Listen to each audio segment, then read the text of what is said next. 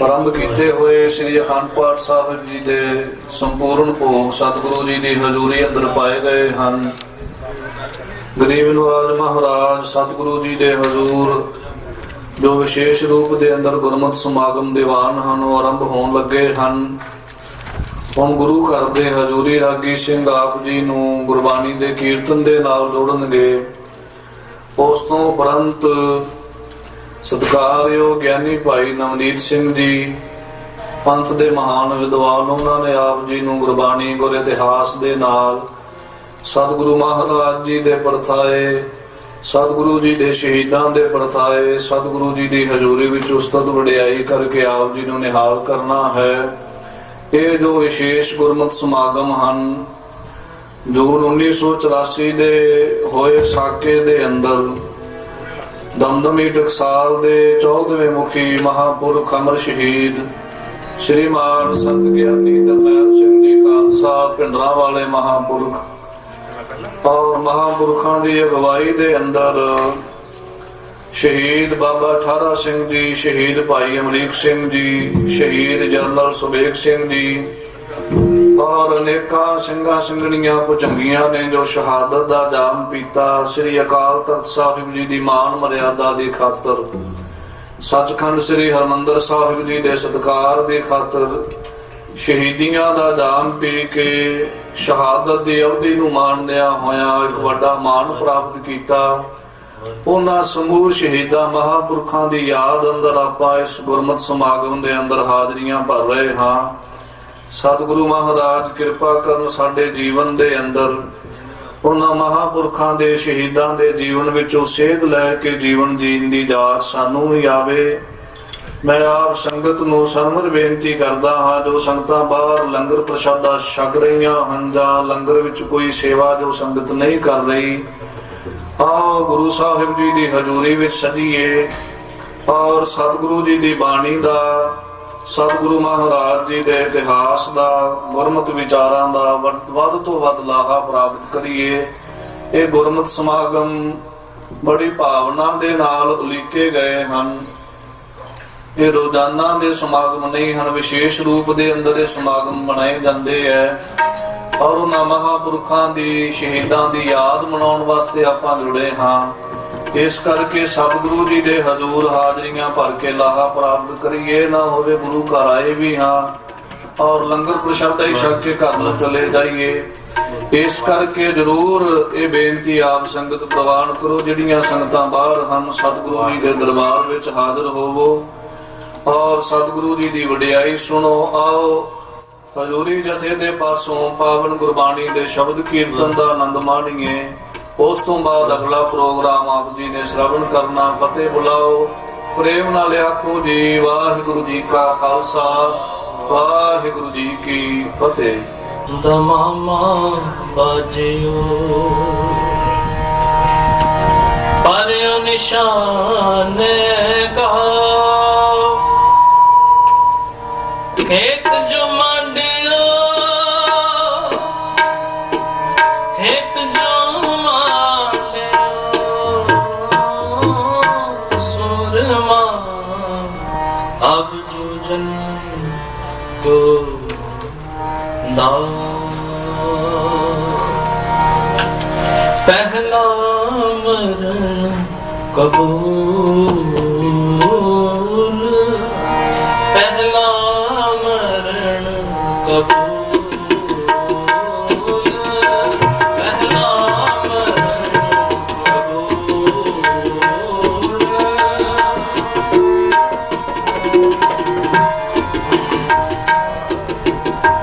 ਪਹਿਲਾ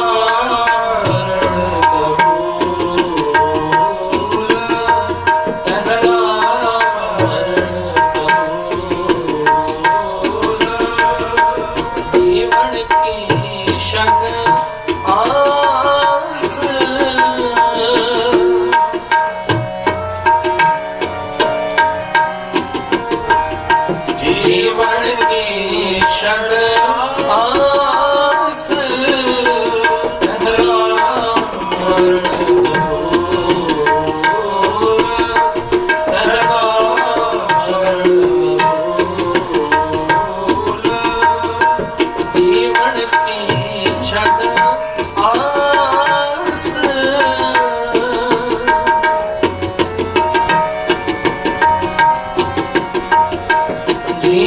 की शरण आस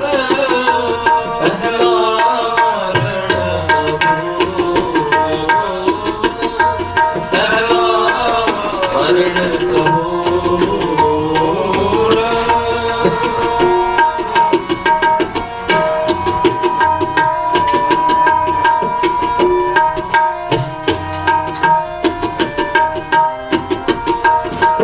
हम सबना की प्रेरणा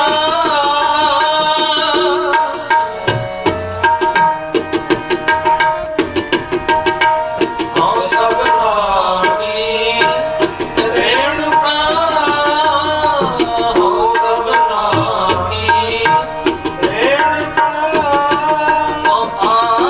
हमारे पास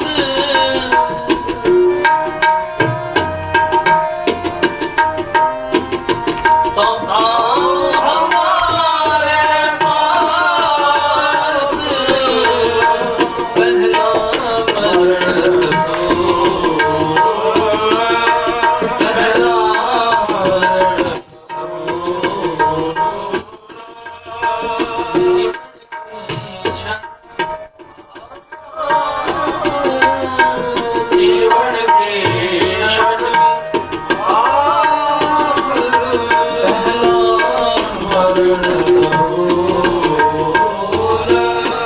पहला मरण कबूल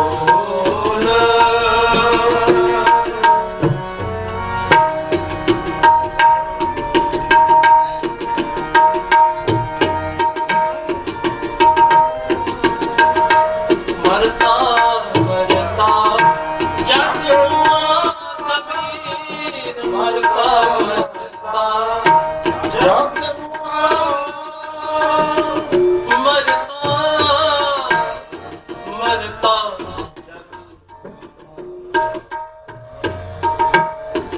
मर पे न जाने कोई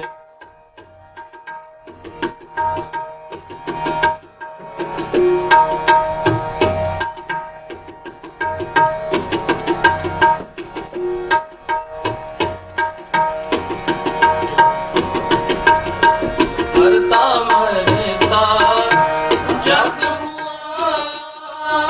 मर पे न जाने कोई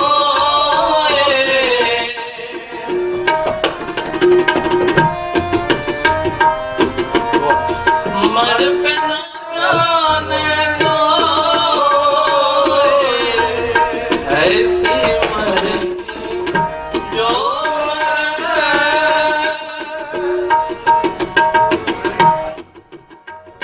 ऐसी मरनी जो जो जो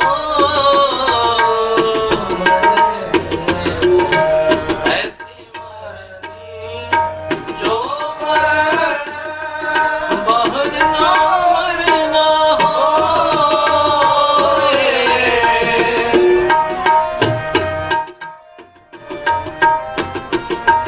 बाहर ना मरना हो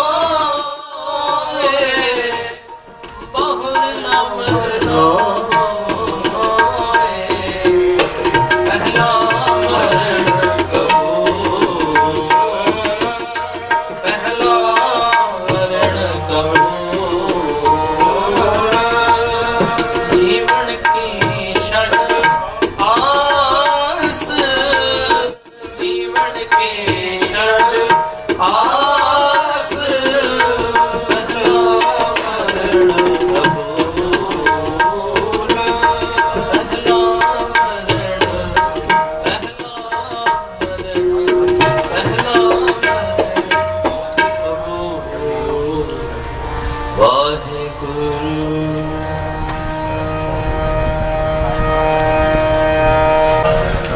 सो कहियत है सूरा, सो कहियत है सूरा, जाको हर रंग लागो इस जुग में,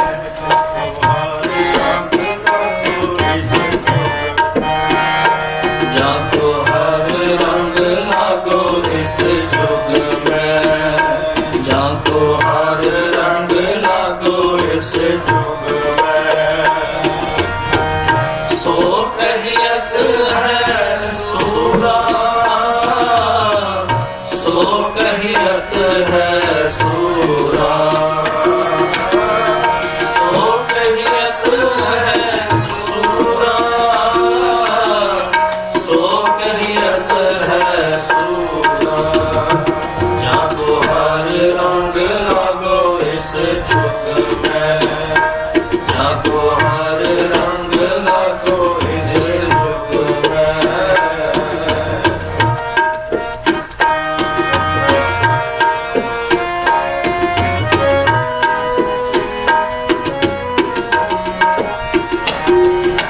ਆਤਮ ਜਿਨੇ ਸਕਲ ਵਸਦਾ ਕੈ ਜਾ ਕਾ ਸਤ ਗੁਰ ਪੂਰਾ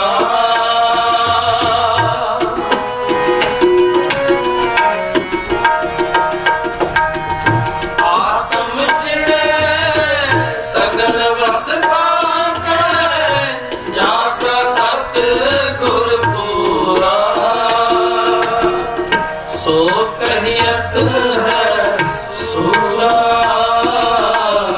ਸੋ ਕਹੀਅਤ ਹੈ ਸੂਰਾ ਸੋ ਕਹੀਅਤ ਹੈ ਸੂਰਾ ਸੋ ਕਹੀਅਤ ਹੈ ਸੂਰਾ ਜਗ ਹਰ ਰੰਗ ਲਾਗੋ ਇਸ ਜੁਗ ਮੈਂ ਜਾਗੋ ਹਰ ਰੰਗ ਲਾਗੋ ਇਸ ਜੁਗ ਮੈਂ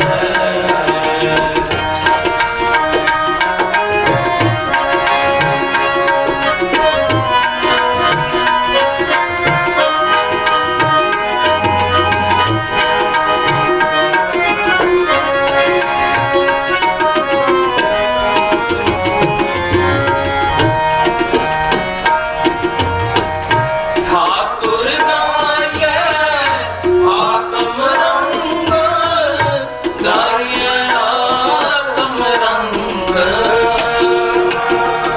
ਸ਼ਰਣੀ ਪਾਵਨ ਨਾਮ ਧਿਆਵਨ ਸਹਿਜ ਸਮਾਵਨ ਸੰਗ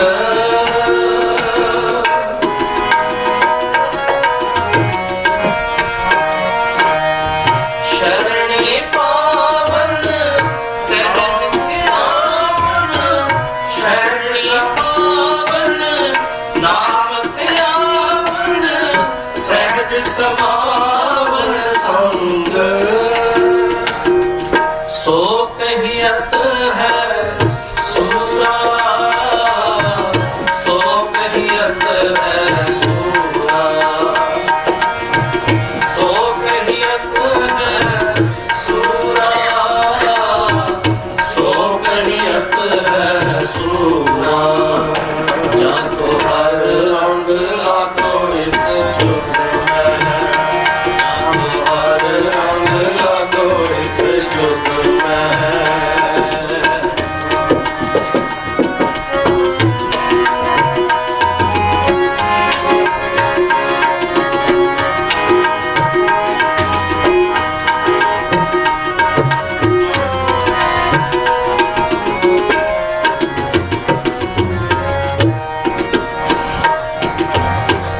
ਜਨ ਕੇ ਚਰਨ ਵਸੈ ਮੇਰਾ ਹੀਰੇ ਸੰਗ ਪੁਨੀਤਾ ਦੇਹੀ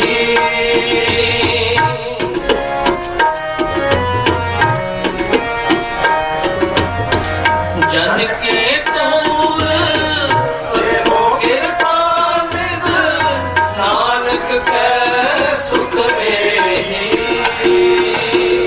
ਸੋ ਕਹੀਅਤ ਹੈ ਸੂਰਾ ਸੋ ਕਹੀਅਤ ਹੈ ਸੂਰਾ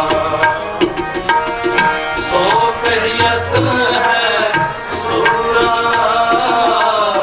ਸੋ ਕਹੀਅਤ ਹੈ ਸੂਰਾ ਜਾਗੋ ਹਰ ਰੰਗ ਲਾਗੋ ਇਸ ਜੁਗ ਮੈਂ ਜਾਗੋ ਹਰ ਰੰਗ ਲਾਗੋ ਇਸ ਜੁਗ ਮੈਂ ਸੋ ਕਹੀਅਤ ਹੈ ਸੂਰਾ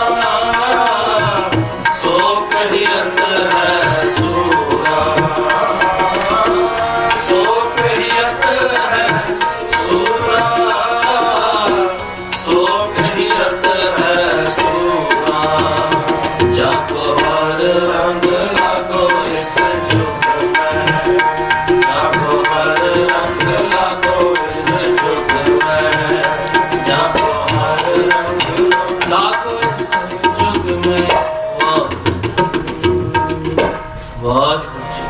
ਖਾਲਸਾ ਵਾਹਿਗੁਰੂ ਜੀ ਕੀ ਫਤਿਹ। ਪੰਥ ਦੇ ਮਹਾਨ ਵਿਦਵਾਨ 11-15 ਤੱਕ ਉਹਨਾਂ ਨੂੰ 11-15 ਤੱਕ 11:15 ਵਜੇ ਤੱਕ ਉਹਨਾਂ ਤੋਂ ਆਪ ਕਥਾ ਵਿਚਾਰਣਾ ਸਰਵਣ ਕਰੋ ਜੀ। ਕੈਸਾ ਮਰਣਾ ਹੋਏ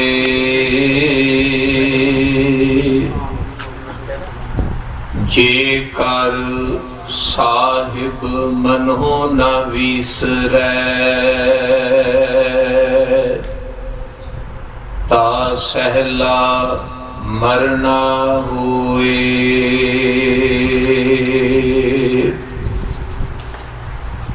ਕਬੀਰ ਜਿਸ ਮਰਨੇ ਤੇ ਜਗ ਡਰੈ ਮੇਰੇ ਮਨ ਆਨੰਦ ਮਰਨੇ ਹੀ ਤੇ ਪਾਈਐ ਪੂਰਨ ਪਰਮਾਨੰਦ।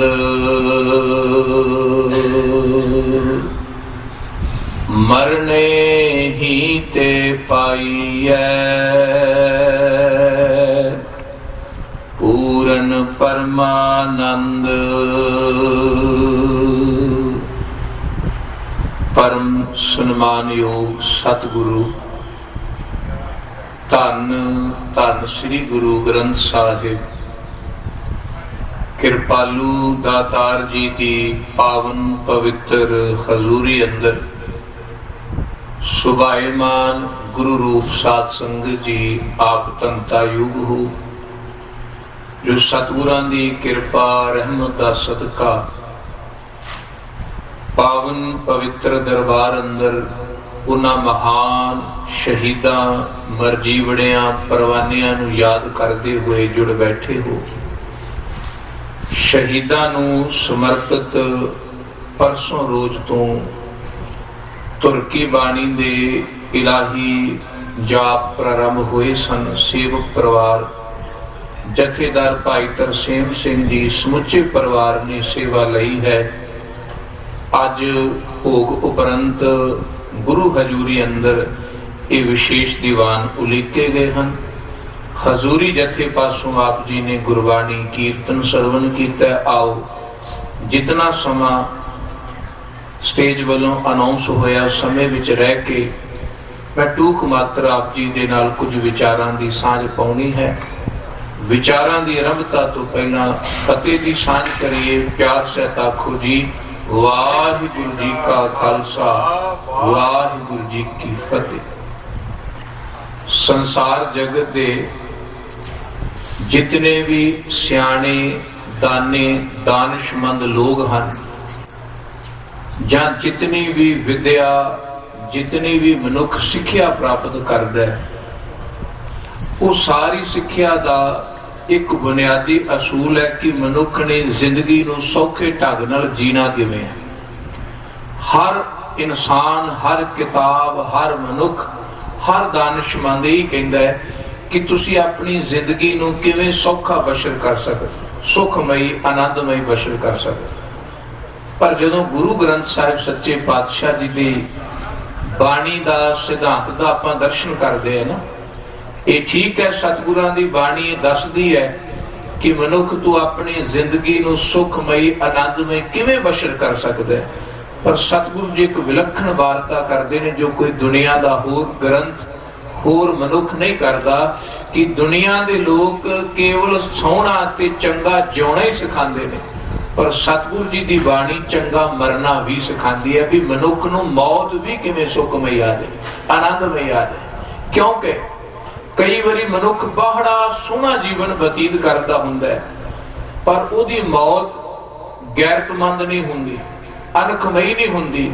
ਤੇ ਜਿਹੜਾ ਇਨਸਾਨ ਗੈਰਤਮੰਦ ਮੌਤ ਨਹੀਂ ਮਰਦਾ, ਜ਼ਮੀਰ ਦੀ ਮੌਤ ਨਹੀਂ ਜ਼ਮੀਰ ਕਰਕੇ ਜਿਉਂਦਾ ਰਹਿ ਕੇ ਆਪਣੇ ਜ਼ਮੀਰ ਨੂੰ ਨਾ ਮਾਰ ਕੇ ਆਪਣੇ ਤਨ ਨੂੰ ਮਾਰ ਦਿੰਦਾ, ਉਹ ਮਨੁੱਖ, ਉਹ ਇਨਸਾਨ ਜਿਹੜਾ ਹੈ ਦੁਨੀਆ ਦੇ ਅੰਦਰ ਕਦੀ ਵੀ ਮਰਨ ਤੋਂ ਬਾਅਦ ਵੀ ਸਤਿਕਾਰਿਆ ਨਹੀਂ ਜਾਂਦਾ। ਜਿਹਨੇ ਜ਼ਿੰਦਗੀ ਤਾਂ ਸਾਰੀ ਉਮਰ ਆਨੰਦ ਦੀ, ਸੁੱਖ ਦੀ, ਅਮੀਰੀ ਦੀ ਜਿਉਈ, ਪਰ ਮਰਨ ਲੱਗਿਆ ਗੈਰਤਮੰਦ ਨਾ ਹੋ ਸਕਿਆ, ਮਰਨ ਲੱਗਿਆ ਆਪਣੀ ਜ਼ਮੀਰ ਦੀ ਨਾ ਸੁਣ ਸਕਿਆ, ਮਰਨ ਲੱਗਿਆ ਕਿਸੇ ਨਾ ਕਿਸੇ ਢੰਗ ਦੇ ਨਾਲ ਕੋਈ ਐਸੀ ਘਟਨਾ ਕਰ ਦਿੱਤੀ ਕਿ ਸਾਰਾ ਜਿਉਣਾ ਹੀ ਦੁਸ਼ਵਰ ਹੋ ਜਾਂਦਾ, ਸਾਰਾ ਜਿਉਣੇ ਤੇ ਪਾਣੀ ਫਿਰ ਜਾਂਦਾ। ਪਰ ਕਈ ਵਾਰੀ ਸੰਸਾਰ ਜਗਤ ਅੰਦਰ ਅਸੀਂ ਵੇਖਦੇ ਹਾਂ, ਮਰਜੀਵੜੇ ਕੋਈ ਲੰਮੀ ਉਮਰ ਨਹੀਂ ਜਿਉਂਦੇ, ਮਰਜੀਵੜੇ ਕੋਈ ਸੁੱਖਾਂ ਦੀਆਂ ਸਹੂਲਤਾਂ ਦੇ ਵਿੱਚ ਨਹੀਂ ਪੈ ਜਾਂਦੇ, ਸਾਰੀ ਉਮਰ ਕੰਡਿਆਂ ਦੇ ਉੱਪਰ ਤੁਰਦੇ ਨੇ, ਸਾਰੀ ਉਮਰ ਸੰਘਰਸ਼ ਵਿੱਚ ਬਤੀਤ ਕਰਦੇ ਨੇ।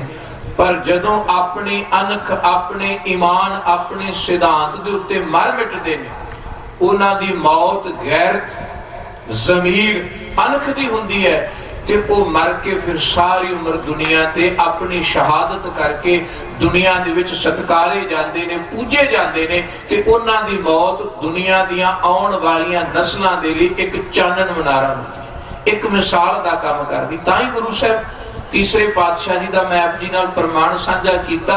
ਸਤਿਗੁਰੂ ਜੀ ਨੇ ਕਿਤਨੇ ਸੋਹਣੇ ਬਚਨ ਕੀਤੇ ਵੀ ਸਾਨੂੰ ਨਹੀਂ ਪਤਾ ਮਰਨਾ ਕਦੋਂ ਹੈ, ਕਿੱਥੇ ਮਰਨਾ ਹੈ, ਕਿਵੇਂ ਮਰਨਾ ਹੈ, ਪਰ ਜਿਨ੍ਹਾਂ ਨੂੰ ਵਾਹਿਗੁਰੂ ਦੇ ਨਾਲ ਪ੍ਰੀਤ ਪੈ ਜਾਏ ਉਹ ਮੌਤ ਨੂੰ ਵੀ ਮਖੌਲਾਂ ਕਰ। ਗੌੜੀ ਰਾਗ ਵਿੱਚ ਬਾਬਾ ਕਬੀਰ ਜੀ ਦਾ ਇੱਕ ਬੜਾ ਪਿਆਰਾ ਬਚਨ ਹੈ, ਕਿਉਂਕਿ ਮੈਂ ਲੰਮਾ ਇਤਿਹਾਸ ਛੂ ਨਹੀਂ ਸਕਦਾ, ਸਮਾਂ ਇਤਨਾ ਕੁ ਹੈ, ਉਹਦੇ ਵਿੱਚ ਸਿਰਫ ਇੰਨਾ ਕਿ ਇਹ ਸਾਰਾ ਕੁਝ ਹੁੰਦਾ ਕਿਉਂ।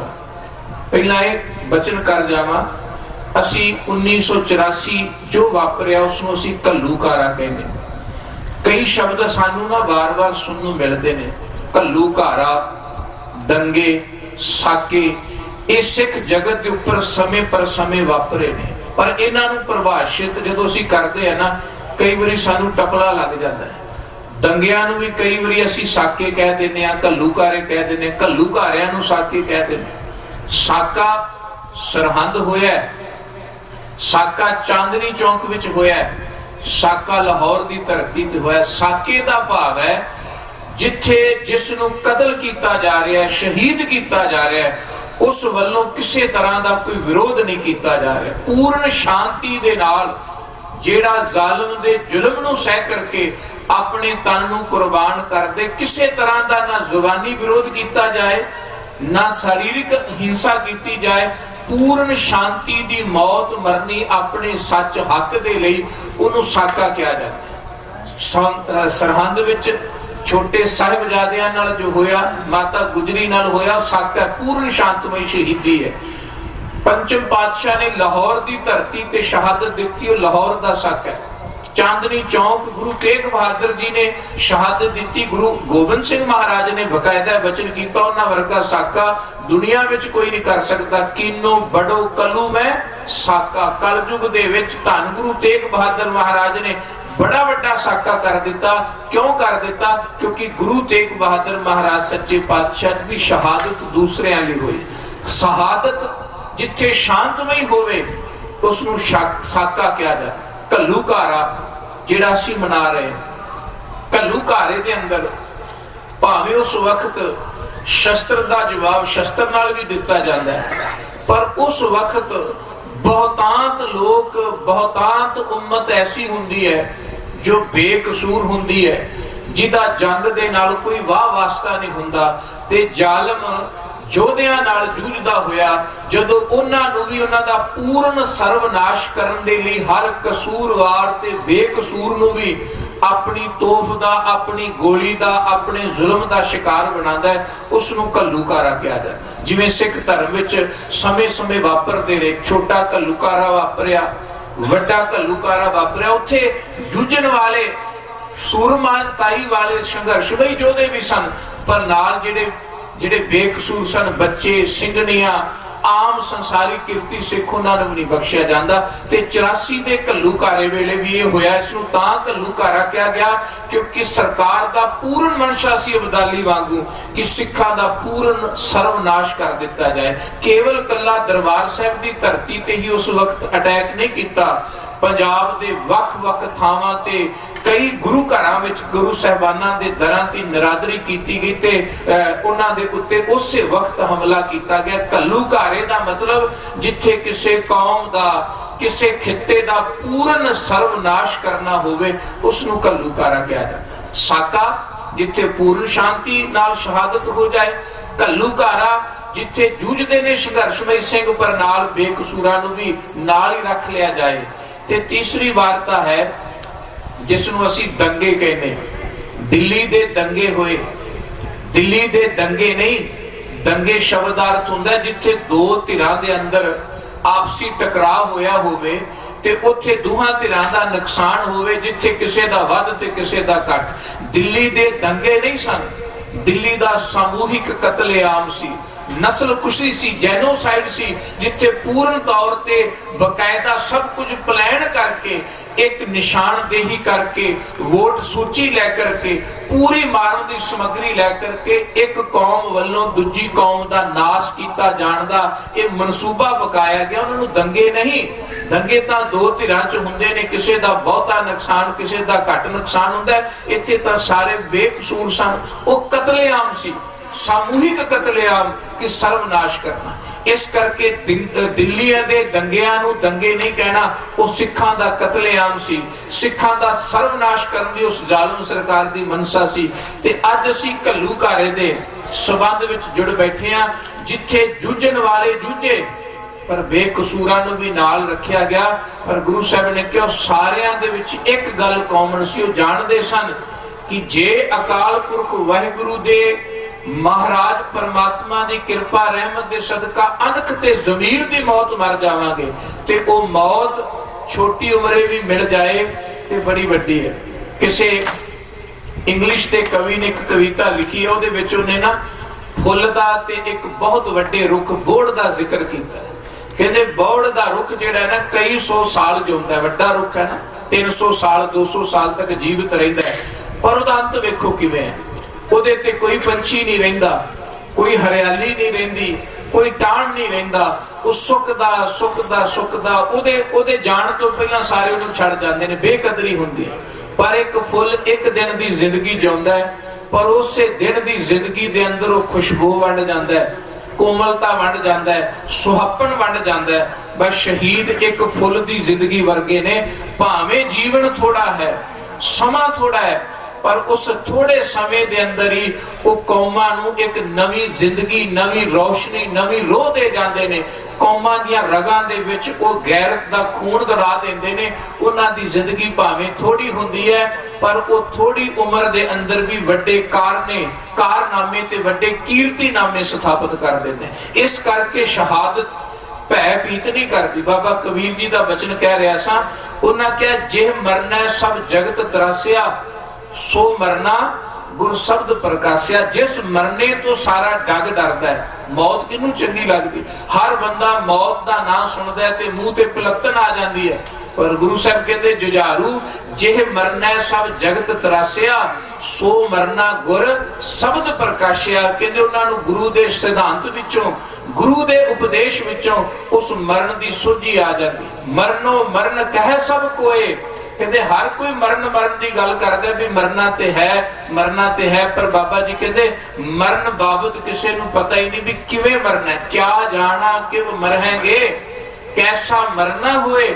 ਜੇਕਰ ਸਾਹਿਬ ਮਨੋ ਨਾ ਵਿਸਰੈ ਤਾਂ ਸਹਿਲਾ ਮਰਨਾ ਹੋਏ। ਜਿਨ੍ਹਾਂ ਨੂੰ ਜ਼ਿੰਦਗੀ ਦੇ ਅੰਦਰ ਤਾ ਉਮਰ ਆਪਣਾ ਵਾਹਿਗੁਰੂ ਆਪਣਾ ਪਿਆਰਾ ਨਹੀਂ ਭੁੱਲਦਾ, ਉਹਨਾਂ ਦਾ ਉਪਦੇਸ਼ ਉਹਨਾਂ ਦੇ ਸਵਾਸਾਂ ਵਿੱਚ, ਉਹਨਾਂ ਦੇ ਹਿਰਦੇ ਵਿੱਚ ਚੱਲਦਾ ਹੈ, ਉਹਨਾਂ ਦੀ ਮੌਤ ਸਦਾ ਹੀ ਸੁਹੇਲੀ ਹੈ। ਉਸ ਮੌਤ ਤੋਂ ਦੁਨੀਆ ਡਰਦੀ ਹੈ, ਪਰ ਬਾਬਾ ਜੀ ਕਹਿੰਦੇ ਉਸ ਮੌਤ ਦੇ ਨਾਲ ਉਹਨਾਂ ਨੂੰ ਪੂਰਨ ਪਰਮਾਨੰਦ ਦੀ ਪ੍ਰਾਪਤੀ ਹੁੰਦੀ। ਬਾਬਾ ਕਬੀਰ ਜੀ ਦੇ ਬਚਨ ਦਤਾਰ ਪਿਤਾ ਮਹਾਰਾਜ ਜੀ ਦੀ ਬਾਣੀ ਵਿੱਚ ਕੋਡ ਨੇ ਕਿ ਬਾਬਾ ਜੀ ਨੇ ਬਚਨ ਕੀਤੇ, ਕਬੀਰ ਜਿਸ ਮਰਨੇ ਤੇ ਜਗ ਡਰੈ, ਮੇਰਾ ਮਨ ਆਨੰਦ।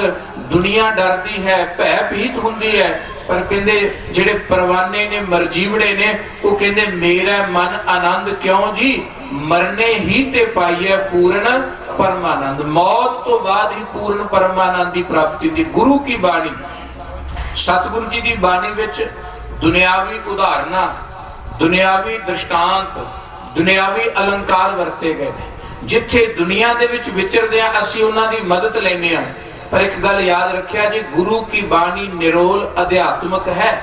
ਇਹਦੇ ਅੰਦਰ ਜੋ ਕੁਝ ਵੀ ਸਤਿਗੁਰਾਂ ਨੇ ਬਿਆਨ ਕੀਤਾ ਹੈ, ਉਹਦੇ ਲਈ ਮਨੁੱਖ ਨੂੰ ਪਹਿਲਾਂ ਆਪੇ ਨਾਲ ਜੁੜਨਾ ਪੈਂਦਾ, ਆਪੇ ਲਈ ਹੈ। ਠੀਕ ਹੈ, ਉਹਦੇ ਲਈ ਅਸੀਂ ਬਹਿਰੂਨੀ ਵਾਰਤਾ ਵੀ ਕਰਦੇ ਹਾਂ। ਜਿਵੇਂ ਬਾਬਾ ਕਬੀਰ ਜੀ ਦਾ ਬਚਨ ਅਸੀਂ ਪੜ੍ਹਦੇ ਹਾਂ, ਹਰ ਜੰਗ ਯੁੱਧ ਦੇ ਕਰਨ ਵੇਲੇ ਪੜਿਆ ਜਾਂਦਾ ਹੈ। ਹਰ ਜੰਗ ਯੁੱਧ ਤੇ ਜਾਣ ਵੇਲਾ ਸਿੱਖ ਵੀ ਪੜ੍ਹਦਾ ਸੀ ਕਿ ਗਗਨ ਦਮਾਮਾ ਬਾਜਿਓ, परयो निशाना घाओ, खेत जो मांडियो सूरमा अब जूझन को दाओ। मैं पहले दिन भी बेनती की सी कि जिसने बाहर दा सूरमा बनना है ਉਹਨੂੰ ਪਹਿਲਾਂ ਆਪਣੇ ਅੰਦਰ ਦਾ ਸੂਰਮਾ ਬਣਨਾ ਪਏਗਾ।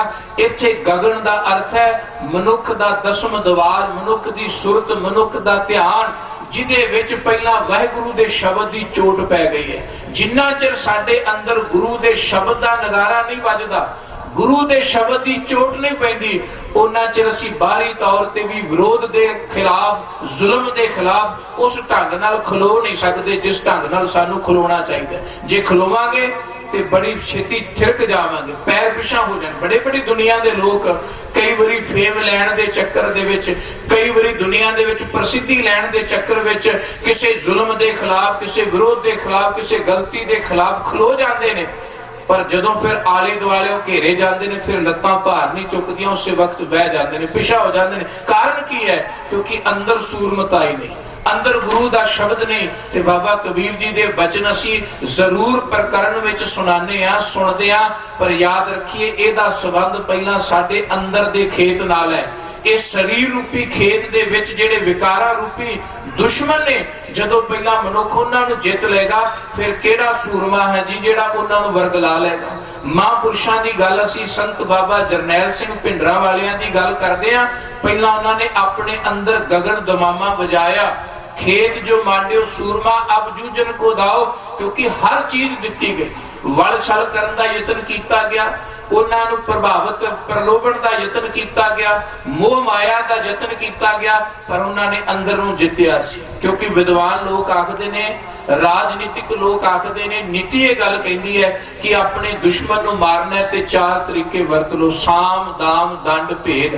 ਅੱਜ ਸਿੱਖਾਂ ਦੇ ਅੰਦਰ ਸਭ ਤੋਂ ਵੱਡੀ ਤਰਾਸਦੀ ਦੀ ਇਹ ਗੱਲ ਹੈ ਕਿ ਚਾਰੇ ਦੇ ਚਾਰੇ ਸਾਡੇ ਤੇ ਵਰਤੇ ਜਾ ਰਹੇ ਨੇ, ਤੇ ਅਸੀਂ ਅਣਗਹਿਲੇ ਤੌਰ ਤੇ ਕਹਿ ਲਈਏ, ਅਗਿਆਨਤਾ ਦੇ ਤੌਰ ਤੇ ਕਹਿ ਲਈਏ, ਇਹਨਾਂ ਵਿੱਚ ਫਸੇ ਹੋਏ ਹਾਂ। ਸਾਨੂੰ ਸਾਮ ਨੀਤੀ ਨਾਲ ਵੀ ਮਾਰਿਆ ਜਾ ਰਿਹਾ, ਸਾਨੂੰ ਦਾਮ ਨੀਤੀ ਨਾਲ ਵੀ ਮਾਰਿਆ ਜਾ ਰਿਹਾ, ਸਾਨੂੰ ਦੰਡ ਵੀ ਦਿੱਤੇ ਜਾ ਰਹੇ ਨੇ, ਤੇ ਸਾਡੇ ਵਿੱਚ ਭੇਦ ਪਾੜ ਵੀ ਪਾਇਆ ਜਾ ਰਿਹਾ। ਸਾਮ ਦਾ ਅਰਥ ਹੈ ਮਿੱਤਰ ਬਣ ਕੇ, ਸਾਡੇ ਰੂਪ ਬਣ ਕੇ, ਸਾਡੇ ਵਰਗੇ ਬਣ ਕੇ, ਸਾਡੇ ਵਿੱਚ ਬਹਿ ਕੇ ਸਾਡੇ ਵਾਂਗੂ ਪਾਠ ਪੂਜਾ ਵੀ ਕਰਦੇ ਹੋਣਗੇ, ਸਾਡੇ ਵਾਂਗੂ ਜਕਾਰੇ ਵੀ ਲਾਉਂਦੇ ਹੋਣਗੇ, ਸਾਡੇ ਵਾਂਗੂ ਗਰਮ ਤਕਰੀਰਾਂ ਵੀ ਕਰਦੇ ਹੋਣਗੇ, ਪਰ ਜਦੋਂ ਸਮਾਂ ਆਉਂਦਾ ਪੈਰ ਪਿਛਾਂ ਪਟਾ ਜਾਂਦੇ ਨੇ। ਇਹ ਅੱਜ ਦੀ ਗੱਲ ਨਹੀਂ, ਬਹੁਤ ਸਮੇਂ ਤੋਂ। ਬਾਬਾ ਬੰਦਾ ਸਿੰਘ ਬਹਾਦਰ ਜੀ ਦਾ ਜੀਵਨ ਪੜ੍ਹ ਲਈਏ, ਜਦੋਂ ਉਹਨਾਂ ਸਰਹੰਦ ਫਤਿਹ ਕਰਨਾ ਸੀ ਤੇ ਸਰਹੰਦ ਤੋਂ 1000 ਫੌਜ ਦਾ ਦਸਤਾ ਉਹਨਾਂ ਦੀ ਫੌਜ ਵਿੱਚ ਆ ਕੇ ਭਰਤੀ ਹੋਇਆ, ਤੇ ਉਹਨਾਂ ਕਿਹਾ ਜੀ ਸਾਨੂੰ, ਤੇ ਉਹਨਾਂ ਨੇ ਦੁਰਕਾਰ ਦਿੱਤਾ ਸੀ ਤੁਹਾਡੇ ਨਾਲ ਰਲ ਕੇ ਲੜਾਂਗੇ, ਤੇ ਬਾਬਾ ਬੰਦਾ ਸਿੰਘ ਬਹਾਦਰ ਨੇ ਰੱਖ ਲਿਆ।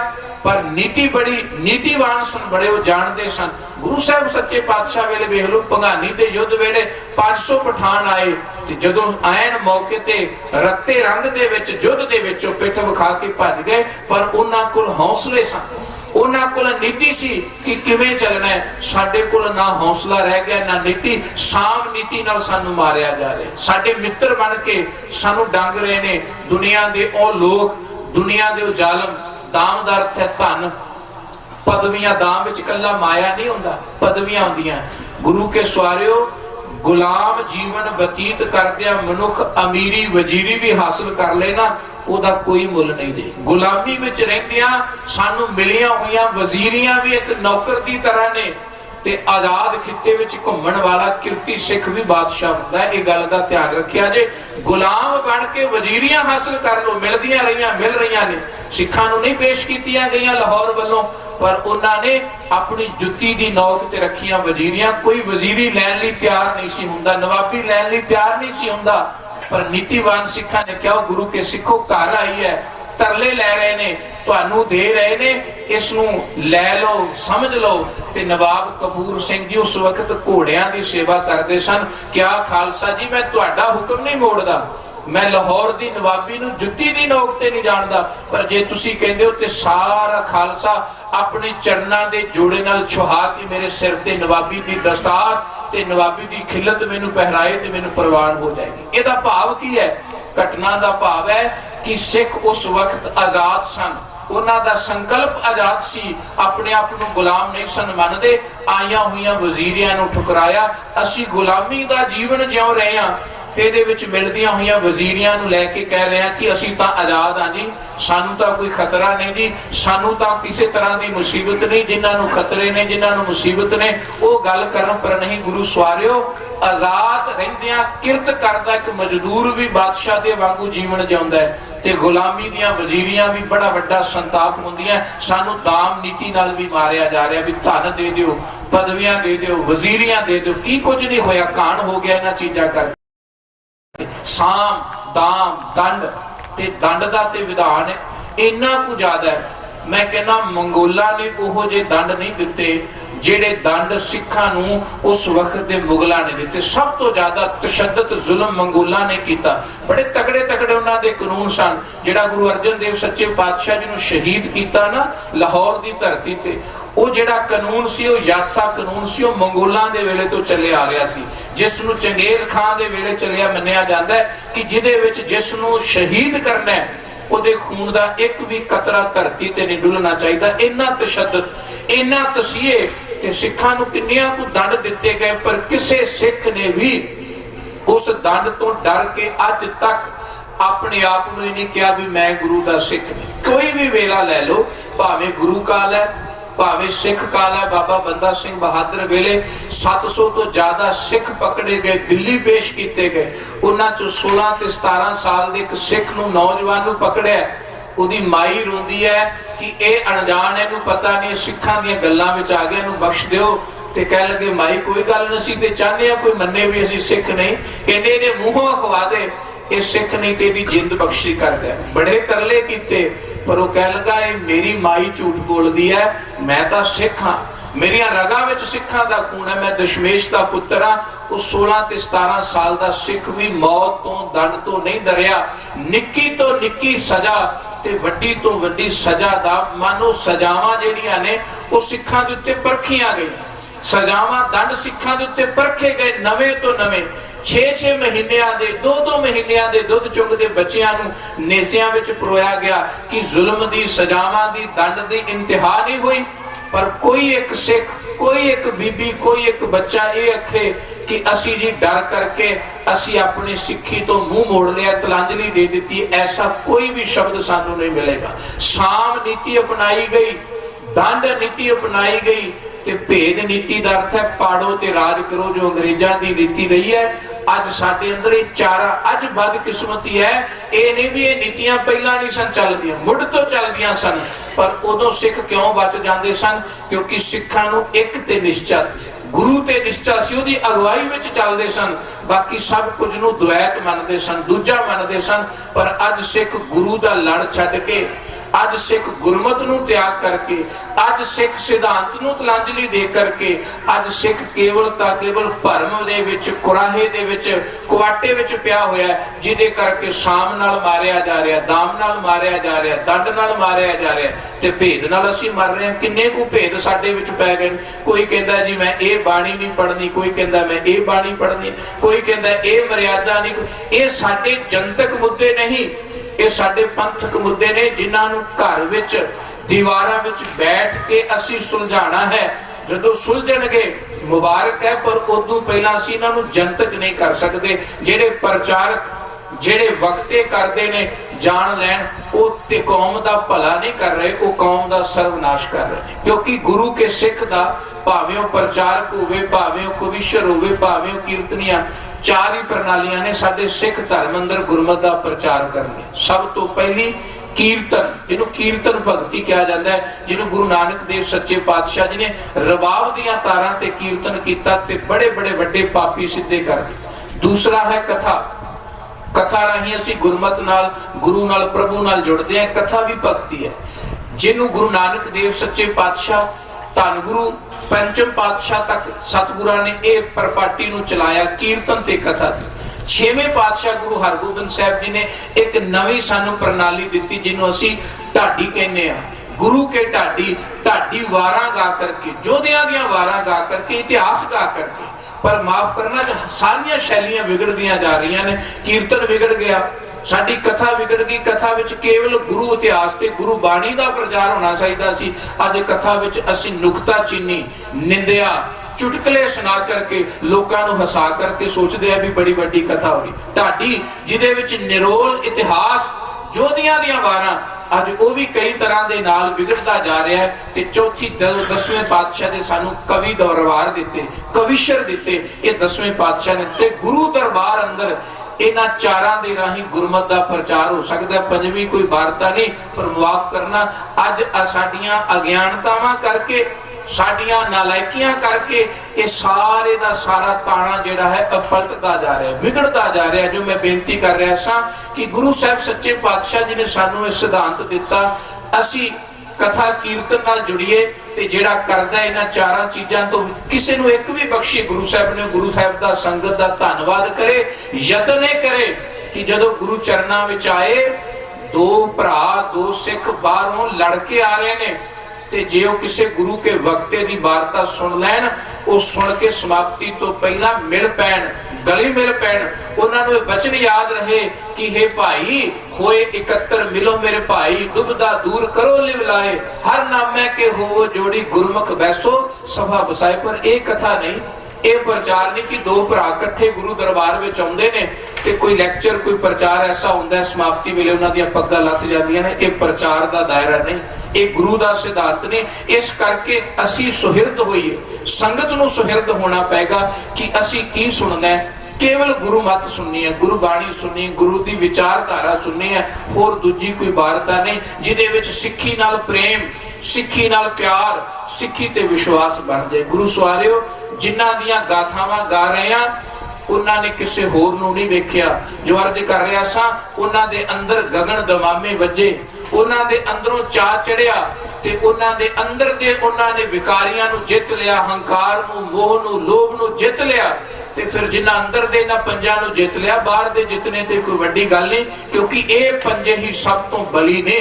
जिन्हां अंदर दा मोह जित लिया, अंदर दा हंकार जित लिया, बाहर दा जालम किड्डा भी वड्डा होवे उन्होंने जितना कोई वड्डी गल नहीं। क्योंकि सतगुरु दे सिर दा हथ होवे, गुरु दा हथ कंध ते होवे ते गुरु साहब कहंदे ओ सिख पहलवान है, हों गुसाई दा पहलवानड़ा, मैं गुरमिल उच्च दमालड़ा, सतगुरु दी कृपा दे सदका निहते पंज जवान मैं गुर थापी दित्ती कंड। जियो जिन्हां दे उत्ते सिर ते मेहर दा हथ कंड ते वाहिगुरु दी थापी होवे, ओ फिर सदा मैदानी जंग विच रत्ते जंग विच जूझदे ने, कदी पिठ नहीं विखांदे।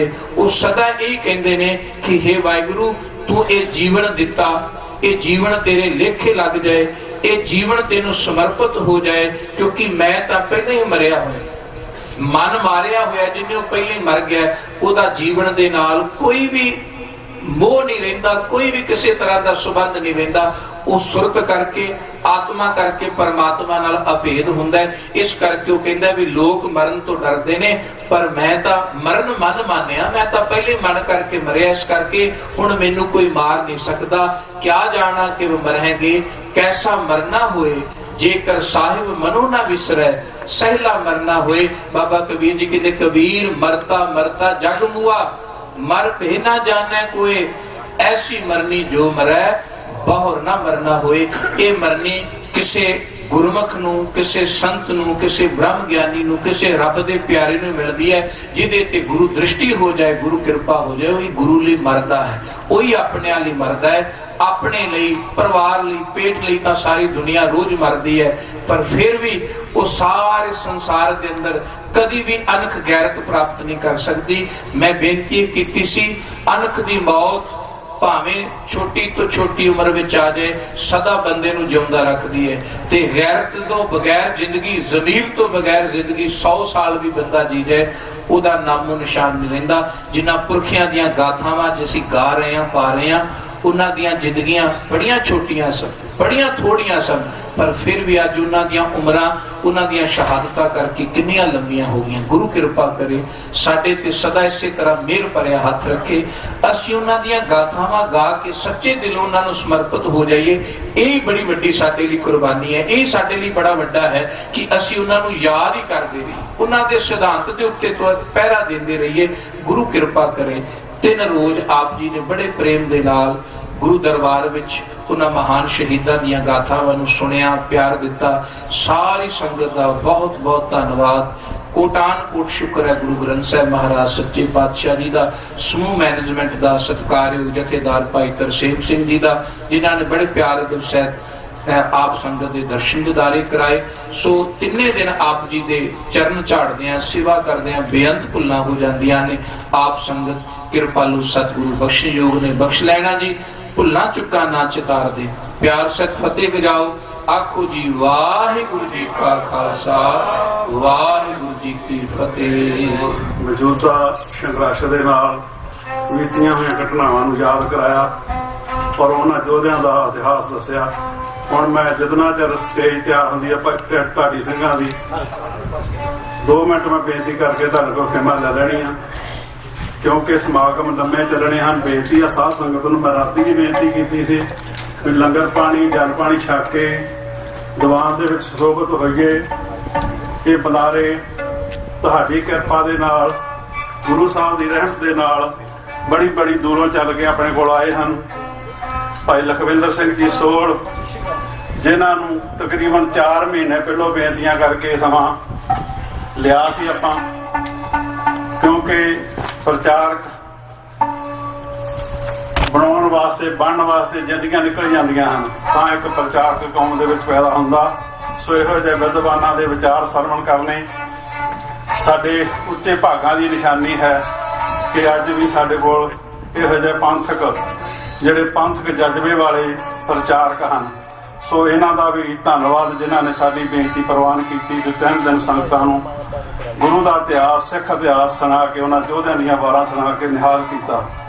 ਇਸ ਤੋਂ ਅੱਗੇ ਜਿਹੜੀ ਸਟੇਜ ਆ, ਮੈਂ ਵੱਡੇ ਭਾਈ ਸਾਡੇ ਸੁਲੱਖਣ ਸਿੰਘ ਜੀ ਸ਼ਾਹਕੋਟ ਤੋਂ, ਜੋ ਅੱਜ ਥੋੜੇ ਦਿਨਾਂ ਤੋਂ ਅਮਰੀਕਾ ਦੀ ਧਰਤੀ ਤੇ ਆਏ ਹਨ, ਉਹ ਅਗਲੀ ਕਾਰਵਾਈ ਚਲਾਉਣਗੇ, ਕਿਉਂਕਿ ਜਿਨ੍ਹਾਂ ਦੀ ਉਂਗਲ ਫੜ ਕੇ ਮੈਂ ਇਸ ਪਾਰਟੀ ਦੇ ਵਿੱਚ ਆਇਆ ਸੀ।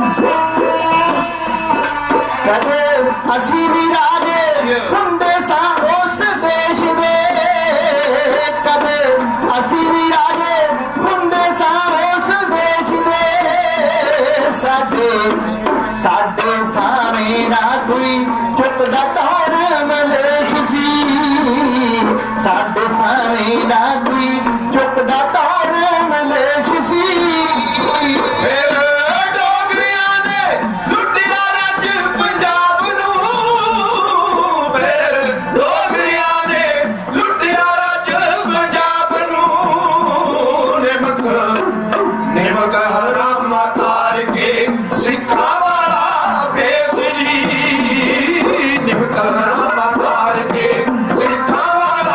bhes ji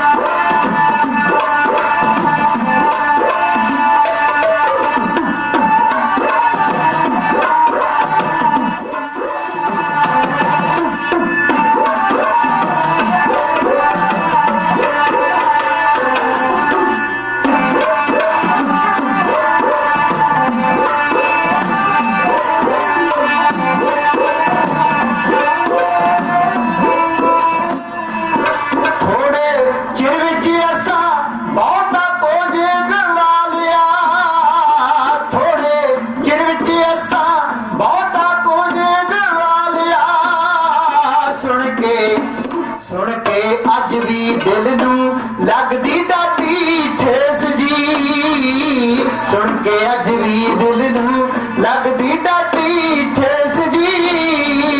ਜਿਨ੍ਹਾਂ ਖਾਤਰ ਅਸਾਂ ਦਿੱਤੀਆਂ ਰੱਜ ਕੁਰਬਾਨੀਆਂ, ਜਿਨ੍ਹਾਂ ਖਾਤਰ ਅਸਾਂ ਦਿੱਤੀਆਂ ਰੱਜ ਕੁਰਬਾਨੀਆਂ, ਉਹਨਾਂ ਪਾਪੀਆਂ ਸਾਨੂੰ ਧੋਇਆ ਫੜ ਕੇ ਕੇਸ ਜੀ, ਉਹਨਾਂ ਪਾਪੀਆਂ ਸਾਨੂੰ ਧੋਇਆ ਫੜ ਕੇ ਕੇਸ ਜੀ।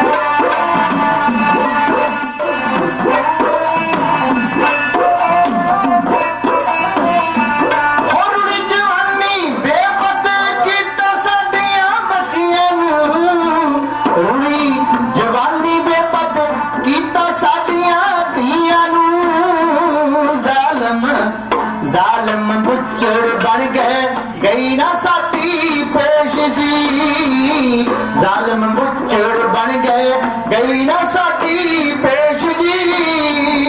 ਅੱਤਵਾਦੀ ਸਿੱਖਾਂ ਦੀ ਕੌਮ ਹੈ ਸਾਨੂੰ ਆਖਿਆ, ਅੱਤਵਾਦੀ ਸਿੱਖਾਂ ਦੀ ਕੌਮ ਹੈ ਸਾਨੂੰ ਆਖਿਆ, ਅਸੀਂ ਹੋਏ ਬੇਗਾਨੇ ਆਪਣੇ ਹੀ ਦੇਸ਼ ਜੀ, ਅਸੀਂ ਹੋਏ ਬੇਗਾਨੇ ਆਪਣੇ ਹੀ ਵਿੱਚ ਦੇਸ਼ ਜੀ। ਜਿਨ੍ਹਾਂ ਕੌਮ ਦੇ ਲੀਡਰ ਮਰਦੇ ਸਨ 47 ਨੂੰ, ਜਿਨ੍ਹਾਂ ਕੌਮ ਦੇ ਲੀਡਰ ਮਰਦੇ ਸਨ 47 ਨੂੰ, ਏਦਾਂ ਕਦੇ ਨਾ ਪਹਿਲੇ ਪਾਪੀ ਸਾਡੇ ਪੇਸ਼ ਜੀ, ਏਦਾਂ ਕਦੇ ਨਾ ਪਹਿਲੇ ਪਾਪੀ ਸਾਡੇ ਪੇਸ਼ ਜੀ। ਅਜੇ ਸਮਾਂ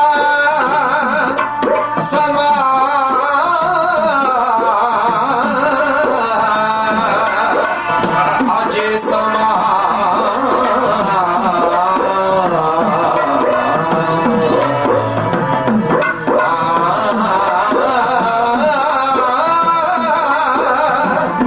ਅਜੇ ਸਮਾਂ ਸੋਹਣ ਜੀ ਵੇਲਾ ਵਕਤ ਸਵਾਲ ਲਓ, ਕਰੋ ਕੁਰਬਾਨੀ ਦੁਨੀਆ ਰੱਖੇ ਯਾਦ ਹਮੇਸ਼ ਜੀ।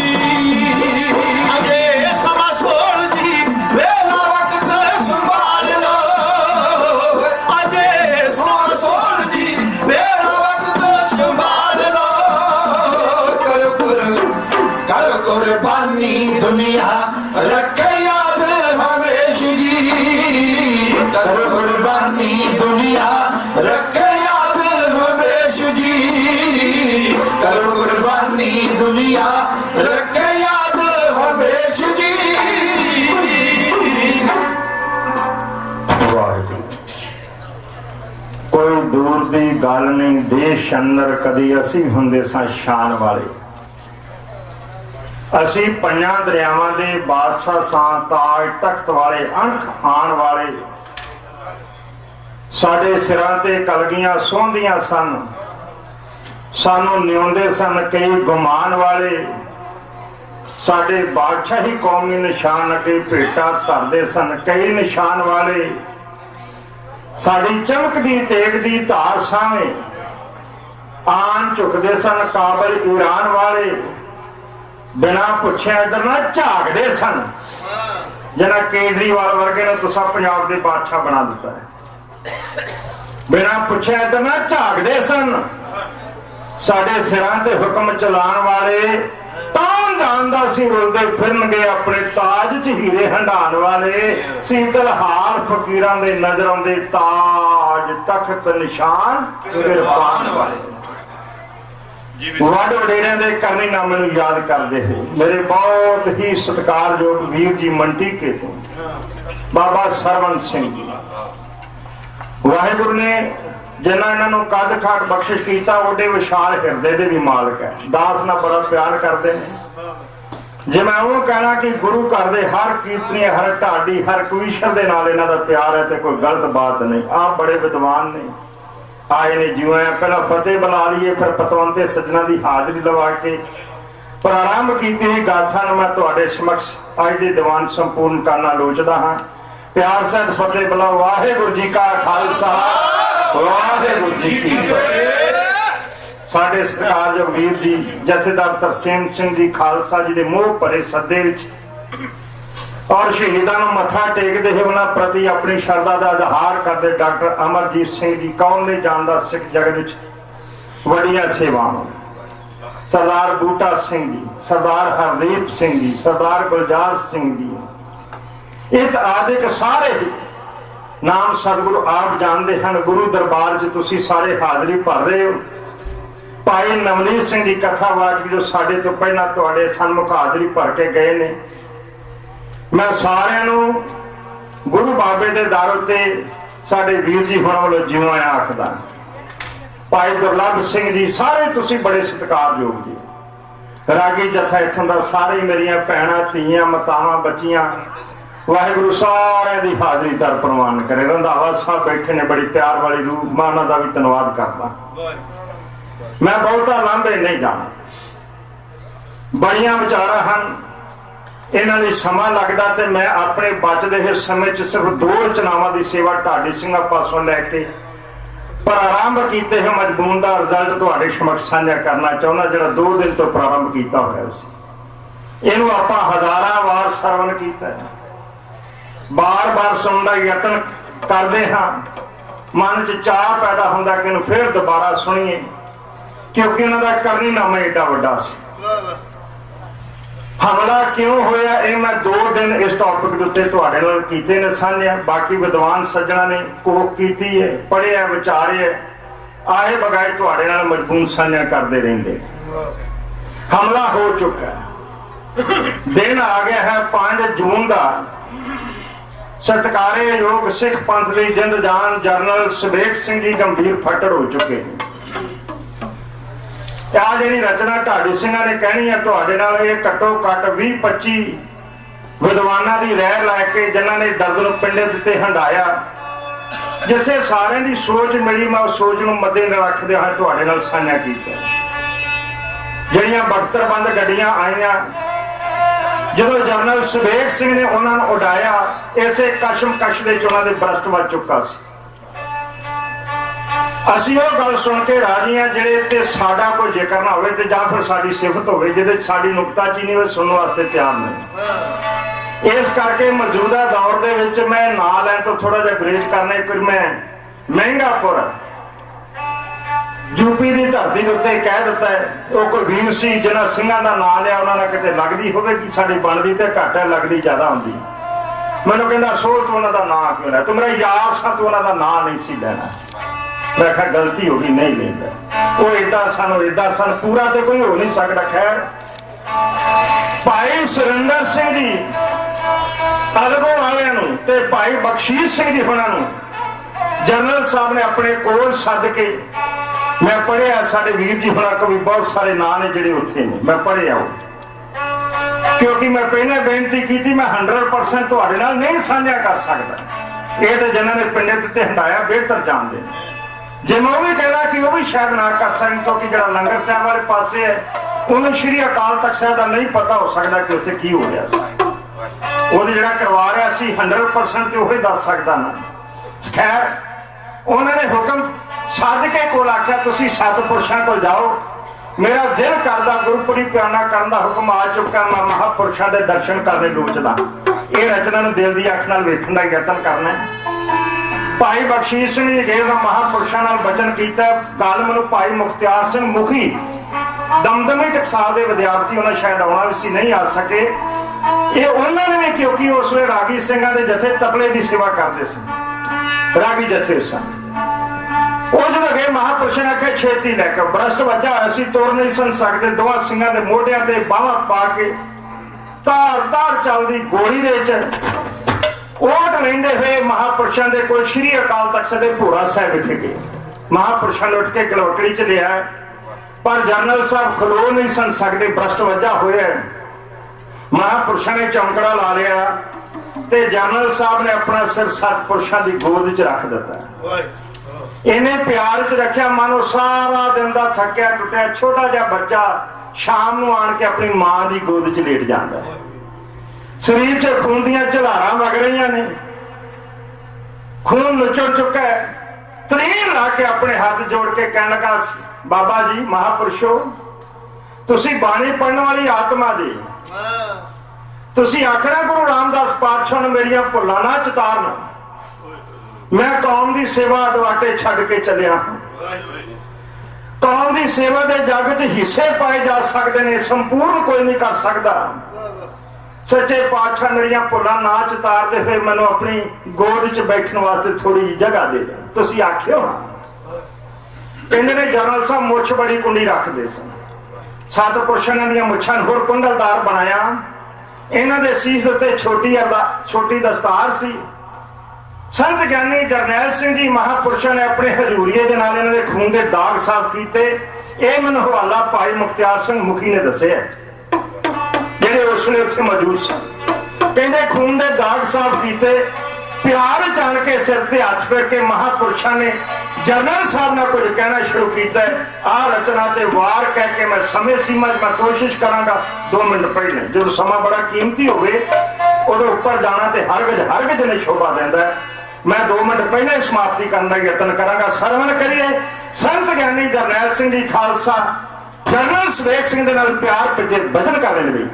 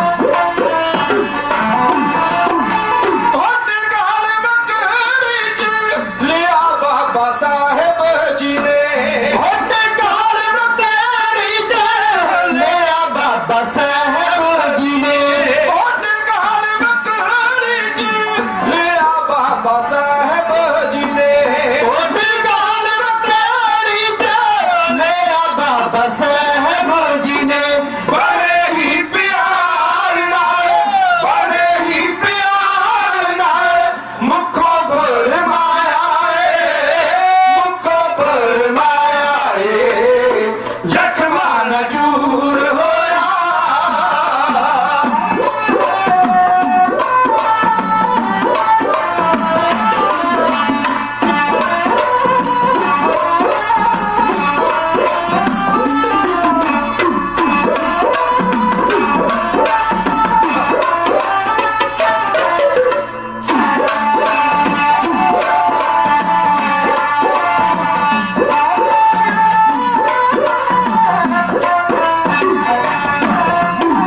रखे तू सिक्के दी लाज सोने जरनैल मेरे, रखी तू सिखी दी लाज सोने जरनैल मेरे।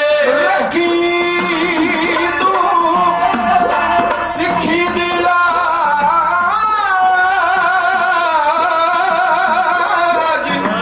सोने जरनैल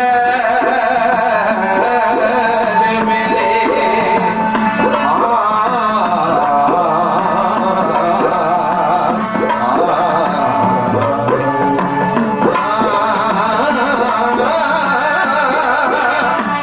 ਗੱਲਾਂ ਨਾਲ ਨਹੀਂ ਕਦੇ ਕੋਈ ਕੌਮ ਬਣਦੀ,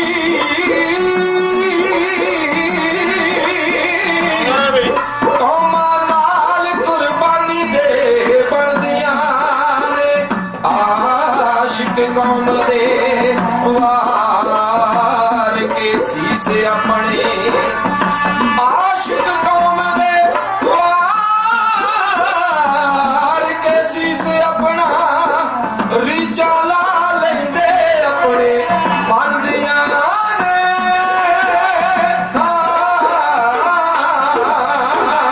रखी तू सिखी दी लाज सोने जरनैल मेरे। ਲਹੂ ਡੋਲਿਆ ਪਾਣਾ ਤੂੰ, ਲਹੂ ਡੋਲਿਆ ਪਾਣਾ ਤੂੰ ਕੌਮ ਨੂੰ ਬਚਾਇਆ ਏ, ਕੌਮ ਨੂੰ ਬਚਾਇਆ ਏ ਜ਼ਖਮਾਂ ਨਜੂਰ ਹੋਇਆ। ਮੈਂ ਜਨਰਲ ਸਾਹਿਬ ਦਾ ਘਰ ਵੇਖਿਆ। ਇੱਕ ਸ਼੍ਰੀ ਅੰਮ੍ਰਿਤਸਰ ਸਾਹਿਬ ਦੀ ਬਾਬਾ ਜੀ ਜਾਣਦੇ ਨੇ, ਕਈ ਵਾਰ ਗਏ ਨੇ ਉੱਥੇ ਖਿਆਲਾ ਪਿੰਡ। ਮੈਨੂੰ ਕਈ ਵਾਰ ਕਹਿੰਦਾ ਕੀ ਸੁਣਿਆ ਜਾਂਦੀ ਹੈ, ਮੈਂ ਕੋਠੀ ਕੂਕ ਕੂਕ ਕੇ ਗੱਲ ਕਹਿ ਰਹੀ ਹੈ। ਜਿਨ੍ਹਾਂ ਨੇ ਕੌਮ ਦਾ ਘਰ ਬਣਾਉਣਾ ਹੋਵੇ ਉਹਨਾਂ ਦੇ ਆਪਣੇ ਉਜੜ ਜਾਇਆ ਕਰਦੇ ਨੇ, ਜਿਨ੍ਹਾਂ ਨੇ ਆਪਣਾ ਬਣਾਉਣਾ ਹੋਏ ਕੌਮ ਦਾ ਉਜਾੜ ਦਿਆ ਕਰਦੇ ਨੇ। ਅੱਜ ਕੌਮ ਦਾ ਘਰ ਉਜਾੜ ਕੇ ਵਿਹੜਾਂ ਉੱਤੇ ਬੈਠਣ ਵਾਲੇ ਖੇਰੂ ਖੇਰੂ ਹੋਏ ਪਏ ਨੇ, ਛਤਰੋ ਛਤਰੀ ਹੋ ਰਹੇ ਨੇ। ਤੁਹਾਡੇ ਸਾਹਮਣੇ ਸਾਰਾ ਕੁਝ ਆਪ ਹੀ ਕਹਿੰਦੇ ਸੀ ਜਿਨ੍ਹਾਂ ਨੇ ਬੇਅਦਬੀਆਂ ਕਰਾਈਆਂ ਤੇ ਸਾਧ ਨੂੰ ਮਾਫੀ ਦਿੱਤੀ ਉਹਨਾਂ ਦਾ ਕੱਖ ਨਾ ਰਵੇ, ਤੇ ਪਾਤਸ਼ਾਹ ਨੇ ਆਖਿਆ ਕੋਈ ਗੱਲ ਨਹੀਂ, ਤੁਹਾਡੀ ਇਹ ਵੀ ਅਰਦਾਸ ਕਬੂਲ ਹੋ ਜਾਵੇ। ਮੈਂ ਬੇਨਤੀ ਕਰਦਾ ਸ਼੍ਰੋਮਣੀ ਅਕਾਲੀ ਦਲ ਸਾਡਾ ਹੈ, ਸ਼੍ਰੋਮਣੀ ਗੁਰਦੁਆਰਾ ਪ੍ਰਬੰਧਕ ਕਮੇਟੀ ਸਾਡੀ, ਇਹਨੂੰ ਗਾਲ ਹਰਗਜ ਨਾ ਕੱਢਿਆ ਕਰੋ। ਮਾੜਾ ਨਹੀਂ ਕਹਿਣਾ, ਜਿਹੜੇ ਨਾ ਤੇ ਕਾਬਜ ਹੋ ਗਏ ਨੇ ਉਹ ਜ਼ਰੂਰ ਐਸੇ ਘਟੀਆ ਇਨਸਾਨ ਨੇ ਜਿਨ੍ਹਾਂ ਨੇ ਕੌਮ ਦਾ ਰਹਿਣ ਕੱਖ ਨਹੀਂ ਕਰਨਾ। ਬਦ ਕਿਸਮ ਦੀ ਸਾਡੀ ਇਹ ਦੀਦੀ ਪ੍ਰਾਪਤਨ ਰਵਾਇਤ, ਐਡਾ ਵੱਡਾ ਗਦਾਰ ਜਿਹਨੇ ਭਰਾ ਨਾਲ ਗਦਾਰੀ ਕੀਤੀ ਹੋਏ ਤੋਂ ਸੁਜਗ ਦਾ ਅਵਤਾਰ ਉਹਨੂੰ ਲੰਕਾ ਦਾ ਰਾਜਾ ਬਣਾਉਂਦਾ ਹੋਵੇ ਗੁਲਸ਼ਨ ਨੂੰ, ਗਦਾਰ ਨੂੰ ਰਾਜਾ ਬਣਾਇਆ ਨਾ। ਅਵਤਾਰ ਵਾਲੇ ਤੁਹਾਡੇ ਸਾਹਮਣੇ ਕਾਮਯਾਬ ਹੋ ਗਏ, ਭਾਵੇਂ ਪੈਰੀ ਜੁੱਤੀ ਹੈ ਸੀ ਜਾਂ ਨਹੀਂ ਸੀ। ਪਤਾ ਕਿਉਂ ਨਹੀਂ ਸੀ ਜੁੱਤੀ?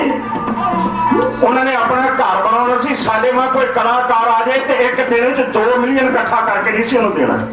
ਅੱਜ ਸਾਂਝ ਆਇਆ, $500 ਦੀ ਟਿਕਟ ਖਰੀਦ ਕੇ ਸਾਡੀ ਪੀੜ੍ਹੀ ਉੱਥੇ ਗਈ।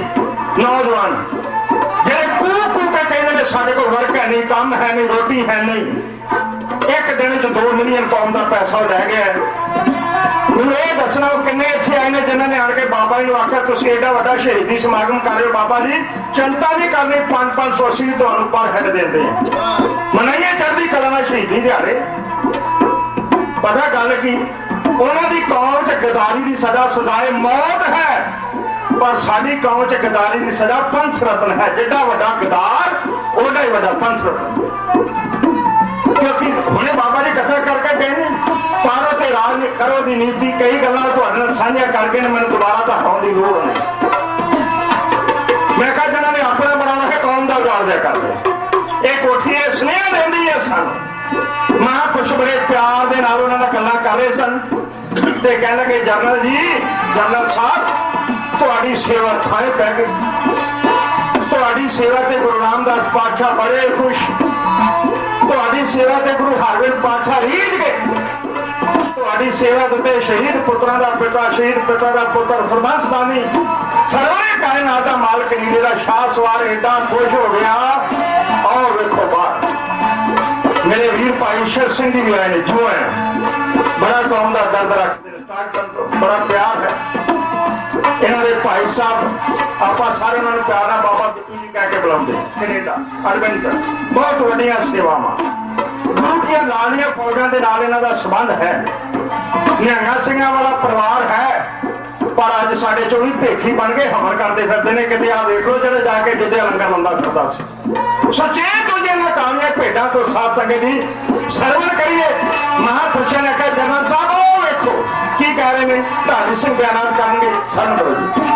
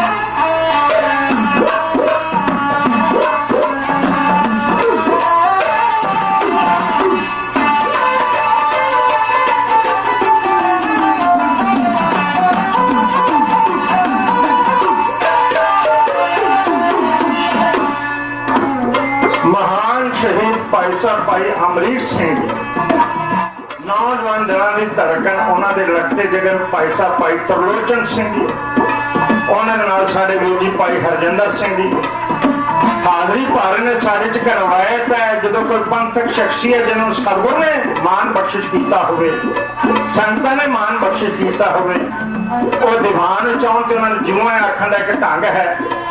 ਆਪਾਂ ਕਿਉਂਕਿ ਗੁਰੂ ਦੀ ਗੋਦ ਚ ਉੱਠ ਕੇ ਸਤਿਕਾਰ ਨਹੀਂ ਕਰਨਾ ਹੈ, ਉਹ ਤਰੀਕਾ ਹੈ। ਮੈਂ ਜੈਕਾਰ ਬੁਲਾਵਾਂਗਾ, ਆਪ ਜੀ ਨੇ ਯੋਗ ਉੱਤਰ ਦੇਣਾ ਹੈ। ਬੋਲੇ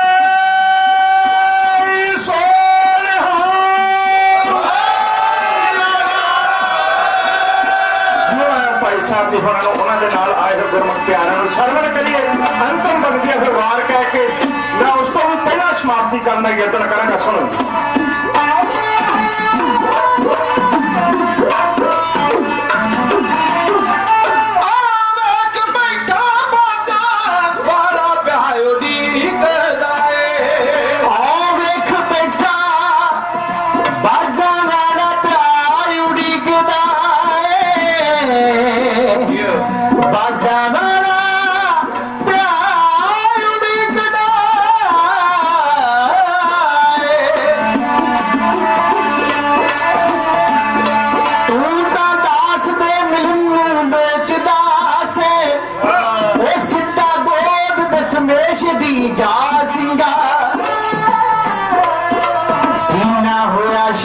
गैर फट खा के ओ चंगे पूर ने चलियो पासिंगा वाली पंचदा खड़ा बीमार लेके ओदे कदमा ते सीस झुका सिंगा असी सोन शहीदी दा जाम पी के ओ तेरे मगरे ही जावांगे आ सिंगा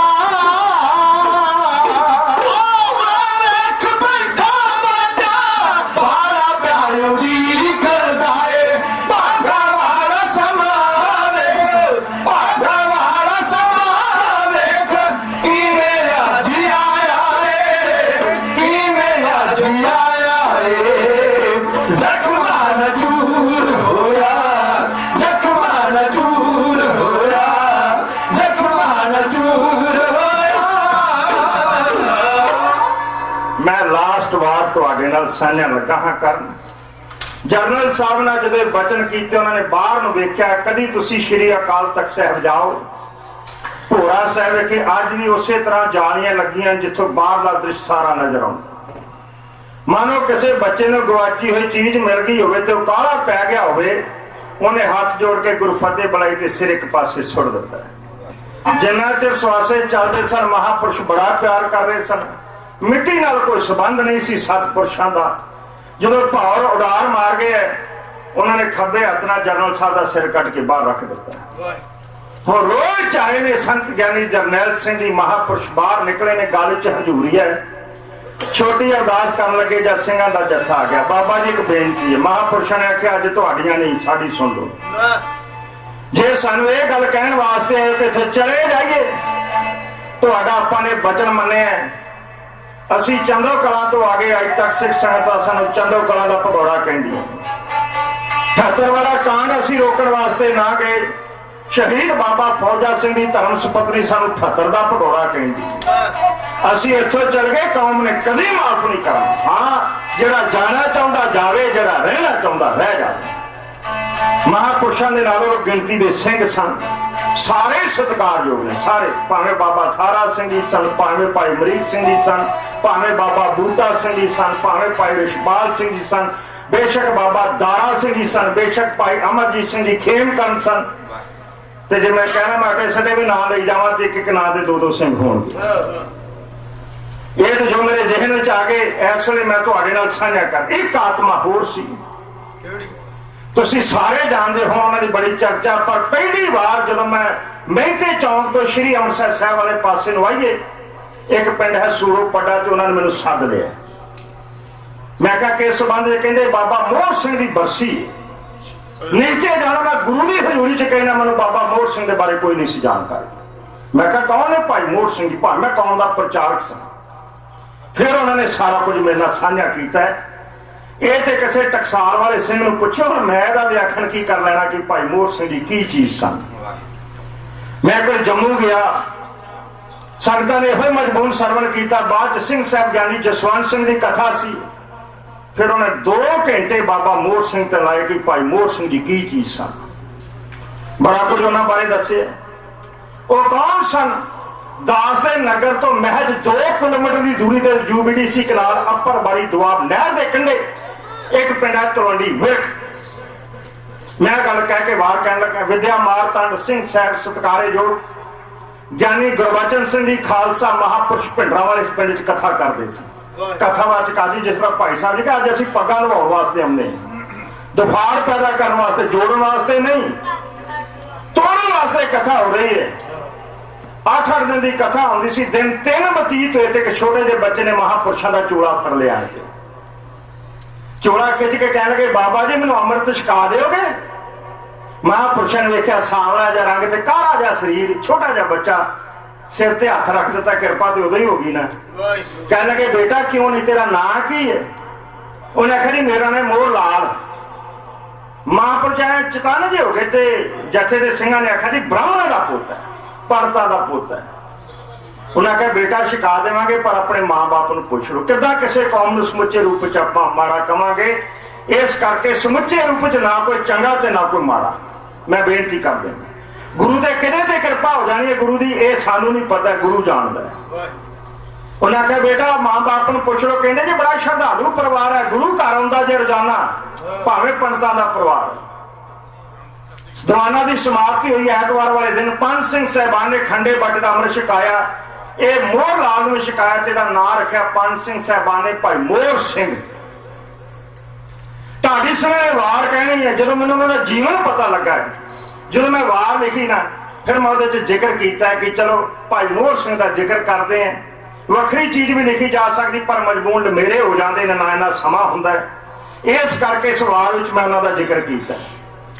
ਇਹਨਾਂ ਦੀਆਂ 3 ਧੀਆਂ ਤੁਸੀਂ ਜਾਣਦੇ ਹੋ। ਸਤਨਾਮ, ਪੂਰਾ ਨਾਂ ਸਤਨਾਮ ਕੌਰ, ਦੂਜੀ ਵਾਹਿਗੁਰੂ ਕੌਰ, ਪੂਰਾ ਨਾਂ ਵਾਹਿਗੁਰੂ ਕੌਰ। ਧੀਆਂ ਦੇ ਤੇ ਨਾਂ ਅੱਜ ਵੀ ਆਪਾਂ ਰੱਖਦੇ, ਪਤਾ ਨਹੀਂ ਲੱਗਦਾ ਮੁਸਲਮਾਨ ਦੀ ਧੀ ਹੈ, ਹਿੰਦੂ ਦੀ ਧੀ ਹੈ ਕਿ ਕਿਸੇ ਸਿੱਖ ਦੀ ਧੀ ਹੈ। ਕਿਸੇ ਦਾ ਨਾਂ ਪਾਇਲ, ਕਿਸੇ ਦਾ ਪੂਜਾ, ਕਿਸੇ ਦਾ ਕੁਝ, ਕਿਸੇ ਦਾ ਕੁਝ।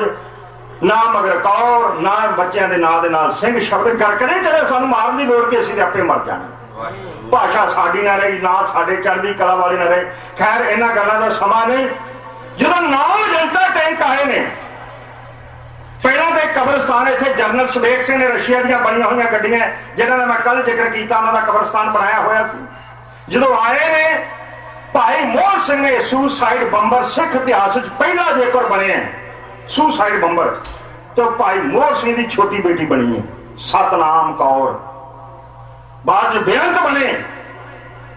ਪਰ ਇੱਕ ਰਿਕਾਰਡ ਹੈ, ਸਿੱਖ ਕੌਮ ਦੇ ਕਿਸੇ ਵੀ ਸੂਰਮੇ ਜਾਂ ਮਾਤਾ ਨੇ ਜਾਂ ਭੈਣ ਨੇ ਕਦੀ ਕਿਸੇ ਨਿਰਦੋਸ਼ ਨੂੰ ਸੁਸਾਈਡ ਬੰਬਰ ਬਣ ਕੇ ਨਹੀਂ ਮਾਰਿਆ। ਮਰਦੇ ਨੇ ਕਈ।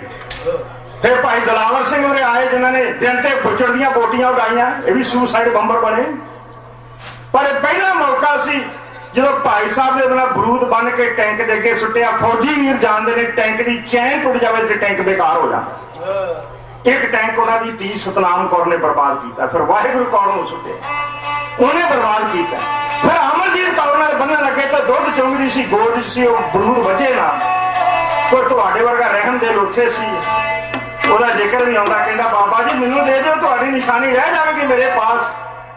ਭਾਈ ਸਾਹਿਬ ਨੇ ਸੈਕਿੰਡ 2 ਸੈਕਿੰਡ ਸੋਚਿਆ ਤੇ ਆਪਣੀ ਧੀ ਨੂੰ ਉਹਦੇ ਨਾਲ ਧੱਕਾ ਦੇ ਦਿੱਤਾ। ਉਹਨੇ ਮੋਢੇ ਲਾ ਲਿਆ, ਉਹ ਨਿਊਜ਼ੀਲੈਂਡ ਲੈ ਗਿਆ। ਅੱਜ ਕੱਲ੍ਹ ਆਕਲੈਂਡ ਸ਼ਹਿਰ ਵਿੱਚ ਵਿਆਹ ਹੋ ਚੁੱਕਾ। ਅੱਗੇ ਭੁਚੰਗੀ ਦੀ ਦਾਤ ਵੀ ਅਕਾਲ ਪੁਰਖ ਨੇ ਬਖਸ਼ਿਸ਼ ਕੀਤੀ ਹੋਈ, ਤੁਸੀਂ ਜ਼ਿਆਦਾ ਜਾਣਦੇ ਹੋ। ਮੈਂ ਸ਼ਾਰਟ ਵਿੱਚ ਥੋੜਾ ਜਿਹਾ ਤੁਹਾਡੇ ਨਾਲ ਸਾਂਝਾ ਕਰਾਂ। ਫਿਰ ਇਹਨਾਂ ਦੀ ਜੀਵਨ ਸਾਥਣ ਬੀਬੀ ਪ੍ਰੀਤਮ ਕੌਰ ਨੇ ਆਪਣੇ ਇਲਾਕੇ ਨਾਲ ਪੇਟੀ ਬੰਨ ਕੇ ਤੀਜੇ ਟੈਂਕ ਦੀ ਛਾਲ ਮਾਰੀ। ਚੌਥਾ ਟੈਂਕ ਭਾਈ ਮੋਹਨ ਸਿੰਘ ਨੇ ਬਰਬਾਦ ਕੀਤਾ। 9 ਚੋਂ 4 ਟੈਂਕ ਇੱਕ ਪਰਿਵਾਰ ਨੇ ਬਰਬਾਦ ਕੀਤੇ। ਸਾਧ ਸੰਗਤ ਜੀ, ਇੱਕ ਪਰਿਵਾਰ ਨੇ। ਵੱਡੀਆਂ ਕੁਰਬਾਨੀਆਂ ਕਿਹੜਾ ਜ਼ਿਕਰ ਕਰੋਗੇ?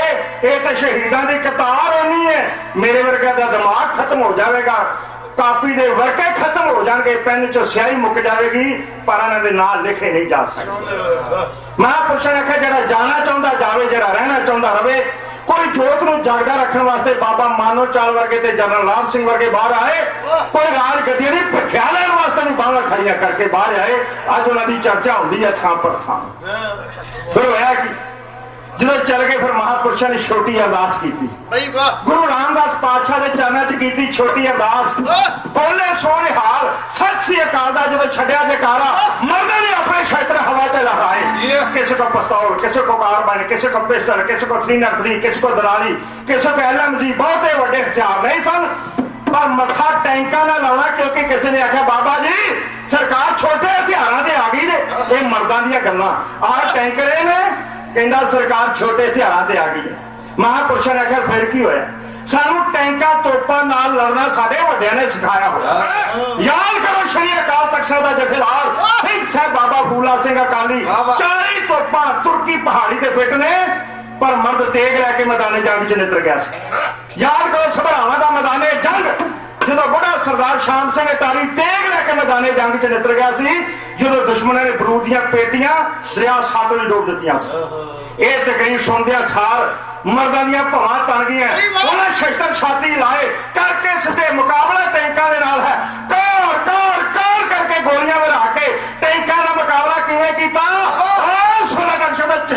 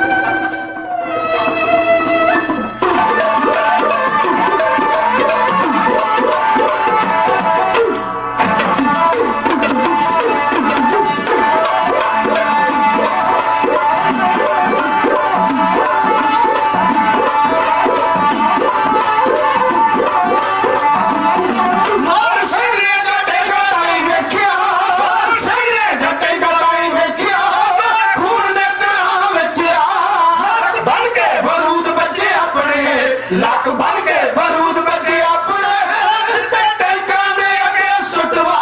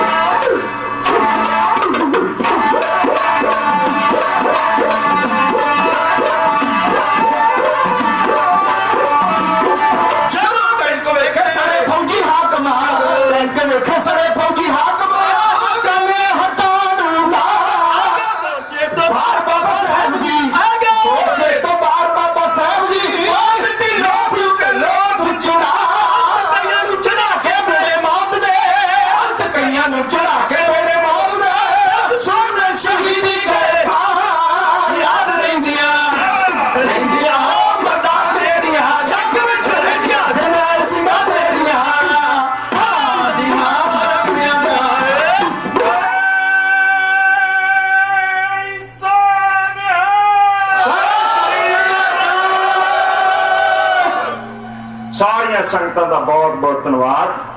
ਆਏ ਹੋਏ ਪੰਡੋਤੇ ਸੱਜਣਾਂ ਦਾ ਉਹਨਾਂ ਦੇ ਬਹੁਤ ਧੰਨਵਾਦ ਜਿਨ੍ਹਾਂ ਨੇ ਆਪਣੇ ਦਿਲ ਦੀਆਂ ਗਹਿਰਾਈਆਂ ਵਿੱਚੋਂ ਇਸ ਵਿਸ਼ੇ ਦੇ ਉੱਤੇ ਮੌਜੂਦਾ ਹਾਲਾਤ ਦੇ ਉੱਤੇ ਤੁਹਾਡੇ ਨਾਲ ਵਿਚਾਰ ਸਾਂਝੇ ਕਰਨੇ ਨੇ।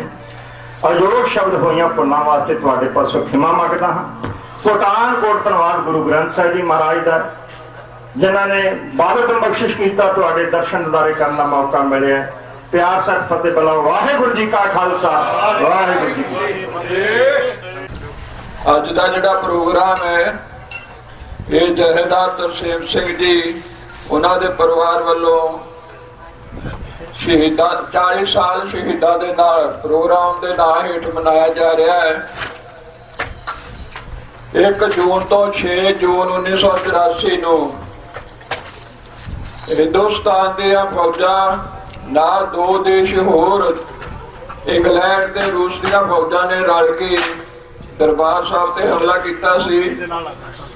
ਸੋ ਇਸ ਕਰਕੇ ਜੂਨ ਦਾ ਆਖਰੀ ਦਿਨ ਹੈ ਅੱਜ 23 ਜੂਨ ਆਖਰੀ ਦਿਨ ਆ। ਜਥੇਦਾਰ ਜੀ ਨੇ ਅੱਜ ਦਾ ਜਿਹੜਾ ਪ੍ਰੋਗਰਾਮ ਰੱਖਿਆ ਸੀ 40 ਸਾਲ ਸ਼ਹੀਦਾਂ ਦੇ ਨਾਲ, ਉਹਦੇ ਵਿੱਚ ਸਰਦਾਰ ਲਖਵਿੰਦਰ ਸਿੰਘ ਜੀ ਸੋਹਲ ਜਿਨ੍ਹਾਂ ਦੇ ਢਾਡੀ ਜਥੇ ਨੇ ਆਪ ਜੀ ਨਾਲ ਵਿਚਾਰਾਂ ਸਾਂਝੀਆਂ ਕੀਤੀਆਂ। ਜਦੋਂ ਉਹ ਬੋਲ ਰਹੇ ਸੀ ਤਾਂ ਉਹਨਾਂ ਨੇ ਪੂਰਾ ਨਕਸ਼ਾ ਦਰਬਾਰ ਸਾਹਿਬ ਦੀ ਲੜਾਈ ਤਾਂ ਨਹੀਂ ਕਹਿ ਸਕਦੇ, ਸਿੱਖਾਂ ਦੀ ਜੈਨੋਸਾਈਡ, ਸਿੱਖਾਂ ਦਾ ਕਤਲ ਉਹ ਸਾਹਮਣੇ ਦਿਖਾ ਦਿੱਤਾ। ਅਸੀਂ ਸੋਚ ਸਾਹਿਬ ਦਾ ਬਹੁਤ ਧੰਨਵਾਦ ਕਰਦੇ ਹਾਂ। ਸੋ ਹੁਣ ਬੇਨਤੀ ਕਰੂੰਗਾ ਸਾਡੇ ਭਾਈ ਸਾਹਿਬ ਦੁਰਲਭ ਸਿੰਘ ਜੀ ਕੁਝ ਮਿੰਟਾਂ ਲਈ ਆਪ ਜੀ ਨਾਲ ਵਿਚਾਰ ਸਾਂਝੇ ਕਰਨਗੇ। ਭਾਈ ਦੁਰਲਭ ਸਿੰਘ ਜੀ ਇਹਨਾਂ ਨੂੰ ਬੇਨਤੀ ਹੈ ਕਿ 10 ਮਿੰਟ ਲਾਇਓ, ਬੁਲਾਰੇ ਸਾਡੇ ਕੋਲ ਹੋਰ ਵੀ ਹੈਗੇ ਨੇ। ਸੋ ਆਪਾਂ ਜਿਹੜਾ ਹੈ ਬਾਕੀਆਂ ਨੂੰ ਵੀ ਟਾਈਮ ਦੇ ਸਕੀਏ। ਵਾਹਿਗੁਰੂ ਜੀ ਕਾ ਖਾਲਸਾ ਵਾਹਿਗੁਰੂ ਜੀ ਕੀ ਫਤਿਹ।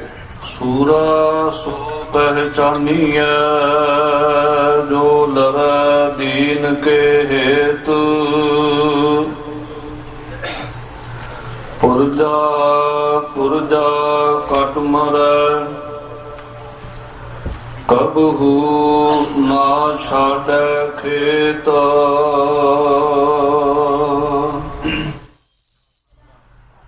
ਚੌਦ ਸ਼ਤਰ ਤਖਤ ਸਿੰਘਾਸਨਾਂ ਦੇ ਮਾਲਕ ਸਤਿਗੁਰੂ ਜੀ ਗਰੀਬ ਨਿਵਾਜ ਜੁਗੋ ਜੁਗ ਅਟਲ ਧੰਨ ਸਾਹਿਬ ਸ੍ਰੀ ਗੁਰੂ ਗ੍ਰੰਥ ਸਾਹਿਬ ਜੀ ਮਹਾਰਾਜ ਸਤਿਗੁਰੂ ਮਹਾਰਾਜ ਜੀ ਦੇ ਸਨਮੁਖ ਸੁਭਾਇਮਾਨ ਇਕੱਤਰ ਹੋ ਰਹੀ ਸਤਿਗੁਰੂ ਸਾਹਿਬ ਜੀ ਦੀ ਸਾਜੀ ਔਰ ਨਿਵਾਜੀ ਗੁਰੂ ਰੂ ਗੁਰੂ ਖਾਲਸਾ ਮਾਈ ਭਾਈ ਸਾਧ ਸੰਗਤ ਜੀ ਕਲਗੀਧਰ ਜੀ ਦੀ ਪਵਿੱਤਰ ਬਖਸ਼ਿਸ਼ ਗੁਰ ਫਤਿਹ ਪ੍ਰਵਾਨ ਕਰੋ। ਮੁਬਾਰਕ ਰਸਨਾ ਤੋਂ ਬਹੁਤ ਪ੍ਰੇਮ ਔਰ ਸਨਮਾਨ ਦੇ ਸਹਿਤ ਆਖੋ ਜੀ ਵਾਹਿਗੁਰੂ ਜੀ ਕਾ ਖਾਲਸਾ ਵਾਹਿਗੁਰੂ ਜੀ ਕੀ ਫਤਿਹ। ਸਤਿਗੁਰੂ ਜੀ ਦੀ ਮਹਾਨ ਬਖਸ਼ਿਸ਼ ਮਿਹਰਮਤ ਦਾ ਸਦਕਾ ਜੂਨ 1984 ਦੇ ਸਮੂਹ ਸ਼ਹੀਦਾਂ ਦੀ ਯਾਦ ਅੰਦਰ ਆਪ ਸਮੁੱਚੇ ਗੁਰੂ ਕੀ ਸੰਗਤ ਤੇ ਨਾ ਵਿਸ਼ੇਸ਼ ਗੁਰਮਤਿ ਸਮਾਗਮਾਂ ਦੀ ਹਾਜ਼ਰੀ ਭਰ ਰਹੇ ਹੋ। ਬਹੁਤ ਪ੍ਰੇਮ ਦੇ ਨਾਲ ਢਾਡੀ ਜਥੇ ਪਾਸੋਂ ਆਪ ਜੀ ਨੇ ਗੁਰ ਇਤਿਹਾਸ ਔਰ ਮਹਾਂਪੁਰਖਾਂ ਸ਼ਹੀਦਾਂ ਸਿੰਘਾਂ ਦੀਆਂ ਸ਼ਹਾਦਤਾਂ ਨੂੰ ਸਰਵਣ ਕੀਤਾ ਹੈ। ਸਾਧ ਸੰਗਤ ਜੀ 10 ਮਿੰਟ ਦਾ ਸਮਾਂ ਆਪ ਜੀ ਦੇ ਦਰਸ਼ਨ ਕਰਨ ਦਾ ਪ੍ਰਾਪਤ ਹੋਇਆ ਹੈ ਔਰ ਸਤਿਗੁਰੂ ਮਹਾਰਾਜ ਕਿਰਪਾ ਕਰਨ ਮੈਂ ਯਤਨ ਕਰਾਂ 10 ਮਿੰਟਾਂ ਦੇ ਅੰਦਰ ਜਿਸ ਮਹਾਂਪੁਰਖ ਨੂੰ ਜਿਨ੍ਹਾਂ ਸ਼ਹੀਦਾਂ ਨੂੰ ਆਪਾਂ ਯਾਦ ਕਰਨ ਵਾਸਤੇ ਇਕੱਤਰ ਹੋਏ ਹਾਂ, ਉਹਨਾਂ ਮਹਾਂਪੁਰਖਾਂ ਦੇ ਜੀਵਨ ਬਾਬਤ, ਉਹਨਾਂ ਸ਼ਹੀਦਾਂ ਦੇ ਜੀਵਨ ਬਾਬਤ ਆਪ ਜੀ ਦੇ ਨਾਲ ਵਿਚਾਰ ਦੀ ਸਾਂਝ ਪਾ ਸਕਾਂ। ਸ਼੍ਰੀਮਾਨ ਸੰਤ ਗਿਆਨੀ ਜਰਨੈਲ ਸਿੰਘ ਜੀ ਖਾਲਸਾ ਪਿੰਡਰਾਂ ਵਾਲੇ ਮਹਾਂਪੁਰਖ ਦਮਦਮੀ ਟਕਸਾਲ ਦੇ 14ਵੇਂ ਮੁਖੀ, ਜਿਨ੍ਹਾਂ ਮਹਾਂਪੁਰਖਾਂ ਦੀ ਅਗਵਾਈ ਦੇ ਅੰਦਰ ਸ਼ਹੀਦ ਬਾਬਾ ਠਾਰਾ ਸਿੰਘ ਜੀ, ਸ਼ਹੀਦ ਭਾਈ ਅਮਰੀਕ ਸਿੰਘ ਜੀ, ਸ਼ਹੀਦ ਜਰਨਲ ਸੁਬੇਗ ਸਿੰਘ ਜੀ ਔਰ 80% ਦਮਦਮੀ ਟਕਸਾਲ ਜਥੇ ਦੇ ਸਿੰਘਾਂ ਨੇ ਉਸ ਸਮੇਂ ਸ਼ਹਾਦਤ ਦਾ ਜਾਮ ਪੀਤਾ ਹੈ। ਹੋਰ ਵੀ ਬੇਅੰਤ ਸੰਗਤਾਂ ਭੁਚੰਗਣਾ ਨੇ ਇਹਨਾਂ ਸ਼ਹਾਦਤਾਂ ਦਾ ਜਾਮ ਪੀ ਕੇ ਸਤਿਗੁਰੂ ਜੀ ਦੇ ਚਰਨਾਂ ਵਿੱਚ ਸਤਿਗੁਰ ਆਗੈ ਸੀਸ ਭੇਟ ਦਿਓ ਜੇ ਸਤਿਗੁਰ ਸਾਚੇ ਭਾਵੈ। ਇਹਨਾਂ ਬਚਨਾਂ ਨੂੰ ਜੀਵਨ ਦੇ ਅੰਦਰ ਕਮਾ ਕੇ ਆਪਣਾ ਸਿਰ ਭੇਟਾ ਸਤਿਗੁਰੂ ਮਹਾਰਾਜ ਜੀ ਦੇ ਚਰਨਾਂ ਵਿੱਚ ਕੀਤਾ ਹੈ। ਇਹ ਦਮਦਮੀ ਟਕਸਾਲ ਨੂੰ ਬਹੁਤ ਵੱਡਾ ਮਾਣ ਪ੍ਰਾਪਤ ਹੈ। ਸਤਿਗੁਰੂ ਜੀ ਦੀ ਸਾਜੀ ਨਿਵਾਜੀ ਇਹ ਜਥੇਬੰਦੀ ਹੈ। ਸਤਿਗੁਰੂ ਜੀ ਦੀ ਕਿਰਪਾ ਦਾ ਸਦਕਾ ਦਮਦਮੀ ਟਕਸਾਲ ਦੇ ਪਹਿਲੇ ਮੁਖੀ ਅਮਰ ਸ਼ਹੀਦ ਧੰਨ ਮਹਾਂਪੁਰਖ ਬਾਬਾ ਦੀਪ ਸਿੰਘ ਸਾਹਿਬ ਜੀ, ਉਹਨਾਂ ਦਾ ਸਤਿਗੁਰੂ ਸੱਚੇ ਪਾਤਸ਼ਾਹ ਗੁਰੂ ਰਾਮਦਾਸ ਸਾਹਿਬ ਮਹਾਰਾਜ ਜੀ ਦੇ ਚਰਨਾਂ ਵਿੱਚ ਸਿਰ ਭੇਟ ਹੋਣਾ, ਦਮਦਮੀ ਟਕਸਾਲ ਦੇ ਦੂਸਰੇ ਮੁਖੀ ਮਹਾਨ ਮਹਾਂਪੁਰਖ ਅਮਰ ਸ਼ਹੀਦ ਬਾਬਾ ਗੁਰਬਖਸ਼ ਸਿੰਘ ਜੀ, ਉਹਨਾਂ ਵੀ ਆਪਣਾ ਸਿਰ ਸਤਿਗੁਰਾਂ ਜੀ ਦੇ ਚਰਨਾਂ ਵਿੱਚ ਸਮਰਪਿਤ ਕੀਤਾ। ਸ੍ਰੀ ਅਕਾਲ ਤਖਤ ਸਾਹਿਬ ਦੇ ਪਿਛਲੇ ਪਾਸੇ ਉਹਨਾਂ ਦੀ ਯਾਦ ਅੰਦਰ ਬਹੁਤ ਸੋਹਣਾ ਬੁੰਗਾ ਤਿਆਰ ਬਣਿਆ ਹੋਇਆ ਹੈ। ਸਤਿਗੁਰੂ ਜੀ ਦੀ ਬਾਣੀ ਦਾ ਪ੍ਰਕਾਸ਼ ਹੈ। ਔਰ ਦਮਦਮੀ ਟਕਸਾਲ ਦੇ 14ਵੇਂ ਮੁਖੀ ਮਹਾਂਪੁਰਖ ਅਮਰ ਸ਼ਹੀਦ ਸੰਤ ਗਿਆਨੀ ਜਰਨੈਲ ਸਿੰਘ ਜੀ ਖਾਲਸਾ ਪਿੰਡਰਾਂ ਵਾਲੇ ਮਹਾਂਪੁਰਖ, ਇਹਨਾਂ ਮਹਾਂਪੁਰਖਾਂ ਨੂੰ ਵੀ ਇਹ ਮਾਣ ਪ੍ਰਾਪਤ ਹੋਇਆ। ਔਰ ਟਕਸਾਲ ਦੇ ਤਿੰਨਾਂ ਮੁਖੀਆਂ ਦੇ ਅਸਥਾਨ, ਉਹਨਾਂ ਦੀ ਯਾਦ ਸੱਚਖੰਡ ਸ੍ਰੀ ਦਰਬਾਰ ਸਾਹਿਬ ਦੇ ਅੰਦਰ ਹੈ। ਜਿਸ ਮਹਾਂਪੁਰਖ ਨੂੰ ਆਪਾਂ ਯਾਦ ਕਰ ਰਹੇ ਹਾਂ, ਸੰਸਾਰ ਦੇ ਅੰਦਰ ਦੋ ਪਹਿਲੂ ਹਨ। ਵਿਦਵਾਨ ਕਹਿੰਦੇ ਇੱਕ ਕੀੜੀ ਮਾਰਗ, ਇੱਕ ਪੰਛੀ ਮਾਰਗ ਹੁੰਦਾ ਹੈ। ਪੰਛੀ ਮਾਰਗ, ਸ਼ਹੀਦੀ ਮਾਰਗ। ਪੰਛੀ ਮਾਰਗ ਜਿਵੇਂ ਪੰਛੀ ਨੇ ਕਿਸੇ ਰੁੱਖ ਦੇ ਸਿਖਰ ਤੇ ਜਾ ਕੇ ਬੈਠਣਾ ਹੋਵੇ, ਉਹ ਇੱਕੋ ਵਾਰ ਉਡਾਰ ਭਰਦਾ ਔਰ ਜਾ ਕੇ ਰੁੱਖ ਦੇ ਸਿਖਰ ਤੇ ਬੈਠ ਜਾਂਦਾ ਹੈ। ਕੀੜੀ ਮਾਰਗ ਕਹਿੰਦੇ ਹੈ ਜਿਵੇਂ ਕੀੜੀ ਹੌਲੀ ਹੌਲੀ ਆਪਣੀ ਚਾਲ ਚੱਲਦੀ ਹੈ, ਰੁੱਖ ਦੇ ਸਿਖਰ ਤੱਕ ਪਹੁੰਚਣ ਵਿੱਚ ਬੜਾ ਸਮਾਂ ਵੀ ਉਹਨੂੰ ਤੈਅ ਕਰਨਾ ਪੈਂਦਾ ਔਰ ਕਈ ਵਾਰੀ ਰੁਕਾਵਟਾਂ ਵੀ ਬਹੁਤ ਆਉਂਦੀਆਂ, ਡਿੱਗਦੀ ਵੀ ਹੈ। ਇਸੇ ਤਰ੍ਹਾਂ ਇੱਕ ਸੰਤ ਮਾਰਗ ਹੈ ਔਰ ਇੱਕ ਸ਼ਹੀਦ ਮਾਰਗ ਹੈ। ਸੰਤ ਕੀੜੀ ਦੇ ਮਾਰਗ ਵਰਗਾ ਹੈ। ਸੰਤ ਮਹਾਂਪੁਰਖ ਜਿਸ ਸਮੇਂ ਬੰਦਗੀ ਕਰਦੇ ਆ, ਨਾਮ ਬਾਣੀ ਦਾ ਅਭਿਆਸ ਕਰਦੇ, ਜੀਵਨ ਨੂੰ ਘਾਲਦੇ, ਮਸ਼ੱਕਤਾਂ ਘਾਲਦੇ ਆ, ਲੰਮਾ ਸਮਾਂ ਲੱਗ ਜਾਂਦਾ। ਲੰਮੇ ਸਮੇਂ ਦੀ ਬੰਦਗੀ ਤੋਂ ਬਾਅਦ ਜਾ ਕੇ ਪਰਮੇਸ਼ਰ ਦੇ ਚਰਨਾਂ ਰੂਪੀ ਸਿਖਰ ਦੇ ਵਿੱਚ ਥਾਂ ਪ੍ਰਾਪਤ ਹੁੰਦੀ ਹੈ।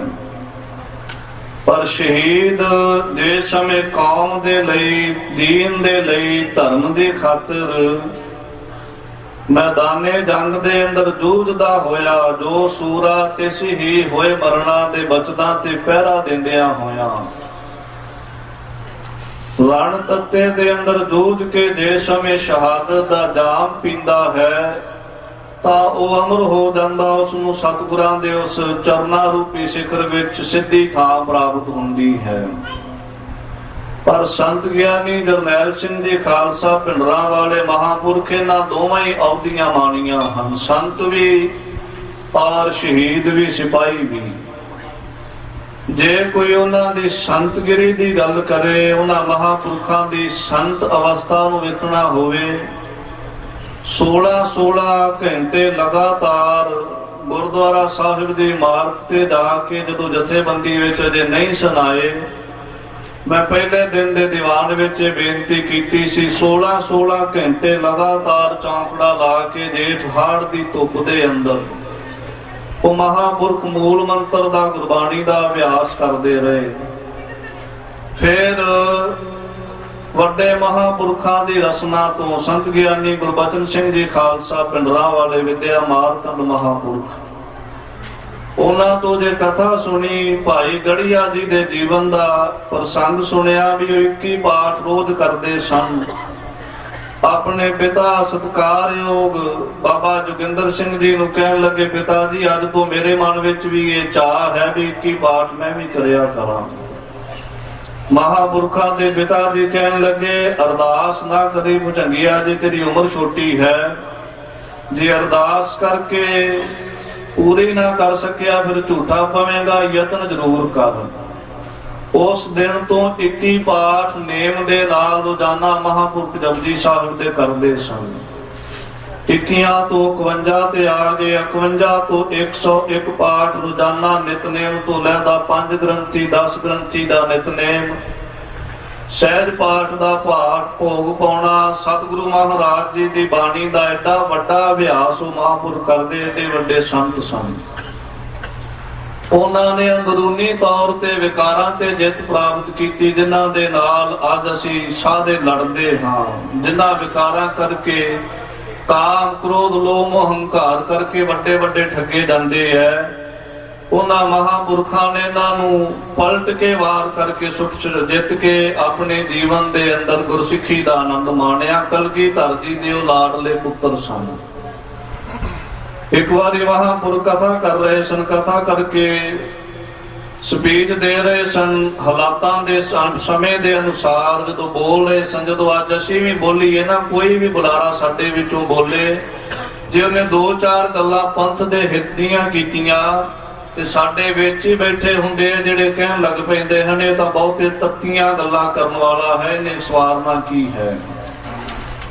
ਕਿਸੇ ਨੇ ਸ਼ੰਕਾ ਕਰਤਾ, ਕਹਿਣ ਲੱਗਿਆ ਇਹ ਵੀ ਅਖਬਾਰਾਂ ਵਿੱਚ ਬਿਆਨਬਾਜ਼ੀ ਕਰਨ ਵਾਲਾ ਹੀ ਸੰਤ ਲੱਗਦਾ, ਕਹਿੰਦੇ ਸੰਤ ਬੜਾ ਵੱਡਾ ਹੈ ਪਰ ਤੱਤੀਆਂ ਗੱਲਾਂ ਹੀ ਕਰਦਾ ਹੈ। ਮੈਂ ਸਿੰਘਾਂ ਦੇ ਕੋਲੋਂ ਇਹ ਸੁਣਿਆ, ਕਹਿੰਦੇ ਮਹਾਂਪੁਰਖ ਜਦੋਂ ਸਟੇਜ ਤੋਂ ਥੱਲੇ ਆਏ, ਇੰਨੀ ਅੰਤਰਜਾਮਤਾ ਸੀ ਉਹਨਾਂ ਦੇ ਅੰਦਰ, ਜਦੋਂ ਹੇਠਾਂ ਉਤਰੇ ਉਹ ਸ਼ੰਕਾ ਕਰਨ ਵਾਲੇ ਨੂੰ ਆਵਾਜ਼ ਮਾਰੀ, ਉਹਨੂੰ ਬੁਲਾ ਕੇ ਆਪਣੀ ਛਾਤੀ ਦੇ ਨਾਲ ਉਹਦਾ ਸਿਰ ਲਾਇਆ। ਜਿਸ ਸਮੇਂ ਛਾਤੀ ਨਾਲ ਸਿਰ ਲਾਇਆ, ਕੰਨ ਲੱਗਿਆ ਤੇ ਅੰਦਰ ਸੁਖਮਨੀ ਸਾਹਿਬ ਜੀ ਦੇ ਪਾਠ ਦੀ ਆਵਾਜ਼ ਉਹਨੂੰ ਸ਼ਰਵਣ ਹੋਈ। ਏਡੇ ਵੱਡੇ ਉਹ ਮਹਾਂਪੁਰਖ ਸੰਤ ਸਨ, ਏਡੀ ਵੱਡੀ ਅੰਤਰਜਾਮਤਾ ਦੇ ਮਾਲਕ।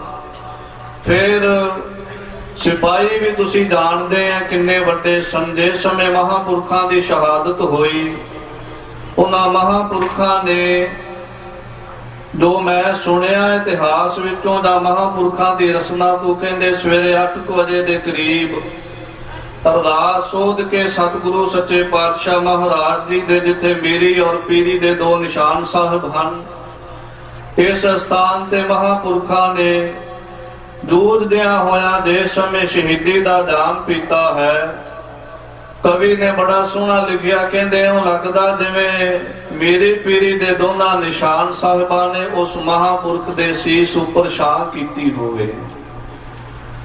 ਔਰ ਸਤਿਗੁਰੂ ਸੱਚੇ ਪਾਤਸ਼ਾਹ ਮਹਾਰਾਜ ਗੁਰੂ ਹਰਗੋਬਿੰਦ ਸਾਹਿਬ ਮਹਾਰਾਜ ਆਪਣੀ ਗੋਦ ਵਿੱਚ ਉਸ ਮਹਾਂਪੁਰਖ ਦਾ ਸੀਸ ਰੱਖ ਕੇ ਬੜੇ ਪਿਆਰ ਦੇ ਨਾਲ ਹੱਥ ਨਾਲ ਦੁਲਾਰ ਦੇ ਰਹੇ ਹੋਣ।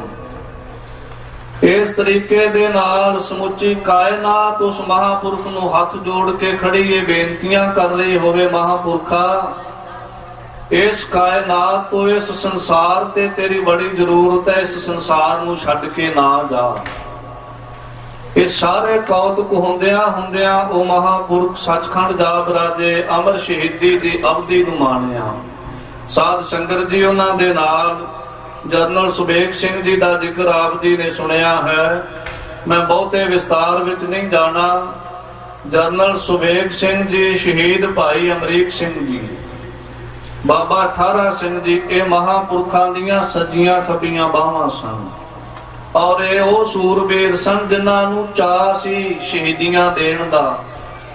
ਸ਼੍ਰੀਮਾਨ ਦਮਦਮੀ ਟਕਸਾਲ ਦੇ 13ਵੇਂ ਮੁਖੀ ਸ਼੍ਰੀਮਾਨ ਸੰਤ ਗਿਆਨੀ ਕਰਤਾਰ ਸਿੰਘ ਜੀ ਖਾਲਸਾ ਪਿੰਡਰਾਂ ਵਾਲੇ ਮਹਾਪੁਰਖ, ਉਹਨਾਂ ਮਹਾਪੁਰਖਾਂ ਵਰਗਾ ਕੌਣ ਹੋ ਸਕਦਾ ਜਿਨ੍ਹਾਂ ਆਪ ਸਤਿਗੁਰਾਂ ਅੱਗੇ ਅਰਦਾਸ ਕੀਤੀ, ਮਹਾਰਾਜ ਤੁਸੀਂ ਆਪਣੇ ਚਾਰੇ ਲਾਲ ਪੰਥ ਤੋਂ ਵਾਰੇ ਇਸ ਬੰਸਦਾਨੀ ਪਿਤਾ ਸਤਿਗੁਰੂ ਜੀ ਕੌਮ ਦੇ ਪੰਥ ਦੇ ਲੇਖੇ ਲਾ ਕੇ ਸਾਨੂੰ ਸਰਦਾਰੀਆਂ ਬਖਸ਼ੀਆਂ, ਕਿਰਪਾ ਕਰਿਓ ਮਹਾਰਾਜ ਮੇਰਾ ਇੱਕ ਪੁੱਤਰ ਆਪ ਜੀ ਦੇ ਚਰਨਾਂ ਵਿੱਚ ਜ਼ਰੂਰ ਸ਼ਹੀਦੀ ਦਾ ਰੰਗ ਮਾਣੇ, ਇੱਕ ਨੂੰ ਸ਼ਹੀਦੀ ਦਾ ਜ਼ਰੂਰ ਸਤਿਗੁਰੂ ਮਹਾਰਾਜ ਇਹ ਸ਼ਹੀਦੀ ਦੀ ਅਵਧੀ ਦਿਓ।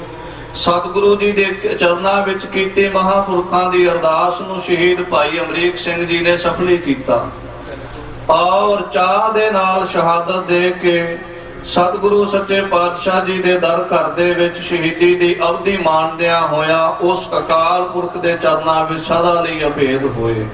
ਐਸੇ ਸੂਰਬੀਰ ਮਹਾਪੁਰਖਾਂ ਦੀਆਂ ਪਵਿੱਤਰ ਯਾਦਾਂ ਨੂੰ ਆਪਾਂ ਮਨਾ ਰਹੇ ਹਾਂ। ਮੈਂ ਇੱਕ ਬੇਨਤੀ ਕਰਕੇ ਸਮਾਪਤੀ ਕਰਾਂ, ਸਮਾਂ ਮੇਰਾ ਹੋ ਚੁੱਕਿਆ। ਜਿਨ੍ਹਾਂ ਸ਼ਹੀਦਾਂ ਨੂੰ ਆਪਾਂ ਯਾਦ ਕਰ ਰਹੇ ਉਹਨਾਂ ਦੀ ਵੱਡੀ ਬੰਦਗੀ ਹੈ। ਕੱਲੀ ਉਹਨਾਂ ਨੇ ਗੱਲਾਂ ਨਾਲ ਜਿਹੜੀ ਹੈ ਸ਼ਹੀਦੀਆਂ ਨਹੀਂ ਪ੍ਰਾਪਤ ਕੀਤੀਆਂ। ਇੱਕ ਵਾਰੀ ਕੋਈ ਸਿੰਘ ਵਿਦੇਸ਼ ਦੀ ਧਰਤੀ ਤੇ ਸਾਡੇ ਪੁਰਾਣੇ ਸਿੰਘਾਂ ਨੂੰ ਮਿਲਿਆ। ਉਹ ਸੰਤ ਬਾਬਾ ਜਰਨੈਲ ਸਿੰਘ ਜੀ ਦੇ ਜਥੇ ਵਿੱਚ ਇਹ ਸਮੇਂ ਰਿਹਾ ਸੀ ਜਦੋਂ ਇਹ ਸਾਕਾ ਇਹ ਘੱਲੂਘਾਰਾ ਹੋਇਆ ਹੈ। ਜਦੋਂ ਉਹਨੇ ਪੁੱਛਿਆ ਨਾ, ਸਿੰਘ ਨੇ ਕਹਿਣ ਲੱਗਿਆ, ਸਿੰਘ ਸਾਹਿਬ ਤੁਸੀਂ ਕਿਉਂ ਨਹੀਂ ਸ਼ਹੀਦੀ ਦਿੱਤੀ, ਤੁਸੀਂ ਸ਼ਹੀਦ ਕਿਉਂ ਨਹੀਂ ਹੋਏ? ਉਹ ਪੁੱਬਾ ਮਾਰ ਕੇ ਰੋਣ ਲੱਗ ਪਿਆ। ਨੂੰ ਰੋਣ ਦਾ ਕਾਰਨ ਪੁੱਛਿਆ, ਤੁਸੀਂ ਰੋਨੇ ਕਿਉਂ ਹੋ? ਕਹਿਣ ਲੱਗਿਆ, ਸੰਤ ਬਾਬਾ ਜਰਨੈਲ ਸਿੰਘ ਜੀ ਇਹ ਬਚਨ ਕਰਿਆ ਕਰਦੇ ਸਨ, ਸਿੰਘੋ ਬੰਦਗੀ ਕਰਿਆ ਕਰੋ, ਇਬਾਦਤ ਕਰਿਆ ਕਰੋ, ਕਿਉਂਕਿ ਇਬਾਦਤ ਤੋਂ ਬਿਨਾ ਸ਼ਹਾਦਤ ਨਹੀਂ ਪ੍ਰਾਪਤ ਹੁੰਦੀ। ਸੰਤ ਬਾਬਾ ਜਰਨੈਲ ਸਿੰਘ ਜੀ ਆਪ ਇੰਨੀ ਬੰਦਗੀ ਕਰਦੇ ਸਨ, ਸਿੰਘਾਂ ਨੂੰ ਵੀ ਬੰਦਗੀ ਕਰਾਉਂਦੇ ਸਨ। ਇਸ ਲਈ ਉਹਨਾਂ ਇਬਾਦਤ ਵਾਲਿਆਂ ਨੂੰ, ਉਹਨਾਂ ਸ਼ਹਾਦਤ ਵਾਲਿਆਂ ਨੂੰ ਆਪਾਂ ਯਾਦ ਕਰ ਰਹੇ ਹਾਂ। ਮੇਰੀ ਬੇਨਤੀ ਹੈ, ਜਿਨ੍ਹਾਂ ਨੇ ਖੰਡੇ ਬਾਟੇ ਦੀ ਪਾਹਲ ਛਕੀ ਹੋਈ, ਬੜੇ ਵਡਭਾਗੇ ਹੋ। ਜਿਹੜੇ ਅਜੇ ਅੰਮ੍ਰਿਤ ਤੋਂ ਵਾਂਝੇ ਹੈ, ਸ਼ਹੀਦਾਂ ਦੀ ਯਾਦ ਵਿੱਚ ਬੈਠੇ ਹੋਏ, ਅਰਦਾਸ ਕਰਿਓ ਮਹਾਰਾਜ ਅਸੀਂ ਕਲਗੀਧਰ ਜੀ ਤੁਹਾਡੇ ਧੀ ਪੁੱਤਰ ਬਣ ਸਕੀਏ। ਖੰਡੇ ਬਾਟੇ ਦੀ ਪਾਹਲ ਛਕੋ, ਗੁਰੂ ਵਾਲੇ ਬਣੋ, ਨਿਤਨੇਮੀ ਬਣੋ, ਬਾਣੀ ਔਰ ਬਾਣੇ ਦੇ ਧਾਰਨੀ ਹੋਵੋ। ਇੰਨੀਆਂ ਬੇਨਤੀਆਂ ਕਰਦਾ ਹੋਇਆ ਮੈਂ ਖਿਮਾ ਦਾ ਜਾਚਕ ਹਾਂ। ਸਤਿਗੁਰੂ ਦੀ ਕਿਰਪਾ ਕਰਨ ਬੋਲਦਿਆਂ ਹੋਇਆਂ ਬੇਅੰਤ ਪ੍ਰਕਾਰ ਦੀਆਂ ਭੁੱਲਾਂ ਗਲਤੀਆਂ ਹੋ ਗਈਆਂ ਹੋਣਗੀਆਂ। ਉਹਨਾਂ ਦਾ ਜੀਵਨ ਬੜਾ ਵੱਡਾ, ਸਾਡੇ ਵੱਸ ਦੀ ਗੱਲ ਨਹੀਂ ਅਸੀਂ ਉਹਨਾਂ ਦੇ ਜੀਵਨ ਨੂੰ ਬਿਆਨ ਕਰ ਸਕੀਏ।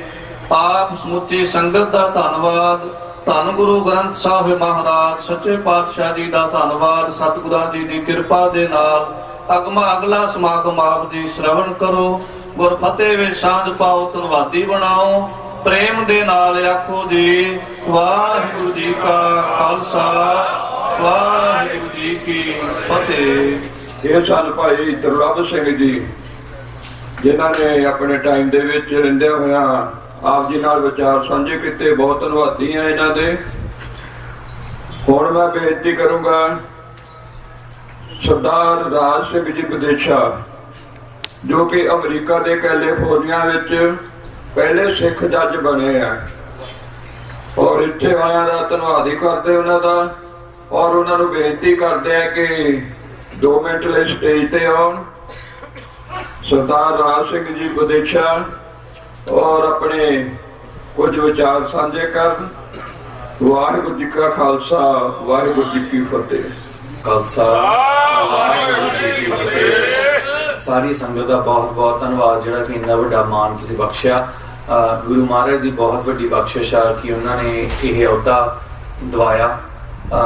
ਜਿਹੜੀ ਸੰਗਤ ਨੂੰ ਨਹੀਂ ਪਤਾ, ਮਤਲਬ ਜਿਹੜਾ ਇਹ ਗੁਰੂ ਸਾਹਿਬ ਦਾ ਸਰੂਪ ਆ, ਇਸ ਕਾਰਨ ਕਰਕੇ ਮੇਰੀ ਜਿਹੜੀ ਅਪੁਆਇੰਟਮੈਂਟ ਆ ਇਹ ਮਤਲਬ ਬਹੁਤ ਦੂਰ ਤੱਕ ਪਹੁੰਚੀ ਆ। ਸੋ ਮੈਂ ਮਤਲਬ ਮਤਲਬ ਜਿਹੜੀ ਅੱਜ ਆਪਾਂ ਸ਼ਹਾਦਤ ਦੀਆਂ ਗੱਲਾਂ ਕਰ ਰਹੇ ਹਾਂ, ਤੇ ਭਾਈ ਸਾਹਿਬ ਨੇ ਮੈਨੂੰ ਦੱਸਿਆ ਵੀ ਗਦਰੀ ਬਾਬੇ ਦੇ ਪਰਿਵਾਰਾਂ ਦੇ ਵਿੱਚੋਂ ਵੀ ਕਿਸੇ ਨੂੰ ਸਨਮਾਨਿਤ ਅੱਜ ਕੀਤਾ ਜਾਣਾ ਵਾ। ਮਤਲਬ ਜਿਹੜਾ ਇਹ ਗੁਰੂ ਮਹਾਰਾਜ ਨੇ ਸਰੂਪ ਬਖਸ਼ਿਆ, ਜਿਹੜੀ ਇਹ ਸਿੱਖੀ ਬਖਸ਼ੀ ਆ, ਜਿਹੜੀਆਂ ਇਹਦੇ ਲਈ ਕੁਰਬਾਨੀਆਂ ਦਿੱਤੀਆਂ ਗਈਆਂ ਨੇ, ਇਹ ਸਿਰਫ ਜਿਹੜੀ ਸਿੱਖ ਕੌਮ ਆ ਉਹੀ ਜਾਣਦੀ ਆ। ਸੋ ਜਦੋਂ ਸਿੱਖ ਕੌਮ ਦੇ ਵਿੱਚੋਂ ਕਿਸੇ ਨੂੰ ਕੋਈ ਵੀ ਅਹੁਦਾ ਮਿਲਦਾ ਵਾ ਤਾਂ ਸਾਰੀ ਸਿੱਖ ਕੌਮ ਖੜੀ ਹੁੰਦੀ ਆ, ਤੇ ਉਸ ਦੇ ਲਈ ਇੱਕੋ ਹੀ ਇੱਕ ਬੰਦਾ ਜਾਂ ਮੈਂ ਜੇ ਮੈਂ ਕਹਾਂ ਵੀ ਮੈਂ ਕੁਝ ਕੀਤਾ ਵਾ, ਮੇਰੇ ਮਨ ਚ ਇਹੋ ਜਿਹੀ ਕੋਈ ਗੱਲ ਨਹੀਂ ਗੀ।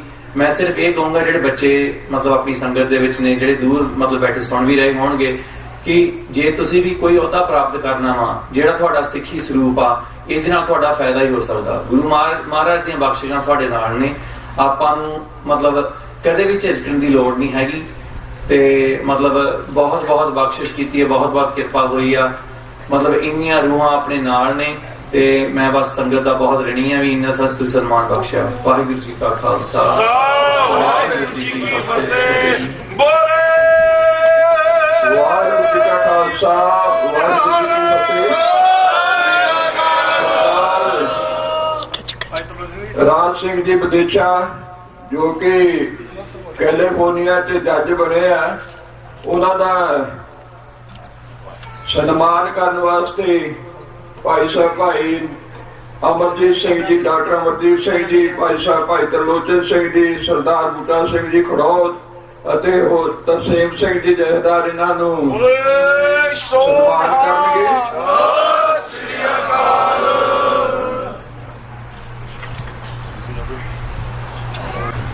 ਵਾਹਿਗੁਰੂ ਜੀ ਕਾ ਖਾਲਸਾ, ਵਾਹਿਗੁਰੂ ਜੀ ਕੀ ਫਤਿਹ।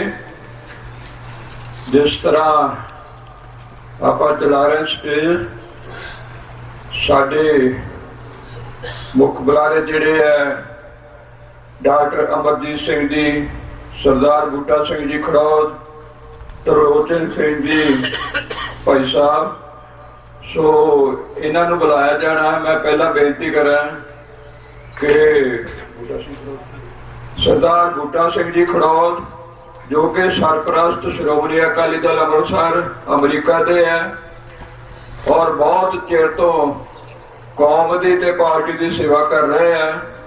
ਸਾਨੂੰ ਜਦੋਂ ਵੀ ਲੋੜ ਹੁੰਦੀ ਪੰਜਾਬ ਵਿੱਚ, ਅਸੀਂ ਇਹਨਾਂ ਨੂੰ ਬੇਨਤੀ ਕਰਦੇ ਹਾਂ। ਇਹ ਸਾਡੇ ਵਾਸਤੇ ਪੰਜਾਬ ਵਿੱਚ ਵੋਟਾਂ ਵੀ ਕਹਿੰਦੇ ਆ ਲੋਕਾਂ ਨੂੰ, ਤੇ ਨਾਲ ਮਾਇਆ ਦੀ ਵੀ ਬਹੁਤ ਸੇਵਾ ਕਰਦੇ ਆ। ਸੋ ਸਰਦਾਰ ਬੂਟਾ ਸਿੰਘ ਜੀ ਖੜੌਤ ਉਹ ਆਪਣੇ ਕੁਝ ਮਿੰਟਾਂ ਲਈ ਵਿਚਾਰ ਰੱਖਣਗੇ। ਵਾਹਿਗੁਰੂ ਜੀ ਕਾ ਖਾਲਸਾ, ਵਾਹਿਗੁਰੂ ਜੀ ਕੀ ਫਤਿਹ।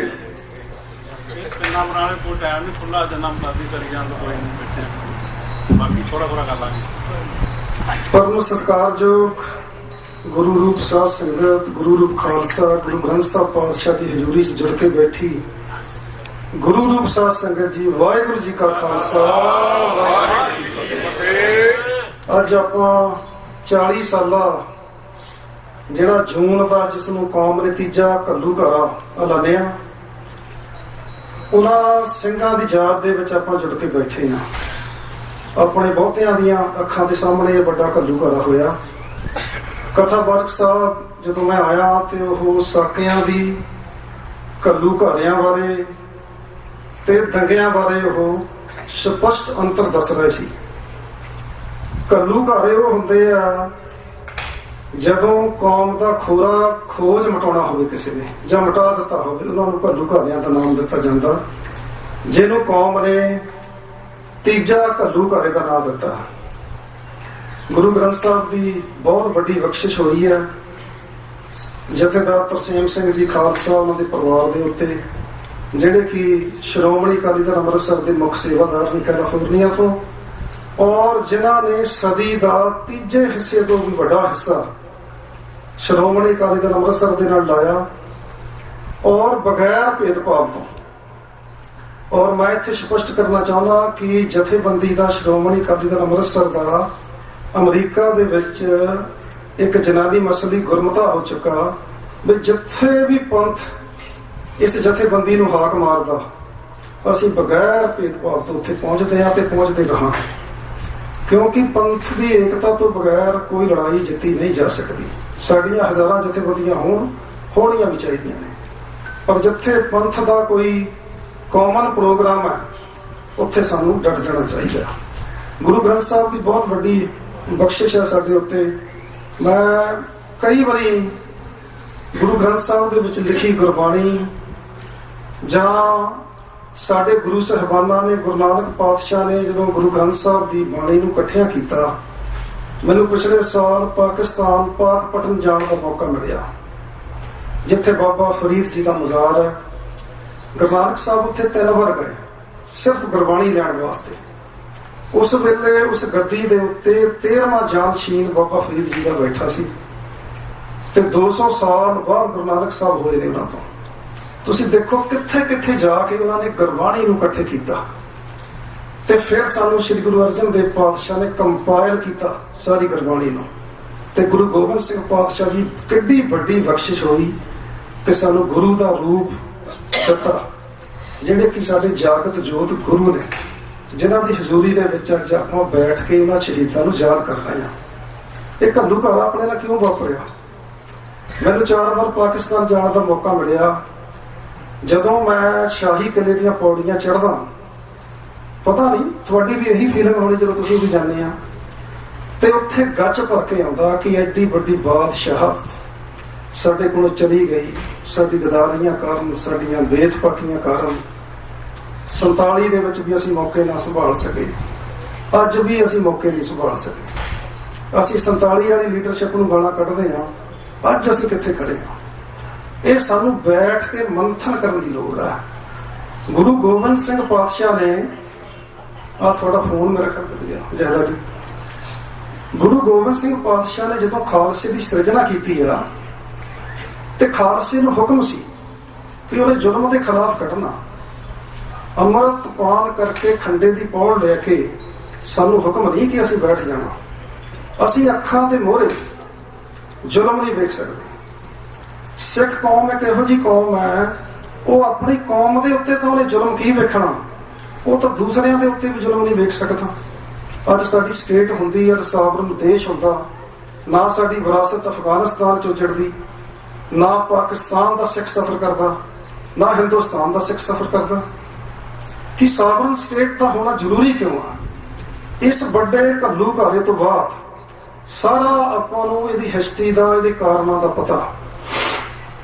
ਇਹਦੇ ਪਰ ਜਿਹੜੀਆਂ ਵੱਡੀਆਂ ਸ਼ਹਾਦਤਾਂ ਹੋਈਆਂ, ਸੰਤ ਬਾਬਾ ਜਰਨੈਲ ਸਿੰਘ, ਭਾਈ ਅਮਰੀਕ ਸਿੰਘ, ਜਨਰਲ ਸੁਮੇਗ ਸਿੰਘ, ਭਾਈ ਠਾਰਾ ਸਿੰਘ ਤੇ ਹੋਰ ਹਜ਼ਾਰਾਂ ਸਿੰਘ ਸਿੰਘਣੀਆਂ ਜਿਹੜੇ ਸ਼ਰਧਾਲੂ ਸਨ, ਉਹ ਕਾਹਦੇ ਪਿੱਛੇ ਹੋਈਆਂ ਜੀ?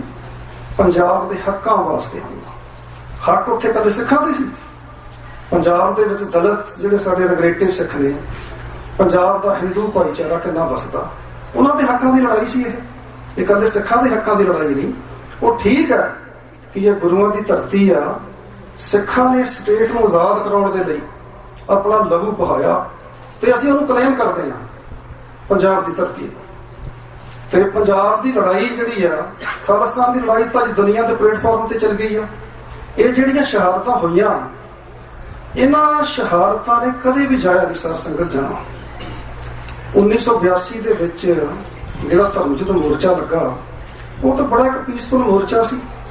ਉਹ ਤਾਂ ਇੰਦਰਾ ਗਾਂਧੀ ਦੀ ਮਤਸਬੀ ਸੋਚ ਨੇ ਜਾਣ ਬੁੱਝ ਕੇ ਇੱਕ ਤੁਹਾਨੂੰ ਸਬਕ ਸਿਖਾਉਣ ਵਾਸਤੇ ਸਾਰਾ ਕੁਝ ਕੀਤਾ ਕਿ ਅੱਜ ਵਾਰ ਜਿਹੜੀ ਹੈ ਵੱਧ ਘਰਾਂ ਦੀ ਪੰਜਾਬ 'ਚੋਂ ਉੱਠੀ ਆ, ਕੱਲ੍ਹ ਨੂੰ ਕਿਸੇ ਹੋਰ ਸਟੇਟ 'ਚ ਉੱਠੂਗੀ। ਸਾਡੀ ਆਵਾਜ਼ ਕਿਉਂ ਉੱਠੀ ਸੀ ਪੰਜਾਬ ਦੇ ਸਿੱਖਾਂ ਦੀ? ਸਾਡਾ ਅਸੀਂ ਡਿਜ਼ਰਵ ਕਰਦੇ ਸੀ, ਤੁਹਾਡੇ ਨਾਲ ਵਾਅਦੇ ਕੀਤੇ ਗਏ ਸੀਗੇ, ਤਾਂ ਇਹ ਆਵਾਜ਼ ਉੱਠੀ। ਸਾਧ ਸੰਗਤ 1978 ਦਾ ਜਿਹੜਾ ਸਾਕਾ ਹੋਇਆ, ਕੇਸ ਕਰਨਾਲ ਦੀ ਕਚਹਿਰੀ ਚੱਲਿਆ। ਚੱਲਣ ਤੋਂ ਬਾਅਦ ਨਿਰੰਕਾਰੀ ਨੇ ਕਿਹਾ ਬਈ ਹੁਣ ਤਾਂ ਸਿੱਖਾਂ ਦਾ ਗੁਰੂ ਤੇ 52 ਲਿਆਇਆ ਤੇ ਮੈਂ ਤਾਂ 62 ਛਡਾ ਕੇ ਗਿਆ। ਦੱਸੋ ਮੈਨੂੰ ਕਿਹੜਾ ਚਾਰਾ ਉਹ ਤੋਂ ਬਾਅਦ ਸਾਡਾ ਰਹਿ ਗਿਆ ਸੀ? ਅਪੀਲਾਂ, ਦਲੀਲਾਂ, ਬੇਇਨਸਾਫੀਆਂ ਦਾ ਜਦੋਂ ਦੌਰ ਚੱਲਿਆ ਹੋਵੇ ਤੇ ਗੁਰੂ ਸਾਹਿਬ ਨੇ ਫਿਰ ਹਥਿਆਰ ਤਾਂ ਸਾਨੂੰ ਦਿੱਤਾ ਹੋਇਆ। ਹਥਿਆਰ ਤਾਂ ਆਪਾਂ ਰਾਤ ਨੂੰ ਵੀ ਪਾ ਕੇ ਸੌਂਦੇ ਹਾਂ। ਹਥਿਆਰਾਂ ਤੋਂ ਖਾਲਸਾ ਕਦੇ ਪਾਸੇ ਨਹੀਂ ਹੋ ਸਕਦਾ। ਪੀਸਫੁਲ ਮੂਵਮੈਂਟਾਂ ਆਪਾਂ ਚਲਾਈਆਂ, ਅੰਗਰੇਜ਼ਾਂ ਵੇਲੇ ਵੀ ਆਪਾਂ ਮੋਰਚੇ ਪੀਸਫੁਲ ਹੀ ਲਾਏ ਸਕੇ। ਇਹ ਪੀਸਫੁਲ ਮੂਵਮੈਂਟ ਜਿਹੜੀ ਆ 1982 ਦਾ ਧਰਮ ਯੁੱਧ ਮੋਰਚਾ ਜਿਹੜਾ ਆ, ਉਹ ਇੱਕ ਪੀਸਫੁਲ ਸੀਗਾ। ਉਹਨੂੰ ਜਾਣ ਬੁੱਝ ਕੇ ਕਤਲ ਕੀਤਾ ਗਿਆ ਤੇ ਜਿਹਦੇ ਵਿੱਚੋਂ ਇਹ ਵੱਡੇ ਘੱਲੂਘਾਰੇ ਹੋਏ ਨੇ। ਪਰ ਉਸ ਘੱਲੂਘਾਰੇ ਦੇ ਵਿੱਚੋਂ ਇੱਕ ਵੱਡਾ ਮੈਸੇਜ, ਹਮੇਸ਼ਾ ਮੈਂ ਸਰਦਾਰ ਸਿਮਰਨਜੀਤ ਸਿੰਘ ਮਾਨ ਦੀ ਉਹ ਗੱਲ ਜ਼ਰੂਰ ਕੋਟ ਕਰਦਾ ਕਿ ਜਦੋਂ ਬੰਦੇ ਦਾ ਕਤਲ ਹੁੰਦਾ ਜਾਂ ਬੰਦਾ ਸ਼ਹੀਦ ਹੁੰਦਾ ਜਾਂ ਸ਼ਹੀਦ ਹੋਣ ਤੋਂ ਪਹਿਲਾਂ ਜਾਂ ਕਤਲ ਹੋਣ ਤੋਂ ਪਹਿਲਾਂ ਜਿਹੜੀ ਗੱਲ ਉਹ ਆਪਣੇ ਵਾਰਸਾਂ ਨੂੰ ਜਾਂ ਮੌਕੇ ਤੇ ਥਾਣੇਦਾਰ ਨੂੰ ਰਫਟ 'ਚ ਲਿਖਾ ਜਾਂਦਾ, ਉਹਦੇ ਉੱਤੇ ਕੇਸ ਦਰਜ ਹੁੰਦਾ। ਤੇ ਸੰਤ ਜਰਨੈਲ ਸਿੰਘ ਇੱਕ ਸਾਨੂੰ ਮੈਸੇਜ ਦੇ ਕੇ ਗਏ ਨੇ, ਇੱਕ ਉਹ ਕੌਮ ਦੀ ਕਚਹਿਰੀ 'ਚ ਰਫਟ ਲਿਖਾ ਕੇ ਗਏ ਨੇ ਕਿ ਜੇ ਹਿੰਦੁਸਤਾਨ ਦੀਆਂ ਫੌਜਾਂ ਪ੍ਰਕਰਮਾਂ 'ਚ ਆਈਆਂ, ਖਾਲਿਸਤਾਨ ਦੀ ਨੀਂਹ ਰੱਖੀ ਜਾਵੇਗੀ, ਜਿਹਦੇ ਪਿੱਛੇ ਹਜ਼ਾਰਾਂ ਸ਼ਹਾਦਤਾਂ ਹੋਈਆਂ। ਇੱਥੋਂ ਤੱਕ ਕਿ ਇੰਡੀਅਨ ਹਕੂਮਤ ਨੇ ਤੁਹਾਡੇ ਸਿੱਖ ਇੱਥੇ ਮਾਰ ਦਿੱਤੇ, ਆ ਕੇ ਸ਼ਹੀਦ ਕਰ ਦਿੱਤੇ ਨੇ, ਤੁਹਾਡੇ ਉੱਤੇ ਬੜੀਆਂ ਹਰੈਸਮੈਂਟਾਂ ਖੜੀਆਂ ਕਰ ਦਿੱਤੀਆਂ ਨੇ। ਮੈਂ ਗਰਾਊਂਡ ਰਿਐਲਿਟੀ ਜਿਹੜੀ ਪੰਜਾਬ ਦੀ ਆ ਉਹਦੇ ਨਾਲ ਵੀ ਆਪ ਜੀ ਨੂੰ ਲੈ ਕੇ ਜਾਣਾ ਚਾਹੁੰਦਾ, ਕਿਉਂਕਿ ਆਪਾਂ ਸਾਰੇ ਉੱਥੋਂ ਆਏ ਆ ਤੇ ਔਰ ਆਪਾਂ ਪਿੰਡਾਂ ਨਾਲ ਜੁੜੇ ਹੋਏ ਆ। ਸਾਧ ਸੰਗਤ, ਜਿੰਨੀ ਦੇਰ ਸਾਡਾ ਦੇਸ਼ 3 ਨਿਊਕਲੀਅਰ ਮੁਲਕ ਉਹਨਾਂ ਦੇ ਵਿਚਾਲੇ ਨਹੀਂ ਖੜਦਾ, ਉਨੀ ਦੇਰ ਤੁਸੀਂ ਮੋਰਚੇ ਲਾਈ ਜਾਓ, ਬੰਦੇ ਮਰਵਾਈ ਜਾਓ, ਜੋ ਮਰਜ਼ੀ ਕਰੀ ਜਾਓ, ਤੁਹਾਡੇ ਪਾਣੀ ਵੀ ਲੁੱਟੇ ਜਾਣਗੇ, ਤੁਹਾਡੀਆਂ ਇੱਜ਼ਤਾਂ ਵੀ ਲੁੱਟੀਆਂ ਜਾਣਗੀਆਂ, ਤੁਹਾਡੇ ਬੰਦੇ ਵੀ ਮਾਰੇ ਜਾਣਗੇ। ਦੁਨੀਆ ਦੇ ਹਾਣੀ ਬਣਨ ਵਾਸਤੇ ਦੇਸ਼ ਦਾ ਹੋਣਾ ਬਹੁਤ ਜ਼ਰੂਰੀ ਆ। ਉਹ ਅਸੀਂ ਪੀਸਫੁਲ ਮੂਵਮੈਂਟ ਤਰੀਕੇ ਦੇ ਨਾਲ ਵੀ, ਇਸ ਦੇਸ਼ ਦੇ ਵਿੱਚ ਵੀ ਬਹੁਤ ਜਥੇਬੰਦੀਆਂ ਜਿਹੜੀਆਂ US ਗਵਰਨਮੈਂਟ ਦੇ ਨਾਲ ਵੀ ਕੰਮ ਕਰਦੀਆਂ, ਬਹੁਤ ਜਥੇਬੰਦੀਆਂ ਜਿਹੜੀਆਂ ਯੂਨਾਈਟਿਡ ਨੇਸ਼ਨ ਦੇ ਨਾਲ ਵੀ ਕੰਮ ਕਰਦੀਆਂ, ਬਹੁਤ ਜਥੇਬੰਦੀਆਂ ਯੂਨਾਈਟਿਡ ਨੇਸ਼ਨ ਦੇ ਬਾਕੀ ਮੁਲਕਾਂ ਦੇ ਜਿਹੜੇ ਮਿਸ਼ਨ ਨੇ ਉਹਨਾਂ ਦੇ ਨਾਲ ਵੀ ਕੰਮ ਕਰਦੀਆਂ। ਜਿੱਥੋਂ ਤੱਕ ਪੰਜਾਬ ਦੇ ਪਿੰਡਾਂ ਦੀ ਗੱਲ ਹੈ, ਦੇਖੋ ਜਦੋਂ ਤੁਸੀਂ ਨੇਸ਼ਨ ਬਿਲਡ ਕਰਨਾ ਹੁੰਦਾ, ਸਾਨੂੰ ਉਹ ਵੀ ਲੋਕ ਚਾਹੀਦੇ ਨੇ ਜਿਹੜੇ ਸਿੱਧੀ ਲੜਾਈ ਲੜਦੇ ਨੇ, ਸਾਨੂੰ ਉਹ ਵੀ ਲੋਕ ਚਾਹੀਦੇ ਨੇ ਜਿਹੜੇ ਇਲੈਕਸ਼ਨ ਪ੍ਰੋਸੈਸ ਦੇ ਵਿੱਚ ਰਹਿ ਕੇ ਆਪਣੀ ਗੱਲ ਨੂੰ ਤੋੜ ਰਹੇ ਨੇ। ਆਪਾਂ 47 ਤੋਂ ਪਹਿਲਾਂ ਵੀ ਇਲੈਕਸ਼ਨ ਲੜੇ ਨੇ, ਹਾਰੀਏ ਜਿੱਤੀਏ ਉਹ ਵੱਖਰੀ ਗੱਲ ਹੈ। 47 ਤੋਂ ਪਹਿਲਾਂ ਵੀ ਅਕਾਲੀ ਦਲ ਇਲੈਕਸ਼ਨ ਲੜਦਾ ਸੀ, ਮੁਸਲਿਮ ਲੀਗ ਵੀ ਲੜਦੀ ਸੀ, ਕਾਂਗਰਸ ਵੀ ਇਲੈਕਸ਼ਨ ਲੜਦੀ ਸੀ ਬਰਤਾਨੀਆ ਦੇ ਸੰਵਿਧਾਨ ਥੱਲੇ। ਇਹਨੂੰ ਕਹਿੰਦੇ ਮਜਬੂਰਨ, ਕਿਉਂਕਿ ਸਾਨੂੰ ਅੱਜ ਹਾਈ ਕੋਰਟ ਜਾਣਾ ਪੈਂਦਾ, ਇੰਡੀਅਨ ਕਨਸਟੀਟਿਊਸ਼ਨ ਦੇ ਤਦੇ ਕੇਸ ਲੜਾਂਗੇ ਨਾ ਜਾ ਕੇ, ਸਾਡੀ ਮਜਬੂਰੀ ਹੈ। ਅਸੀਂ ਅੰਡਰ ਪ੍ਰੋਟੈਸਟ ਲੜਦੇ ਹਾਂ ਇਲੈਕਸ਼ਨ, ਪਰ ਸਾਡਾ ਡੈਸਟੀਨੇਸ਼ਨ ਕੀ ਆ? ਸਾਡਾ ਡੈਸਟੀਨੇਸ਼ਨ ਖਾਲਿਸਤਾਨ ਹੋਣਾ ਚਾਹੀਦਾ। ਪੰਜਾਬ ਵਿੱਚ ਵਸਣ ਵਾਲੀਆਂ ਕੌਮਾਂ, ਕਿਸੇ ਦਾ ਕਲਚਰ, ਚਾਹੇ ਉਹ ਪੰਜਾਬ ਦਾ ਹਿੰਦੂ ਹੈ, ਚਾਹੇ ਉਹ ਜਿਹੜਾ ਗਵਰਨਮੈਂਟ ਨੇ ਨਾਂ ਦਿੱਤਾ ਸਾਡੇ ਸਿੰਘਾਂ ਨੂੰ ਦਲਿਤ, ਚਾਹੇ ਉਹਨਾਂ ਨੂੰ ਦਲਿਤ ਕਹਿ ਲਓ, ਚਾਹੇ ਆਪਾਂ ਜ਼ਿਮੀਂਦਾਰ ਸਿੱਖ ਹੈ ਜਾਂ ਸਾਡੀਆਂ ਦੂਜੀਆਂ ਬਰਾਦਰੀਆਂ ਨੇ, ਕਿਸੇ ਦਾ ਕਲਚਰ ਵੀ ਪੰਜਾਬ ਤੋਂ ਬਾਹਰ ਦੂਜੀ ਸਟੇਟ ਨਾਲ ਮੇਲ ਹੀ ਨਹੀਂ ਖਾਂਦਾ। ਅਸੀਂ ਤਾਂ ਲਾਹੌਰ ਪਿਸ਼ਾਵਰ ਵਾਲੇ ਹਾਂ, ਤੇ ਪੰਜਾਬ ਆਪਣੇ ਆਪ 'ਚ ਇੱਕ ਵੱਡੀ ਕੌਮੀਅਤ ਹੈ, ਤੇ ਉਸ ਖਿੱਤੇ ਦੇ ਉੱਤੇ 85-90 ਸਾਲ ਤਾਂ ਤੁਹਾਡਾ ਰਾਜ ਭਾਗ ਰਿਹਾ, ਤੇ ਆਪਾਂ ਕਿਉਂ ਹਥਿਆਰ ਸੁੱਟ ਕੇ ਬੈਠੇ ਆ? 50 ਸਾਲ ਸਰਕਾਰੀ ਖਾਲਸਾ ਦੇ ਰੂਪ 'ਚ, 34-35 ਸਾਲ ਮਿਸਰਾਂ ਦੇ ਰੂਪ 'ਚ, ਬਾਬਾ ਬੰਦਾ ਸਿੰਘ ਬਹਾਦਰ ਦੇ ਰੂਪ 'ਚ, ਜਿਹੜੀ ਅੱਜ ਦੀ ਹਕੂਮਤਾਂ ਨੂੰ ਤੇ 77 ਸਾਲ ਹੋਏ ਨੇ। ਤੁਸੀਂ ਉਸ ਧਰਤੀ ਦੇ ਦਬਦਬਾ 90 ਸਾਲ ਰੱਖਿਆ ਤੇ ਅਸੀਂ ਸਾਰਾ ਕੁਝ ਛੱਡ ਕੇ ਬੈਠ ਗਏ। ਇੱਕ ਤੇ ਪਿੰਡਾਂ ਦੇ ਵਿੱਚ ਜੋ ਮੈਂ ਸਟੱਡੀ ਕੀਤੀ, ਇਲੈਕਸ਼ਨਾਂ 'ਚ ਮੇਰੀ ਡਿਊਟੀ ਲੱਗੀ ਹੁੰਦੀ ਆ ਸਰਪੰਚਾਂ ਨਾਲ ਗੱਲਾਂ ਕਰਨ ਦੀ, MCਆਂ ਨਾਲ ਗੱਲਾਂ ਕਰਨ ਦੀ। ਪੰਜਾਬ ਦੇ ਹਰ ਹਲਕੇ ਦੀ ਆਪਣੀ ਸਮੱਸਿਆ, ਆਪਣੇ ਮੁੱਦੇ ਨੇ। ਪੰਜਾਬ ਦੇ ਮੁੱਦੇ ਵੱਖਰੇ ਨੇ, ਸਿੱਖਾਂ ਦੇ ਮੁੱਦੇ ਵੱਖਰੇ ਨੇ, ਸਾਵਰਨਟੀ ਦਾ ਮੁੱਦਾ ਵੱਖਰਾ। ਸਾਨੂੰ ਸਾਰੇ ਮੁੱਦੇ ਲੈ ਕੇ ਚੱਲਣਾ ਪੈਣਾ। ਜਿਨ੍ਹਾਂ ਪਿੰਡਾਂ ਦੇ ਵਿੱਚੋਂ ਅਸੀਂ ਆਏ ਹਾਂ, ਕਮ ਸੇ ਕਮ ਅਸੀਂ ਆਪਣੇ ਪਿੰਡ ਤੋਂ ਮੈਨੇਜ ਕਰ ਲਈਏ ਨਾ ਇੱਥੋਂ ਬੈਠ ਕੇ। ਜੇ ਤੁਸੀਂ ਕਹੀਏ ਵੀ ਤੁਸੀਂ ਇਲੈਕਸ਼ਨਾਂ ਦੇ ਵਿੱਚ ਪਾਰਟਿਸਿਪੇਟ ਨਹੀਂ ਕਰਨਾ, ਕਿਵੇਂ ਨਹੀਂ ਕਰਨਗੇ? ਲੋਕਾਂ ਦੇ ਧੰਦੇ ਨੇ, ਕੰਮ ਨੇ, ਹੋਰ ਵੀ ਨੇ, ਤੇ ਅਸੀਂ ਮੋਰਲੀ ਤੌਰ ਤੇ ਬਹੁਤ ਥੱਲੇ ਆ ਗਏ। ਐਡੀ ਵੱਡੀ ਕੌਮ ਸ਼ਰਾਬ ਦੀਆਂ ਬੋਤਲਾਂ ਪਿੱਛੇ ਵਿਕ ਗਈ, 1000-1000 ਰੁਪਏ ਪਿੱਛੇ ਵਿਕ ਗਈ। ਸੋ ਇਸ ਲੈਵਲ ਤੱਕ ਅਸੀਂ ਕਿਉਂ ਆਏ? ਜੇ ਆਪਾਂ ਪੰਜਾਬ ਨੂੰ ਖੜਾ ਕਰਨਾ ਦੁਬਾਰਾ, ਸੰਤ ਬਾਬਾ ਗਿਆਨੀ ਕਰਤਾਰ ਸਿੰਘ ਵਾਲਾ ਮੂਵਮੈਂਟ ਖੜੀ ਕਰਨੀ ਪੈਣੀ, ਸੰਤ ਬਾਬਾ ਜਰਨੈਲ ਸਿੰਘ ਵਾਲੀ ਧਾਰਮਿਕ ਮੂਵਮੈਂਟ, ਕੱਲੀ ਧਾਰਮਿਕ ਮੂਵਮੈਂਟ ਨਹੀਂ, ਉਹਦੇ ਵਿੱਚ ਖਾਲਸੇ ਦੀ ਸਪਿਰਿਟ ਬਾਦਸ਼ਾਹੀ ਭਰਨੀ ਪਊਗੀ ਨਾਲ, ਫਿਰ ਜਾ ਕੇ ਆਪਣਾ ਕਿਤੇ ਨਾ ਕਿਤੇ ਵਿੜਾ ਬੰਨੇ ਲੱਗੂਗਾ। ਸਾਧ ਸੰਗਤ, 19 ਦਿਨ ਇਲੈਕਸ਼ਨ ਲੜ ਲਈਏ, ਹਾਰ ਲਈਏ, ਜਿੱਤ ਲਈਏ, ਇੱਕ ਪ੍ਰੋਸੈਸ ਹੈ। ਜੇ ਸਰਦਾਰ ਸਿਮਰਨਜੀਤ ਸਿੰਘ ਮਾਨ ਮੈਂਬਰ ਪਾਰਲੀਮੈਂਟ ਬਣੇ, ਜਿਹੜੇ ਆ ਬਾਹਰ ਸਾਰੇ ਕਤਲ ਹੋਏ ਨੇ, ਉਹਨਾਂ ਨੇ ਪਾਰਲੀਮੈਂਟ 'ਚ ਗੱਲ ਕੀਤੀ। ਇੱਥੇ ਦੀਆਂ ਹਕੂਮਤਾਂ ਦੇ ਵਿੱਚ ਉਹ ਵੇਟ ਰੱਖਦੀਆਂ ਗੱਲਾਂ ਕਿ ਇੱਕ ਮੈਂਬਰ ਪਾਰਲੀਮੈਂਟ ਕੀ ਕਹਿ ਰਿਹਾ ਤੇ ਕੀ ਬੋਲ ਰਿਹਾ। ਸੋ ਉਹ ਸਾਡੀ ਇੱਕ ਮਜਬੂਰੀ ਹੈ ਇਲੈਕਸ਼ਨਾਂ ਦੇ ਵਿੱਚ ਜਾਣਾ, ਔਰ ਕੋਈ ਸਪੇਸ ਸਾਨੂੰ ਖਾਲੀ ਛੱਡਣਾ ਚਾਹੀਦਾ ਹੀ ਨਹੀਂ ਇੱਥੇ, ਪਿੰਡ ਲੈਵਲ ਤੋਂ ਉੱਪਰ ਤੱਕ।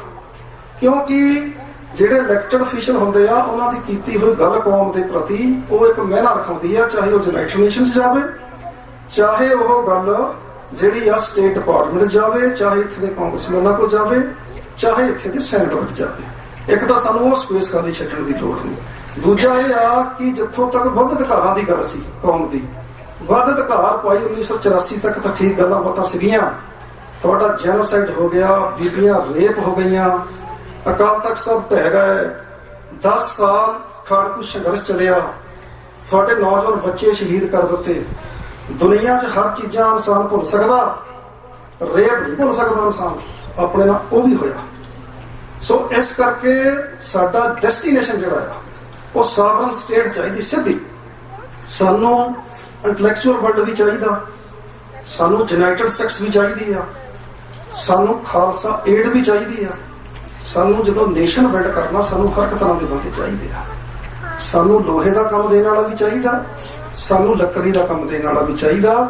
ਸਾਨੂੰ ਫੇਸਬੁੱਕ ਤੇ ਜਾਂ ਹੋਰ ਜਿਹੜੇ ਸੋਸ਼ਲ ਮੀਡੀਆ ਦੇ ਪਲੇਟਫਾਰਮ ਹੈ ਉਹਨਾਂ ਤੇ ਉਲਝਣਾ ਨਹੀਂ ਚਾਹੀਦਾ। ਆਪਣੀ એનર્ਜੀ ਨੂੰ ਇੱਕ ਪਾਸੇ ਲਾਓ। ਅਸੀਂ ਇਸੇ ਕਰਕੇ ਗੁਰਮਤਾ ਆਪਣੀ ਜਥੇਬੰਦੀ 'ਚ ਕੀਤਾ ਹੋਇਆ। ਮੈਂ ਅਮਰੀਕਾ 'ਚ ਜਿੱਥੇ ਵੀ ਸਾਨੂੰ ਕੋਈ ਬੁਲਾਵਾ ਆਉਂਦਾ ਉੱਥੇ ਬਗੈਰ ਭੇਦਭਾਵ ਤੋਂ ਜਾਓ। ਜਿਨ੍ਹਾਂ ਉਮਰਾਂ ਦੇ ਵਿੱਚ ਅਸੀਂ ਜਾ ਰਹੇ ਹਾਂ, ਇਹ ਉਮਰਾਂ ਹੁਣ ਜਦਬਾਜ਼ੀਆਂ ਕਰਨ ਦੀਆਂ ਨਹੀਂ ਹੈਗੀਆਂ, ਤਾਂ ਕਿ ਅਸੀਂ ਆਉਣ ਵਾਲੀ ਪੀੜ੍ਹੀ ਨੂੰ ਸੇਧ ਦੇ ਸਕੀਏ ਤੇ ਇਸ ਪਾਸੇ ਅਸੀਂ ਵਧ ਸਕੀਏ। ਜਿੱਥੋਂ ਤੱਕ ਸ਼੍ਰੋਮਣੀ ਅਕਾਲੀ ਦਲ ਅੰਮ੍ਰਿਤਸਰ ਦੀ ਗੱਲ ਹੈ, ਅਸੀਂ ਇਕੱਲਾ ਇਲੈਕਸ਼ਨ ਪ੍ਰੋਸੈਸ ਦੇ ਵਿੱਚ ਅਸੀਂ ਇਕੱਲਾ ਉੱਥੇ ਹੀ ਨਹੀਂ, ਅਸੀਂ ਕਾਫੀ ਕੰਮ ਇੱਥੇ ਗਵਰਨਮੈਂਟ ਦੇ ਵਿੱਚ ਇੱਥੇ ਵੀ ਕਰਦੇ ਹਾਂ। ਭਾਈ ਅਮਰਤਪਾਲ ਸਿੰਘ ਉਹਨਾਂ ਦੀ ਜਦੋਂ ਫਰਾਰੀ ਹੋਈ ਆ, ਜਦੋਂ 35 ਦਿਨ ਉਹ ਬਾਹਰ ਰਹੇ ਨੇ, ਅਸੀਂ ਉਸ ਗੱਲ ਦੀ ਕੋਈ ਐਡਵਰਟਾਈਜ਼ਮੈਂਟ ਨਹੀਂ ਕੀਤੀ। ਅਸੀਂ ਇਮੀਡੀਏਟ ਉਸ ਵੇਲੇ ਵੀ, ਹੁਣ ਮੈਂ ਵੇਖ ਰਿਹਾ ਬੜੀਆਂ ਮਸ਼ਹੂਰੀਆਂ ਆ ਰਹੀਆਂ, ਜਦੋਂ ਮੈਂਬਰ ਪਾਰਲੀਮੈਂਟ ਬਣ ਗਏ, ਫਲਾਨਾ ਫਲਾਨੇ ਨੂੰ ਮਿਲ ਰਿਹਾ, ਤਨਖੜੇ ਨੂੰ ਮਿਲ ਰਿਹਾ, ਚਲੋ ਉਹਨਾਂ ਦਾ ਵੀ ਹੱਕ ਬਣਦਾ। ਜਦੋਂ ਇਹਨਾਂ ਦੀ ਫਰਾਰੀ ਹੋਈ ਆ, ਅਸੀਂ ਇਮੀਡੀਏਟ ਵਾਸ਼ਿੰਗਟਨ DC ਦੇ ਵਿੱਚ ਚੁੱਪ ਚਪੀਤੇ ਇੱਕ ਲੌਬਿੰਗ ਫਰਮ ਜਿਹਨੂੰ 5 ਐਕਸ ਕਾਂਗਰਸਮੈਨ ਚਲਾ ਰਹੇ ਸੀ, ਇਮੀਡੀਏਟਲੀ ਹਾਇਰ ਕੀਤੀ ਔਰ ਵਾਸ਼ਿੰਗਟਨ ਟਾਈਮ ਦੇ ਵਿੱਚ ਇੱਕ ਪੋਸਟਰ ਪਾ ਕੇ ਕੱਲੇ ਕਾਂਗਰਸਮੈਨ ਦੀ ਡੈਸਕ ਦੇ ਉੱਤੇ ਪਹੁੰਚਦਾ ਕੀਤਾ। ਸਾਨੂੰ ਇਹ ਡਰ ਸੀ ਕਿ ਕਿਤੇ ਅਮਰਤਪਾਲ ਸਿੰਘ ਨੂੰ ਇਸ ਫਰਾਰੀ ਦੇ ਦੌਰਾਨ ਹੀ ਕਿਤੇ ਸ਼ਹੀਦ ਨਾ ਕਰ ਦਿੱਤਾ ਜਾਵੇ। ਸੋ ਚਲੋ ਸਾਰਾ ਸਾਡੀ ਲੌਬੀ ਚੱਲੀ ਤੇ ਉਹਦੇ ਵਿੱਚ ਇੱਕ HR 4665 ਬਿੱਲ ਆਇਆ, ਜਿਹੜਾ ਕੋਈ 30 ਸਾਲ ਦੇ ਵਿੱਚ 30 ਸਾਲ ਬਾਅਦ ਲੈਂਗੁਏਜ ਪਈ US ਕਾਂਗਰਸ ਦੇ ਵਿੱਚ, ਜਿਹਦੇ ਵਿੱਚ ਸਿਵਲ ਲਿਬਰਟੀ ਪੰਜਾਬ ਦੇ ਵਿੱਚ ਹੈ ਹੀ ਨਹੀਂ। ਕੋਈ ਬੰਦਾ ਗੱਲੇ ਨਹੀਂ ਕਰ ਸਕਦਾ, ਇੰਟਰਨੈਟ ਕੱਟੇ ਜਾਂਦੇ, ਕੋਈ ਆਦਮੀ ਆਪਣੀ ਫਰੀडम ਟੂ ਐਕਸਪ੍ਰੈਸ਼ਨ ਕਰ ਹੀ ਨਹੀਂ ਸਕਦਾ। ਉਹ ਇੱਥੇ HR 4665 ਬਿੱਲ ਦੇ ਵਿੱਚ ਆਇਆ। ਸੋ ਇਹ ਲੌਬਿੰਗ ਦੇ ਵਿੱਚ ਸਰਦਾਰ ਤਰਸੇਮ ਸਿੰਘ ਹੋਣੀ, ਤੁਹਾਡਾ ਇੱਥੋਂ ਦਾ ਜੂਰਟ, ਉਹਨਾਂ ਨੇ ਵੀ ਸਾਡੀ ਹਜ਼ਾਰਾਂ ਡਾਲਰਾਂ ਦੀ ਮਦਦ ਕੀਤੀ, ਕਿਉਂਕਿ ਇਹ ਹਜ਼ਾਰਾਂ ਡਾਲਰਾਂ ਦਾ ਕੰਮ ਹੈ ਤੇ ਉਹਦੇ ਵਿੱਚ ਵੀ ਇਹਨਾਂ ਨੇ ਸਪੋਰਟ ਕੀਤੀ। ਇੱਥੋਂ ਦੇ ਜੂਰਟ ਨੇ ਲੱਖਾਂ ਰੁਪਏ ਦੀ ਸਾਡੀ ਪਿੱਛੇ ਵੀ ਮਦਦ ਕੀਤੀ। ਜਿਹੜਾ ਵੀ ਤੁਸੀਂ ਕੋਈ ਤਿਰਫਲ ਜਾਂ ਨੌਜਵਾਨ ਇੱਥੇ ਦਿੰਦੇ ਨੇ, ਉਹਦੀ ਅਕਾਊਂਟੇਬਿਲਟੀ ਆ ਉਹ ਪਾਰਟੀ ਦੇ ਕਿਤੇ ਨਾ ਕਿਤੇ ਕੌਮ ਦੇ ਖਾਤੇ ਚੜ੍ਹਦਾ ਤੇ ਲੱਗਦਾ। ਸੋ ਸਾਧ ਸੰਗਤ, ਗੱਲ ਇਹ ਮੁੱਕਦੀ ਆ ਕਿ ਸਾਨੂੰ ਹੋਰ ਵੀ ਜਥੇਬੰਦੀਆਂ ਜਿੰਨੀਆਂ ਵੀ ਕੰਮ ਕਰਦੀਆਂ, ਸਾਨੂੰ ਜਿਸ ਦੇਸ਼ ਦੇ ਵਿੱਚ ਅਸੀਂ ਰਹਿੰਦੇ ਆ, ਇੱਥੇ ਦੇ ਸਰਕਾਰੀ ਸਿਸਟਮ ਦੇ ਵਿੱਚ ਸਾਡਾ ਬਹੁਤ ਜਾਣਾ ਜ਼ਰੂਰੀ ਆ, ਕਿਉਂਕਿ ਅੱਜ ਮੁੱਦਾ ਤੁਹਾਡਾ ਇੰਟਰਨੈਸ਼ਨਲ ਪੱਧਰ ਤੇ ਜਾ ਚੁੱਕਾ। ਕਿਉਂਕਿ ਲੜਾਈਆਂ ਦੇ ਵਿੱਚੋਂ ਦੇਸ਼, ਬਗਾਵਤਾਂ ਦੇ ਵਿੱਚੋਂ ਦੇਸ਼ ਬਣਦੇ ਨੇ। ਇਹੋ ਜਿਹੇ ਹਾਲਾਤ ਜਿਹੜੇ ਆ ਦੁਨੀਆ ਦੇ ਉੱਤੇ ਬਣਦੇ ਜਾ ਰਹੇ ਨੇ। ਸੋ ਸਾਧ ਸੰਗਤ, ਮੈਂ ਤੁਹਾਨੂੰ ਦੱਸਣਾ ਚਾਹੁੰਦਾ ਕਿ ਅਕਾਲੀ ਦਲ ਅੰਮ੍ਰਿਤਸਰ ਜਿਹੜੀ ਜਥੇਬੰਦੀ ਆ, ਉਹਦੇ ਕੋਲ 2 ਯੂਥ ਦੀਆਂ ਆਰਗੇਨਾਈਜੇਸ਼ਨਾਂ, ਅਸੀਂ ਤਾਂ ਚਲੋ ਪੰਜਾਬ ਨੂੰ ਹੈਂਡਲ ਕਰਦੇ ਆ ਜਾਂ ਹੋਰ ਇੱਥੇ ਨੇ, ਇੱਕ ਅਸੈਂਬਲੀ ਆਫ ਅਮਰੀਕਾ ਜਿਹੜੀ ਕਿ ਵਾਸ਼ਿੰਗਟਨ DC ਦੇ ਵਿੱਚ ਕੰਮ ਕਰਦੀ ਆ US ਕਾਂਗਰਸਮੈਨਾਂ ਨਾਲ ਤੇ ਸੈਨੇਟਰਾਂ ਨਾਲ, ਤੇ ਇੱਕ ਹੈਗੀ ਸਿੱਖ ਅਲਾਇੰਸ ਜਥੇਬੰਦੀ ਜਿਹੜੀ ਨਿਊਜਰਸੀ, ਨਿਊਯਾਰਕ, ਪੈਨਸਿਲਵੇਨੀਆ 'ਚ ਕੰਮ ਕਰਦੀ ਆ। ਮੈਂ ਤੁਹਾਨੂੰ ਦੱਸਣਾ ਚਾਹੁੰਦਾ, ਉਹਨਾਂ ਨੇ 2 ਬਿੱਲ ਜਿਹੜੇ ਨੇ ਸਿੱਖ ਯੂਥ ਅਲਾਇੰਸ ਜਿਹੜੀ ਲੈ ਕੇ ਆਈ ਆ, ਇਹ ਤੁਸੀਂ ਕਦੇ ਵੀ ਨਿਊਜਰਸੀ ਦੀ ਵੈਬਸਾਈਟ ਤੇ ਜਾ ਕੇ ਵੇਖ ਸਕਦੇ ਹੋ। ਬਿੱਲ ਨੰਬਰ ਇਹ ਆ 4561, ਆਇਡੈਂਟੀਕਲੀ ਇੱਕ ਬਿੱਲ ਹੋਰ ਆ 3532। ਇਹ ਰੈਜੂਲੇਸ਼ਨ ਨਹੀਂ ਹੈ, ਬਿੱਲ ਨੇ। ਇਹ ਕਾਨੂੰਨ ਦਾ ਹਿੱਸਾ ਬਣਨਾ। ਜਿਵੇਂ ਹੁਣ ਸਾਡੇ ਸਟੂਡੈਂਟ ਨੇ, ਉਹਨਾਂ ਨੂੰ ਜਿਹੜੇ ਬਾਹਰਲੇ ਸਟੂਡੈਂਟ ਨੇ ਕਈ ਇੰਡੀਆ ਦੇ, ਉਹ ਕਹਿ ਦਿੰਦੇ ਆ ਖਾਲਿਸਤਾਨੀ ਟੈਰਰਿਸਟ, ਐਵੇਂ ਵੀ ਨਹੀਂ ਕਹੂਗਾ ਜਿੱਦਾਂ ਇਹ ਬਿੱਲ ਪਾਸ ਹੋ ਗਿਆ। ਇਹ ਅਜੇ ਅਸੈਂਬਲੀ ਦੇ ਵਿੱਚ ਗਏ ਨੇ ਦੋਨੇ ਬਿੱਲ, ਔਰ 15 ਲਾਅ ਮੇਕਰਾਂ ਨੇ ਆਲਰੇਡੀ ਰეკਮੈਂਡੇਸ਼ਨ ਕਰ ਦਿੱਤੀ ਹੈ। ਰੈਜੂਲੇਸ਼ਨ ਹੀ ਬਿੱਲ ਹੋਊਗਾ, ਇੱਥੇ ਗਵਰਨਰ ਸਾਈਨ ਕਰੂਗਾ। ਸੋ ਮੈਂ ਤੁਹਾਡੀ ਅਸੈਂਬਲੀ ਬੋਮਨ ਇੱਥੇ ਜਿਹੜੇ ਜਸਮੀਤ ਬੈਂਸ, ਉਹਨਾਂ ਨੂੰ ਮਿਲਣਾ ਸੀਗਾ, ਪਰ ਅਸੀਂ ਸੋਚ ਰਹੇ ਕਿ ਪਹਿਲਾਂ ਇਹਨੂੰ ਉਧਰ ਥਰੂ ਕਰਾ ਕੇ ਫਿਰ ਤੁਹਾਡੇ ਕੈਲੀਫੋਰਨੀਆ 'ਚ ਵੀ ਲੈ ਕੇ ਆਵਾਂਗੇ। ਇਹ ਤੋਂ ਪਹਿਲਾਂ ਕੈਲੀਫੋਰਨੀਆ ਦੇ ਵਿੱਚ ਵੀ ਅਸੀਂ ਦੇਖੋ, ਗੁਰੂ ਗ੍ਰੰਥ ਸਾਹਿਬ ਨੂੰ ਕਿਸੇ ਸਰਕਾਰ ਦੀ ਰੈਕੋਗਨੀਸ਼ਨ ਦੀ ਲੋੜ ਨਹੀਂ ਕਿ ਇਹ ਜਾਗਤ ਜੋਤ ਗੁਰੂ ਨੇ। ਇਹ ਅਸੀਂ ਉਦੋਂ ਲੈ ਕੇ ਆਏ ਜਦੋਂ ਗੁਰੂ ਗ੍ਰੰਥ ਸਾਹਿਬ ਦੀਆਂ ਬੇਅਦਬੀਆਂ ਦਾ ਦੌਰ ਚੱਲਿਆ। ਸਭ ਤੋਂ ਪਹਿਲਾਂ ਰੈਜੂਲੇਸ਼ਨ ਨਿਊ ਜਰਸੀ ਦੇ ਵਿੱਚ ਆਇਆ ਤਾਂ ਉੱਥੋਂ ਦੀ ਸੈਨੇਟ ਤੇ ਅਸੈਂਬਲੀ ਨੇ ਪਾਸ ਕੀਤਾ ਕਿ ਗੁਰੂ ਗ੍ਰੰਥ ਸਾਹਿਬ ਸਿੱਖਾਂ ਦੇ ਜਾਗਤ ਜੋਤ ਗੁਰੂ ਨੇ ਤੇ ਸਿੱਖ ਇੱਕ ਵੱਖਰੀ ਨਸਲ ਆ, ਵੱਖਰੀ ਕੌਮ ਹੈ। ਇਹ ਮੇਰਾ ਖਿਆਲ ਪਹਿਲੀ ਵਾਰੀ ਇਦਾਂ ਦਾ ਰੈਜੂਲੇਸ਼ਨ ਆਇਆ। ਫਿਰ ਇਸੇ ਤਰ੍ਹਾਂ ਪੈਨਸਿਲਵੇਨੀਆ ਦੇ ਵਿੱਚ, ਤੁਹਾਡੀ ਜਿਹੜੀ ਸਟੇਟ ਕੈਲੀਫੋਰਨੀਆ ਦੇ ਵਿੱਚ ਆ, ਇਹਦੇ ਵਿੱਚ ਵੀ ਅਸੀਂ ਅਸੈਂਬਲੀ ਰੈਜੂਲੇਸ਼ਨ 115 2022 ਦੇ ਵਿੱਚ ਸੇਮ ਗੁਰੂ ਗ੍ਰੰਥ ਸਾਹਿਬ ਜਾਗਤ ਜੋਤ ਗੁਰੂ ਨੇ ਤੇ ਸਿੱਖ ਵੱਖਰੀ ਕੌਮ ਹੈ। ਇਸੇ ਤਰ੍ਹਾਂ ਸੈਨੇਟ ਦੇ ਵਿੱਚ SR 27 ਇਸੇ ਸੈਨੇਟ ਦੇ ਵਿੱਚ ਤੁਹਾਡੀ ਅਸੈਂਬਲੀ ਦੇ ਵਿੱਚ ਸੈਨੇਟ ਦੀ ਅਸੈਂਬਲੀ ਦੇ ਵਿੱਚ ਵੀ ਇੱਥੇ ਪਾਸ ਹੋ ਚੁੱਕਾ। ਇਹਦੀਆਂ ਕਾਪੀਆਂ ਤੁਹਾਨੂੰ ਗੁਰਦੁਆਰਿਆਂ 'ਚ ਲਾਉਣੀਆਂ ਚਾਹੀਦੀਆਂ। ਹਾਂ, ਚੰਗੀ ਗੱਲ ਹੈ ਤੁਸੀਂ ਲਾਇਆ ਹੋਇਆ। ਉਹਦਾ ਕਾਰਨ ਇਹ ਆ ਕਿ ਇੱਥੇ ਦੇ ਸਿਸਟਮ ਨੂੰ ਪਤਾ ਹੋਵੇ ਕਿ ਗੁਰੂ ਗ੍ਰੰਥ ਸਾਹਿਬ ਦਾ ਸਟੇਟਸ ਕੀ ਆ। ਸੋ ਇਹ ਕੰਮ ਅਕਾਲੀ ਦਲ ਅੰਮ੍ਰਿਤਸਰ ਜਿਹੜਾ ਆ ਉਹ ਸਰਕਾਰ ਦੇ ਨਾਲ ਵੀ ਕਰਦਾ ਤੇ ਅਸੀਂ ਪੰਜਾਬ ਦੇ ਵਿੱਚ ਜਿਹੜੇ ਕੰਮ ਕਰਨ ਵਾਲੇ ਆ ਅਸੀਂ ਉਹ ਵੀ ਕਰਦੇ ਆ। ਸੋ ਮੈਂ ਡਾਕਟਰ ਅਮਰਜੀਤ ਸਿੰਘ ਹੋਣਾ ਦਾ ਵੀ ਬਹੁਤ ਧੰਨਵਾਦੀ ਆ। ਉਹ ਆਪਣੇ ਰਜੇਵਿਆਂ ਚੋਂ ਆਏ ਨੇ। ਮੈਂ ਤੁਹਾਨੂੰ ਸੰਗਤ ਨੂੰ ਬੇਨਤੀ ਕਰਦਾ, ਟੈਲੀਵਿਜ਼ਨ 84 ਦੀ ਮਦਦ ਕਰਿਆ ਕਰੋ। ਚਾਹੇ ਭਾਈ $5 ਮਹੀਨੇ ਦੇ ਘੱਲੋ, 10 ਘੱਲੋ, ਉਹਨਾਂ ਦਾ ਸੱਚੋ ਸੱਚ ਪ੍ਰੋਗਰਾਮ ਵੇਖਿਆ ਕਰੋ। ਜਿਹੜੇ ਵੀ ਉਹਨੂੰ ਸਪਾਂਸਰ ਕਰ ਸਕਦੇ ਉਹਨਾਂ ਨੂੰ ਕਰੋ। ਜਿੰਨਿਆਂ ਦੇ ਸਟੂਡੀਓ ਚੰਡੀਗੜ੍ਹ ਤੋਂ ਚੱਲਦੇ ਨੇ ਉਹਨਾਂ ਦੇ ਗੋਡੇ ਭਾਰ ਨਹੀਂ ਚੱਲਦੇ ਕਿ ਉਹ ਤੁਹਾਡੀ ਸਿੱਖਾਂ ਦੀ ਗੱਲ ਕਰਨਗੇ। ਸੋ ਇੱਕ ਤਾਂ ਇਹ ਧਿਆਨ ਜ਼ਰੂਰ ਦਿਓ, ਇਸ ਟੈਲੀਵਿਜ਼ਨ ਨੂੰ ਚੱਲਦਾ ਰੱਖੋ ਤਾਂ ਕਿ ਸਿੱਖਾਂ ਦੀ ਆਵਾਜ਼ ਕਿਤੇ ਨਾ ਕਿਤੇ ਜਿਹੜੀ ਆ ਉਹ ਚੱਲਦੀ ਰਹੇ। ਦੂਸਰੀ ਮੈਂ ਤੁਹਾਨੂੰ ਇੱਕ ਜਾਣਕਾਰੀ ਬਹੁਤ ਜ਼ਰੂਰੀ ਦੇਣੀ ਚਾਹੁੰਦਾ। ਦੇਖੋ, ਜਿਹੜੀ ਅਮਰੀਕਾ ਦੀ ਸਟੇਟ ਡਿਪਾਰਟਮੈਂਟ ਸਾਨੂੰ ਅਸਾਈਲਮ ਦਿੰਦੀ ਆ, ਇਹਦੇ ਪਿੱਛੇ ਬਹੁਤ ਵੱਡੀਆਂ ਸ਼ਹਾਦਤਾਂ ਹੋਈਆਂ। ਇਹ ਸ਼ਹੀਦਾਂ ਦੇ ਖੂਨ ਚੋਂ ਨਿਕਲੀ ਹੋਈ ਚਿੱਠੀ ਆ ਦਰਅਸਲ, ਪਰ ਇਹਦੇ ਪਿੱਛੇ ਵੱਡੀਆਂ ਸ਼ਹਾਦਤਾਂ ਹੋਈਆਂ ਤਾਂ ਹੀ ਜਾ ਕੇ ਸਟੇਟ ਡਿਪਾਰਟਮੈਂਟ ਨੇ ਸਾਨੂੰ ਸਿੱਖਾਂ ਨੇ ਬਾਹਾਂ ਖੋਲੀਆਂ ਨਾ। ਇਹਨਾਂ ਨਾਲ ਵਾਕਿਆ ਜ਼ੁਲਮ ਬਹੁਤ ਹੋਇਆ। ਇੱਕ ਤਾਂ ਖਾਸ ਕਰਕੇ ਨੌਜਵਾਨਾਂ ਨੂੰ ਬੇਨਤੀ ਆ ਵੀ ਆਪਣੇ ਪਿੱਛੇ ਭਾਈ ਪਰਿਵਾਰ ਤੇ ਇੱਥੇ ਜਦੋਂ ਵੀ ਕੋਈ ਪ੍ਰੋਟੈਸਟ ਹੁੰਦੇ ਨੇ ਜਾਂ ਕੋਈ ਹੋਰ ਵੱਡੇ, ਆਪਾਂ ਦੋ ਹੀ ਕੰਮ ਕਰ ਸਕਦੇ ਹਾਂ। ਜਾਂ ਤਾਂ ਇੱਥੇ ਪ੍ਰੋਟੈਸਟ ਮਾਰਚ ਕਰ ਸਕਦੇ, ਉਹ ਵੀ ਬਹੁਤ ਕਰਨੇ ਜ਼ਰੂਰੀ ਆ, ਜਾਂ ਅਸੀਂ ਇੱਥੇ ਦੀਆਂ ਸਰਕਾਰਾਂ ਦੇ ਨਾਲ ਆਪਣਾ ਕੰਮ ਕਰ ਸਕਦੇ ਹਾਂ। ਜਿੱਦਣ ਤੁਸੀਂ ਇੱਥੇ ਪ੍ਰੋਟੈਸਟ ਕਰਨੇ ਛੱਡ ਦਿੱਤੇ, ਤੁਹਾਡੇ ਤੇ ਜ਼ੁਲਮ ਜ਼ਿਆਦਾ ਵੱਧ ਜਾਊਗਾ। ਪਿਛਲੇ 12 ਸਾਲ ਦੇ ਵਿੱਚ ਕੈਨੇਡਾ, ਅਮਰੀਕਾ ਦੇ ਸਿੱਖਾਂ ਨੇ ਕੋਈ ਚੀਫ ਮਿਨਿਸਟਰ ਨਹੀਂ ਬਣ ਦਿੱਤਾ।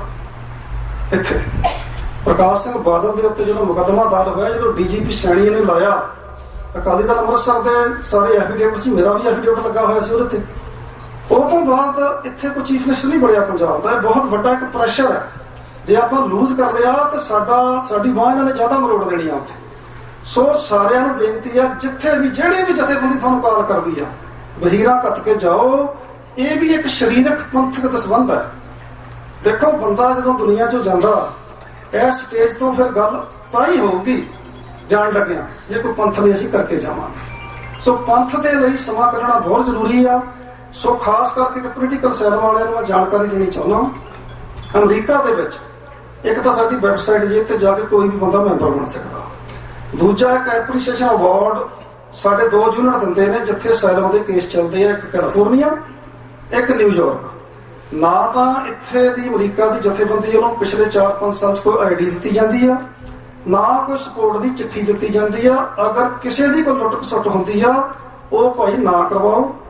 ਚਿੱਠੀ ਸਿਰਫ ਫਤਿਹਗੜ੍ਹ ਸਾਹਿਬ ਤੋਂ ਲਓ। 2 ਹਫ਼ਤੇ ਪਹਿਲਾਂ ਮੈਨੂੰ ਹੋਮਲੈਂਡ ਸਿਕਿਉਰਿਟੀ ਤੇ FBI ਨੇ ਬੁਲਾਇਆ ਸੀ ਸਾਂਝੇ ਤੌਰ ਤੇ। ਉਹਨਾਂ ਨੇ ਚਿੱਠੀਆਂ ਮੇਰੇ ਮੂਹਰੇ ਰੱਖ ਦਿੱਤੀਆਂ। ਉਹਨਾਂ ਚਿੱਠੀਆਂ ਦੇ ਵਿੱਚ ਬਹੁਤ ਸਰਦਾਰ ਸਿਮਰਨਜੀਤ ਸਿੰਘ ਮਾਨ ਦੇ ਸਾਈਨ ਸਕੈਨ ਕੀਤੇ ਹੋਏ ਨੇ, ਬਹੁਤ ਅੱਗੇ ਪਿੱਛੋਂ ਦਿੱਤੀਆਂ ਹੋਈਆਂ ਆ। ਉਹ ਹੁਣ ਕੀ ਕਰ ਰਹੇ ਨੇ, ਉਹਨਾਂ ਨੇ ਜਿਹੜੀ ਚਿੱਠੀ ਦਾ ਰਿਕਾਰਡ ਫਤਿਹਗੜ੍ਹ ਸਾਹਿਬ ਹੋਊਗਾ, ਉਹੀ ਚਿੱਠੀ ਇੱਥੇ ਐਲੀਜੀਬਲ ਹੋਊਗੀ। ਬਾਕੀ ਕੇਸ ਕੈਂਸਲ ਹੋ ਸਕਦੇ ਫਿਊਚਰ ਦੇ ਵਿੱਚ। ਭਾਈ ਮੈਂ ਤੁਹਾਨੂੰ ਇਹ ਜਾਣਕਾਰੀ ਦੇ ਰਿਹਾ ਕਿਉਂਕਿ ਇੱਥੇ ਬਹੁਤ ਵਕੀਲਾਂ ਨੇ ਵਪਾਰ ਸ਼ੁਰੂ ਕੀਤਾ ਜਿਹਦੇ ਨਾਲ ਜਥੇਬੰਦੀ ਬਦਨਾਮ ਹੋਈ ਆ, ਜਾਂ ਅੱਗੇ ਪਿੱਛੇ ਬਹੁਤ ਇਦਾਂ ਦੇ ਕੰਮ ਹੋਏ ਨੇ। ਸੋ ਇਹ ਧਿਆਨ ਰੱਖੋ। ਮੇਕ ਸ਼ੋਰ ਕੋ ਤੁਹਾਨੂੰ ਚਿੱਠੀ ਲੈ ਕੇ ਵੀ ਦਿੰਦਾ, ਮੇਕ ਸ਼ੋਰ ਕਰੋ ਕਿ ਉਹਦਾ ਰਿਕਾਰਡ ਫਤਿਹਗੜ੍ਹ ਸਾਹਿਬ ਦੇ ਵਿੱਚ ਹੈਗਾ।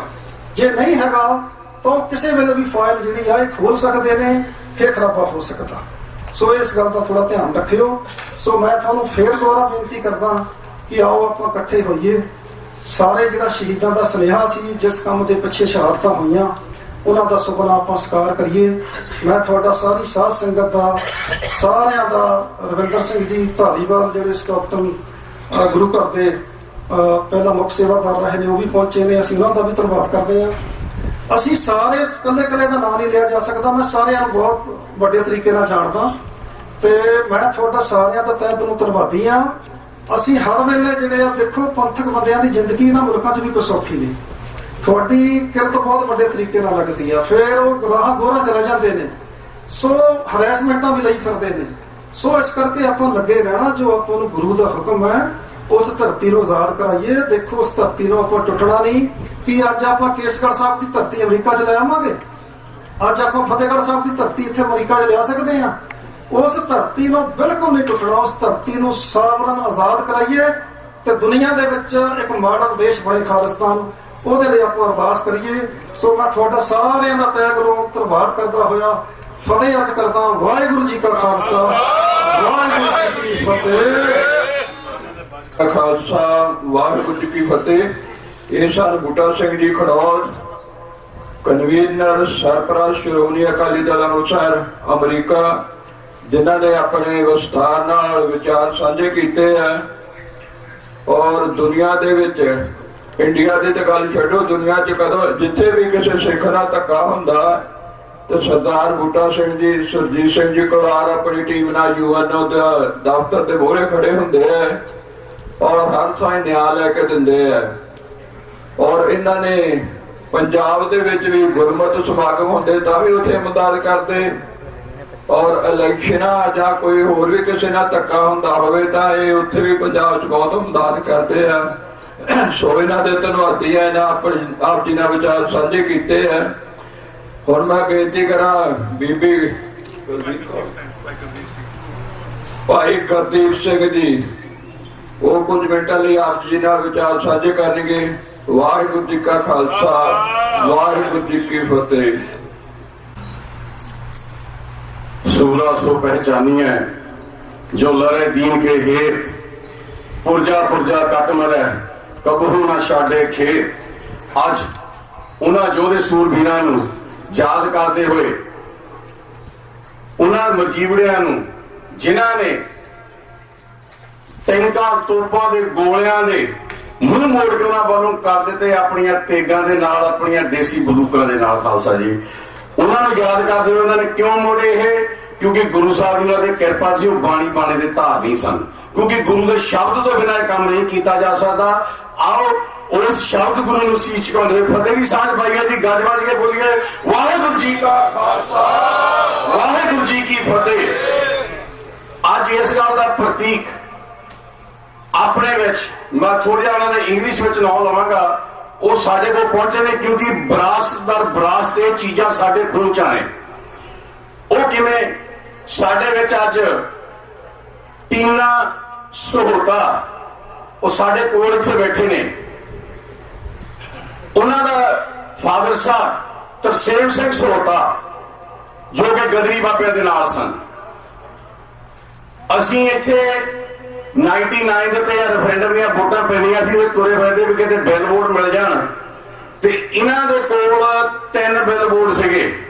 ਮੈਂ ਜਾ ਇਹਨਾਂ ਦੇ ਕੋਲ ਜਦ ਦਫ਼ਤਰ 'ਚ ਗਿਆ ਤੇ ਮੈਨੂੰ ਬਾਹਰੋਂ ਬੰਦਾ ਕਹਿੰਦਾ ਵੀ, ਜਦੋਂ ਉਹਨੂੰ ਪੁੱਛਿਆ ਵੀ ਇਹ ਬਿੱਲ ਬੋਰਡ ਲੈਣੇ, ਕਹਿੰਦਾ ਮਹਿੰਗੇ ਬਹੁਤ ਨਹੀਂ ਮਿਲਣੇ, ਬਾਕੀ ਕਹਿੰਦਾ ਅੰਦਰ ਦਫ਼ਤਰ ਜਾ ਕੇ ਪੁੱਛ ਲਾ। ਜਦੋਂ ਮੈਂ ਇਹਨਾਂ ਦੇ ਕੋਲ ਗਿਆ ਤੇ ਇਹਨਾਂ ਨਾਲ ਗੱਲ ਕੀਤੀ, ਮੈਂ ਕਿਹਾ ਵੀ ਸਾਨੂੰ ਬਿੱਲ ਬੋਰਡ ਚਾਹੀਦੇ, ਕਹਿੰਦੇ ਵੀ ਦਫ਼ਤਰ ਆ ਜਾਓ, ਤੁਹਾਡੇ ਨਾਲ ਗੱਲ ਕਰਦੇ ਬਹਿ ਕੇ।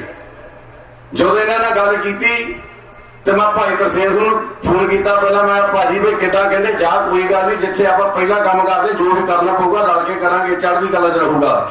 ਇੱਥੇ ਕਹਿੰਦੇ ਆਪਾਂ ਅੱਜ ਤੱਕ ਸਾਰੀਆਂ ਜਥੇਬੰਦੀਆਂ ਇਕੱਠੀਆਂ ਚੱਲਦੀਆਂ ਤੇ ਇਸ ਕਾਰਜ ਲਈ ਇਕੱਠੇ ਚੱਲਾਂਗੇ, ਗੱਲ ਕੋਈ ਨਹੀਂ। ਜਦੋਂ ਮੈਂ ਦਫ਼ਤਰ ਇਹਨਾਂ ਕੋਲ ਗਿਆ, ਕਹਿੰਦੇ ਵੀ ਕਾਹਦੇ ਲਈ? ਮੈਂ ਕਿਹਾ ਵੀ ਏਦਾਂ ਫਰੀडम ਦੀ ਸਾਡੀ ਆ ਚੱਲਦੀ ਆ ਰੈਫਰੈਂਡਮ ਦੀ ਮੁਹਿੰਮ, ਉਹਦੇ ਅਸੀਂ ਇਹ ਲਾਉਣੇ ਆ, ਸਾਨੂੰ ਆਜ਼ਾਦੀ ਚਾਹੀਦੀ ਆ ਉਸ ਮੁਲਕ ਵਿੱਚੋਂ। ਤੇ ਫਿਰ ਟੀਨਾ ਉਹਨਾਂ ਨੇ ਸਾਨੂੰ ਦੱਸਿਆ ਵੀ ਮੇਰਾ ਜਿਹੜਾ ਫਾਦਰ ਸਾਹਿਬ ਸੀ ਗਦਰੀ ਬਾਬਿਆਂ ਦੇ ਨਾਲ ਸੀ, ਵੀ ਜੇ ਤੁਹਾਨੂੰ ਇੱਥੇ ਪੈਸੇ ਦੇਣ ਦੀ ਲੋੜ ਨਹੀਂ, ਜਿਹੜੇ 12,000 ਦੇ ਬਿੱਲ ਬੋਰਡ ਇਹਨਾਂ ਨੇ ਫ੍ਰੀ ਸੇਵਾ ਕੀਤੀ ਸੀ ਉਸ ਵੇਲੇ ਖਾਲਿਸਤਾਨ ਲਈ, ਕਹਿੰਦੇ ਵੀ ਫ੍ਰੀ ਸੇਵਾ ਹੋਊਗੀ। ਸ੍ਰੀ ਅਕਾਲ। ਇਹ ਉਹ ਖੂਨ ਆ ਸਾਡੇ ਵਿੱਚ, ਗੁਰੂ ਸਾਹਿਬ ਨੇ ਜਿਹੜੀ ਜਜ਼ਬਾ ਬਖਸ਼ਿਆ ਜਿਹੜਾ ਅੱਜ ਵੀ ਜਿਉਂਦਾ ਸੀ ਧਰਤੀ ਤੇ ਕਿਤੇ ਵੀ ਚੱਲ ਰਹੀ ਹੈ ਦੁਨੀਆ ਤੇ ਸਾਡੇ ਵਿੱਚੋਂ ਜਾਗਦਾ ਰਹੇਗਾ, ਅਸੀਂ ਕਿਸੇ ਸਰੂਪ ਵਿੱਚ ਹੋਈਏ।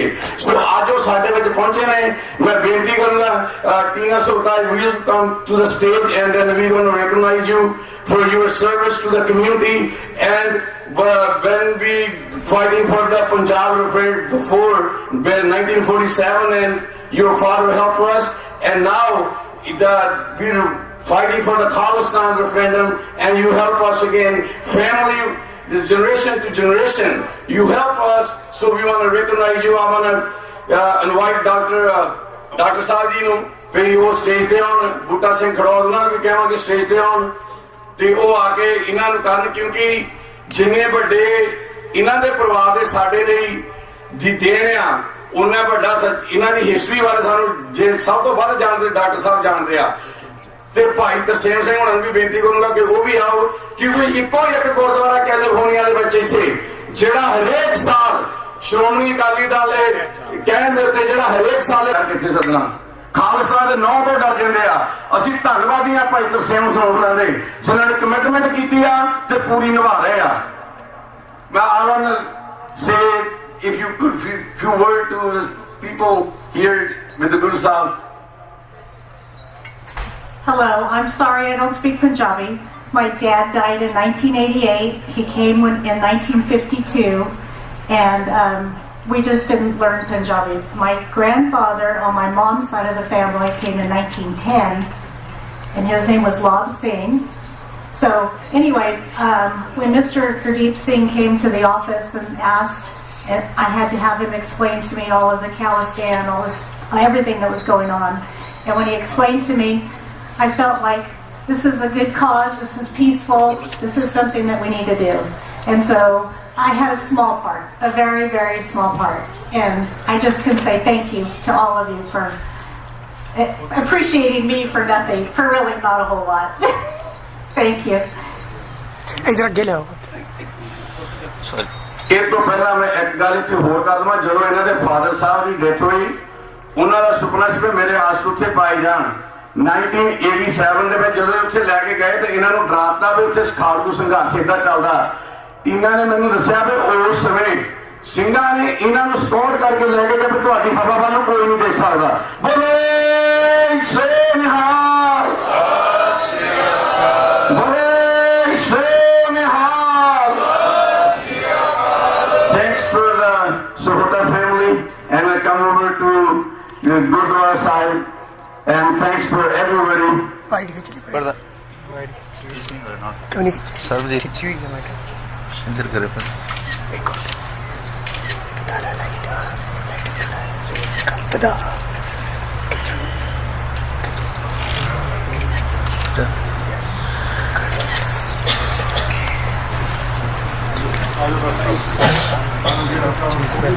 ਹਾਂਜੀ ਹੁਣ ਬੇਨਤੀ ਕਰਾਂਗੇ ਡਾਕਟਰ ਸਾਹਿਬ ਨੇ ਆਉਣਗੇ। ਮੇਰੀ ਬੋਲਦਿਆਂ ਤੋਂ ਬਹੁਤ ਭੁੱਲਾਂ ਚੁੱਕਾ ਹੋ ਜਾਂਦੀਆਂ। ਗੁਰੂ ਪੰਥ ਦੇ ਗੁਰੂ ਗ੍ਰੰਥ ਬਖਸ਼ਣ ਹਾਰਿਆ ਜੀ ਬਖਸ਼ਣਾ। ਵਾਹਿਗੁਰੂ ਜੀ ਕਾ ਖਾਲਸਾ, ਵਾਹਿਗੁਰੂ ਜੀ ਕੀ ਫਤਿਹ। ਦਾ ਖੂਨਦਾਨ ਵਾਸਤੇ ਇਹ ਸ਼ਹੀਦਾਂ ਦੀ ਯਾਦ ਦੇ ਵਿੱਚ ਹੀ ਆਪਾਂ ਹਰ ਸਾਲ ਖੂਨਦਾਨ ਦਾ ਕੈਂਪ ਇੱਥੇ ਲੱਗਦਾ, ਉਹ ਵੀ ਆਪਾਂ ਯੋਗਦਾਨ ਪਾਉਣਾ। ਇੱਕ ਆ ਕਿਸੇ ਦੀ ਗੱਡੀ ਦੀ ਚਾਬੀ ਸਾਡੇ ਕੋਲ ਪਈ ਗਵਾਚੀ ਹੋਈ ਆ ਭਾਈ, ਇਹ ਵੀ ਕੋਈ ਲੈ ਸਕਦਾ ਦੱਸ ਕੇ। ਦੂਸਰੀ ਬੇਨਤੀ ਮੈਂ ਕੱਲ ਦੀ ਰਾਤ ਦੀਆਂ ਬੇਨਤੀਆਂ ਕਰ ਰਿਹਾ ਭਾਈ, ਜਲ ਪਾਣੀ ਛਕ ਕੇ ਦੁਬਾਰਾ ਸੰਗਤ ਦੇ ਵਿੱਚ ਆ ਕੇ ਬੈਠੀ ਜਾਓ, ਕਿਉਂਕਿ ਆਪਣੇ ਕੋਲ ਇੰਨੀ ਦੂਰੋਂ ਚੱਲ ਕੇ ਬੁਲਾਰੇ ਆਏ ਹੋ। ਆਪਾਂ ਜਿਹੜਾ 40 ਸਾਲ ਆਪਾਂ ਇੱਕ ਸਲੋਗਨ ਦਿੱਤਾ ਹੈ ਨਾ ਇਸ ਪ੍ਰੋਗਰਾਮ ਦਾ, 40 ਸਾਲ ਸ਼ਹੀਦਾਂ ਦੇ ਨਾਲ। ਸੋ ਸ਼ਹੀਦਾਂ ਦੀਆਂ ਬਾਤਾਂ ਸੁਣਨੀਆਂ, ਕੀ ਕੁਛ ਅਸੀਂ ਗਵਾਇਆ ਤੇ ਕੀ ਅੱਜ ਤੱਕ ਅਸੀਂ ਪਾਇਆ, ਇਹ ਆਪਾਂ ਇਹਨਾਂ ਡਾਕਟਰ ਸਾਹਿਬ ਹੋਣਾ ਕੋਲ ਜਿੱਦਾਂ ਬੂਟਾ ਸੋਹਣੀ ਤੁਹਾਨੂੰ ਦੱਸ ਕੇ ਗਏ ਸਾਰਾ ਕੁਛ। ਇਸੇ ਤਰ੍ਹਾਂ ਭਾਈ ਡਾਕਟਰ ਅਮਰਜੀਤ ਸਿੰਘ ਜੀ ਤੁਹਾਨੂੰ ਸਾਰਾ ਹੀ ਕਰਨਾ ਪਾਉਣਗੇ। ਉਹਨਾਂ ਤੋਂ ਉਪਰੰਤ ਭਾਈ ਤਰਲੋਚਨ ਸਿੰਘ ਜੀ ਜਿਨ੍ਹਾਂ ਨੇ ਇਹ ਹੱਡੀ ਹੰਡਾਇਆ ਸਾਰਾ ਕੁਝ ਆਪਣੇ ਉੱਤੇ ਹੰਡਾਇਆ ਹੋਇਆ, ਸੋ ਉਹਨਾਂ ਨੇ ਵੀ ਆਪਣੇ ਨਾਲ ਵਿਚਾਰ ਸਾਂਝੇ ਕਰਨੇ ਆ। ਔਰ ਲੋਕਲ ਬਰਾਏ ਵੀ ਬਹੁਤ ਸਾਰੇ ਆਏ ਬੈਠੇ, ਆਪਾਂ ਉਹਨਾਂ ਦੇ ਵੀ 2-2 ਮਿੰਟ ਵਿਚਾਰ ਸਾਂਝੇ ਕਰਨੇ ਆ, ਸੁਣਨੇ ਆ। ਸੋ ਬੇਨਤੀ ਹੈ ਲੰਗਰ ਪਾਣੀ ਛਕ ਕੇ ਸੰਗਤ ਦੇ ਵਿੱਚ ਆ ਕੇ ਬੈਠੋ, ਸੰਗਤ ਪੂਰੇ ਭਰੀ ਹੋਵੇ, ਠਾਠਾ ਮਾਲ ਦਾ ਇਕੱਠ ਹੋਵੇ। ਤੁਹਾਡਾ ਸਾਡਾ ਇੱਕ ਪ੍ਰੋਗਰਾਮ ਕੀਤਾ ਹੋਇਆ ਤਾਂ ਹੀ ਸਫਲ ਹੋ ਸਕਦਾ। ਜੇ ਤੁਸੀਂ ਸਤਿਕਾਰ ਦਿਓਗੇ ਆਇਆ ਹੋਇਆ ਬੁਲਾਰਿਆਂ ਨੂੰ। ਉਹ ਸਤਿਕਾਰ ਇਹੀ ਆ ਕਿ ਅਸੀਂ ਸੰਗਤ ਦੇ ਵਿੱਚ ਬਹਿ ਕੇ ਉਹਨਾਂ ਦੇ ਵਿਚਾਰ ਸਰਵਣ ਕਰੀਏ, ਉਹ ਕੀ ਸਾਡੇ ਵਾਸਤੇ ਲੈ ਕੇ ਆਏ ਆ ਔਰ ਕੀ ਸਾਡੇ ਵਾਸਤੇ ਕਰ ਰਹੇ ਆ। ਜਿਸ ਤਰ੍ਹਾਂ ਬੂਟਾ ਸਿੰਘ ਜੀ ਦੱਸ ਕੇ ਗਏ ਆਓ ਡਾਕਟਰ ਅਮਰਜੀਤ ਸਿੰਘ ਜੀ ਸਾਡੇ ਬਹੁਤ ਹੀ ਸਤਿਕਾਰਯੋਗ, ਹਮੇਸ਼ਾ ਹੀ ਪੰਥ ਵਾਸਤੇ। ਹਾਂਜੀ ਸੁਖਨ ਸਿੰਘ। ਵਾਹਿਗੁਰੂ ਜੀ ਕਾ ਖਾਲਸਾ ਵਾਹਿਗੁਰੂ ਜੀ ਕੀ ਫਤਿਹ। ਡਾਕਟਰ ਅਮਰਜੀਤ ਸਿੰਘ ਜੀ ਜੋ ਕਿ ਸਿੱਖ ਸਮੱਸਿਆਵਾਂ ਸੰਬੰਧੀ ਟੀਵੀ ਤੋਂ ਅਕਸਰ ਹੀ ਪ੍ਰੋਗਰਾਮ ਚਲਾਉਂਦੇ ਰਹਿੰਦੇ ਆ। ਬਹੁਤ ਸਮੇਂ ਤੋਂ ਇਹਨਾਂ ਦਾ ਜਿਹੜਾ 84 ਟੀਵੀ ਚੱਲ ਰਿਹਾ ਹੈ, ਸਿੱਖਾਂ ਦੀ ਮੰਗ ਖਾਲਸਤਾਨ ਸੰਬੰਧੀ ਬਹੁਤ ਵਧੀਆ ਉਪਰਾਲੇ ਕਰਦੇ ਆ। ਸਿੱਖਾਂ ਦੀ ਕਿਤੇ ਵੀ ਕੋਈ ਡਿਫਿਕਲਟੀ ਹੁੰਦੀ, ਕੋਈ ਸਮੱਸਿਆ ਹੁੰਦੀ ਆ ਤੇ ਆਪਣੇ ਟੀਵੀ ਤੋਂ ਉਹਨੂੰ ਰਿਲੇ ਕਰਦੇ ਆ, ਉਹਦਾ ਹੱਲ ਵੀ ਦੱਸਦੇ ਆ। ਫਿਰ ਸੋ ਬਹੁਤ ਉਪਰਾਲਾ ਕਰਦਾ ਸਿੱਖ ਕੌਮ ਲਈ। ਸੋ ਧੰਨਵਾਦ ਵੀ ਹੈ ਇਹਨਾਂ ਦਾ ਕਿ ਕੋਈ ਸਿੱਖਿਆ ਤੇ ਇਸ ਤਰ੍ਹਾਂ ਦੇ ਉਪਰਾਲੇ ਕਰਦੇ ਆ। ਹੁਣ ਮੈਂ ਬੇਨਤੀ ਕਰੂ ਡਾਕਟਰ ਅਮਰਜੀਤ ਸਿੰਘ ਜੀ ਜੋ ਬਲ ਛੁਟ ਕਿਓ ਬੰਧਨ ਪਰੈ ਕਛੂ ਨ ਹੋਤ ਉਪਾਇ ਕਹੁ ਨਾਨਕ ਅਬ ਓਟ ਹਰ ਗਜ ਜਿਉ ਹੋ ਸਹਾਇ। ਬਲ ਹੋਆ ਬੰਧਨ ਛੁਟੈ ਸਭ ਕਿਛ ਹੋਤ ਉਪਾਇ ਨਾਨਕ ਸਭ ਕਿਛ ਤੁਮਰੇ ਹਾਥ ਮੈਂ तुम ही होत सहाय। वाहिगुरु जी का खालसा वाहिगुरु जी की फतेह। साहिब श्री गुरु ग्रंथ साहिब जी की हजूरी में जुड़े बैठे सतगुरु जी का अपना आपा गुरु खालसा साध संगत जीओ, अज का ये विशेष दीवान ना सिर्फ घल्लूघारा 84 तो हुण तक इन्हां 40 वरियां दे विच शहीद ਸਿੰਘਾਂ ਸਿੰਘਣੀਆਂ ਦੀ याद ਨੂੰ ਸਮਰਪਿਤ ਹੈ। ਉੱਥੇ ਇੱਕ ਸਾਡੇ ਸਭ ਲਈ ਇਹ ਮੌਕਾ ਵੀ ਹੈ, ਅਸੀਂ ਸਾਰੇ ਸਿਰ ਜੋੜ ਕੇ ਬੈਠੇ ਹਾਂ ਦੀਵਾਨ ਦੇ ਵਿੱਚ, ਨਜ਼ਰ ਮਾਰਿਆ ਅੱਡ-ਅੱਡ ਵੀਰ ਭੈਣਾਂ, ਅੱਡ-ਅੱਡ ਜਥੇਬੰਦੀਆਂ ਨਾਲ ਸੰਬੰਧਿਤ ਜਿਨ੍ਹਾਂ ਨੇ ਕਿਸੇ ਨਾ ਕਿਸੇ ਰੂਪ 'ਚ ਖਾਲਿਸਤਾਨ ਦੇ ਪਰਚਮ ਨੂੰ ਬੁਲੰਦ ਰੱਖਿਆ। ਇਹ ਕ੍ਰੈਡਿਟ ਭਾਈ ਤਰਸੇਮ ਸਿੰਘ ਜੀ, ਦਸ਼ਮੇਸ਼ ਦਰਬਾਰ ਟਲਹਿਰੀ ਆਪ ਜੀ ਦੀਆਂ ਸਮੂਹ ਸੰਗਤਾਂ ਮੈਨੇਜਮੈਂਟ ਕਮੇਟੀ ਨੂੰ ਜਾਂਦਾ ਹੈ ਕਿ ਤੁਸੀਂ ਇਸ ਸੈਂਟਰਲ ਵੈਲੀ ਦੇ ਵਿੱਚ ਇਸ ਪੱਧਰ ਦਾ ਸਮਾਗਮ ਆਰਗੇਨਾਈਜ਼ ਕੀਤਾ ਔਰ ਇਸ ਨੂੰ ਪ੍ਰੋਪਰਲੀ ਐਡਵਰਟਾਈਜ਼ ਵੀ ਕੀਤਾ ਗਿਆ।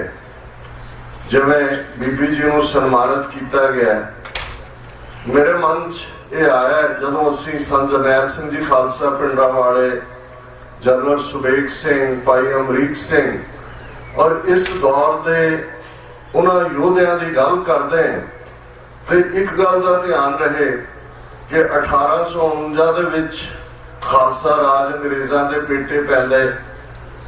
पहली शख्सियत भाई महाराज सिंह नौरंगाबादी, जेड़े बाबा वीर सिंह नौरंगाबादी उस स्थान के सेवादार के तौर पर उभरे। उन्होंने पहला बुलंद नारा या पहला यतन, भरपूर यतन खालसा राज वापस स्थापित करने का किया। बेशक उन्होंने गिरफ्तारी हुई और किवें उन्होंने सिंगापुर जेल च लिया के एक सॉलिटरी कन्फाइनमेंट च रख के कुछ वरियां बाद उन्होंने शहादत हुंदी है। और उस तो बाद का जिहड़ा सारा दौर है, गदर पार्टी का जिक्र होया, जिस वैली दे विच असीं खड़े हैं सेंट्रल वैली, कदे इन्हां इलाकिਆਂ ਦੇ ਵਿੱਚ ही सर करतार सिंह सराभा, बाबा सोहन सिंह पकना, संत वसाखा सिंह, बाबा जवाला सिंह, उन्हां दे चरण इन्हां इस सारी धरती तो गुजरे ने।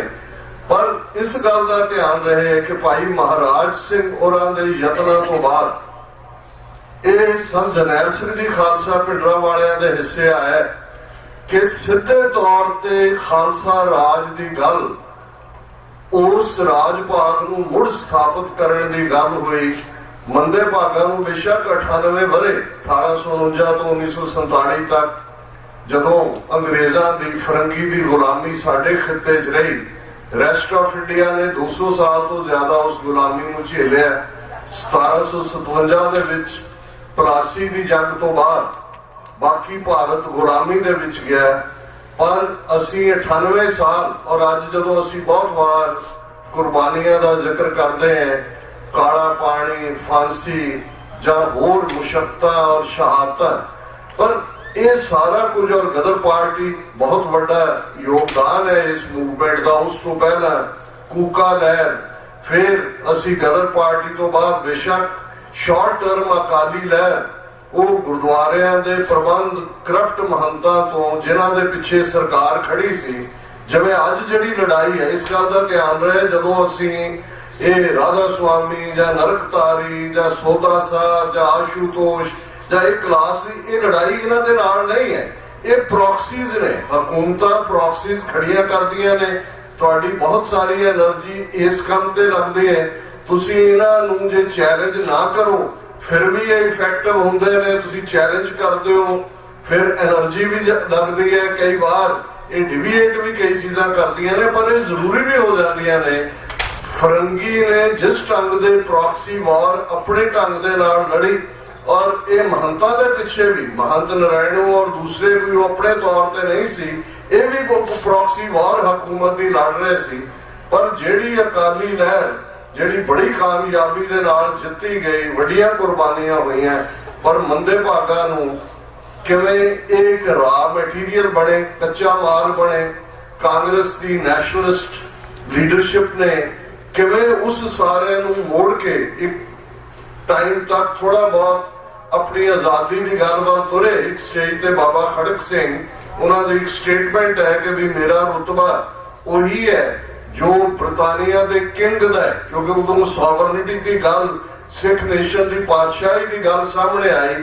ਪਰ ਬਹੁਤ ਜਲਦੀ ਬਾਬਾ ਖੜਕ ਸਿੰਘ ਇੱਕੋ ਵੇਲੇ ਅਕਾਲੀ ਦਲ ਦੇ ਪ੍ਰਧਾਨ ਵੀ ਔਰ ਪੰਜਾਬ ਕਾਂਗਰਸ ਜਿਹੜੀ ਉਸ ਵੇਲੇ ਉਹਦੇ ਪ੍ਰਧਾਨ ਵੀ ਰਹੇ, ਤੇ 47 ਤੱਕ ਪਹੁੰਚਦੇ ਅਸੀਂ ਦੇਖਦੇ ਹਾਂ ਕਿ ਕਿਵੇਂ ਸਮੁੱਚਾ ਸਿੱਖ ਜਿਹੜਾ ਕੰਟਰੀਬਿਊਸ਼ਨ ਵਾਲਾ ਪਾਰਟ ਹੈ ਉਹ ਨੈਸ਼ਨਲਿਸਟ ਲਹਿਰ ਦੇ ਖਾਤੇ ਦੇ ਵਿੱਚ ਪੈਂਦਾ ਹੈ। ਔਰ 47 ਦੇ ਦੌਰ ਦੀ ਗੱਲ ਢਾਡੀ ਸਿੰਘਾਂ ਨੇ ਵੀ ਕੀਤੀ, ਔਰ ਹੋਰ ਵੀ ਅਕਸਰ ਅਸੀਂ ਜਦੋਂ ਦੁਹਰਾਉਂਦੇ ਤੇ ਮੈਂ ਉਸ ਨੂੰ ਉਰਦੂ ਦੇ ਇੱਕ ਕਪਲੇਟ ਦੇ ਵਿੱਚ ਅਕਸਰ ਬਿਆਨਦਾ, ਕਿਉਂਕਿ ਪੋਇਟਰੀ ਦੇ ਵਿੱਚ ਬਹੁਤ ਵੱਡੀ ਗੱਲ ਨੂੰ ਇੱਕ ਛੋਟੇ ਜੁਮਲੇ 'ਚ ਕਹਿਣ ਦੀ ਤਾਕਤ ਹੁੰਦੀ ਹੈ।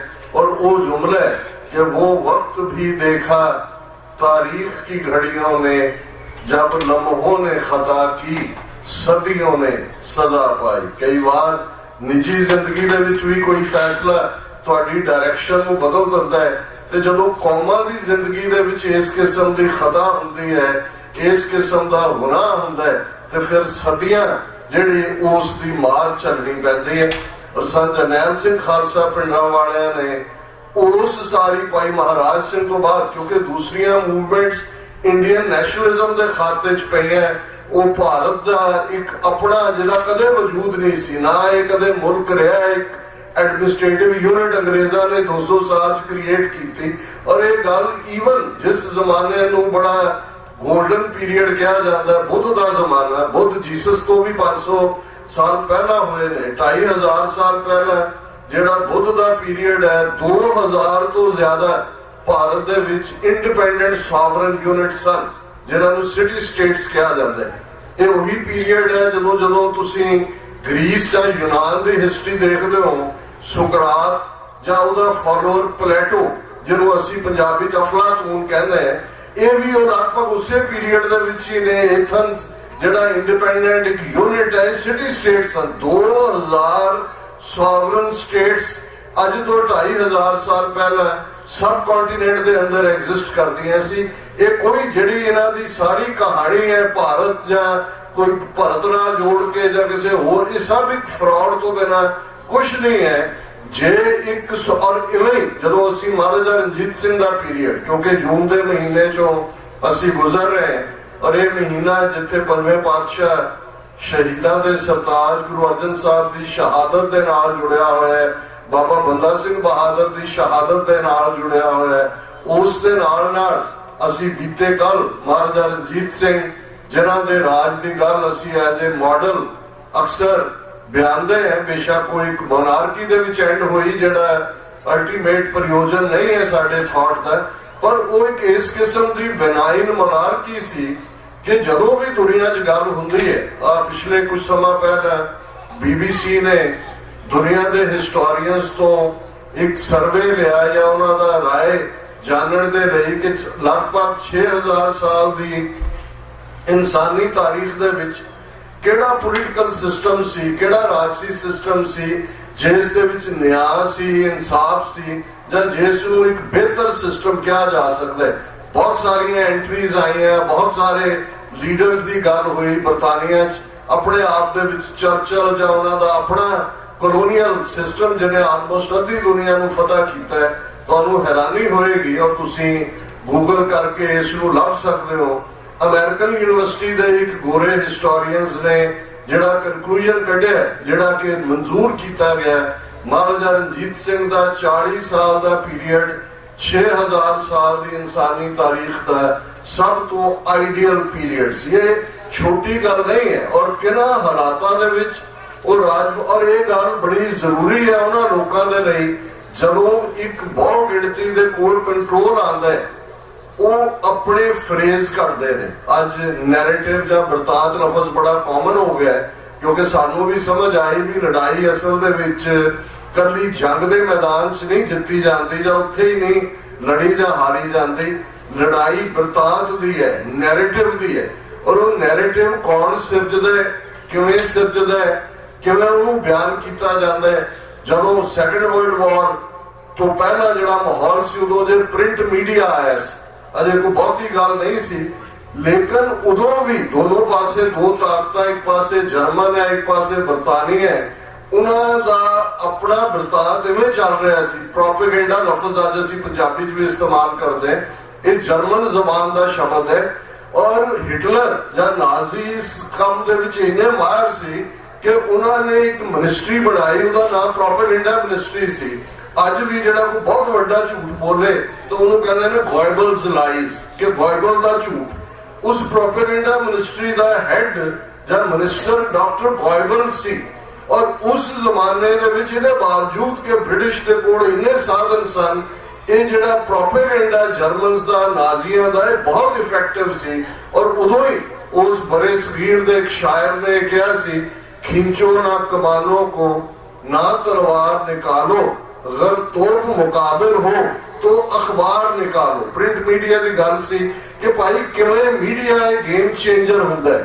और असी अपनी अखां सामने इन्हां 40 वरियां दे विच देखिआ कि जिन्हां दे कोल साधन सन, भारत की हुकूमत और दीवान दे विच भाई तरलोचन सिंह जी बैठे ने, जदों मैं इस पद्धर दे शहीद भाई अमरीक सिंह, उन्होंने पिता जी संत करतार सिंह जी खालसा पिंडरा वाले, जिन्होंने उस पीरियड, और ये जून का महीना ही है जदों के लगभग 49 साल पहले एमरजेंसी लगी।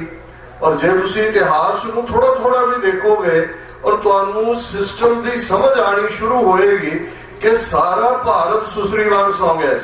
यह पीरियड सी। उस तो पहला पूर्ण क्रांति, टोटल रेवोल्यूशन, जयप्रकाश नारायण ने स्लोगन दिता है। इंदिरा गांधी को अनसीट किया गया, उसकी सीट तो लखों दी रैलियां होंदियां सन। जयप्रकाश नारायण बिहार चो निकलिया, यूपी चो निकलिया, सारिया पोलिटिकल पार्टी। जदों इंदिरा गांधी ने 1975 दे विच 23 जून को एमरजेंसी का ऐलान किया, कुछ चुकले लीडर सब सुसरी वांग सौ गए। किसी की हिम्मत नहीं सी, कोई सब कुछ समूथ सी। और ये उस पीरियड दे विच ज्ञानी ज़ाहिर सिंह चीफ मिनिस्टर सी पंजाब का, एक खौफ भरपा सी। और संत करतार सिंह जी खालसा पिंडरा वालियां ने उस एमरजेंसी के दौर 37 तो ज्यादा नगर की गल डिफाइस नहीं होंदी है। गल ये नहीं होंदी कि भी तुसी की किया की नहीं किया। बहुत बार जो एक सन्नाटा छाया होंदा है, एक बच्चा उठ के है उंगल कर दे कि यू आर द टायरेंट, तू जालिम है, तो वो चैलेंज होंदा है, बाकियां नूं भी हौसला मिलता है। ये वो दौर सी, क्योंकि ये लड़ाई ना जून 84 शुरू हुई, ना ये कोई खालिस्तान की गल हुण आई। ये 1849 ही साडी सॉवरनिटी, साडी पातशाहत, क्योंकि बेशक महाराजा रंजीत सिंह एक मोनार्क सन, पर सरकार का नाम सरकारे खालसा जियो। तुसी अज भी जिहड़े स्टेप्स देखो, और ये कोई महज एक पोलिटिकल यूनिट नहीं सी कि जी 2 लाख मुरब्बा मील उहदा एक बादशाह नहीं। ये उस लेवल का साडा कारोबारी और हुकूमती सिस्टम सी।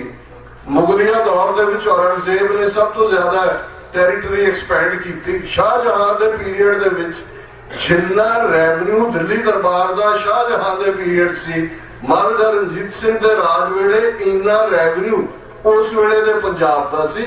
ਸੋ ਇਹ ਮਹਿਜ਼ ਕੋਈ 4 ਸੂਬੇ ਮੁਲਤਾਨ, ਕਸ਼ਮੀਰ, ਲਾਹੌਰ, ਪਿਸ਼ਾਵਰ ਤੱਕ ਨਹੀਂ, ਜਿਸ ਲੈਵਲ ਦਾ ਸਿਸਟਮ ਕ੍ਰੀਏਟ ਕੀਤਾ ਔਰ ਇੰਟਰਨੈਸ਼ਨਲ ਸਾਡੀ ਹੋਂਦ ਸੀ। ਜਦੋਂ ਇੱਕ 2 ਧਿਰੀ ਸਮਝੌਤੇ ਹੁੰਦੇ ਨੇ, ਇੱਕ ਨੂੰ ਟ੍ਰਾਈਪਾਰਟਾਈਟ ਟ੍ਰੀਟੀਜ਼ ਕਹਿੰਦੇ ਨੇ 3 ਧਿਰਾਂ ਦੇ ਵਿੱਚ, ਔਰ ਤੁਸੀਂ ਦੇਖੋਗੇ ਕਿ 2 ਟ੍ਰੀਟੀਜ਼, ਇੱਕ ਮਹਾਰਾਜਾ ਰਣਜੀਤ ਸਿੰਘ ਦੇ ਜਦੋਂ ਹਯਾਤੀ ਵਿੱਚ ਸਨ ਉਹਨਾਂ ਦੇ ਦੌਰ 'ਚ, ਔਰ ਇੱਕ ਜਦੋਂ ਮਹਾਰਾਜਾ ਸ਼ੇਰ ਸਿੰਘ ਲਾਹੌਰ ਦੇ ਤਖਤ ਤੇ ਸਨ, ਟ੍ਰਾਈਪਾਰਟਾਈਟ ਟ੍ਰੀਟੀ ਹੋਈ ਮਹਾਰਾਜਾ ਰਣਜੀਤ ਸਿੰਘ ਦੀ ਹਯਾਤੀ ਦੇ ਵਿੱਚ।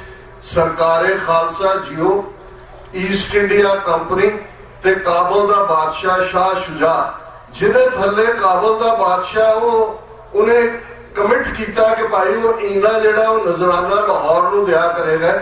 ਜਿਹੜੀ ਡਿਸੀਜਨ ਮੇਕਿੰਗ ਪਾਵਰ ਸੀ ਉਹ ਲਾਹੌਰ ਦਰਬਾਰ ਕੋਲ ਆਈ ਕਿ ਕਾਬਲ ਦੇ ਤਖਤ ਤੇ ਕਿਹਨੇ ਬਹਿਣਾ, ਇਹ ਡਿਸੀਜਨ ਜਿਹੜਾ ਉਹ ਸਿੱਖ ਸਰਕਾਰ ਜਾਂ ਸਰਕਾਰੇ ਖਾਲਸਾ ਜੀ ਉਹ ਕਰਦੇ ਸੀ।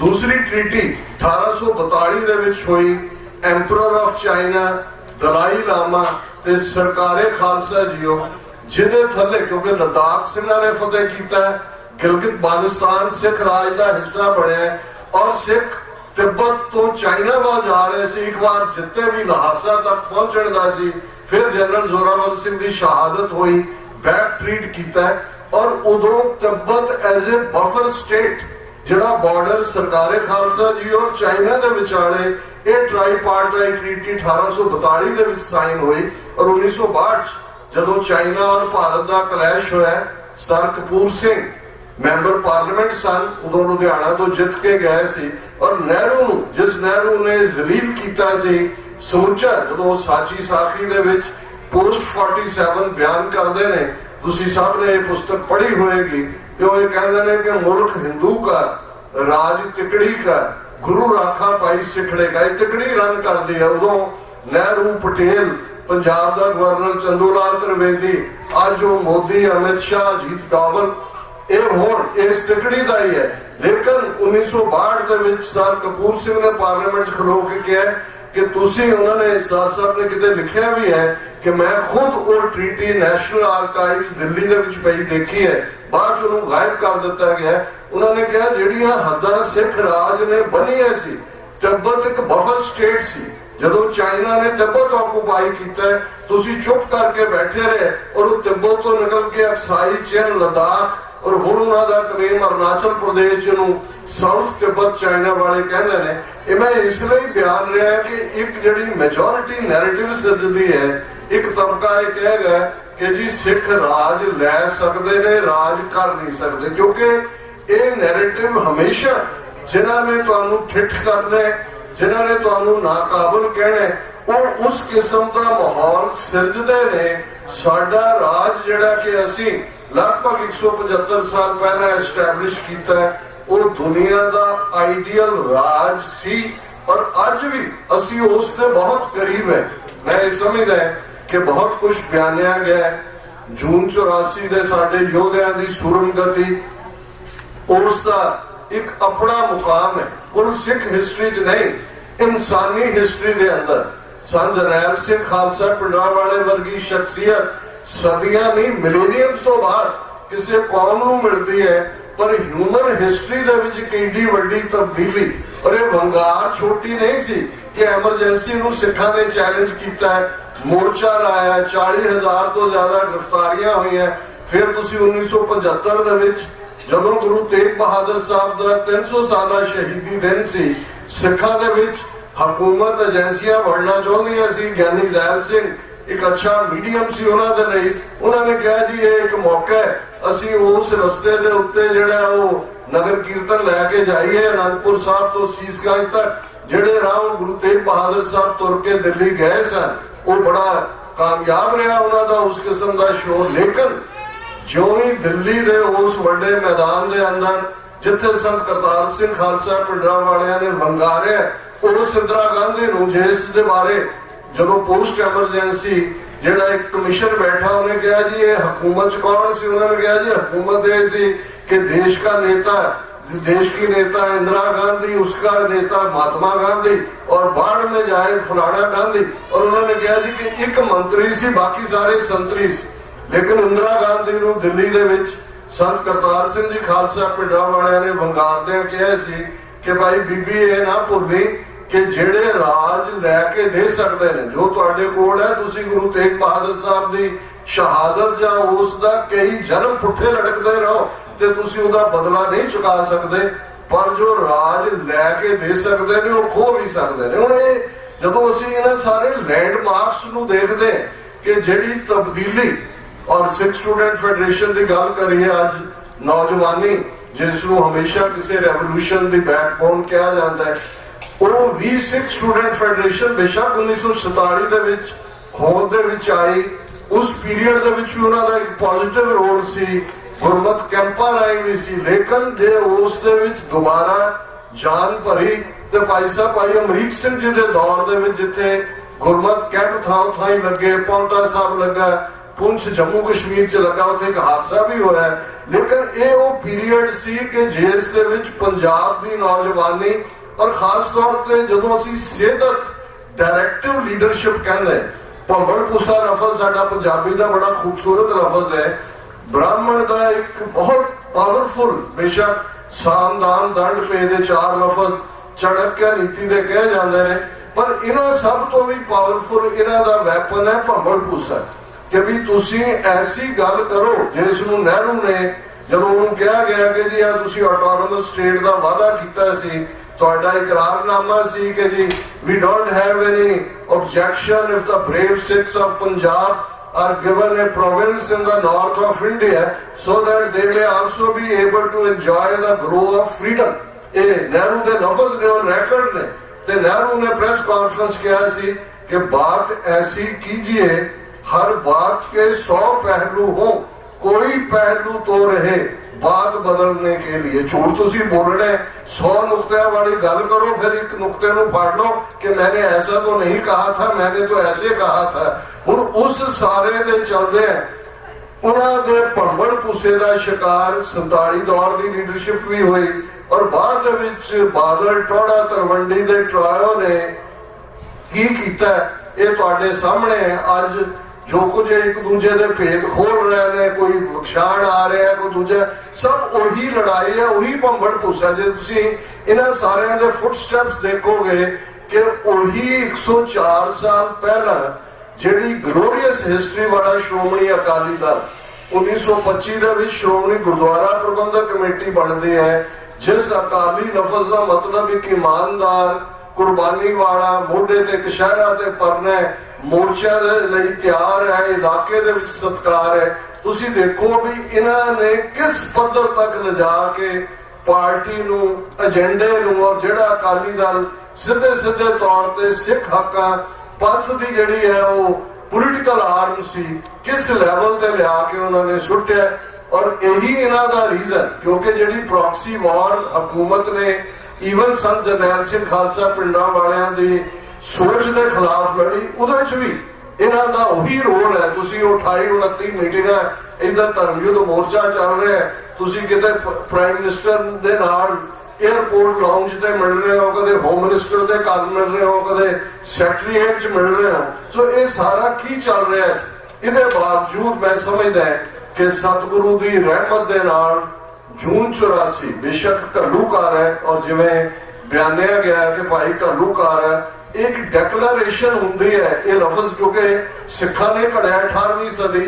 अज जदों तुसी ग्लोबल स्टेज ते देखदे हो, इहदे लई यहूदियां ने लफज होलोकॉस्ट घड़िया, अज एथनिक क्लिनजिंग जां जेनोसाइड लफज, जेनोसाइड यूएन ने मन्ने 10 स्टेजेस ऑफ जेनोसाइड, पर बहुत पहला इहदे लई जिहड़ा नाजियां ने जिन्हों टोटल वॉर कहते सी, सर्वनाश की जंग, जिहड़ी टोटल वॉर हुंदी है वो महज फिजिकल किलिंग तक महदूद नहीं हुंदी, वो तुहाडा मानसिक जेनोसाइड हुंदा है, वो तुहाडा हिस्टोरिकल जेनोसाइड हुंदा है, 3 खेती कानून, इकोनॉमिकल जेनोसाइड, स्ट्रेटेजिक जेनोसाइड, क्योंकि ये जिहड़े सभ्याचार दूसरे नूं खत्म करना चाहते हैं।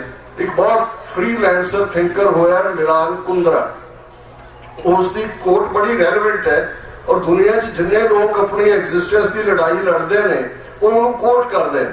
ਮਿਲਾਨ ਕੁੰਦਰਾ ਦੀ ਕੋਟ ਹੈ, the first step towards liquidation of a people is to destroy its books, its culture, its history. Then have somebody to write new books, invent new culture, create new history. Before long, those people will forget that what they were and what they are. The struggle of humankind is forgetting against memory. कि ਜਦੋਂ ਵੀ ਕਿਸੇ ਸੱਭਿਆਚਾਰ ਨੇ ਦੂਜੇ ਨੂੰ destroy ਕਰਨਾ ਹੈ, ਉਹਦੀਆਂ ਕਿਤਾਬਾਂ, ਉਸ ਦਾ ਕਲਚਰ, ਉਸ ਦਾ ਇਤਿਹਾਸ ਉਹਨੂੰ ਡਿਸਟਰੋਏ ਕਰੇਗਾ, ਫਿਰ ਆਪਣੇ ਢੰਗ ਦਾ ਕਲਚਰ ਸਿਰਜੇਗਾ। ਕਿਹਾ ਗਿਆ ਸੀ ਸਟੇਜ ਤੋਂ, ਆ ਜਿਹੜੇ ਸਾਰੇ ਭੰਡ ਕਿਸਮ ਦੇ ਲੋਕ, ਨਚਾਰ ਕਿਸਮ ਦੇ ਲੋਕ, ਉਹ ਚੀਫ ਮਿਨਿਸਟਰ ਦੀ ਕੁਰਸੀ ਤੇ ਬਿਠਾਇਆ ਹੋਏ ਜਾਂ ਮੀਡੀਆ ਰਾਹੀਂ ਜਿਨ੍ਹਾਂ ਨੂੰ ਪ੍ਰਮੋਟ ਕੀਤਾ ਹੋਏ, ਜੇ ਜਸਵੰਤ ਸਿੰਘ ਖਾਲੜਾ ਦੇ ਉੱਤੇ ਫਿਲਮ ਬਣਦੀ ਹੈ ਉਹ ਤਾਂ ਬਾਕਸ ਵਿੱਚ ਪਈ ਹੈ, ਉਹ ਇੱਕ ਦੁਰਾਚਾਰੀ ਹੈ ਗਾਇਕ ਜਿਹੜਾ ਨਾ ਕੋਈ ਸਿਰ ਨਾ ਮੂੰਹ, ਉਹਨੂੰ ਕਿਵੇਂ ਪ੍ਰਮੋਟ ਕੀਤਾ ਹੈ, ਕਿਵੇਂ ਉਹਨਾਂ ਦੇ ਵੱਡੇ ਵੱਡੇ ਰਿਵਿਊ ਦੇਣ ਵਾਲੇ ਨੇ। ਇਹ ਤੁਹਾਨੂੰ ਇਹ ਮਹਿਜ਼ ਇੱਕ ਬੰਦੇ ਦੀ ਲੜਾਈ ਨਹੀਂ ਹੈ ਕਿ ਕੌਣ ਸਾਹਮਣੇ ਹੈ, ਉਹਦਾ ਨਾਂ A ਹੈ, B ਹੈ, C ਹੈ। ਇਹ ਤੁਹਾਨੂੰ ਸਮਝਣਾ ਹੋਵੇਗਾ ਕਿ ਜੂਨ 84 ਦੇ ਪਹਿਲੇ ਹਫ਼ਤੇ ਮਹਿਜ਼ ਅਕਾਲ ਤਖਤ ਸਾਹਿਬ ਦੇ ਉੱਤੇ ਅਟੈਕ ਨਹੀਂ ਸੀ, ਸੰਤ ਪਿੰਡਾਂ ਵਾਲਿਆਂ ਨੂੰ ਸ਼ਹੀਦ ਕਰਨਾ ਮਕਸਦ। ਇਹ ਟੋਟਲ ਵਾਰ ਸਿੱਖਾਂ ਦੇ ਖਿਲਾਫ ਭਰਪਾ ਕੀਤੀ ਗਈ। ਟੈਂਕਾਂ ਔਰ ਤੋਪਾਂ ਦਾ ਅਸੀਂ ਜ਼ਿਕਰ ਕਰਦੇ, ਸ਼ਾਇਦ ਇਹ ਸਾਨੂੰ ਭੁੱਲ ਜਾਂਦਾ ਹੈ ਕਿ ਤਰਨਤਾਰਨ ਸਾਹਿਬ ਦੀਆਂ ਪਰਿਕਰਮਾ 'ਚ ਵੀ ਟੈਂਕ ਲਿਆਂਦੇ ਗਏ, ਗੁਰਦੁਆਰਾ ਦੁੱਖ ਨਿਵਾਰਨ ਸਾਹਿਬ ਪਟਿਆਲਾ ਦੀਆਂ ਪਰਿਕਰਮਾ 'ਚ ਵੀ ਟੈਂਕ ਲਿਆਂਦੇ ਗਏ, ਗੁਰਦੁਆਰਾ ਮੁਕਤਸਰ ਸਾਹਿਬ ਦੀਆਂ ਪਰਿਕਰਮਾ 'ਚ ਵੀ ਟੈਂਕ ਲਿਆਂਦੇ ਗਏ। ਔਰ ਕਿਵੇਂ ਸਿਸਟੇਮੈਟਿਕਲੀ ਪੰਜਾਬ ਨੂੰ ਕੱਟ ਆਫ ਕਰਕੇ ਅਗਲੇ ਕਈ ਮਹੀਨੇ ਫੌਜ ਨੇ ਪੰਜਾਬ 'ਚ ਕਿਸ ਲੈਵਲ ਦੀ ਨਸਲਕੁਸ਼ੀ ਕੀਤੀ, ਉਸ ਦਾ ਉਦਾਹਰਣ ਜਦੋਂ ਜਸਟਿਸ ਅਜੀਤ ਸਿੰਘ ਬੈਂਸ ਰਾਹੀਂ ਪੰਜਾਬ ਹਰਿਆਣਾ ਹਾਈ ਕੋਰਟ 'ਚ ਇਹ ਚੈਲੰਜ ਹੋਇਆ। 12 ਜੂਨ ਨੂੰ ਇੱਕ ਸਰਕੂਲਰ ਜਿਹੜਾ ਆਰਮੀ ਦਾ ਦੀ ਪਬਲੀਕੇਸ਼ਨ ਹੈ, ਬਾਤਚੀਤ ਫੋਰਟਨਾਈਟਲੀ 15 ਰੋਜ਼ਾ, ਉਸ ਦੇ ਵਿੱਚ ਹਦਾਇਤ ਸੀ, ਔਰ ਇਹ ਔਨ ਰੈਕਰਡ ਹੈ, ਜਿਹੜੀ ਗੱਲ ਵੀ ਮੈਂ ਕੋਟ ਕਰਦਾ ਮੈਂ ਇਸ ਪਲੇਟਫਾਰਮ ਤੋਂ ਕਰ ਰਿਹਾ ਜਾਂ TV 84 ਦੇ ਸੱਚੋ ਸੱਚ ਪ੍ਰੋਗਰਾਮ ਰਾਹੀਂ ਹੁੰਦਾ, ਮੈਂ ਜੋ ਗੌਸਿਪ ਦੇ ਉੱਤੇ ਆਧਾਰਿਤ ਨਹੀਂ ਹੁੰਦੀ, ਡਾਕੂਮੈਂਟੇਸ਼ਨ ਹੁੰਦੀ ਹੈ। ਤੁਸੀਂ ਅੱਜ ਵੀ ਇਸ ਰੈਕਰਡ ਚੋਂ ਕੱਢ ਸਕਦੇ ਹੋ। ਬਾਤਚੀਤ ਜਿਹੜੀ ਪਬਲੀਕੇਸ਼ਨ ਸੀ ਇੰਡੀਅਨ ਆਰਮੀ ਦੀ 15 ਰੋਜ਼ਾ, ਜੂਨ ਦੇ ਮਹੀਨੇ 'ਚ ਦਰਬਾਰ ਸਾਹਿਬ ਤੇ ਅਟੈਕ ਤੋਂ ਹਫ਼ਤਾ ਬਾਅਦ ਇਹ ਸਰਕੂਲਰ ਭੇਜਿਆ ਜਾਂਦਾ ਫੌਜੀ ਛਾਉਣੀਆਂ ਨੂੰ, ਜਿਹਦੇ 'ਚ ਕਿਹਾ ਜਾਂਦਾ ਇਹ few people are baptized in the name of religion.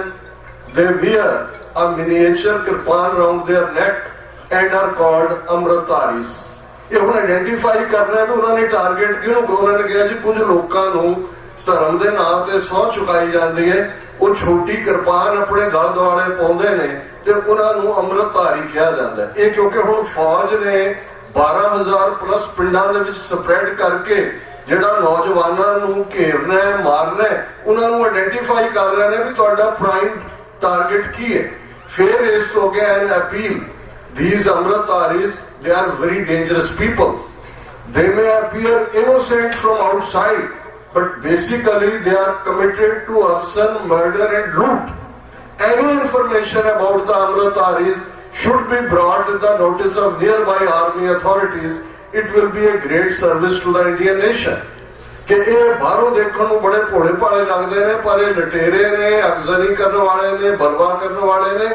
ਇਹਨਾਂ ਬਾਰੇ ਕੋਈ ਵੀ ਜਾਣਕਾਰੀ ਨੇੜੇ ਦੀ ਫੌਜੀ ਛਾਉਣੀ 'ਚ ਪਹੁੰਚਾਈ ਜਾਏ, ਇਹ ਭਾਰਤ ਦੇਸ਼ ਦੀ ਬਹੁਤ ਵੱਡੀ ਸੇਵਾ ਹੋਏਗੀ। ਇਹ ਟੋਟਲ ਵਾਰ ਸਿੱਖਾਂ ਦੇ ਉੱਤੇ ਭਰਪਾ ਕੀਤੀ ਗਈ। ਨਤੀਜਾ ਜਦੋਂ ਅਸੀਂ 84 ਤੋਂ 94 95 ਤੱਕ ਅਣਪਛਾਤੀਆਂ ਲਾਸ਼ਾਂ ਦੀ ਦਾਸਤਾਨ ਦੀ ਗੱਲ ਕਰਦੇ ਹਾਂ, ਫਿਰ ਸਰਦਾਰ ਜਸਵੰਤ ਸਿੰਘ ਖਾਲੜਾ ਜਿਨ੍ਹਾਂ ਨੇ ਉਹਨਾਂ ਅਣਪਛਾਤੀਆਂ ਲਾਸ਼ਾਂ ਨੂੰ ਪਛਾਣ ਦਿੱਤੀ, ਉਹ ਸਿਵੇ ਉਹ ਦੁਰਗਿਆਣਾ ਮੰਦਿਰ ਦਾ ਹੋਏ, ਪੱਟੀ ਦਾ ਹੋਏ, ਕੋਈ ਹੋਰ ਥਾਂ ਦਾ ਹੋਏ, ਹਜ਼ਾਰਾਂ ਅਣਪਛਾਤੀਆਂ ਲਾਸ਼ਾਂ ਦੀ ਦਾਸਤਾਨ ਇਹ ਕਹਿੰਦੀ ਹੈ ਕਿ ਜਿਨ੍ਹਾਂ ਦੇ ਨਾਲ ਸਾਡਾ ਵਾਹ ਪਿਆ, ਇਹ ਮੁਗਲਾਂ ਤੋਂ ਵੱਧ ਕੇ ਜ਼ਾਲਮ, ਅੰਗਰੇਜ਼ਾਂ ਤੋਂ ਵੱਧ ਕੇ ਸ਼ੈਤਾਨ ਔਰ ਡੈਮੋਕ੍ਰੇਸੀ ਦੇ ਟਾਈਟਲ ਦੇ ਥੱਲੇ। ਔਰ ਤੁਸੀਂ ਸਾਰੇ ਕਿਉਂਕਿ ਐਕਟਿਵਿਸਟ ਵੀ ਹੋ, ਮੈਂ ਬਹੁਤ ਨਿਟੀ ਗ੍ਰਿਟੀ 'ਚ ਨਹੀਂ ਜਾਵਾਂਗਾ, ਇੱਕ ਬ੍ਰੌਡਰ ਮੈਂ ਕੰਟੈਕਸਟ ਦੇ ਵਿੱਚ। ਔਰ ਇਹਨਾਂ 40 ਸਾਲਾਂ ਦੇ ਵਿੱਚ ਤੁਸੀਂ ਦੇਖੋ ਕਿ ਪੰਜਾਬ ਨੂੰ ਕਿੱਥੋਂ ਕਿੱਥੇ ਲਿਆਂਦਾ ਗਿਆ, ਹਰ ਲੈਵਲ ਦੇ ਉੱਤੇ।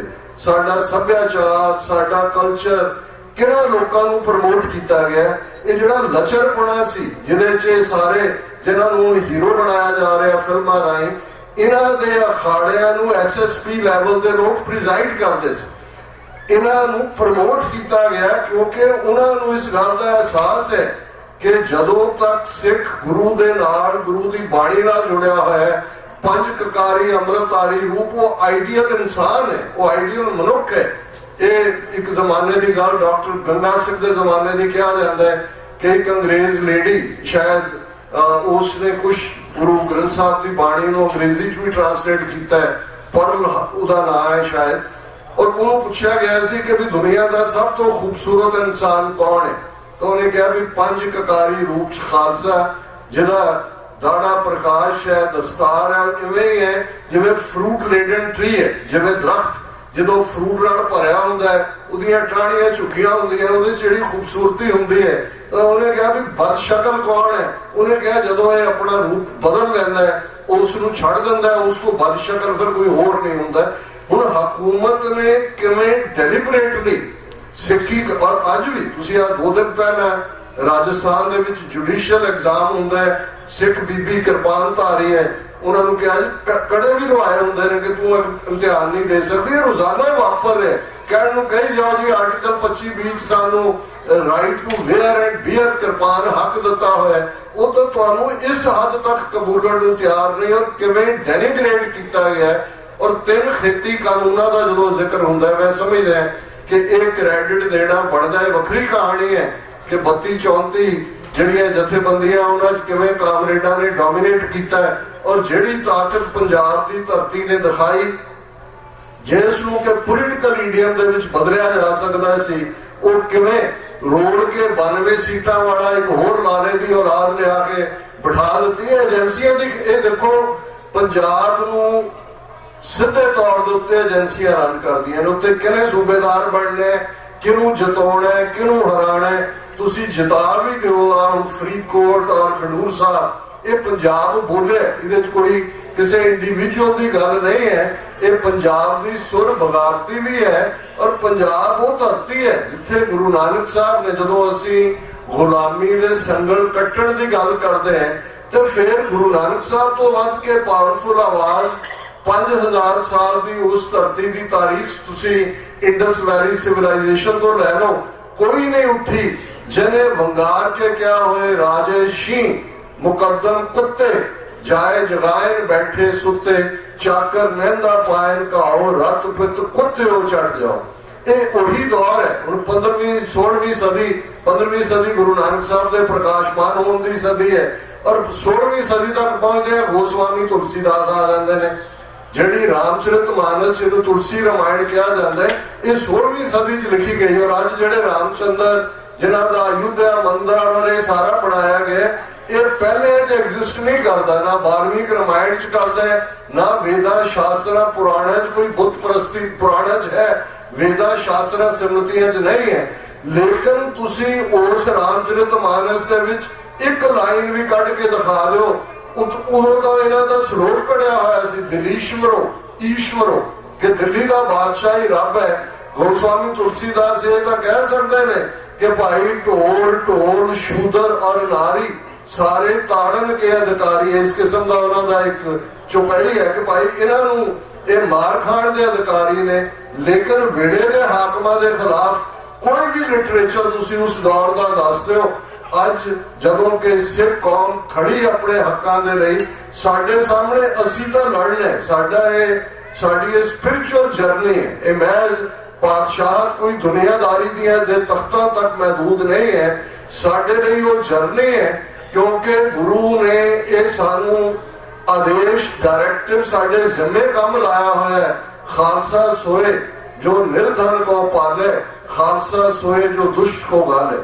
ਹੁਣ ਨਿਰਧਨ ਦੀ ਪ੍ਰਤਿਪਾਲਣਾ ਇਵੇਂ ਹੀ ਹੋ ਸਕਦੀ ਹੈ ਜੇ ਤੁਹਾਡੇ ਕੋਲ ਪੋਲੀਟੀਕਲ ਪਾਵਰ ਹੈ, ਜੇ ਤੁਸੀਂ ਸਰਬੱਤ ਦਾ ਭਲਾ ਕਰਨਾ ਹੈ। ਅੱਜ ਤੁਸੀਂ ਪੰਜਾਬ ਦੀ ਓਵਰਆਲ ਇਕਨੋਮੀ ਦਾ ਹਾਲ ਦੇਖੋ, ਸਾਡਾ ਪਾਣੀ, ਸਾਡੀ ਹਵਾ, ਸਭ ਕੁਝ ਜਿਹੜੀ ਹੈ ਉਹ ਪੋਲਿਊਟਡ ਕੀਤੀ ਹੋਈ ਹੈ। ਇਹ ਚੇਂਜ ਕਿਵੇਂ ਸੰਭਵ ਹੋਏਗੀ? ਔਰ ਇਸ ਗੱਲ ਦੇ ਲਈ ਸਾਨੂੰ ਧਿਆਨ ਰੱਖਣਾ ਹੋਏਗਾ ਕਿ ਬਾਹਰ ਅੱਜ ਇੱਕ ਟਰਮ ਜਿਹੜੀ ਬੜੀ ਕਾਮਨਲੀ ਯੂਜ਼ ਹੈ, ਟ੍ਰਾਂਸਨੈਸ਼ਨਲ ਰਿਪਰੈਸ਼ਨ ਕ੍ਰਾਈਮ। ਉਹਨਾਂ ਨੇ ਦੇਖ ਲਿਆ ਏਜੰਸੀਆਂ ਨੇ, ਪੰਜਾਬ 'ਚ ਉਹਨਾਂ ਨੇ ਇੱਕ ਨਸਲ ਸਾਡੀ ਮਾਰ ਮੁਕਾਈ 84 ਤੋਂ 94 95 ਤੱਕ, ਦੂਸਰੀ ਨਸ਼ਿਆਂ ਦੇ ਹਵਾਲੇ ਕਰ ਦਿੱਤੀ, ਤੀਸਰੀ ਤੱਕ ਪਹੁੰਚਦੇ ਆ ਮਾਸ ਮਾਈਗ੍ਰੇਸ਼ਨ 2-2 ਲੱਖ ਤੋਂ 5-5 ਲੱਖ ਤੱਕ 18 ਸਾਲ ਤੱਕ ਪਹੁੰਚਦੇ ਆ, ਜਿਨ੍ਹਾਂ ਨੇ ਹਾਈ ਸਕੂਲ ਕੀਤਾ। ਆਈਲੈਟਸ ਦੇ ਸੈਂਟਰ ਪੰਜਾਬ 'ਚ ਐ ਖੋਲੇ ਗਏ ਜਿਵੇਂ ਕਿ ਇੱਥੇ ਤੁਹਾਡੇ ਬਦਾਮਾਂ ਦੇ ਜਾਂ ਅੰਗੂਰਾਂ ਦੀ ਔਰ ਦੂਸਰੀ ਖੇਤੀ ਹੁੰਦੀ, ਕਿਉਂਕਿ ਮਾਸ ਮਾਈਗ੍ਰੇਸ਼ਨ ਇਹ ਵੀ ਇੱਕ ਪਲਾਨ ਤਰੀਕੇ ਨਾਲ ਵੀ ਨਾ ਤੁਹਾਡੀਆਂ ਉੱਥੇ ਮੌਕੇ ਪੈਦਾ ਹੋਣੇ ਨੇ ਜਾਂ ਉਹਨਾਂ ਨੂੰ ਹੋਣ ਹੀ ਨਾ ਦਿਓ, ਕੱਢੋ। ਲੇਕਿਨ ਇਹਦੇ ਬਾਵਜੂਦ ਡਾਇਸਪੋਰਾ ਸਿੱਖ ਔਰ ਭਾਈ ਬੂਟਾ ਸਿੰਘ ਜੀ ਨੇ ਬੜੀ ਖੂਬਸੂਰਤੀ ਦੇ ਨਾਲ ਸਮੁੱਚੇ ਸੰਘਰਸ਼ ਨੂੰ ਵੀ ਬਿਆਨਿਆ। ਔਰ ਮੈਂ ਸਮਝਦਾ ਵੀ ਬਹੁਤ ਵਾਰ ਇੱਕ ਸ਼ਾਇਦ ਇਹ ਸਾਡੀ ਕੋਈ ਤਹਿਜ਼ੀਬੀ ਕਮਜ਼ੋਰੀ ਹੈ, ਕਲਚਰ ਦੀ ਹੈ, ਮਜ਼ਹਬੀ ਤਾਂ ਮੈਂ ਕਹਿ ਨਹੀਂ ਸਕਦਾ, ਕਿ ਜਦੋਂ ਕੋਈ ਬੰਦਾ ਤੁਰ ਜਾਂਦਾ ਹੈ ਫਿਰ ਅਸੀਂ ਉਸ ਦੇ ਗੁਣ ਗਾਇਨ ਕਰਦੇ ਹਾਂ। ਮੈਂ ਸਰ ਕਪੂਰ ਸਿੰਘ ਹੋਰਾਂ ਦੇ ਅਖੀਰਲੇ ਦਿਨ ਵੀ ਦੇਖੇ ਹੋਏ ਨੇ। ਉਹ ਆਪਣੇ ਭਰਾ ਦੇ ਕੋਲ ਜਗਰਾਵੀ 3 ਜਾਮਨ ਉਹਨਾਂ ਦਾ ਘਰ ਸੀ, ਮੈਂ 2-3 ਵਾਰ ਉਹਨਾਂ ਨੂੰ ਮਿਲਣ ਗਿਆ ਉਹਨਾਂ ਦੇ ਚੜ੍ਹਾਈ ਕਰਨ ਤੋਂ ਪਹਿਲਾਂ। ਓਵਰਆਲ ਵੀ ਤੁਸੀਂ ਅੱਜ ਦੇ ਦੌਰ 'ਚ ਵੀ ਦੇਖੋਗੇ। ਸੋ ਇਸ ਗੱਲ ਦਾ ਵੀ ਧਿਆਨ ਰਹੇ ਕਿ ਅੱਜ ਅਸੀਂ ਉਸ ਮੁਕਾਮ ਤੇ ਆ ਕੇ ਖੜੇ ਹਾਂ ਜਿੱਥੇ ਇੱਕ ਦੂਜੇ ਦੀ ਸਰਾਹਨਾ ਕਰਨੀ ਬਣਦੀ ਹੈ। ਇਹ ਔਰ ਗੁਰੂ ਸਾਹਿਬ ਨੇ ਸਾਨੂੰ ਕ੍ਰਾਈਟੇਰੀਆ ਦਿੱਤਾ ਹੋਇਆ ਹੈ ਕਿ ਸਾਂਝ ਕੀਚੈ ਗੁਣਾ ਕੇਰੀ ਛੋੜ ਅਵਗਣ ਚੱਲੀਏ। ਜਦੋਂ ਪਾਕਿਸਤਾਨ ਦੀ ਆਵਾਜ਼ ਨੂੰ ਉਸ ਧਰਤੀ ਤੇ ਕਾਇਮ ਰੱਖਣਾ, ਪਾਰਲੀਮੈਂਟ 'ਚ ਖਲੋ ਕੇ ਜਦੋਂ ਅਮਿਤ ਸ਼ਾਹ ਦੇ ਸਾਹਮਣੇ ਉਹਨਾਂ ਨੂੰ ਕਹਿੰਦੇ ਨੇ ਤੁਸੀਂ ਭਾਈ ਪਰਮਜੀਤ ਸਿੰਘ ਪੰਜਵੜ ਨੂੰ ਮਾਰਿਆ, ਤੁਸੀਂ ਭਾਈ ਹਰਦੀਪ ਸਿੰਘ ਨਿੱਜਰ ਨੂੰ ਮਾਰਿਆ, ਤੁਸੀਂ ਭਾਈ ਅਵਤਾਰ ਸਿੰਘ ਖੰਡੇ ਨੂੰ ਮਾਰਿਆ, ਇਹ ਪਾਰਲੀਮੈਂਟਰੀ ਰੈਕਰਡਸ ਨੇ ਦੁਨੀਆ ਦੇ ਵਿੱਚ। ਜਦੋਂ ਸਾਡੇ ਫਿਊਚਰ ਦੇ ਜਿਹੜੇ ਸਕਾਲਰ ਨੇ ਉਹ ਰਿਸਰਚਸ ਕਰਨਗੇ ਕਿ ਵੀ ਇਹ ਮੈਂ ਜਿਵੇਂ ਨਹੀਂ ਸੀ ਜੀ, ਇੱਕ ਇਲਜ਼ਾਮ ਲਾ ਦਿੱਤਾ ਗਿਆ। ਉਹਨਾਂ ਦੇ ਲੱਖਾਂ ਲੋਕ ਇਹਨਾਂ ਮੁਲਕਾਂ ਦੇ ਵਿੱਚ ਅਸੀਂ ਗੱਲ ਕਰਦੇ ਹਾਂ ਜਿਹੜੇ ਪੋਲੀਟੀਕਲ ਅਸਾਈਲਮ ਦੇ ਨਾਲ ਪੱਕੇ ਹੋਏ ਨੇ। ਇਹ ਫਰਜ਼ ਵੀ ਬਣਦਾ, ਇੰਨੀਆਂ ਕਿਰਤ ਘੜ ਨਾ ਬਣੀ ਹੈ, ਬਹੁਤ ਵਾਰ ਇਹ ਹੁੰਦਾ ਹੈ। ਔਰ ਮੈਂ ਇਸ ਗੱਲ ਨੂੰ ਕਮੈਂਟ ਕਰਨਾ ਚਾਹੁੰਦਾ ਖਾਲਿਸਤਾਨ ਰੈਫਰੈਂਡਮ ਮੂਵਮੈਂਟ ਨੂੰ, ਕਿ ਇੱਕ ਸਟੇਜ ਸਾਡੀ ਵੀ ਇੱਥੇ ਇਦਾਂ ਦੀ ਬਣਦੀ ਚਲੀ ਜਾ ਰਹੀ ਸੀ। ਸਾਰੇ ਐਕਟਿਵਿਸਟ ਤੁਸੀਂ ਬੈਠੇ ਹੋ ਕਿ ਕਿਸੇ ਵੀ ਡੈਮੋਨਸਟ੍ਰੇਸ਼ਨ ਜਾਂ ਰੈਲੀ ਲਈ 40-50 ਬੰਦੇ ਇਕੱਠੇ ਕਰਨ ਲਈ ਵੀ ਹਫ਼ਤਾ ਕਾਲਾਂ ਕਰਨ ਦਾ ਸਿਲਸਿਲਾ ਹੁੰਦਾ ਸੀ। ਫਿਰ ਵੀ ਜੇ 50 ਨੇ ਕਮਿਟ ਕੀਤਾ ਉੱਥੇ 20 ਸ਼ੋ ਅਪ ਹੁੰਦੇ ਸੀ। ਪਰ ਇਹ ਜਿਹੜਾ ਡਾਇਸਪੋਰਾ ਸਿੱਖਾਂ ਦੀ ਤਾਕਤ ਹੈ, ਇਸ ਨੂੰ ਸ਼ਾਇਦ ਅਸੀਂ ਰੀਅਲਾਈਜ਼, ਸਾਡੇ ਜਿਹੜਾ ਇੱਕ ਤਬਕਾ ਸੀ ਜਿਹੜਾ ਇਹ ਕਹਿੰਦਾ ਸੀ ਜੀ ਖਾਲਿਸਤਾਨ ਦੇ ਨਾਰੇ ਲਾਉਣ ਨਾਲ ਥੋੜੀ ਖਾਲਿਸਤਾਨ ਬਣ ਜਾਣਾ, ਇੱਥੇ ਤੁਸੀਂ ਰੌਲਾ ਪਾਉਂਦੇ ਉੱਥੇ ਜਾਓ। ਹੁਣ ਇਹ ਤੁਸੀਂ ਦੇਖੋ ਕਿ ਜੇ ਭਾਰਤ ਦੀ ਹਕੂਮਤ ਨੇ ਲਗਭਗ 2 ਸਾਲ ਪਹਿਲਾਂ, ਕਿਉਂਕਿ ਸਾਡੇ ਵਿਹੜੇ ਤੱਕ ਹੁਣੇ ਕਿਲਿੰਗਸ ਆਈਆਂ, ਮਈ ਮਹੀਨੇ 'ਚ ਭਾਈ ਪਰਮਜੀਤ ਸਿੰਘ ਪੰਜਵੜ ਦੀ ਸ਼ਹਾਦਤ, 15 ਜੂਨ 2023 ਨੂੰ ਭਾਈ ਅਵਤਾਰ ਸਿੰਘ ਖੰਡਾ ਦੀ, 18 ਜੂਨ ਨੂੰ ਭਾਈ ਹਰਦੀਪ ਸਿੰਘ ਨਿੱਜਰ ਦੀ। ਪਰ ਇਹ ਕੰਮ 2 ਸਾਲ ਪਹਿਲਾਂ ਦਾ ਉਹਨਾਂ ਨੇ ਸ਼ੁਰੂ ਕੀਤਾ ਹੋਇਆ ਸੀ। ਆ ਕੱਲ ਦਾ ਤੁਸੀਂ ਸੋਸ਼ਲ ਮੀਡੀਆ ਤੇ ਦੇਖਿਆ ਹੋਵੇਗਾ, ਇੱਕ ਸਾਬਕਾ ਉੱਚ ਅਧਿਕਾਰੀ CIA ਦੀ ਉਹ ਗੁਫ਼ਤਗੂ ਕਰ ਰਹੀ ਹੈ ਕਿ ਕਿਵੇਂ ਇੰਡੀਅਨ ਏਜੰਸੀਜ਼ ਨੇ ਤਾਲਿਬਾਨ ਔਰ ਆਈਸਿਸ ਖੁਰਾਸਾਨੀ ਉਹਨਾਂ ਦੇ ਨਾਲ ਐਗਰੀਮੈਂਟ ਕਰਕੇ ਲੱਖਾਂ ਡਾਲਰ ਉਹਨਾਂ ਨੂੰ ਦੇ ਕੇ ਪਹਿਲਾਂ ਪਾਕਿਸਤਾਨ ਦੇ ਵਿੱਚ ਖਾਲਿਸਤਾਨੀ ਐਕਟਿਵਿਸਟ ਔਰ ਕਸ਼ਮੀਰੀ ਐਕਟਿਵਿਸਟ ਮਰਵਾਏ। ਔਰ ਬਾਹਰ ਹੁਣ ਕੱਲ ਜਿਹੜਾ ਅਸੀਂ ਨਿਊਯਾਰਕ ਸੀ, ਉਹਦੀ ਨਤੀਸ਼ ਕੀ ਨਾਮ ਹੈ ਉਸਦਾ, ਨਿਖਲ ਗੁਪਤਾ, ਉਸ ਦੀ ਪੇਸ਼ੀ ਸੀ। ਬਾਹਰ ਵੀ ਅਸੀਂ ਰੈਲੀ ਕੀਤੀ, ਅੰਦਰ ਵੀ ਅਸੀਂ ਕੋਰਟ ਰੂਮ ਦੇ ਵਿੱਚ ਗਏ। Almost 60-70 Singh court room jam packed ਸੀ ਔਰ ਉਹ ਨਿਖਲ ਗੁਪਤਾ ਵੀ ਆਪਣੇ ਵਕੀਲ ਦੇ ਨਾਲ ਬੈਠਾ ਸੀ। ਤੁਸੀਂ ਦੇਖ ਸਕਦੇ ਹੋ ਕਿ ਵੀ ਕਿਸ ਲੈਵਲ ਦਾ ਉਹ ਬਲੈਂਕ ਫੇਸ, ਮਰਡਰਰ ਐਕਸਪ੍ਰੈਸ਼ਨਲੈਸ ਫੇਸ, ਜਿਹੜੇ ਮਰਡਰਰ ਹੁੰਦੇ ਨੇ ਟਿਪੀਕਲ, ਜਿਹੜੇ ਸੀਰੀਅਲ ਕਿਲਰ ਜਿਹਨਾਂ ਨੂੰ ਕਹਿੰਦੇ ਨੇ, ਉਸ ਲੈਵਲ ਦੇ ਜਿਹੜੇ ਲੋਕ ਮਾਰ ਕੇ ਫਿਰ ਉਹਦੇ ਹੀ ਫ੍ਰਿਜ ਚੋਂ ਕੱਢ ਕੇ ਰੋਟੀ ਖਾ ਕੇ ਬੜੇ ਆਰਾਮ ਨਾਲ ਵਾਕ ਆਊਟ ਕਰ ਰਹੇ ਹੁੰਦੇ ਨੇ, ਇਸ ਕਿਸਮ ਦੀ ਉਹਦੀ ਬਾਡੀ ਲੈਂਗੁਏਜ। ਪਰ ਇਹ ਨਿਖਲ ਗੁਪਤਾ ਕਾਮਨ ਮੈਨ ਨਹੀਂ ਹੈ। ਜਦੋਂ ਤੁਸੀਂ ਉਹਦਾ ਪ੍ਰੋਫਾਈਲ ਦੇਖੋਗੇ ਤੇ ਉਹਦੇ ਚ ਆਉਂਦਾ ਹੈ ਕਿ ਬਿਫੋਰ ਹੀ ਵਾਜ਼ ਯੂਜ਼ਡ ਇਨ ਅਫਗਾਨਿਸਤਾਨ। ਹੁਣ ਜਦੋਂ ਕਾਬਲ ਦੇ ਗੁਰਦੁਆਰੇ 'ਚ ਸਿੱਖ ਮਾਰੇ ਗਏ, ਜਲਾਲਾਬਾਦ ਸਿੱਖ ਮਾਰੇ ਗਏ, ਉਦੋਂ ਵੀ ਅਸੀਂ ਆਪਣੇ ਪ੍ਰੋਗਰਾਮਾਂ 'ਚ ਵੀ ਆਪਣੀਆਂ ਲਿਖਤਾਂ 'ਚ ਵੀ ਕਿਹਾ ਕਿ ਇੰਡੀਅਨ ਏਜੰਸੀਆਂ ਦਾ ਕੰਮ ਹੈ, ਜੇ ਥੋੜੀ ਬਹੁਤ ਗੁੱਡਵਿਲ ਸਾਡੀ ਪਾਕਿਸਤਾਨ ਦੇ ਨਾਲ ਜਾਂ ਦੂਜੇ ਕੌਮ ਦੇ ਨਾਲ ਬਣਦੀ ਹੈ, ਉਹਨਾਂ ਨੇ ਗੁਰਦੁਆਰਿਆਂ ਦੀ ਸਾਂਭ ਸੰਭਾਲ, ਕਰਤਾਰਪੁਰ ਸਾਹਿਬ ਕੋਰੀਡੋਰ ਖੋਲ੍ਹਿਆ ਹੈ, ਜੇ ਅੱਜ ਸ਼ਾਹੀ ਕਿਲੇ ਲਾਹੌਰ ਦੇ ਵਿੱਚ ਸਿੱਖ ਆਰਟ ਗੈਲਰੀ ਔਰ ਉਹ ਸਾਰਿਆਂ ਨੂੰ ਐਨਕਰੇਜ ਕੀਤਾ ਜਾਂਦਾ ਹੈ, ਤੇ ਕੁਛ ਨਾ ਕੁਛ ਐਸਾ ਜਿਹੜਾ ਉਹ ਜ਼ਰੂਰ ਚੱਲ ਰਿਹਾ ਹੈ ਉਹਨਾਂ ਨੇ ਉਸ ਦੇ ਲਈ ਉਹਨਾਂ ਤਾਲਿਬਾਨ ਨੂੰ ਇਸਤੇਮਾਲ ਕੀਤਾ। ਔਰ CIA ਦੀ ਹਾਇਰ ਲੈਵਲ ਕੱਲ ਦੀ ਉਹਦੀ ਗੁਫ਼ਤਗੂ ਚ ਉਹਨੇ ਕਿਹਾ ਕਿ ਜੀ ਇਹ ਬਿਲਕੁਲ ਇੱਕ ਪ੍ਰਮਾਣਿਕ ਜਾਣਕਾਰੀ ਹੈ। ਅੰਦਾਜ਼ਾ ਲਾਓ ਵੀ ਉਹਨਾਂ ਨੇ ਉਹ ਲੜਾਈ ਜਿਹੜੀ ਸਾਡੇ ਖਿਲਾਫ ਜੋ ਕੌਮ ਦੇ ਸਰਵਨਾਸ਼ ਦੀ ਜੂਨ 84 ਦੇ ਪਹਿਲੇ ਹਫ਼ਤੇ ਵਿੱਢੀ ਗਈ, ਉਹ ਭਾਰਤ ਦੀਆਂ ਹੱਦਾਂ ਚੋਂ ਕੱਢ ਕੇ ਇੰਟਰਨੈਸ਼ਨਲ ਲੈਵਲ ਤੇ ਲਿਆ ਕੇ ਉਹਨਾਂ ਨੇ ਖੜੀ ਕੀਤੀ ਹੈ।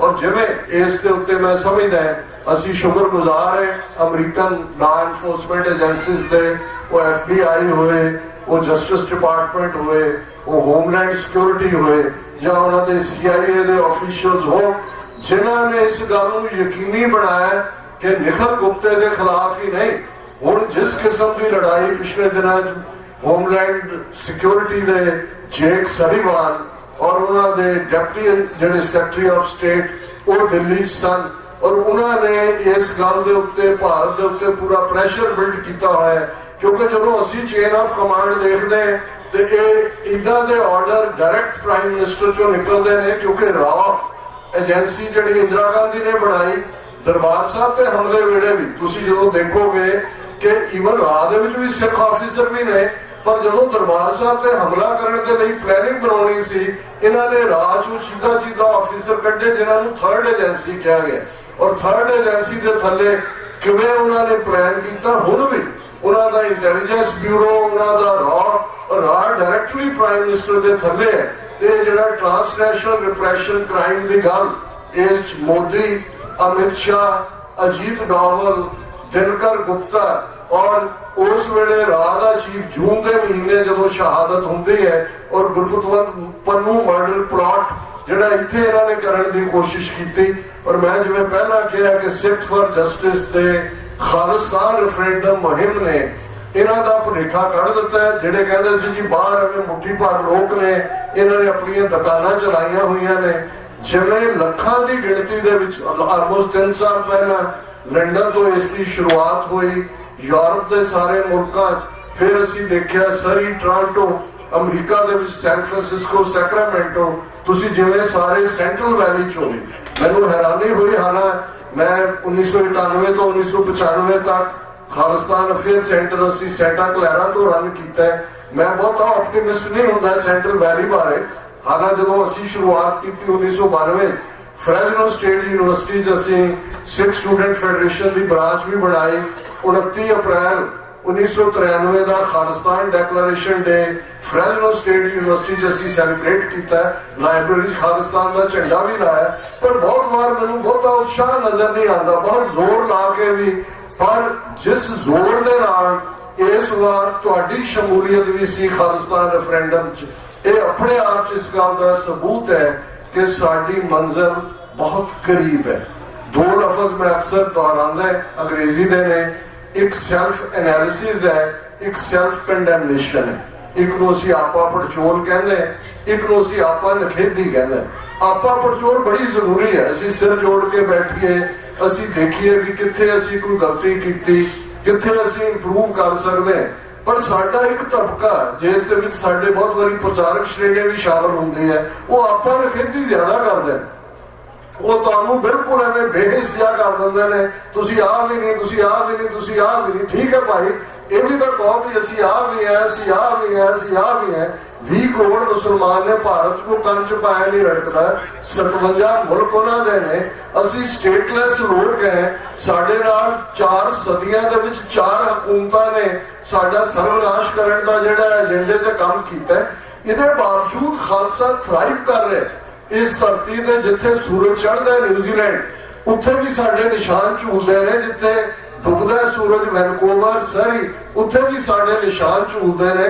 ਤੁਸੀਂ ਸਾਰੇ ਭਾਵੇਂ ਟਰਾਂਸਪੋਰਟ ਚੋਂ ਕਿਸੇ ਹੋਰ ਕੰਮ ਚੋਂ ਥਾਂ ਆਪਣੇ ਝੰਡੇ ਗੱਡੇ ਨੇ। ਔਰ ਅੱਜ ਵੀ ਭਾਰਤ ਦੀ ਹਕੂਮਤ ਜਿਨ੍ਹਾਂ ਨੂੰ 1.5% 2% ਕਹਿੰਦੇ ਸੀ, ਉਹਨਾਂ ਨੂੰ ਅੱਜ ਹਰ ਸਿੱਖ ਚੋਂ ਸੰਤ ਪਿੰਡਾਂ ਵਾਲੇ ਨਜ਼ਰ ਆਉਂਦੇ ਨੇ। ਉਹ ਜਕਾਰ, ਉਹ ਜੋ ਸਾਡਾ ਚੜ੍ਹਦੀ ਕਲਾ ਵਾਲਾ ਪਾਰਟ ਹੈ, ਇਹ ਛੋਟਾ ਨਹੀਂ ਹੈ ਔਰ ਇਹ ਸਾਡੀ ਸਟਰੈਂਥ ਹੈ। ਇਸ ਦੇ ਉੱਤੇ ਕਾਊਂਟ ਕਰੀਏ। ਹਾਂ, ਫੇਥ, ਈਮਾਨ, ਇਹ ਬਹੁਤ ਜ਼ਰੂਰੀ ਹੈ। ਸਾਡਾ ਹਥਿਆਰ ਹਰ ਸਦੀ ਦੇ ਵਿੱਚ 18ਵੀਂ 19ਵੀਂ 20ਵੀਂ ਦੇ ਵਿੱਚ ਫੇਥ ਸੀ। ਸਾਡਾ ਗੁਰੂ ਦੇ ਉੱਤੇ ਈਮਾਨ ਸੀ ਕਿ ਹਮ ਪਾਤਸ਼ਾਹੀ ਸਤਿਗੁਰ ਦਈ, हन्ने हन्ने लाए जय जय बहे जमीन मल तह तह तख्त बनाए। कि भाई सानू गुरु ने दी हुई है बादशाह, इन गरीब सिखन को देव पातशाही, ये याद करें हमारी गुरियाई। सानू पातशाह साडे सिरां ते दस्तारा है, अपने आप दे विच सॉवरनिटी है। दस्तार एक मैच क्राउन नहीं है, मोर देन क्राउन है। क्राउन तो आंदे जांदे ने लथ जांदे ने, दस्तार साडे सिर ते गुरु दी सजी हुई, गुरु कलगियां वाले दा रूप है खालसा। गुरु दा इकरारनामा है पंथ दे नाल, पंथ खालसा खेती मेरी हौं संभाल करो तिसकेरी।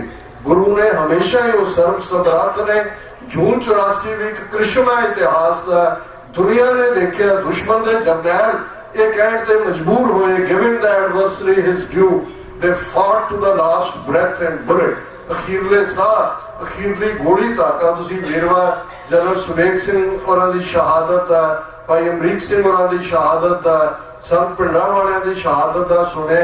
बहुत सारिया डिटेल सामने आ रही ने, लेकिन 72 घंटे ये भी असी असामियां जंगा दुनिया की जो गल करांगे कि फ्यू SLR, फ्यू LMGs, किसी को मीडियम मशीन गन भी नहीं है, तो एक पासे जनता tank, sophisticate army, naval diver, सारी एयरफोर्स लाई हुई है।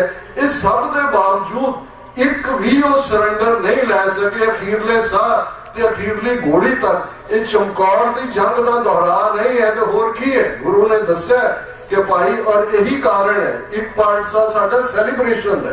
मैं अक्सर मैं कंक्लूड करा, जदों चमकौर की जंग दे विच साहिबजादा अजीत सिंह, साहिबजादा जुझार सिंह शहीद हुंदे ने, गुरु कलगीधर पातशाह गढ़ी के अंदर जयकारा छड़ते हैं। साडा प्राइड है। असी जदों योद्धा वालों मुकाबला करके शहीदी की गल करते हैं, उसका कोई अफसोस नहीं है। तो चाहते योद्धा की धर्म युद्ध और वासना ना है कि धर्म युद्ध को चाह ही साडा यह है कि धर्म युद्ध विच शहादत होए। पर वही नूरा माही जदों सरहंद तो छोटे साहिबजादे माता गुजरी जी की शहादत की खबर सुना रहे हैं, खुले दीवान के अंदर 10वें पातशाह गंभीर मुद्रा दे विच तीर दे नाल जेड़ा जो वो कहानी मुकांदा है कि इवें माता जी की शहादत हुई। उस काही दे बूटे नूं पुट के गुरु कलगीधर पातशाह कहंदे ने मुगलिया राज की जड़ पुट्टी गई। जदों बेगुनाह मारे जाते हैं, घल्लूकारा उन्हां बेगुनाह दे उत्ते जो इन्हां ने वरताया, और इन्हां ने अपनी बर्बादी की चिट्ठी, दिल्ली साम्राज का अंत उसे ही हफ्ते च हो गया सी जिनकी चीरी दरगाह पार्टी तेरा मरना पाई। जे उस रब दे घर दे अंदर मंदिर, पुरातन पंजाबी च घर नूं कहा जांदा सी, रब दा घर है, 4 दरवाजे खुला, कबीर जहदर आवत जाते हो, हटके ना ही कोई, सो दर कैसे छोड़ी है, जो दर ऐसा होए। जो उस दे उत्ते हमलावर ने, इन्हां दा खात्मा निश्चित है। सतगुरु रहमत करन, वो दिन दूर नहीं है। जे तुसी वाइब्स देखो, इस वेले खालिस्तान दा इशू इंटरनेशनल रडार दे उत्ते है। मीटिंग्स दे विच सानू ये एहसास हुंदा है कि अमरीका दे law makers, opinion makers, decision makers उस सिखां दे विच दिलचस्पी रखते ने, खालिस्तान बारे जानना चाहते ने। इवें ही मुल्क बनते हैं। जदों कोई जियो पॉलिटिक्स बदलती है, साडे खिते च भी बदल रही है, और बहुत जल्दी दरियाए जमुना तो वाघा तक independent sovereign nation Khalistan United Nations दे 193 मुल्कां दे नाल 194 मुल्क दा झंडा यूनाइटेड नेशंस हैडक्वार्टर न्यूयॉर्क चुनेगा।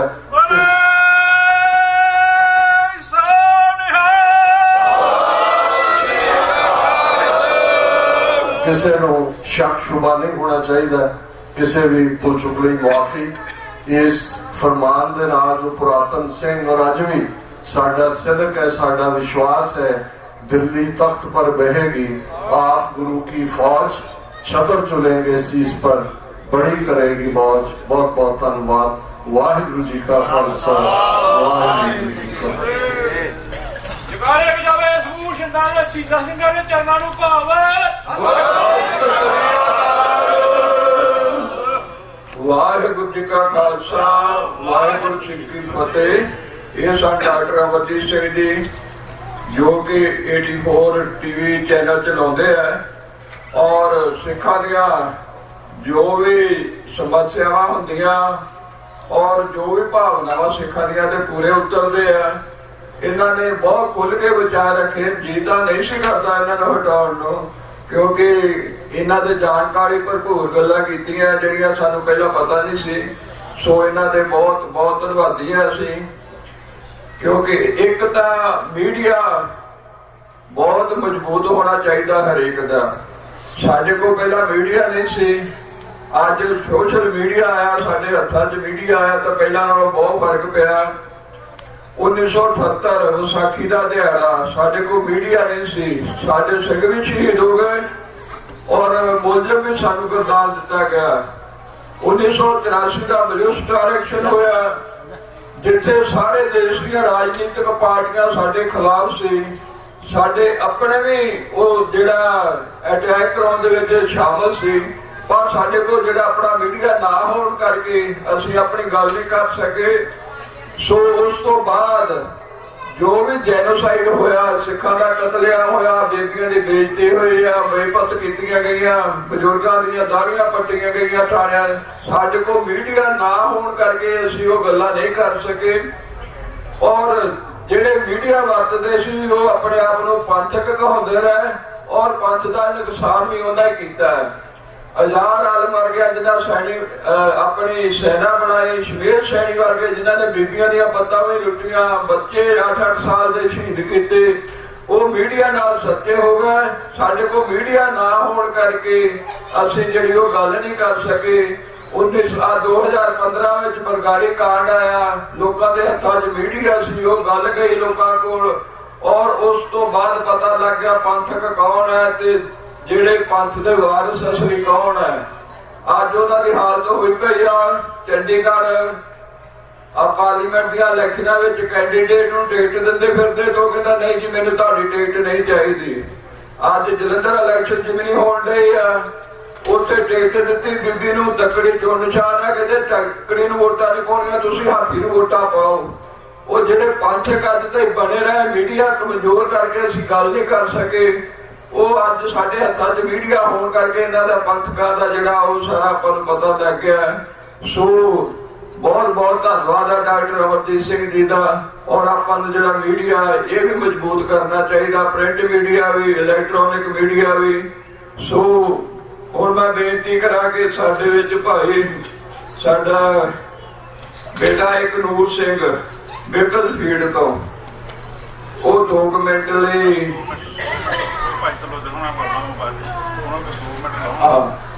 ਵਿੱਚ ਸਿਰਫ 2 ਮਿੰਟ ਹੀ ਹਾਜ਼ਰੀ ਲਾਉਣੀ ਹੈ।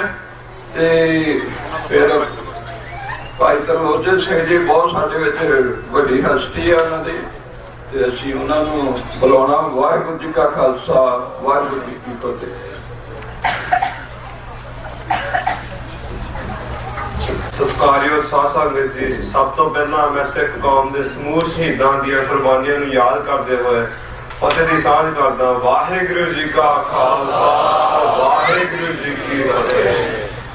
सूरा सो पहचानिए जो लड़े दीन के हेत, पुरजा पुरजा कट मरे कबू ना छाड़े खेत। After the genocide in 1984, Shaheed Jaswant Singh Khalida began making a list of more than 25,000 names of people that had been unlawfully killed by the Indian government. He fought against fake encounters of Sikh youth by Punjab police during militancy, eventually being killed for speaking up. Even today, leaders like Hardeep Singh Nijjar are being targeted for speaking up against the oppression of governments in India. Before, this was only happening in India, but now it has become worldwide. Global response has not come because the Indian government has refused to even acknowledge what they have done, remaining silent even after 40 years. Sikhs do not bear responsibility for such lack of awareness, as the ones in Western countries did their best to talk to senators and governors in countries like the US and Canada. The best way to raise awareness of human rights violations committed is to never let anyone forget what happened. Christians have Jerusalem, Muslims have Makkah, Hindus have temples. It would be unbearable to think about a government attacking any of these places. The Indian government led a full-scale military invasion of Harmandir Sahib in 1984, one of the most sacred sites in Sikhi. We must continue to engage with leaders and officials, both within India and on the international stage, to ensure that the injustices faced by Sikhs are not forgotten or ignored. In my opinion, the only complete way to avoid events like 1984 in the future is for the Sikhs to have a completely different nation, like the Khalsa Raj, as oppression will always be served freely to those who stand out. We should also focus on education for the Sikh youth throughout the world and teach them about what Sikhs have faced in the past. With this, conferences should be held around the world about human rights violations to help spread awareness. Sikhs should also enter into the political system, no matter which country they're from, which will give us representation. We need people like Dr. Jasmeet Benz, an assemblywoman in California, who passed legislature to recognize the 1984 riots as a genocide. Together, let us strive for a world where religious freedom and tolerance are upheld, and where such atrocities are never repeated. Never forget 1984. Vaheguru Ji Ka Khalsa, Vaheguru Ji Ki Fateh. Bole Sor Nihao. Waheguru ji ਕਾ ਖਾਲਸਾ ਵਾਹਿਗੁਰੂ ਜੀ ਕੀ ਫਤਿਹ। ਸਾਡੇ ਕੋਲ ਬੁਲਾਰੇ ਕੁਛ ਇਸ ਤਰ੍ਹਾਂ ਸੀ, ਥੋੜਾ ਅਸੀਂ ਪਛਾਣ ਜਾਂਦੇ ਰਹੇ ਹਾਂ, ਸੰਗਤਾਂ ਕੋ ਮਾਫੀ ਮੰਗਦੇ ਹਾਂ।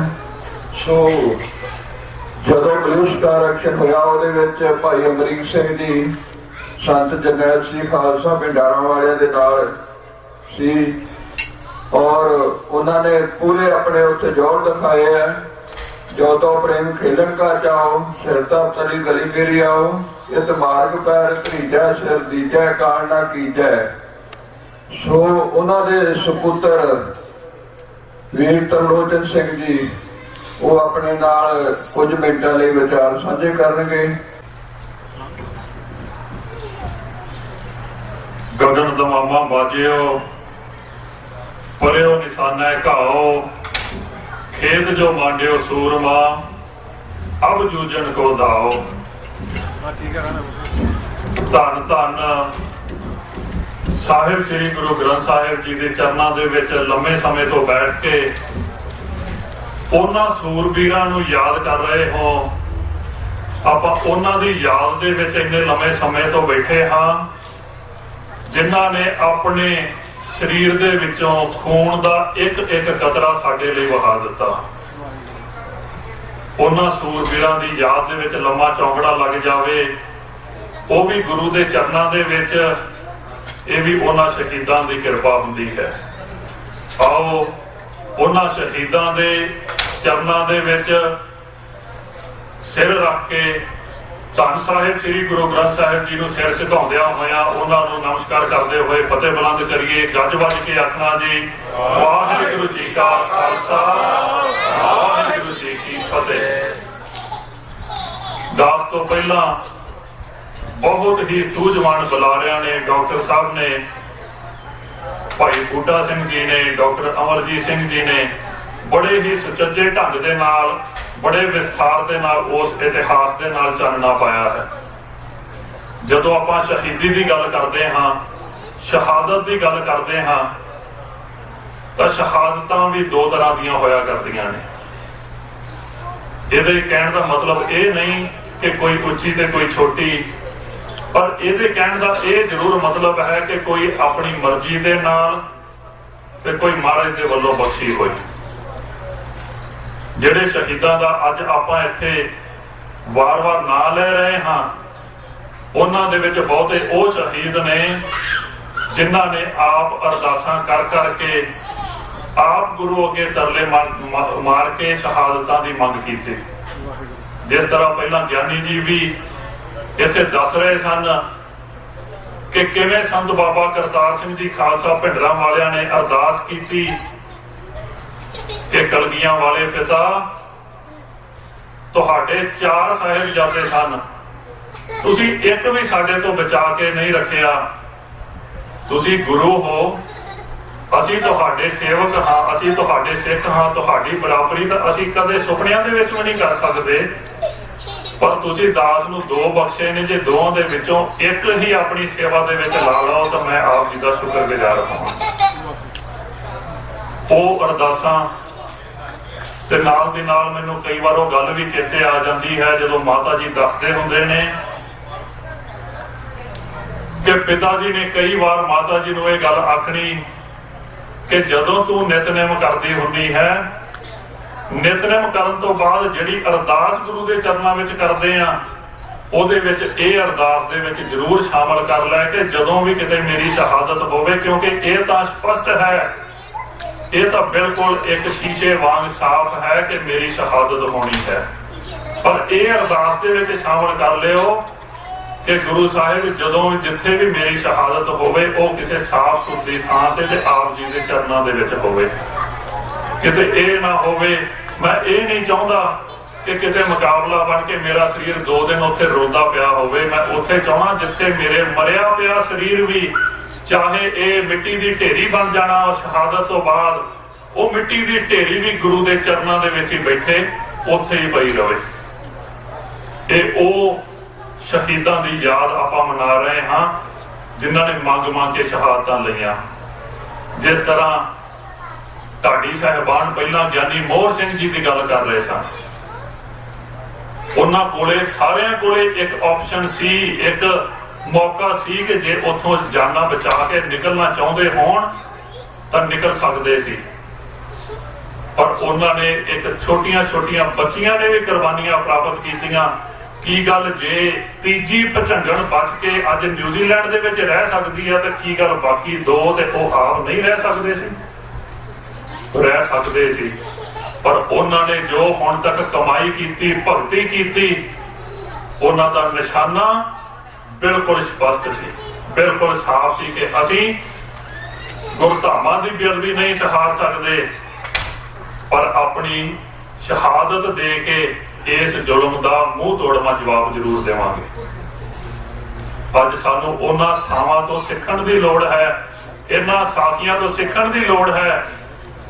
ਆਪਾਂ ਸੋਚੀਏ ਕਿ ਜੋ ਅੱਜ ਅਸੀਂ ਨਿਸ਼ਾਨੇ ਆਪਣੇ ਮਨ ਦੇ ਵਿੱਚ ਬਣਾਏ ਹੋਏ ਨੇ, ਜਿਸ ਨਿਸ਼ਾਨੇ ਵਾਲੇ ਸ਼ੀਸ਼ੇ ਦੇ ਵਿੱਚ ਅੱਜ ਅਸੀਂ ਆਪਣਾ ਚਿਹਰਾ ਦੇਖਦੇ ਹਾਂ, ਕਿਤੇ ਉਹ ਚਿਹਰਾ ਧੁੰਦਲਾ ਤਾਂ ਨਹੀਂ ਨਜ਼ਰ ਆਉਂਦਾ, ਕਿਤੇ ਉਹ ਸ਼ੀਸ਼ੇ ਦੇ ਉੱਤੇ ਧੁੰਦ ਤਾਂ ਨਹੀਂ ਜੰਮ ਗਈ। ਅੱਜ ਜਦੋਂ ਅਸੀਂ ਉਸ ਖਾਲਿਸਤਾਨ ਦੀ ਗੱਲ ਕਰਦੇ ਹਾਂ ਤਾਂ ਅਸੀਂ ਕਿਤੇ ਉਹ ਡਰ ਦੇ ਨਾਲ ਤਾਂ ਨਹੀਂ ਕਰ ਰਹੇ, ਝਿਜਕ ਕਿਉਂ ਰਹੇ ਹਾਂ ਉਸ ਗੱਲ ਕਰਨ ਲਈ? ਜਿਸ ਤਰ੍ਹਾਂ ਉਹ ਨਿਸ਼ਾਨੇ ਉਹਨਾਂ ਸੂਰਬੀਰਾਂ ਨੇ, ਉਹਨਾਂ ਸ਼ਹੀਦਾਂ ਨੇ ਬਿਲਕੁਲ ਸਪਸ਼ਟ ਕਰਕੇ ਅੱਗੇ ਰੱਖੇ, ਸਾਨੂੰ ਵੀ ਲੋੜ ਹੈ ਕਿ ਅਸੀਂ ਵੀ ਆਪਣੇ ਨਿਸ਼ਾਨੇ ਖਾਲਿਸਤਾਨ ਦੀ ਪ੍ਰਾਪਤੀ, ਆਪਣੇ ਘਰ ਦੀ ਪ੍ਰਾਪਤੀ, ਰਾਜ ਦੀ ਪ੍ਰਾਪਤੀ, ਖਾਲਸੇ ਰਾਜ ਦੀ ਪ੍ਰਾਪਤੀ ਲਈ ਆਪਣੇ ਨਿਸ਼ਾਨੇ ਬਿਲਕੁਲ ਸਿੱਧੇ ਤੇ ਸਪਸ਼ਟ ਜ਼ਾਹਰ ਕਰਿਆ ਕਰੀਏ ਤੇ ਸਪਸ਼ਟ ਗੁਰੂ ਦੇ ਚਰਨਾਂ ਦੇ ਵਿੱਚ ਉਹਦੀ ਅਰਦਾਸ ਹੋਵੇ। ਜਦੋਂ ਆਪਾਂ ਉਹਨਾਂ ਸੂਰਬੀਰਾਂ ਦੀ ਗੱਲ ਕਰਦੇ ਹਾਂ ਤਾਂ ਮੌਜੂਦਾ ਸਮੇਂ ਦੇ ਨਾਲ ਹਾਲਾਤ ਰਲਾ ਕੇ ਦੇਖਿਓ, ਜਿਸ ਤਰ੍ਹਾਂ ਦੇ ਹਾਲਾਤ ਪਹਿਲਾਂ ਸਨ ਅੱਜ ਵੀ ਉਸੇ ਤਰ੍ਹਾਂ ਦੇ ਹਾਲਾਤ ਨੇ। ਜਦੋਂ ਉਹਨਾਂ ਨੇ ਸਾਡੇ ਉੱਤੇ ਟੈਂਕਾਂ ਨਾਲ, ਤੋਪਾਂ ਨਾਲ, ਬੰਦੂਕਾਂ ਦੇ ਨਾਲ ਹਮਲਾ ਕੀਤਾ, ਅਸੀਂ ਆਪਣੀਆਂ ਛਾਤੀਆਂ ਢਾਹ ਕੇ ਅੱਗੋਂ ਹਥਿਆਰਾਂ ਦੇ ਨਾਲ ਗੋਲੀ ਦਾ ਜਵਾਬ ਗੋਲੀ ਦੇ ਨਾਲ ਦਿੱਤਾ।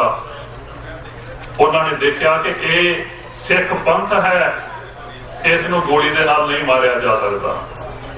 ਜੇ ਅਸੀਂ ਇੱਕ ਸਿੱਖ ਨੂੰ ਸ਼ਹੀਦ ਕਰਦੇ ਹਾਂ ਤਾਂ ਲੱਖਾਂ ਸ਼ਹੀਦ ਪੈਦਾ ਹੁੰਦੇ ਨੇ, ਓਨੇ ਹੀ ਬੀਜ ਬੀਜੇ ਜਾਂਦੇ ਨੇ ਜੋ ਇਸ ਤੋਂ ਡਰਦੇ ਰਹਿੰਦੇ ਨੇ ਸਰਕਾਰਾਂ ਵਾਲੇ ਕਿ ਇਹ ਬੀਜ ਪਤਾ ਨਹੀਂ ਕਿਹੜੇ ਵੇਲੇ ਫੁੱਟ ਕੇ ਦੁਬਾਰਾ ਫਿਰ ਖਾਲਿਸਤਾਨ ਬਣਾ ਕੇ ਉਸੇ ਰਾਹ ਤੇ ਚੱਲਣਗੇ। ਉਹਨਾਂ ਨੇ ਸਾਨੂੰ ਨਸ਼ਿਆਂ ਦੇ ਵਿੱਚ ਮਾਰਨ ਦੀ ਕੋਸ਼ਿਸ਼ ਕੀਤੀ, ਉਹਨਾਂ ਨੇ ਵੱਖ-ਵੱਖ ਤਰੀਕਿਆਂ ਰਾਹੀਂ ਸਾਨੂੰ ਪਾੜ ਕੇ ਆਪਸ ਵਿੱਚ ਵੰਡ ਕੇ ਤੇ ਦਬਾਉਣ ਦੀ ਕੋਸ਼ਿਸ਼ ਕੀਤੀ, ਕਿਉਂਕਿ ਆਪਣੇ ਅਸਲੀ ਮੁੱਦਿਆਂ ਤੋਂ, ਅਸਲੀ ਨਿਸ਼ਾਨੇ ਤੋਂ, ਖਾਲਿਸਤਾਨ ਤੋਂ ਭਟਕ ਜਾਣ। ਫਿਰ ਵੀ ਖਾਲਸਾ ਪੰਥ ਉਹਨਾਂ ਔਂਕੜਾਂ ਦੇ ਉੱਤੋਂ ਲੰਘਦਾ ਹੋਇਆ, ਵਿੰਗੇ ਟੇਢੇ ਰਾਹਾਂ ਤੋਂ ਲੰਘਦਾ, ਠੇਡੇ ਖਾਂਦਾ, ਫਿਰ ਵੀ ਅੱਜ 40 ਸਾਲਾਂ ਬਾਅਦ ਉਸੇ ਬੁਲੰਦੀਆਂ ਵੱਲ ਜਾ ਰਿਹਾ ਹੈ ਤੇ ਉਸੇ ਮੁਸ਼ਕਲਾਂ ਵਾਲੇ ਰਾਹ ਤੇ ਪੌੜੀ ਦਰ ਪੌੜੀ ਉੱਤੇ ਚੜ ਰਿਹਾ ਹੈ। ਜਦੋਂ ਆਪਾਂ ਪੁਰਾਣੇ ਸਮੇਂ ਤੇ ਅੱਜ ਦੇ ਸਮੇਂ ਦੀ ਤੁਲਨਾ ਕਰੀਏ ਨਾ, ਪਿਛਲੇ ਸਮਿਆਂ ਦੇ ਵਿੱਚ ਸਾਡੇ ਸਿੰਘ ਫੜ ਕੇ ਸ਼ਹੀਦ ਕਰ ਦਿੱਤੇ ਗਏ, ਸ਼ਹਾਦਤਾਂ ਅੱਜ ਵੀ ਹੋਈਆਂ ਪਰ ਅੱਜ ਲੁਕਵੇਂ ਤਰੀਕੇ ਨਾਲ ਹੋਈਆਂ। ਬੇਸ਼ੱਕ ਉਹਨਾਂ ਨੇ ਸਾਹਮਣੇ ਆ ਕੇ ਨਹੀਂ ਕਿਹਾ, ਜਿਸ ਤਰ੍ਹਾਂ ਭਾਈ ਪੰਜਵੜ ਦਾ ਨਾਂ ਲਿਆ ਗਿਆ, ਭਾਈ ਹਰਦੀਪ ਸਿੰਘ ਨਿੱਜਰ ਦਾ ਨਾਂ ਲਿਆ ਗਿਆ, ਭਾਈ ਅਵਤਾਰ ਸਿੰਘ ਖੰਡੇ ਦਾ ਨਾਂ ਲਿਆ ਗਿਆ, ਕਰਵਾਈਆਂ ਇਹ ਵੀ ਉਹਨਾਂ ਸਰਕਾਰਾਂ ਨੇ। ਉਹੋ ਹੀ ਦੁਬਾਰਾ ਪੈਂਤੜੇ ਦੁਬਾਰਾ ਚੱਲ ਕੇ ਕੇਵਲ ਚਿਹਰੇ ਬਦਲ ਕੇ ਸਾਨੂੰ ਮਾਰਨ ਦੀ ਕੋਸ਼ਿਸ਼ ਕੀਤੀ ਗਈ। ਤੇ ਜਦੋਂ ਆਪਣੇ ਲੋਕਤੰਤਰ ਦਾ ਢੰਡੌਰਾ ਪਿੱਟ ਕੇ ਸਾਨੂੰ ਬਦਨਾਮ ਕਰਨ ਦੀ ਕੋਸ਼ਿਸ਼ ਕੀਤੀ ਗਈ, ਤੇ ਜੇ ਅੱਜ ਭਾਈ ਅਮਰਤਪਾਲ ਸਿੰਘ ਵਰਗੇ, ਭਾਈ ਸਰਬਜੀਤ ਸਿੰਘ ਵਰਗੇ ਸਿੰਘਾਂ ਨੇ ਉਸ ਲੈਣ ਤੇ ਆ ਕੇ ਵੀ ਆਪਣੀਆਂ ਜਿੱਤਾਂ ਪ੍ਰਾਪਤ ਕੀਤੀਆਂ, ਤੇ ਅੱਜ ਉਹਨਾਂ ਨੂੰ ਵੀ ਸਹੁੰ ਚੁਕਾਉਣ ਦਾ ਵੀ ਟਾਈਮ ਨਹੀਂ ਦਿੱਤਾ ਜਾ ਰਿਹਾ। ਇੱਕ ਅਜਿਹੀ ਸਾਜ਼ਿਸ਼ ਕੀਤੀ ਜਾ ਰਹੀ ਹੈ ਕਿ ਇਹ ਨਾ ਤਾਂ ਇਸ ਲਾਈਨ ਦੇ ਵਿੱਚ ਆਉਂਦੇ ਨੇ ਤੇ ਨਾ ਉਹਦੇ ਵਿੱਚ ਫਿੱਟ ਬੈਠਦੇ ਨੇ। ਇੱਕ ਗੱਲ ਸੋਚ ਕੇ ਦੇਖਿਓ, ਮੈਨੂੰ ਬੜੀ ਹੈਰਾਨੀ ਹੋਈ ਕਿ ਕਿਸ ਤਰ੍ਹਾਂ ਸਾਨੂੰ ਜਲੀਲ ਕੀਤਾ ਜਾ ਰਿਹਾ ਹੈ। ਜੇਕਰ ਅੱਜ ਵੀ ਅਸੀਂ ਉਸ ਜਲਾਲਤ ਨੂੰ ਨਹੀਂ ਸਮਝਦੇ ਤਾਂ ਸਾਨੂੰ ਜ਼ਰੂਰ ਆਪਣਾ ਦਿਮਾਗੀ ਸੰਤੁਲਨ ਜਿਹੜਾ ਹੈ ਉਹ ਡਾਕਟਰਾਂ ਨੂੰ ਚੈੱਕ ਕਰਵਾਉਣ ਦੀ ਲੋੜ ਪਵੇਗੀ। ਕਿਸ ਤਰ੍ਹਾਂ ਜਲੀਲ ਕੀਤਾ ਜਾ ਰਿਹਾ ਹੈ। ਇੱਕ ਪਾਸੇ ਭਾਈ ਅਮਰਤਪਾਲ ਸਿੰਘ ਜੋ ਸਭ ਤੋਂ ਵੱਧ ਵੋਟਾਂ ਦੇ ਫਰਕ ਦੇ ਨਾਲ ਪੰਜਾਬ ਦੇ ਵਿੱਚੋਂ ਜੇਤੂ ਹੋਏ, ਉਹਨਾਂ ਨੂੰ ਜੇਲ੍ਹ ਦੇ ਵਿੱਚੋਂ ਸਹੁੰ ਚੁੱਕਣ ਦਾ ਸਮਾਂ ਵੀ ਨਹੀਂ ਦਿੱਤਾ ਜਾ ਰਿਹਾ। ਤੇ ਇੱਕ ਪਾਸੇ ਉਹ ਜਿਹੜੇ ਵੋਟਾਂ ਦੇ ਵਿੱਚੋਂ ਹਾਰ ਵੀ ਗਏ, ਉਹਨਾਂ ਨੂੰ ਸੈਂਟਰ ਦੇ ਵਿੱਚ ਚੁੱਕ ਕੇ ਮੰਤਰੀ ਬਣਾਇਆ ਗਿਆ। ਕਿਉਂ? ਕਿਉਂਕਿ ਉਹ ਸਿੱਖਾਂ ਦੇ ਦਾਤਰੀ ਚਲਾਉਣ ਵਾਲੇ ਦਾਦੇ ਦਾ ਪੋਤਾ ਹੈ, ਕਿਉਂਕਿ ਉਹ ਉਸ ਬੰਦੇ ਦਾ ਪੋਤਾ ਹੈ ਜਿਸ ਨੇ ਸਿੱਖ ਕੌਮ ਨੂੰ ਖਤਮ ਕਰਨ ਲਈ ਲੱਖਾਂ ਹੀ ਬਦੋਸ਼ੇ ਨੌਜਵਾਨਾਂ ਨੂੰ ਫੜ ਕੇ ਅਣਪਛਾਤੇ ਲਾਸ਼ਾਂ ਕਹਿ ਕੇ ਮੁਕਾਬਲੇ ਬਣਾ ਕੇ ਮਾਰਿਆ ਤੇ ਖਤਮ ਕੀਤਾ। ਜੇ ਬਿਆੰਤੇ ਬੁੱਚੜ ਦੇ ਪੋਤੇ ਰਵਨੀਤ ਸਿੰਘ ਬਿੱਟੂ ਨੂੰ ਜਦੋਂ ਮੰਤਰੀ ਬਣਾਇਆ ਗਿਆ ਤੇ ਉਸਨੇ ਇੱਕ ਬਿਆਨ ਦਿੱਤਾ, ਮੇਰੇ ਦਿਲ ਦੇ ਵਿੱਚ ਉਹ ਤੀਰ ਵਾਂਗ ਵੱਜਿਆ ਜਿਹੜਾ ਉਹਨੇ ਬਿਆਨ ਦਿੱਤਾ। ਕਹਿੰਦਾ ਮੈਂ ਭਾਈ ਅਮਰਤਪਾਲ ਸਿੰਘ ਦੇ ਮਾਤਾ ਪਿਤਾ ਦੇ ਕੋਲ ਜਾਵਾਂਗਾ, ਉਹਨਾਂ ਤੋਂ ਜਾ ਕੇ ਪੁੱਛਾਂਗਾ ਕਿ ਅਮਰਤਪਾਲ ਸਿੰਘ ਦਾ ਅਗਲਾ ਪਲਾਨ ਕੀ ਹੈ, ਕਿਉਂਕਿ ਉਸ ਨੂੰ MP ਵਜੋਂ ਜਿੱਤ ਪ੍ਰਾਪਤ ਹੋਈ ਹੈ। ਜੇ ਅਮਰਤਪਾਲ ਸਿੰਘ ਲੋਕਤੰਤਰੀ ਢੰਗ ਦੇ ਨਾਲ ਅੱਗੋਂ ਕੋਈ ਪਲਾਨ ਸਾਡੇ ਨਾਲ ਸਾਂਝਾ ਕਰਨਗੇ ਤਾਂ ਮੈਂ ਮੋਦੀ ਦੇ ਨਾਲ ਗੱਲ ਕਰਕੇ ਕੋਸ਼ਿਸ਼ ਕਰਾਂਗਾ ਕਿ ਉਸ ਨੂੰ ਜੇਲ੍ਹ ਦੇ ਵਿੱਚੋਂ ਬਾਹਰ ਲਿਆਂਦਾ ਜਾ ਸਕੇ। ਇਹ ਗੱਲ ਸੋਚੀਏ ਕਿ ਇੱਕ ਦੁਸ਼ਮਣ ਸਾਨੂੰ ਵੱਢਣ ਵਾਲੇ, ਸਾਨੂੰ ਮਾਰਨ ਵਾਲੇ, ਜੇਕਰ ਪੰਜਾਬ ਦੀ ਕਿਸੇ ਨੂੰ ਉਸ ਕੇਂਦਰ ਸਰਕਾਰ ਨੇ ਅਗਵਾਈ ਦਿੱਤੀ ਜਾਂ ਪੰਜਾਬ ਦੀ ਸਾਡੇ ਸਿੱਖਾਂ ਦੀ ਗੱਲ ਕਰਨ ਦੀ ਕਿਸੇ ਨੂੰ ਮੌਕਾ ਦਿੱਤਾ, ਤੇ ਉਹਨਾਂ ਨੇ ਵੀ ਉਸ ਬੰਦੇ ਨੂੰ ਅੱਗੇ ਲਾਇਆ ਜਿਸ ਨੂੰ ਅਸੀਂ ਹਰ ਸਾਹ ਦੇ ਨਾਲ ਜਾਗਦੇ ਹਾਂ ਤੇ ਕੀ ਸੁੱਤੇ ਹੋਏ ਵੀ ਨਫ਼ਰਤ ਕਰਦੇ ਹਾਂ। ਅਸੀਂ ਜਾਗੀਏ, ਅਸੀਂ ਘੱਟੋ ਘੱਟ ਇੰਨੀ ਜ਼ਮੀਰ ਜਾਗਦੀ ਰੱਖੀਏ ਕਿ ਨਹੀਂ, ਸਾਨੂੰ ਤੁਹਾਡੇ ਦੁਸ਼ਮਣਾਂ ਦੀ ਲੋੜ ਨਹੀਂ। ਤੁਸੀਂ ਬੇਸ਼ੱਕ ਜਿਹੜੀਆਂ ਮਰਜ਼ੀ ਕੁਰਸੀਆਂ ਤੇ ਪਹੁੰਚਾ ਦਿਓ, ਚਾਹੇ ਉਹਨੂੰ ਪ੍ਰਧਾਨ ਮੰਤਰੀ ਬਣਾ ਦਿਓ, ਚਾਹੇ ਰਾਸ਼ਟਰਪਤੀ ਬਣਾ ਦਿਓ। ਇਸ ਜੋ ਲੜਾਈ ਹੈ, ਜੋ ਸਾਡੀ ਖੇਡ ਹੈ, ਇਹ ਅਸੂਲਾਂ ਦੀ ਖੇਡ ਹੈ। ਇੱਥੇ ਅਸੀਂ ਚਾਹੇ ਜੇਲ੍ਹਾਂ ਦੇ ਵਿੱਚ ਬੈਠ ਕੇ ਜਿੱਤੀ ਜਾਈਏ ਤੇ ਭਾਵੇਂ ਅਸੀਂ ਬਾਹਰ ਇਲੈਕਸ਼ਨਾਂ ਪੂਰਾ ਜ਼ੋਰ ਲਾ ਕੇ ਲੜੀਏ। ਤੁਸੀਂ ਸਰਕਾਰੀ ਜੋਕਾਂ, ਸਰਕਾਰੀ ਤੰਤਰਾਂ ਦੇ ਨਾਲ ਸਾਨੂੰ ਹਰਾ ਵੀ ਦਿਓ, ਅਸੀਂ ਆਪਣਾ ਝੰਡਾ ਕਦੇ ਵੀ ਜਿਹੜਾ ਨੀਵਾਂ ਨਹੀਂ ਕਰਾਂਗੇ, ਤੁਹਾਡੇ ਅੱਗੇ ਕਦੇ ਵੀ ਝੁਕਾਂਗੇ ਨਹੀਂ। ਸਰਦਾਰ ਸਿਮਰਨਜੀਤ ਸਿੰਘ ਜੀ ਮਾਨ ਨੇ ਲੰਮੇ ਸਮੇਂ ਤੋਂ ਉਹ ਝੰਡਾ ਬੁਲੰਦ ਰੱਖਿਆ, ਤੇ ਉਹੋ ਹੀ ਚਿੰਨ੍ਹ ਜਿਹਦੀ ਆਪਾਂ ਗੱਲ ਕੀਤੀ ਕਿ ਸ਼ਹੀਦਾਂ ਦੇ ਖੂਨ ਦੇ ਬੀਜ ਸਾਡੇ ਅੰਦਰ ਜਿਹੜੇ ਦੱਬੇ ਪਏ ਨੇ, ਜਦੋਂ ਵੀ ਮੌਕਾ ਆਉਂਦਾ ਉਹ ਜ਼ਰੂਰ ਫਲਦੇ ਨੇ। ਉਹਦੇ ਰੂਪ ਦੇ ਵਿੱਚ ਭਾਈ ਅਮਰਤਪਾਲ ਸਿੰਘ, ਭਾਈ ਸਰਬਜੀਤ ਸਿੰਘ ਨੂੰ ਕਿਸ ਤਰ੍ਹਾਂ ਉਹ ਬੀਜ ਫਲੇ ਅੱਜ ਸਾਡੇ ਸਾਰਿਆਂ ਦੇ ਸਾਹਮਣੇ ਹੈ। ਪਰ ਲੋੜ ਹੈ ਸਾਨੂੰ ਇਕੱਠੇ ਹੋਣ ਦੀ, ਤੇ ਅੱਜ ਜਿੱਥੇ ਆਪਾਂ ਉਹਨਾਂ ਸ਼ਹੀਦਾਂ ਦੀ ਯਾਦ ਮਨਾ ਰਹੇ ਹਾਂ, ਮਨ ਵਿੱਚ ਬੜਾ ਚਾਅ ਵੀ ਆਇਆ, ਖੁਸ਼ੀ ਵੀ ਆਈ ਕਿ ਅੱਜ ਉਹ ਸਾਰੀਆਂ ਜਥੇਬੰਦੀਆਂ ਇੱਕ ਮੈਦਾਨ ਦੇ ਵਿੱਚ ਇਕੱਠੇ ਹੋ ਰਹੇ ਨੇ। ਭਾਵੇਂ ਉਹ ਰੈਫਰੈਂਡਮ 2020 ਵਾਲੇ ਵੀਰ ਹੋਣ, ਭਾਵੇਂ ਡਾਕਟਰ ਅਮਰਜੀਤ ਸਿੰਘ ਜੋ ਪਿਛਲੇ ਲੰਮੇ ਸਮੇਂ ਤੋਂ ਇਸ ਸੰਘਰਸ਼ ਦੇ ਝੰਡਾ ਬੁਲੰਦ ਕਰਕੇ ਰੱਖ ਰਹੇ ਨੇ ਉਹ ਹੋਣ, ਸਰਦਾਰ ਸਿਮਰਨਜੀਤ ਸਿੰਘ ਜੀ ਮਾਨ ਦੀ ਪਾਰਟੀ ਹੋਵੇ, ਜਿੰਨੀਆਂ ਵੀ ਜਥੇਬੰਦੀਆਂ, ਜੇ ਮੈਂ ਨਾਂ ਲੈਣ ਲੱਗਾ ਤਾਂ ਸ਼ਾਇਦ ਉਹਦੇ ਵਿੱਚੋਂ ਰਹਿ ਜਾਣ, ਅੱਜ ਇੱਕ ਇਕੱਠੇ ਹੋ ਕੇ ਹਮਲਾ ਮਾਰ ਰਹੇ ਨੇ। ਕਿਉਂਕਿ ਅੱਜ ਲੋੜ ਵੀ ਹੈ। ਇਸ ਵੇਲੇ ਅਸੀਂ ਉਹਨਾਂ ਥਾਵਾਂ ਤੇ ਹੈ, ਉਸ ਥਾਂ ਤੇ ਖਲੋਤੇ ਹਾਂ, ਉਸ ਪੌੜੀ ਤੇ ਖਲੋਤੇ ਹਾਂ ਜਿੱਥੋਂ ਸਮਾਂ ਕੋਈ ਬਹੁਤਾ ਦੂਰ ਨਹੀਂ, ਮੰਜ਼ਿਲ ਕੋਈ ਬਹੁਤੀ ਦੂਰ ਨਹੀਂ। ਪਰ ਜੇ ਅਸੀਂ ਖੇਰੂ ਰਹਿੰਦੇ ਤਾਂ ਅਸੀਂ ਫਿਰ ਅੱਡ ਰਾਹਾਂ ਤੇ ਤੁਰਦੇ ਫਿਰਦੇ ਤੇ ਇੱਕ ਦੂਜੇ ਨੂੰ ਲੱਭਦੇ ਰਹਿਣਾ ਸੀ। ਅੱਜ ਇਕੱਤਰ ਹੋਏ ਹਾਂ, ਬੜੀ ਖੁਸ਼ੀ ਦੀ ਗੱਲ ਹੈ। ਤੇ ਇਹ ਵੀ ਉਹ ਸ਼ਹੀਦਾਂ ਦਾ ਖੂਨ ਹੈ।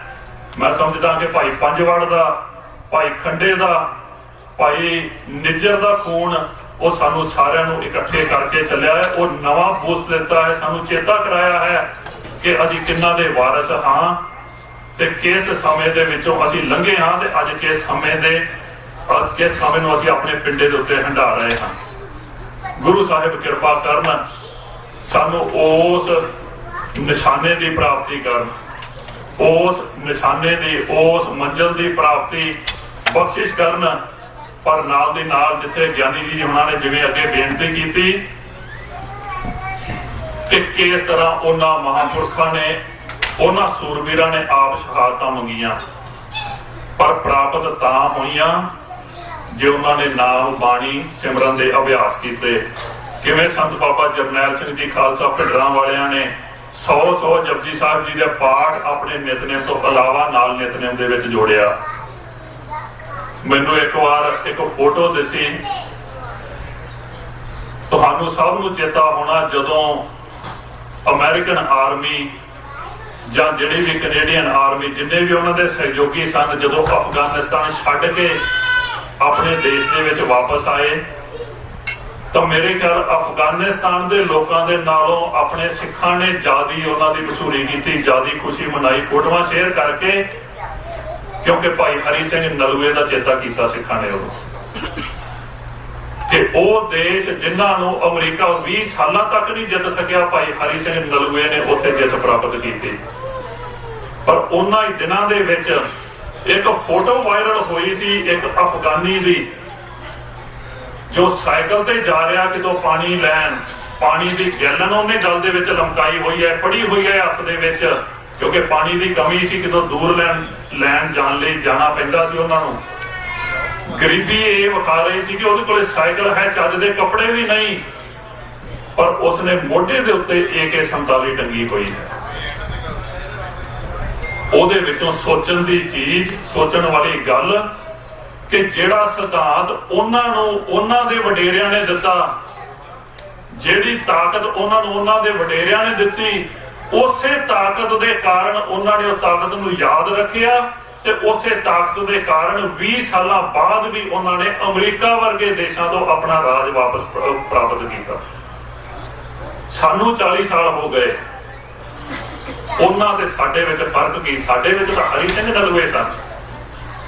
ਉਹ ਨਲੂਏ ਸਨ ਜਿਨ੍ਹਾਂ ਨੇ ਉਹਨਾਂ ਨੂੰ ਸੁਥਣਾ ਪਵਾ ਦਿੱਤੀਆਂ, ਜਿਨ੍ਹਾਂ ਨੇ ਸਲਵਾਰਾਂ ਪਵਾ ਦਿੱਤੀਆਂ, ਜਿਨ੍ਹਾਂ ਨੂੰ ਇਹ ਦੇਸ਼ ਨਹੀਂ ਜਿੱਤ ਸਕੇ, ਉਹਨਾਂ ਨੂੰ ਸਾਡੇ ਹਰੀ ਸਿੰਘ ਨਲੂਏ ਜਿੱਤੇ। ਫਿਰ ਅੱਜ ਅਸੀਂ ਉਹਨਾਂ ਤੋਂ ਕਮਜ਼ੋਰ ਕਿਉਂ? ਜੇ ਉਹ 20 ਸਾਲਾਂ ਬਾਅਦ ਦੁਬਾਰਾ ਰਾਜ ਲੈ ਸਕਦੇ ਨੇ, ਸਾਨੂੰ 40 ਸਾਲ ਤੱਕ ਅੱਜ ਫਿਰ ਕਿਉਂ ਉਡੀਕ ਕਰਨੀ ਪਈ? ਕਾਰਨ ਕੀ? ਉਹਨਾਂ ਨੂੰ ਉਹਨਾਂ ਦੇ ਵੱਡਿਆਂ ਨੇ AK-47 ਦਿੱਤੀਆਂ ਤੇ ਉਹਨਾਂ ਨੇ ਅੱਜ ਵੀ ਰੋਟੀ ਬੇਸ਼ੱਕ ਉਹ ਇੱਕ ਘੱਟ ਖਾ ਲੈਣ, ਪਰ AK-47 ਮੋਢੇ ਤੋਂ ਥੱਲੇ ਨਹੀਂ ਹੋਣ ਦਿੰਦੇ। ਪਰ ਸਾਡੀ ਹਾਲਤ ਇਹ ਹੋ ਗਈ, ਸਾਨੂੰ 10ਵੇਂ ਪਿਤਾ ਨੇ 5 ਕਕਾਰ ਦਿੱਤੇ, ਸ੍ਰੀ ਸਾਹਿਬ ਦਿੱਤੀ, ਅਸੀਂ ਰੋਟੀਆਂ 2 ਵਧਾ ਲਈਆਂ, ਆਪਣੀ ਸ੍ਰੀ ਸਾਹਿਬ ਲਾ ਕੇ ਪਾਸੇ ਰੱਖਣ ਦੇ ਵਿੱਚ ਟਾਈਮ ਨਹੀਂ ਲਾਇਆ। ਜਿਸ ਦਿਨ ਅਸੀਂ ਇਹ ਸ੍ਰੀ ਸਾਹਿਬ ਦੁਬਾਰਾ ਸਾਂਭ ਲਵਾਂਗੇ, 5 ਕਕਾਰ ਦੁਬਾਰਾ ਸਾਂਭ ਲਵਾਂਗੇ, 7 ਬਾਣੀਆਂ ਦਾ ਘੱਟੋ ਘੱਟ ਨਿਤਨੇਮ ਦੁਬਾਰਾ ਸਾਂਭ ਲਵਾਂਗੇ, ਸਿਮਰਨ ਨੂੰ ਆਪਣੇ ਜੀਵਨ ਦੇ ਵਿੱਚ ਵਸਾ ਲਵਾਂਗੇ, ਖਾਲਸਾ ਜੀ 40 ਸਾਲ ਜਾਂ 20 ਸਾਲ ਕੀ 5 ਸਾਲ ਵੀ ਬਹੁਤ ਜ਼ਿਆਦਾ ਨੇ, ਸਿੱਖ ਰਾਜ ਵਾਪਸ ਪ੍ਰਾਪਤ ਹੋਵੇਗਾ। ਕਿਉਂਕਿ ਜਦੋਂ ਅਸੀਂ ਇਹ ਚੀਜ਼ਾਂ ਦਾ ਧਾਰਨ ਕਰਾਂਗੇ ਤੇ ਗੁਰੂ ਚਰਨਾਂ ਦੇ ਵਿੱਚ ਅਰਦਾਸ ਕਰਾਂਗੇ ਤਾਂ ਉਹ ਜਿੱਥੋਂ ਆਪਾਂ ਗੱਲ ਸ਼ੁਰੂ ਕੀਤੀ ਸੀ, ਸ਼ਹਾਦਤਾਂ ਦਾ ਜਜ਼ਬਾ, ਸ਼ਹੀਦ ਹੋਣ ਦਾ ਜਜ਼ਬਾ, ਆਪਣੇ ਪੰਥ ਲਈ ਮਰਨ ਦਾ ਜਜ਼ਬਾ ਗੁਰੂ ਸਾਹਿਬ ਸਾਡੇ ਮਨਾਂ ਦੇ ਵਿੱਚ ਭਰਨਗੇ। ਤੇ ਜਿਹੜੀ ਕੌਮ ਦੇ ਵਿੱਚ, ਜਿਹੜੇ ਪੰਥ ਦੇ ਵਿੱਚ ਆਪਣੇ ਦੇਸ਼ ਲਈ, ਖਾਲਿਸਤਾਨ ਦੀ ਪ੍ਰਾਪਤੀ ਲਈ, ਆਪਣੇ ਪੰਥ ਲਈ ਮਰਨ ਦਾ ਜਜ਼ਬਾ ਪੈਦਾ ਹੋ ਜਾਵੇ, ਉਹ 4-5 ਸਾਲ ਵੀ ਗੁਲਾਮ ਨਹੀਂ ਰਹਿ ਸਕਦੇ। ਕਿ ਸੱਚੇ ਪਾਤਸ਼ਾਹ 40 ਸਾਲ ਹੋ ਗਏ, ਬੜਾ ਲੰਬਾ ਸਮਾਂ ਲੰਘ ਗਿਆ, ਜੇਕਰ ਅਜੇ ਅਸੀਂ ਉਸ 5 ਕਕਾਰਾਂ ਦੇ ਧਾਰਨੀ ਨਹੀਂ ਬਣ ਸਕੇ ਤਾਂ ਸਾਨੂੰ ਮਾਫ ਕਰ ਦਿਓ ਤੇ ਹੁਣ ਕਿਰਪਾ ਕਰੋ ਸਾਨੂੰ ਉਹ ਅਮੋਲਕ ਅੰਮ੍ਰਿਤ ਦੀ ਦਾਤ ਜਿਹੜੀ ਹੈ ਉਹ ਬਖਸ਼ ਦਿਓ। ਜਦੋਂ ਅੰਮ੍ਰਿਤ ਦੀ ਦਾਤ ਬਖਸ਼ ਦਿਓ, ਸਾਨੂੰ ਬਾਣੀ ਤੇ ਬਾਣਾ ਸਿਮਰਨ ਸਿਧਾਂਤ, ਗੁਰੂ ਤੇ ਭਰੋਸਾ, ਦਸਮ ਗ੍ਰੰਥ ਤੇ ਭਰੋਸਾ, ਮਰਿਆਦਾ ਤੇ ਭਰੋਸਾ ਬਖਸ਼ ਦਿਓ। ਜਿਸ ਦਿਨ ਸਾਨੂੰ ਇਹ ਭਰੋਸੇ ਸਾਡੇ ਮਨ ਦੇ ਵਿੱਚ ਆ ਗਏ, ਉਸ ਦਿਨ ਗੁਰੂ ਸਾਹਿਬ ਕਿਰਪਾ ਜ਼ਰੂਰ ਕਰਨਗੇ। ਹਾਲਾਤ ਬਣ ਰਹੇ ਨੇ, ਜਿਸ ਤਰ੍ਹਾਂ ਪਿਛਲੇ ਦਿਨਾਂ ਦੇ ਵਿੱਚ ਸਨ ਫਰਾਂਸਿਸਕੋ ਦੇ ਵਿੱਚ ਵੋਟਾਂ ਪਈਆਂ, ਸੈਕਰਾਮੈਂਟੋ ਦੇ ਵਿੱਚ ਵੋਟਾਂ ਪਈਆਂ, ਦੇਖਿਆ ਆਪਾਂ ਕਿੰਨਾ ਜੋਸ਼ ਸੀ ਸਿੰਘਾਂ ਦੇ ਵਿੱਚ। ਧੰਨਵਾਦੀ ਹਾਂ ਉਹਨਾਂ ਪ੍ਰਬੰਧਕਾਂ ਦੇ ਵੀ, ਰੈਫਰੈਂਡਮ ਟੀਮ ਦੇ ਵੀ, ਜਿਨ੍ਹਾਂ ਨੇ ਇਹ ਇੱਕ ਵਰਲਡ ਲੈਵਲ ਦੇ ਉੱਤੇ ਉਸ ਸਰਕਾਰ ਨੂੰ ਸ਼ੀਸ਼ਾ ਦਿਖਾਇਆ। ਗੁਰੂ ਸਾਹਿਬ ਕਿਰਪਾ ਕਰਨ, ਜਿਸ ਤਰ੍ਹਾਂ ਅੱਜ ਇਹ ਸਾਰੇ ਵੀਰ ਸੂਝਵਾਨ ਵਿਦਵਾਨ ਸਾਰੇ ਹੀ ਮੇਰੇ ਤੋਂ ਸਤਿਕਾਰਯੋਗ ਨੇ, ਇੱਥੇ ਸਿਰ ਜੋੜ ਕੇ ਬੈਠੇ ਨੇ। ਗੁਰੂ ਸਾਹਿਬ ਇਹ ਜੋੜ ਲੰਮਾ ਸਮਾਂ ਚਲਾਉਣ ਅਤੇ ਉਸ ਮੰਜ਼ਿਲ ਦੀ ਪ੍ਰਾਪਤੀ ਤੱਕ ਇਸੇ ਤਰ੍ਹਾਂ ਸਿਰ ਜੋੜ ਕੇ ਅਸੀਂ ਬੈਠੇ ਰਹੀਏ ਤੇ ਕਦਮ ਦਰ ਕਦਮ ਉਸ ਮੰਜ਼ਿਲ ਵੱਲ ਵਧਦੇ ਰਹੀਏ। ਇੱਕ ਅਖੀਰਲੀ ਬੇਨਤੀ ਕਰਕੇ ਮੈਂ ਸਮਾਪਤੀ ਕਰਾਂ। ਜਿਵੇਂ ਆਪਾਂ ਗਿਆਨੀ ਮੋਹਰ ਸਿੰਘ ਜੀ ਹੋਣਾ ਦਾ ਇੱਥੇ ਜ਼ਿਕਰ ਕੀਤਾ, 3 ਭੁਜੰਗਾਂ ਸਨ ਉਹਨਾਂ ਦੀਆਂ, 2 ਭੁਜੰਗਾਂ ਨੇ ਉੱਥੇ ਸ਼ਹਾਦਤਾਂ ਪ੍ਰਾਪਤ ਕੀਤੀਆਂ। ਇੱਕ ਭੁਜੰਗਣ ਉਹਨਾਂ ਦੀ ਸ਼ਹੀਦੀ ਤੋਂ ਬਾਅਦ ਉਹ ਵਧੀ ਫੁੱਲੀ, ਉਹਦੀ ਪਾਲਣਾ ਪੋਸਣਾ ਹੋਈ ਤੇ ਅੱਜ ਉਹ ਨਿਊਜ਼ੀਲੈਂਡ ਦੀ ਧਰਤੀ ਤੇ ਹੈ। ਉਸੇ ਤਰ੍ਹਾਂ ਦੇ ਇੱਕ ਅੱਜ ਸਾਡੇ ਸੂਰਬੀਰ ਯੋਧੇ, ਉਹ ਬੂਟੇ ਜਿਹੜੇ ਸੰਤ ਬਾਬਾ ਕਰਤਾਰ ਸਿੰਘ ਜੀ ਖਾਲਸਾ ਨੇ ਲਾਏ ਸਨ, ਉਹ ਬੂਟੇ ਜਿਨ੍ਹਾਂ ਨੂੰ ਸੰਤ ਬਾਬਾ ਜਰਨੈਲ ਸਿੰਘ ਜੀ ਉਹਨਾਂ ਦੀ ਅਗਵਾਈ ਦੇ ਵਿੱਚ ਅਮਰ ਸ਼ਹੀਦ ਭਾਈ ਸਾਹਿਬ ਭਾਈ ਅਮਰੀਕ ਸਿੰਘ ਜੀ, ਬਾਬਾ ਥਾਰਾ ਸਿੰਘ ਜੀ, ਬਾਬਾ ਫੌਜਾ ਸਿੰਘ ਜੀ, ਭਾਈ ਮਹਿੰਗਾ ਸਿੰਘ ਜੀ ਬੱਬਰ, ਜਨਰਲ ਸੁਬੇਗ ਸਿੰਘ ਜੀ, ਬਾਬਾ ਥਾਰਾ ਸਿੰਘ ਜੀ ਅਤੇ ਸਮੁੱਚੇ ਸਿੰਘਾਂ ਨੇ ਜਿਹੜੇ ਬੂਟੇ ਨੂੰ ਪਾਣੀ ਪਾਇਆ, ਉਸੇ ਲੀਹ ਨੂੰ ਅੱਗੇ ਚਲਾਉਂਦੇ ਹੋਏ ਇੱਕ ਕੌਮ ਦਾ ਮਹਾਨ ਸ਼ਹੀਦ ਹੋਇਆ ਭਾਈ ਜੁਗਰਾਜ ਸਿੰਘ ਜੀ ਤੂਫਾਨ। ਇੱਕ ਐਸਾ ਸੂਰਬੀਰ ਯੋਧਾ ਜਿਹਦੇ ਨਾ ਕੇਵਲ ਇਲਾਕੇ ਦੇ ਵਿੱਚ ਬਲਕਿ ਪੂਰੇ ਪੰਜਾਬ ਦੇ ਵਿੱਚ ਚਰਚੇ ਸਨ, ਪੂਰੇ ਪੰਜਾਬ ਦੇ ਵਿੱਚ। ਤੇ ਅੱਜ ਕੱਲ ਲੋਕ ਕਹਿ ਦਿੰਦੇ ਨੇ ਕਿ ਇਹ ਕੱਟੜਵਾਦ ਨੇ, ਕੱਟੜਵਾਦ ਕੇਵਲ ਤੇ ਕੇਵਲ ਸਿੱਖਾਂ ਦੀ ਗੱਲ ਹੈ, ਹੋਰ ਕਿਸੇ ਦੀ ਗੱਲ ਨਹੀਂ ਕਰਦੇ। ਇਹ ਸਰਕਾਰ ਦਾ ਵਿਊ ਹੈ। ਜਦੋਂ ਆਪਾਂ ਸਿੱਖਾਂ ਵਾਲੇ ਪਾਸੇ ਆਉਣੇ ਆ, ਭਾਈ ਅਮਰੀਕ ਸਿੰਘ ਦੀ ਉਹ ਵੀ ਗੱਲ ਪਿਤਾ ਜੀ ਦੀ ਚੇਤੇ ਆ ਜਾਂਦੀ, ਜਦੋਂ ਉਹਨਾਂ ਨੇ ਗੁਰਦਾਸਪੁਰ ਜੇਲ੍ਹ ਦੇ ਵਿੱਚ ਹਿੰਦੂਆਂ ਦੇ ਹੱਥ ਜੋੜਨ ਤੇ ਜਾਂ ਉਹਨਾਂ ਦੇ ਬੇਨਤੀ ਕਰਨ ਦੇ ਉੱਤੇ ਗੁਰਦੁਆਰਾ ਸਾਹਿਬ ਤੋਂ ਬਾਅਦ ਮੰਦਿਰ ਦੀ ਵੀ ਇਮਾਰਤ ਬਣਵਾਈ।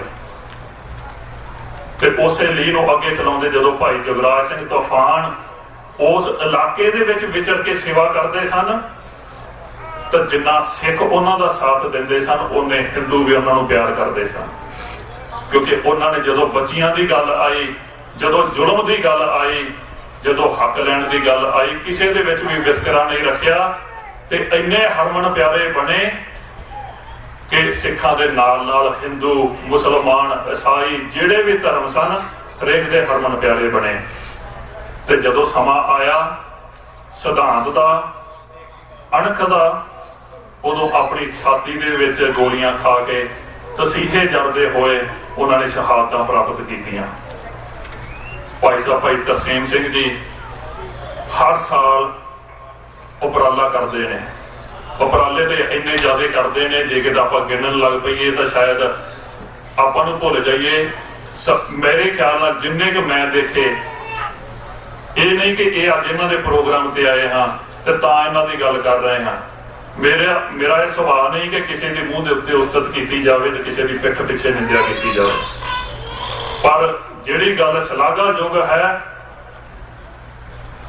ਅਣਗਿਣਤ ਸਿੰਘਾਂ ਦੇ ਸ਼ਹੀਦੀ ਦਿਹਾੜੇ ਇੱਥੇ ਮਨਾਉਂਦੇ ਨੇ ਤੇ ਸਾਲ ਦੇ ਵਿੱਚ ਇੱਕ ਸ਼ਹੀਦ ਪਰਿਵਾਰ ਨੂੰ ਇਹ ਗੋਲਡ ਮੈਡਲ ਦੇ ਨਾਲ ਵੀ ਸਨਮਾਨਿਤ ਕਰਦੇ ਨੇ।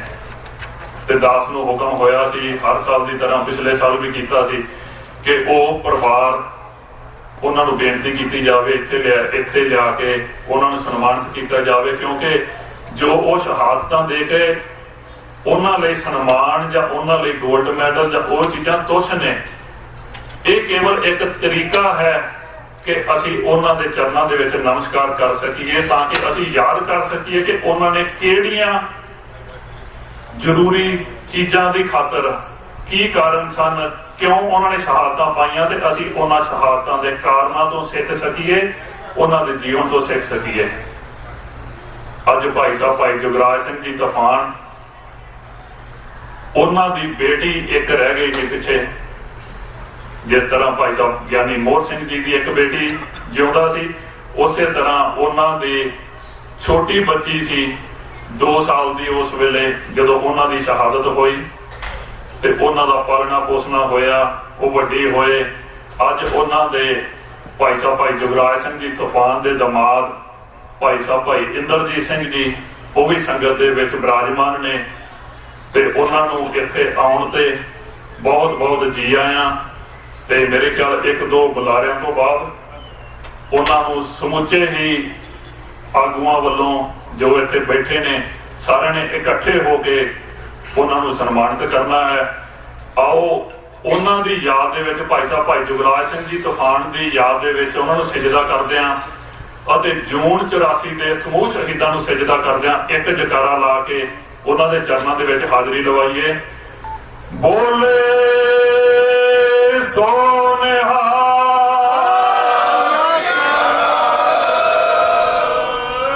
ਬੋਲਦਿਆਂ ਤੋਂ ਹੋਈਆਂ ਭੁੱਲਾਂ ਚੁੱਕਾਂ ਦੀ ਖਿਮਾ ਬਖਸ਼ਿਸ਼ ਕਰਨੀ ਗੁਰੂ ਸਾਹਿਬ ਬਖਸ਼ਣਹਾਰ ਨੇ। ਅਸੀਂ ਭੁੱਲਣਹਾਰ ਹਾਂ, ਅਸੀਂ ਭੁੱਲਣਹਾਰ ਹਾਂ। ਗੁਰੂ ਸਾਹਿਬ ਸਾਡੀਆਂ ਹੋਈਆਂ ਭੁੱਲਾਂ ਨੂੰ ਨਾ ਚਿਤਾਰਨ।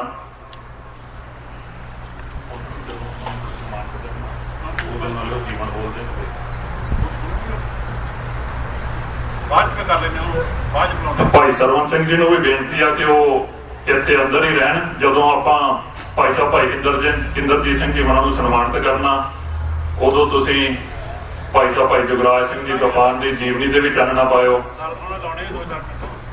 ਸੋ ਹੋਈਆਂ ਭੁੱਲਾਂ ਚੁੱਕਾਂ ਦੀ ਖਿਮਾ। ਅਗਲਾ ਪ੍ਰੋਗਰਾਮ ਆਪਾਂ ਸੈਕਟਰੀ ਸਾਹਿਬ ਪਾਸੋਂ ਸਰਵਣ ਕਰੀਏ। ਵਾਹਿਗੁਰੂ ਜੀ ਕਾ ਖਾਲਸਾ, ਵਾਹਿਗੁਰੂ ਜੀ ਕੀ ਫਤਿਹ।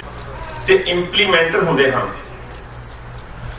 ਹੁਣ ਤੱਕ ਅਸੀਂ ਬੜੇ ਭੰਬਲ ਭੂਸਿਆਂ ਵਿੱਚ ਰਹੇ। ਅੱਜ ਮਨ ਬੜਾ ਖੁਸ਼ ਹੈ ਕਿ ਕੌਮ ਦੇ think tanker doctor Amarjit Singh Sahib ji ਤੇ ਭਾਈ ਬੂਟਾ ਸਿੰਘ ਜੀ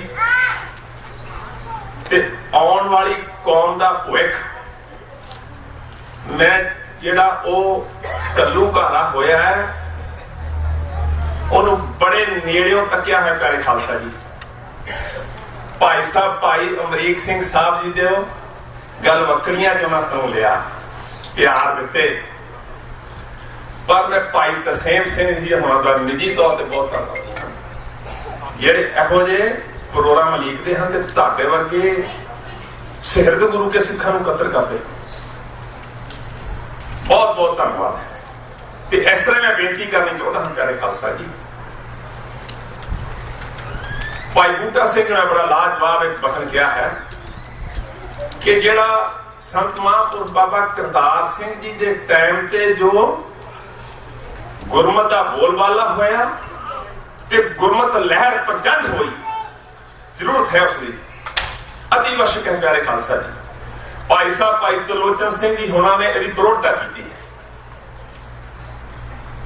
ਸ਼ਹਾਦਤ ਵੱਡਿਆਂ ਭਾਗਾਂ ਨਾਲ ਮਿਲਿਆ ਕਰਦੀ ਹੈ। ਅਸੀਂ ਪਾਉਣ ਗਏ ਸੀ ਸ਼ਹਾਦਤਾਂ, ਪਰ ਕੋਈ ਨਿਤਨੇਮ ਹੋਣ ਬਾਣੀ ਹੋਵੇ ਤੇ ਤਾਂ ਹੀ ਸ਼ਹਾਦਤ ਮਿਲਦੀ ਹੈ। ਸਾਨੂੰ ਜੇਠੂਵਾਲ ਪਿੰਡ ਤੋਂ ਫੌਜ ਨੇ ਫਾਇਰਿੰਗ ਕਰ ਕਰਕੇ ਭਜਾ ਦਿੱਤਾ। ਹਜ਼ਾਰਾਂ ਦੀ ਤਾਦਾਦ ਸੰਗਤਾਂ ਇਕੱਤਰ ਹੋਈਆਂ। ਦਾਸ ਵੀ ਉਸ ਸ਼ਹੀਦੀ ਜਿਹੜਾ ਇੱਕ ਲੈ ਕੇ ਗਏ ਹਾਂ ਮੋਰਚਾ, ਸੰਗਤ ਲੈ ਗਏ ਹਾਂ, ਉਹਦੇ ਵਿੱਚ ਅਸੀਂ ਉੱਥੇ ਇਕੱਠੇ ਹੋਏ 10,000 ਸਿੱਖ ਇਕੱਠਾ ਹੋਇਆ ਸੀ ਉੱਥੇ ਗੁਰਦਾਸਪੁਰ ਤੇ ਅੰਮ੍ਰਿਤਸਰ ਤੋਂ। ਬੜਾ ਕੁਛ ਹੈ, ਕਿਹਾ ਜਾ ਸਕਦਾ, ਪਰ ਹੁਣ ਸਮੇਂ ਦੀ ਬੜੀ ਨਜ਼ਾਕਤ ਨੂੰ ਦੇਖਦੇ ਹੋਇਆ ਮੈਂ ਨਿੱਜੀ ਤੌਰ ਤੇ ਭਾਈ ਬੂਟਾ ਸਿੰਘ ਸਾਹਿਬ ਜੀ, ਡਾਕਟਰ ਅਮਰਜੀਤ ਸਿੰਘ ਸਾਹਿਬ ਜੀ ਅਤੇ ਸਾਡੀ ਕੌਮ ਦਾ ਆਉਣ ਵਾਲਾ ਭਵਿੱਖ ਭਾਈ ਤਰਲੋਚਨ ਸਿੰਘ ਜੀ, ਕਿਰਪਾ ਕਰਨ ਗੁਰੂ ਕਲਗੀਧਰ ਪਾਤਸ਼ਾਹ, ਇਹਨਾਂ ਦੀਆਂ ਰਗਾਂ ਦੇ ਅੰਦਰ ਮਹਾਂਪੁਰਖ ਸੰਤ ਬਾਬਾ ਕਰਤਾਰ ਸਿੰਘ ਜੀ ਦਾ, ਭਾਈ ਸਾਹਿਬ ਭਾਈ ਅਮਰੀਕ ਸਿੰਘ ਜੀ ਦਾ ਖੂਨ ਹੈ। ਪਿਆਰੇ ਖਾਲਸਾ ਜੀ, ਬਚਨਾਂ ਚੋਂ ਝਲਕ ਪੈਂਦੀ ਹੈ। ਕਿਰਪਾ ਕਰਨ ਸਤਿਗੁਰੂ, ਸਾਡਾ ਗੁਰੂ ਸਮਰੱਥ ਹੈ, ਖਿਨਮੈ ਅਵਰ ਖਿਨਮੈ ਅਵਰਾ, ਕੁਛ ਵੀ ਕਰ ਸਕਦਾ ਹੈ। ਕਿਰਪਾ ਕਰੇ ਸਤਿਗੁਰੂ ਸਾਡੇ ਕੌਮ ਨੂੰ, ਜਿਸ ਤਰ੍ਹਾਂ ਅਸੀਂ ਇਕੱਠੇ ਹੋ ਕੇ ਸਿਰ ਜੋੜ ਕੇ ਬੈਠਣ ਲੱਗੇ ਹਾਂ, ਛੋਟੀਆਂ ਮੋਟੀਆਂ ਦੁਸ਼ਵਾਰੀਆਂ ਤੋਂ ਉੱਠ ਕੇ ਕੌਮ ਨੂੰ, ਕੋਈ ਆਉਣ ਵਾਲੇ ਸਾਡੇ ਜੋ ਨੌਜਵਾਨਾਂ ਨੂੰ ਦਿਸ਼ਾ ਨਿਰਦੇਸ਼ ਸਾਡੇ ਥਿੰਕ ਟੈਂਕ ਪਲਾਨਿੰਗ ਚਾਕ ਆਊਟ ਕਰਨ, ਸਾਡੇ ਯੋਧੇ ਸੂਰਬੀਰ ਗੁਰੂ ਕੇ ਸਿੱਖ ਉਹਨੂੰ ਇੰਪਲੀਮੈਂਟ ਕਰੀਏ।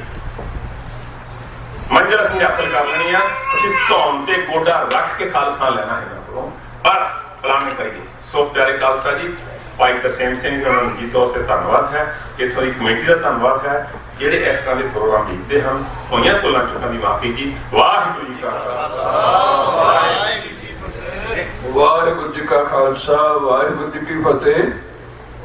ਭਾਈ ਸਾਹਿਬ ਪਰਮਿੰਦਰ ਸਿੰਘ ਜੀ ਰੰਧਾਵਾ ਜੀ, ਉਹਨਾਂ ਦਾ ਬਹੁਤ ਬਹੁਤ ਧੰਨਵਾਦ ਆ। ਹੁਣ ਮੈਂ ਬੇਨਤੀ ਕਰਾਂ ਕਿ ਬੀਬੀ ਸੰਦੀਪ ਕੌਰ ਜੀ ਐਡਵੋਕੇਟ, ਤੇ ਉਹ ਕਿਰਪਾ ਕਰ 1-2 ਮਿੰਟ ਹੀ ਲੈਣ, ਕਿਰਪਾ ਕਰਕੇ ਬਹੁਤਾ ਲੰਮਾ ਟਾਈਮ ਨਾ ਲੈਣ। ਬੀਬੀ ਸੰਦੀਪ ਕੌਰ ਜੀ ਐਡਵੋਕੇਟ, ਵਾਹਿਗੁਰੂ ਜੀ ਕਾ ਖਾਲਸਾ। ਇਹਨਾਂ ਦੇ ਮਗਰੇ ਵੀਰ ਸਰਵਣ ਸਿੰਘ ਜੀ ਕਿਰਪਾ ਕਰਕੇ ਲਾਗੇ ਆ ਜਾਣ। ਵੀਰ ਸਰਵਣ ਸਿੰਘ ਜੀ, ਵਾਹਿਗੁਰੂ ਜੀ ਕਾ ਖਾਲਸਾ, ਵਾਹਿਗੁਰੂ। ਗੁਰੂ ਮਹਾਰਾਜ ਦੀ ਹਜ਼ੂਰੀ ਵਿੱਚ ਬੈਠੀ ਸਾਧ ਸੰਗਤ ਜੀ, ਵਾਹਿਗੁਰੂ ਜੀ ਕਾ ਖਾਲਸਾ, ਵਾਹਿਗੁਰੂ ਜੀ ਕੀ ਫਤਿਹ। ਸਮਾਂ ਬਹੁਤ ਸੀਮਤ ਹੈ, ਗੱਲਾਂ ਬਹੁਤ ਜ਼ਿਆਦੀਆਂ ਨੇ, ਸੋ ਜਿੰਨਾ ਕੁ ਕਨਕਲੂਡ ਕਰ ਸਕਦੀ ਆ ਉਨੀਆਂ ਕੁ ਤੁਹਾਡੇ ਨਾਲ ਕਰਾਂਗੀ। ਤੇ ਗੱਲ ਕਰਨ ਤੋਂ ਪਹਿਲਾਂ ਹੀ ਮਾਫੀ ਮੰਗ ਲੈਣੀ ਹੈ ਕਿ ਕਈ ਵਾਰੀ ਕੁਝ ਗੱਲਾਂ ਕਿਸੇ ਨੂੰ ਚੁੱਭ ਜਾਂਦੀਆਂ ਨੇ ਜਾਂ ਮਾੜੀਆਂ ਲੱਗਦੀਆਂ ਨੇ, ਸੋ ਉਸ ਵਾਸਤੇ ਪਹਿਲਾਂ ਹੀ ਮਾਫੀ ਦੀ ਜਾਚਕ ਹਾਂ ਜੀ। ਸੋ ਇੰਨੇ ਸਾਲਾਂ ਤੋਂ ਸਾਨੂੰ ਇਹ ਸੰਘਰਸ਼ ਲੜਦਿਆਂ ਨੂੰ ਹੋ ਗਿਆ, ਚਾਹੇ ਉਹ ਸੰਤ ਜਰਨੈਲ ਸਿੰਘ ਭਿੰਡਰਾਂਵਾਲੇ ਜੀ ਹੋਣ ਜਾਂ ਉਹਨਾਂ ਤੋਂ ਬਾਅਦ ਜਿੰਨੇ ਵੀ ਸ਼ਹੀਦ ਸਿੰਘ ਹੋਏ ਨੇ, ਸਾਰਿਆਂ ਨੇ ਕਿਹਦੇ ਵਾਸਤੇ ਲੜਾਈ ਲੜੀ ਹੈ? ਸਾਡੇ ਵਾਸਤੇ, ਆਪਣੀ ਕੌਮ ਵਾਸਤੇ, ਸਾਨੂੰ ਇੱਕ ਵੱਖਰੀ ਪਹਿਚਾਣ ਦਿਵਾਉਣ ਵਾਸਤੇ। ਤੇ ਜੇ ਅੱਜ ਅਸੀਂ ਵੀ ਉਸ ਪਹਿਚਾਣ ਨੂੰ ਨਹੀਂ ਸਾਂਭਦੇ, ਜੇ ਅਸੀਂ ਵੀ ਅੱਜ ਉਸ ਪਹਿਚਾਣ ਨੂੰ ਨਹੀਂ ਸਾਂਭਦੇ ਤਾਂ ਸਾਡੇ ਲਈ ਇਹ ਬਹੁਤ ਨਮੋਸ਼ੀ ਦੀ ਗੱਲ ਹੋਵੇਗੀ। ਸੋ ਜਿਵੇਂ ਸਾਡੇ ਮਾਨਯੋਗ ਸਰਦਾਰ ਸਿਮਰਨਜੀਤ ਸਿੰਘ ਮਾਨ, ਜਿਨ੍ਹਾਂ ਨੇ ਆਪਣੇ ਸੰਘਰਸ਼ ਦੇ ਵਿੱਚ ਚੱਲਦਿਆਂ ਸਾਨੂੰ ਇਹਨਾਂ ਮੁਲਕਾਂ ਤੱਕ ਪਹੁੰਚਾ ਦਿੱਤਾ, ਜਿਨ੍ਹਾਂ ਨੇ ਸਾਨੂੰ ਇੱਕ ਵੱਖਰੀ ਪਹਿਚਾਣ ਦੇ ਦਿੱਤੀ। ਇੱਥੇ ਲੋਕਾਂ ਨੂੰ, ਬਾਹਰ ਤੁਸੀਂ ਜਾਓ, ਲੋਕ ਤੁਹਾਨੂੰ ਪਹਿਚਾਣਦੇ ਨੇ, ਲੋਕਾਂ ਨੂੰ ਪਤਾ ਹੈ ਕਿ ਇਹ ਸਰਦਾਰ ਕੌਮ ਹੈ, ਸਿੱਖ ਕੌਮ ਆ, ਔਰ ਇਹ ਆਪਣੇ ਹੱਕਾਂ ਵਾਸਤੇ ਲੜਦੇ ਨੇ, ਇੱਕ ਮਾਰਸ਼ਲ ਕੌਮ ਆ। ਸੋ ਉਹਨਾਂ ਸਾਰੀਆਂ ਚੀਜ਼ਾਂ ਦੇ ਪਿੱਛੇ ਲੋਕ ਕਹਿ ਦਿੰਦੇ ਨੇ ਜੀ ਇਹ ਚਿੱਠੀਆਂ ਦਾ ਵਪਾਰ ਹੈ ਜੀ, ਇੱਥੇ ਜੀ ਮਾਨ ਸਾਹਿਬ ਇਸ ਤਰ੍ਹਾਂ ਕਰਦੇ ਨੇ। ਤੁਸੀਂ ਦੇਖੋ ਕਿ ਉਸ ਚਿੱਠੀ ਦੇ ਪਿੱਛੇ, ਉਸ ਲੈਟਰ ਦੇ ਪਿੱਛੇ ਕਿੰਨਾ ਸੰਘਰਸ਼ ਹੋਵੇਗਾ। ਆਮ ਬੰਦਾ ਕਿਉਂ ਨਹੀਂ ਕੁਝ ਲੈਟਰ ਲਿਖ ਕੇ ਸਾਨੂੰ ਪੱਕਿਆ ਕਰਾ ਸਕਦਾ, ਜਾਂ ਪ੍ਰਧਾਨ ਮੰਤਰੀ ਲੈ ਲਓ, ਕਿਉਂ ਨਹੀਂ ਪ੍ਰਧਾਨ ਮੰਤਰੀ ਦੀ ਚਿੱਠੀ ਦੇ ਨਾਲ ਕੋਈ ਕਿਤੇ ਪੱਕਾ ਹੋ ਜਾਂਦਾ। ਸੋ ਜੇ ਉਹ ਸੰਘਰਸ਼ ਉਹਨਾਂ ਨੇ ਕੀਤਾ ਹੈ ਜਿਹੜਾ ਅੱਜ ਸਾਡੇ ਕੰਮ ਇੱਥੇ ਆ ਰਿਹਾ ਹੈ, ਤੇ ਸਾਨੂੰ ਇੱਕ ਮੁੱਠ ਇਕਜੁੱਟ ਹੋ ਕੇ ਇੱਕ ਝੰਡੇ ਦੇ ਥੱਲੇ ਇਕੱਠਿਆਂ ਹੋ ਕੇ ਸਾਨੂੰ ਉਸ ਚੀਜ਼ ਨੂੰ ਅੱਗੇ ਲੈ ਕੇ ਜਾਣਾ ਚਾਹੀਦਾ ਹੈ। ਇੱਕ ਵਾਰੀ ਕਿਸੇ ਨੇ, ਮੇਰੇ ਫਰੈਂਡ ਸਰਕਲ ਚੋਂ ਕਿਸੇ ਨੇ ਮੈਨੂੰ ਸਵਾਲ ਪੁੱਛ ਲਿਆ ਵੀ ਅਸੀਂ ਤਾਂ, ਤੁਸੀਂ ਮਤਲਬ ਇੱਕ ਹਾਈ ਰੈਪੂਟੇਟਡ ਪੋਸਟ ਦੇ ਉੱਪਰ ਹੋ, ਤੁਹਾਨੂੰ ਕੀ ਲੋੜ ਪੈ ਗਈ ਜੀ ਆਜ਼ਾਦੀ ਦੀ, ਜਾਂ ਤੁਸੀਂ ਵੱਖਰਾ ਮੁਲਕ ਕਿਉਂ ਮੰਗਦੇ ਹੋ? ਆਹ ਜਿੰਦੀ ਜਾਗਦੀ ਸਾਡੇ ਸਾਹਮਣੇ ਮਿਸਾਲ ਹੈਗੀ ਆ ਭਾਈ ਅਮਰਪਾਲ ਸਿੰਘ ਜੀ ਦੀ। ਦੇਖੋ ਇਲੈਕਸ਼ਨ ਜਿੱਤਣ ਤੋਂ ਬਾਅਦ ਵੀ ਉਹ ਅੰਦਰ ਨੇ, ਤੇ ਜਿਹੜਾ ਬੰਦਾ ਇਲੈਕਸ਼ਨ ਹਾਰਿਆ ਆ, ਹਾਰਨ ਤੋਂ ਬਾਅਦ ਵੀ ਉਹਨੂੰ ਪੋਸਟ ਮਿਲ ਗਈ, ਉਹਨੂੰ ਮਿਨਿਸਟਰੀ ਮਿਲ ਗਈ। ਭਾਈ ਸਾਹਿਬ ਉਹਨਾਂ ਨੇ ਹੁਣੇ ਉਹ ਦੱਸ ਕੇ ਹਟੇ ਨੇ। ਸੋ ਇਹਨਾਂ ਸਾਰੀਆਂ ਚੀਜ਼ਾਂ ਨੂੰ ਆਪਾਂ ਜਦੋਂ ਦੇਖਦੇ ਆ, ਆਪਣੀ ਨਜ਼ਰ ਚ ਲਿਆਉਂਦੇ ਆ, ਤੇ ਸਾਨੂੰ ਵੀ ਫੀਲ ਹੁੰਦਾ ਹੈ ਕਿ ਸਾਨੂੰ ਵੱਖਰੇ ਰਾਜ ਦੀ, ਵੱਖਰੇ ਮੁਲਕ ਦੀ, ਆਪਦੀ ਪਛਾਣ ਦੀ ਸਾਨੂੰ ਲੋੜ ਆ। ਸਿਰਫ ਅਸੀਂ ਇਹ ਨਾ ਰਹਿ ਜਾਈਏ ਕਿ 2% ਆ, 4% ਆ ਜੀ, ਜਿੱਥੇ ਲੋੜ ਆ ਤੁਸੀਂ ਲੰਗਰ ਲਾ ਦਿਓ ਜੀ, ਆਹ ਕਰ ਦਿਓ। ਨਹੀਂ, ਹੋਰ ਵੀ ਬਹੁਤ ਸਾਰੀਆਂ ਜ਼ਰੂਰਤਾਂ ਨੇ, ਹੋਰ ਵੀ ਬਹੁਤ ਸਾਰੇ ਮੁੱਦੇ ਨੇ ਜਿਨ੍ਹਾਂ ਨੂੰ ਸਾਨੂੰ ਅੱਗੇ ਲੈ ਕੇ ਜਾਣਾ ਚਾਹੀਦਾ ਹੈ। ਪਾਣੀਆਂ ਦਾ ਮੁੱਦਾ ਪੰਜਾਬ ਦਾ, ਨਸ਼ੇ ਦਾ, ਬੇਰੁਜ਼ਗਾਰੀ ਦਾ, ਹੋਰ ਪਤਾ ਨਹੀਂ ਅਣਗਿਣਤੀ ਮੁੱਦੇ ਨੇ ਜਿਹੜੇ ਹੋਰ, ਮੈਂ ਬੀਇੰਗ ਅ ਲੇਡੀ ਮੈਂ ਕਈ ਵਾਰੀ ਇੱਥੇ ਬੋਲ ਵੀ ਨਹੀਂ ਸਕਦੀ, ਕਿਹੋ ਜਿਹੇ ਮੁੱਦੇ ਸਾਡੇ ਸਾਹਮਣੇ ਰੋਜ਼ ਆਉਂਦੇ ਨੇ। ਸੋ ਇਹਨਾਂ ਚੀਜ਼ਾਂ ਨੂੰ ਜੇ ਆਪਾਂ ਚਾਹੁੰਦੇ ਹਾਂ ਕਿ ਇੱਕ ਸਿਸਟਮੈਟਿਕਲ ਤਰੀਕੇ ਦੇ ਨਾਲ ਅੱਗੇ ਲੈ ਕੇ ਜਾਇਆ ਜਾਏ, ਤੇ ਸਾਨੂੰ ਸਾਰਿਆਂ ਨੂੰ ਇਕਜੁੱਟ ਹੋ ਕੇ ਚੱਲਣਾ ਪਏਗਾ। ਸੋ ਇਹ ਚੀਜ਼ਾਂ ਨੇ ਕਿ ਜੇ ਸਰਦਾਰ ਸਿਮਰਨਜੀਤ ਸਿੰਘ ਮਾਨ, ਉਹਨਾਂ ਨੇ ਪਾਰਟੀ ਨੂੰ ਐਡਾ ਵੱਡਾ ਇੱਕ ਲੈਵਲ ਦਿੱਤਾ ਆ, ਇੱਥੋਂ ਤੱਕ ਸਾਨੂੰ ਪਹੁੰਚਾਇਆ ਹੈ, ਤੇ ਸਾਨੂੰ ਵੀ ਉਹਨਾਂ ਦੇ ਨਾਲ ਮੋਢੇ ਨਾਲ ਮੋਢਾ ਜੋੜ ਕੇ ਚੱਲਣਾ ਚਾਹੀਦਾ। ਜਿੰਨੇ ਵੀ ਤੁਹਾਡੇ ਪੰਜਾਬ ਦੇ ਵਿੱਚ ਤੁਹਾਡੀ ਪਿੱਛੇ ਫੈਮਿਲੀ ਆ, ਤੁਹਾਡਾ ਫਰੈਂਡ ਸਰਕਲ ਆ, ਠੀਕ ਹੈ, ਉਹਨਾਂ ਨੂੰ ਕਹੋ ਕਿ ਵੀ ਜੋ ਵੀ ਉਹ ਵੀ ਪ੍ਰੋਗਰਾਮ ਉੱਥੇ ਉਲੀਕਦੇ ਨੇ ਉਹਨਾਂ ਦੇ ਵਿੱਚ ਸ਼ਮੂਲੀਅਤ ਕਰਿਆ ਕਰਨ। ਜੋ ਇੱਥੇ ਪਾਰਟੀ ਦੇ ਸੀਨੀਅਰ ਲੀਡਰਸ਼ਿਪ ਨੇ ਉਹ ਉਲੀਕਦੇ ਨੇ, ਉੱਥੇ ਸਾਨੂੰ ਸਾਰਿਆਂ ਨੂੰ ਰਲ ਕੇ ਆਉਣਾ ਚਾਹੀਦਾ, ਕਿਉਂਕਿ ਦੇਖੋ ਇੱਕ ਇਕੱਲੇ ਬੰਦੇ ਦੀ ਲੜਾਈ ਨਹੀਂ ਹੈ ਇਹ, ਵੀ ਕੋਈ ਇਕੱਲਾ ਬੰਦਾ ਕਹੇਗਾ ਕਿ ਮੈਂ ਖਾਲਿਸਤਾਨ ਬਣਾ ਲੂੰਗਾ, ਨਹੀਂ, ਇਹਦੇ ਵਾਸਤੇ ਸਾਨੂੰ ਸਾਰਿਆਂ ਨੂੰ ਇਕਜੁੱਟ ਹੋ ਕੇ ਚੱਲਣਾ ਹੀ ਪਏਗਾ। ਸੋ ਇਹਨੂੰ ਚੀਜ਼ ਨੂੰ ਮੈਂ ਕਨਕਲੂਡ ਕਰਦੀ ਇਹੀ ਚੀਜ਼ ਕਹਾਂਗੀ ਕਿ ਸਾਨੂੰ ਸਾਰਿਆਂ ਨੂੰ ਇਕਜੁੱਟ ਹੋਣਾ ਚਾਹੀਦਾ। ਔਰ ਇੱਕ ਸਪੈਸ਼ਲ ਜਿਹੜੀ ਇਹ ਬੇਨਤੀ ਮੈਂ ਕਰਨੀ ਆ ਭੈਣਾਂ ਨੂੰ ਖਾਸ ਕਰਕੇ, ਚਲੋ ਇੱਥੇ ਬੈਠੀਆਂ ਜਿੰਨੀਆਂ ਵੀ ਭੈਣਾਂ ਨੇ ਸਾਰੀਆਂ ਨੇ ਸਿਰਾਂ ਤੇ ਦਸਤਾਰਾਂ ਵੀ ਸਜਾਈਆਂ ਨੇ, ਪਰ ਇੱਕ ਮੇਰੇ ਮਨ ਦੀ ਇੱਕ ਛੋਟੀ ਜਿਹੀ ਇੱਛਾ ਹੈ ਵੀ ਆਪਾਂ ਨੂੰ ਆਪਣੇ ਬੱਚਿਆਂ ਦੇ ਕੇਸ ਜ਼ਰੂਰ ਰੱਖਣੇ ਚਾਹੀਦੇ ਨੇ। ਭਾਵੇਂ ਮੈਨੂੰ ਪਤਾ ਹੈ ਕਿ ਰੁਝੇਵਿਆਂ ਦੇ ਵਿੱਚੋਂ ਕਈ ਵਾਰੀ ਕਈਆਂ ਨੂੰ ਟਾਈਮ ਨਹੀਂ ਲੱਗਦਾ, ਕਿਉਂਕਿ ਔਰਤਾਂ ਨੂੰ ਵੀ ਕੰਮ ਕਰਨਾ ਪੈਂਦਾ, ਮਰਦਾਂ ਨੂੰ ਵੀ ਕੰਮ ਕਰਨਾ ਪੈਂਦਾ, ਅਸੀਂ ਕਹਿ ਸਕਦੇ ਹਾਂ, ਪਰ ਇੱਕ ਛੋਟੀ ਜਿਹੀ ਅਪੀਲ ਹੀ ਕਹਿ ਸਕਦੀ ਹਾਂ ਮੈਂ ਕਿ ਵੀ, ਕਿਉਂਕਿ ਇਹ ਇੱਕ ਪਛਾਣ ਹੈ, ਇੱਕ ਗੁਰੂ ਦੀ ਮੋਹਰ ਆ। ਜਦੋਂ ਤੁਹਾਡਾ ਬੱਚਾ ਯੂਨੀਵਰਸਿਟੀ, ਸਕੂਲ, ਕਾਲਜ ਕਿਤੇ ਵੀ ਜਾਂਦਾ ਹੈ, ਤੁਸੀਂ ਹਜ਼ਾਰਾਂ ਬੱਚਿਆਂ ਦੇ ਵਿੱਚ ਆਪਣੇ ਬੱਚੇ ਨੂੰ ਪਛਾਣ ਸਕਦੇ ਹੋ। ਇੱਕ ਇੱਕ ਪਛਾਣ ਹੈ ਸਾਡੀ ਕਿ ਅਸੀਂ ਸਰਦਾਰ ਹਾਂ, ਅਸੀਂ ਸਿੱਖ ਹਾਂ। ਸੋ ਕੇਸ ਜ਼ਰੂਰ ਰੱਖੋ, ਦਸਤਾਰ ਜ਼ਰੂਰ ਸਜਾਓ। ਔਰ ਇੱਕ ਚੀਜ਼ ਹੋਰ, ਆਪਣੇ ਬੱਚਿਆਂ ਨੂੰ ਇਹ ਦੱਸੋ ਕਿ ਇਹ ਜਿਹੜੀ ਦਸਤਾਰ ਹੈ ਇਹ ਪ੍ਰਾਊਡ ਹੈ ਸਾਡਾ। ਜਦੋਂ ਤੁਸੀਂ ਉਹਨਾਂ ਨੂੰ ਐਕਸਪਲੇਨ ਕਰੋਗੇ ਤਾਂ ਉਹਨਾਂ ਨੂੰ ਇਸ ਚੀਜ਼ ਦਾ ਬੋਝ ਨਹੀਂ ਲੱਗੂਗਾ। ਉਹਨਾਂ ਨੂੰ ਇਹ ਫੀਲ ਕਰਾਓ ਕਿ ਜਦੋਂ ਤੁਸੀਂ ਹਜ਼ਾਰਾਂ ਬੱਚਿਆਂ ਦੇ ਵਿੱਚ ਜਾਂ ਕਲਾਸ ਪੂਰੀ ਦੇ ਵਿੱਚ ਖੜੇ ਹੋਵੋਗੇ, ਤੁਸੀਂ ਸਰਦਾਰ ਹੋ, ਇਹ ਦਸਤਾਰ ਤੁਹਾਡਾ ਪ੍ਰਾਊਡ ਹੈ, ਕਰਾਊਨ ਹੈ, ਗੁਰੂ ਮਹਾਰਾਜ ਦੀ ਦੇਣ ਹੈ। ਉਹਨੂੰ ਆਪਣੇ ਆਪ ਹੀ ਉਸ ਚੀਜ਼ ਨਾਲ ਅਟੈਚਮੈਂਟ ਹੋਊਗੀ, ਉਹ ਪਿਆਰ ਕਰੂਗਾ ਉਸ ਚੀਜ਼ ਨੂੰ। ਸੋ ਉਹ ਲੰਬੇ ਸਮੇਂ ਤੱਕ, ਬੁਢਾਪੇ ਤੱਕ ਵੀ ਉਸ ਚੀਜ਼ ਨੂੰ ਸੰਭਾਲ ਕੇ ਰੱਖੇਗਾ। ਔਰ ਇਹ ਜ਼ਿਆਦਾ ਕੋਸ਼ਿਸ਼ ਭੈਣਾਂ ਵੱਲੋਂ ਹੋਣੀ ਚਾਹੀਦੀ ਹੈ, ਕਿਉਂਕਿ ਬੰਦਿਆਂ ਦੇ ਵਿਚਾਰਿਆਂ ਨੇ ਕੰਮ ਵੀ ਜਾਣਾ ਹੁੰਦਾ, ਚਲੋ ਜਾਣਾ ਤੇ ਅਸੀਂ ਵੀ ਹੁੰਦਾ, ਪਰ ਆਪਾਂ ਇਹ ਚੀਜ਼ ਕਰ ਸਕਦੇ ਹਾਂ, ਕਿਉਂਕਿ ਫਸਟ ਜਿਹੜੀ ਹੁੰਦੀ ਹੈ ਨਾ ਟੀਚਰ ਬੱਚੇ ਦੀ, ਉਹ ਮਦਰ ਹੁੰਦੀ ਆ। ਸੋ ਇੰਨੀਆਂ ਗੱਲਾਂ ਕਹਿੰਦਿਆਂ ਹੋਇਆ ਮੈਂ ਭੁੱਲ ਚੁੱਕਦੀ, ਮਾਫ ਹਾਂ ਜੀ। ਵਾਹਿਗੁਰੂ ਜੀ ਕਾ ਖਾਲਸਾ, ਵਾਹਿਗੁਰੂ ਜੀ ਕਾ ਖਾਲਸਾ, ਵਾਹਿਗੁਰੂ ਜੀ ਕੀ ਫਤਿਹ। ਸਭ ਤੋਂ ਪਹਿਲਾਂ ਤਾਂ ਮੈਂ ਮਾਫੀ ਮੰਗਦਾ ਕਿ ਇਹ ਸਾਡੇ ਬੱਚੀ, ਸਾਡੇ ਭੈਣ ਜੀ ਦਾ ਨਾਮ ਹੈਗਾ ਮਨਦੀਪ ਕੌਰ, ਤੇ ਮੈਂ ਸੰਦੀਪ ਕੌਰ ਕਹਿ ਰਿਹਾ ਸੀਗਾ, ਸੋ ਮਾਤਾ ਜਾਚਕਾ ਬਹੁਤ ਵਧੀਆ ਵਿਚਾਰ ਰੱਖੇ। ਬੱਚਿਆਂ ਦੀ ਜਿਹੜੀ ਪਛਾਣ ਆ ਸਿੱਖੀ ਦੀ ਉਹ ਕੇਸਾਂ ਤੋਂ ਹੀ ਆ, ਸੋ ਧੰਨਵਾਦ ਇਹਨਾਂ ਦਾ। ਸਾਡੇ ਵਿੱਚ ਵੀਰ ਸਰਵਣ ਸਿੰਘ ਜੀ ਹੈਗੇ ਕਿ ਚਲੇ ਆ ਜਾਓ। ਅਮਰੀਕ ਸਿੰਘ ਰਹਿ ਗਿਆ, ਹੁਣ ਅਮਰੀਕ ਸਿੰਘ ਨੂੰ ਬਸ ਅਮਰੀਕ ਸਿੰਘ ਇਹਨਾਂ ਨੂੰ ਮਾਫੀ ਮੰਗ ਲਾਂਗੇ ਇੱਕ ਅੱਧੇ ਮਿੰਟ। ਨਹੀਂ ਕੋਈ ਨਹੀਂ, ਅਮਰੀਕ ਸਿੰਘ ਬਣਾਉਣਾ ਇੱਥੇ ਨਾਲ ਹੀ। ਅਮਰੀਕ ਸਿੰਘ ਦਾ ਨਾਮ ਬੋਲ ਦਿਓ। ਹਾਂਜੀ, ਬੇਨਤੀ ਕਰਾਂ ਅਮਰੀਕ ਸਿੰਘ ਜੀ ਖਾਲਸਤਾਨੀ, ਉਹ ਕਿਰਪਾ ਕਰਕੇ ਇੱਥੇ ਲਾਗੇ ਹੀ ਆ ਜਾਣਾ। ਹੁਣ ਵੀਰ ਸਰਵਣ ਸਿੰਘ ਜੀ ਜਿਹੜੇ ਕਿ ਰਾਗੀ ਕਲਾ ਦੇ ਵੀ ਮੇਨ ਆ, ਸੋ ਇਹਨਾਂ ਨੂੰ ਬੇਨਤੀ ਕਿ ਆਪਣੇ ਵਿਚਾਰ ਰੱਖਣ। ਵਾਹਿਗੁਰੂ ਜੀ ਕੇ ਖਾਲਸਾ, ਵਾਹਿਗੁਰੂ ਜੀ ਕੀ ਫਤਿਹ। ਐਸੇ ਬੁਲਾਰਾ ਮੈਂ ਬੁਲਾਰਾ ਨਹੀਂ ਹਾਂ, ਅਸੀਸ ਦਿਓ ਗੱਜ ਕੇ ਫਤਿਹ ਬੁਲਾਓ। ਵਾਹਿਗੁਰੂ ਜੀ ਕਾ ਖਾਲਸਾ, ਵਾਹਿਗੁਰੂ ਜੀ ਕੀ ਫਤਿਹ। ਡਾਕਟਰ ਅਮਰਜੀਤ ਸਿੰਘ ਜੀ ਤੇ ਬੂਟਾ ਸਿੰਘ ਖੜੌਦ ਤੇ ਪਰਮ ਸਤਿਕਾਰਯੋਗ ਭਾਈ ਤਰਲੋਚਨ ਸਿੰਘ ਜੀ, ਜਦੋਂ ਇਹੋ ਜਿਹੀਆਂ ਮਹਾਨ ਸ਼ਖਸੀਅਤਾਂ ਨੇ ਕੁਝ ਕਹਿ ਲਿਆ ਹੋਵੇ, ਬਾਅਦ ਦੇ ਵਿੱਚ ਕੋਈ ਕਿੱਡਾ ਵੀ ਮਰਜ਼ੀ ਹੋਵੇ, ਲੋੜ ਰਹਿੰਦੀ ਨਹੀਂ ਹੈ। ਵੈਸੇ ਜੇ ਤੁਸੀਂ ਮੈਨੂੰ ਖੜਾ ਕੀਤਾ ਭਾਈ ਤਰਸੇਮ ਸਿੰਘ ਜੀ ਦਾ ਖਾਸ ਤੌਰ ਤੇ, ਆਪਾਂ ਸਾਰੇ ਜਾਣਦੇ ਹਾਂ ਵੀ ਬਿਗ ਕੰਟਰੀਬਿਊਸ਼ਨ ਹੈ, ਯੋਗਦਾਨ ਹੈ ਕੈਲੀਫੋਰਨੀਆ ਦੇ ਵਿੱਚ। ਬਹੁਤ ਜਦੋਜਹਿਦ ਕਰਕੇ ਵੀ ਪ੍ਰੋਗਰਾਮ ਨੂੰ ਗਾਹਾਂ ਤੋਰਦੇ ਨੇ ਵੀ ਇਹ ਜਿਹੜਾ ਸਾਡਾ ਖਾਲਿਸਤਾਨ ਦਾ ਪਰਪਸ ਹੈ ਗਾਹਾਂ ਤੁਰਿਆ ਚੱਲੇ, ਅਗਲੀ ਜਨਰੇਸ਼ਨ ਕੋਲ ਪਹੁੰਚ ਜਾਏ, ਅਸੀਂ ਆਪਣਾ ਘਰ ਲੈ ਲਈਏ। ਇਹ ਪੀੜ੍ਹੀ ਦਰ ਪੀੜ੍ਹੀ ਤੋਰਨਾ ਪੈਂਦਾ।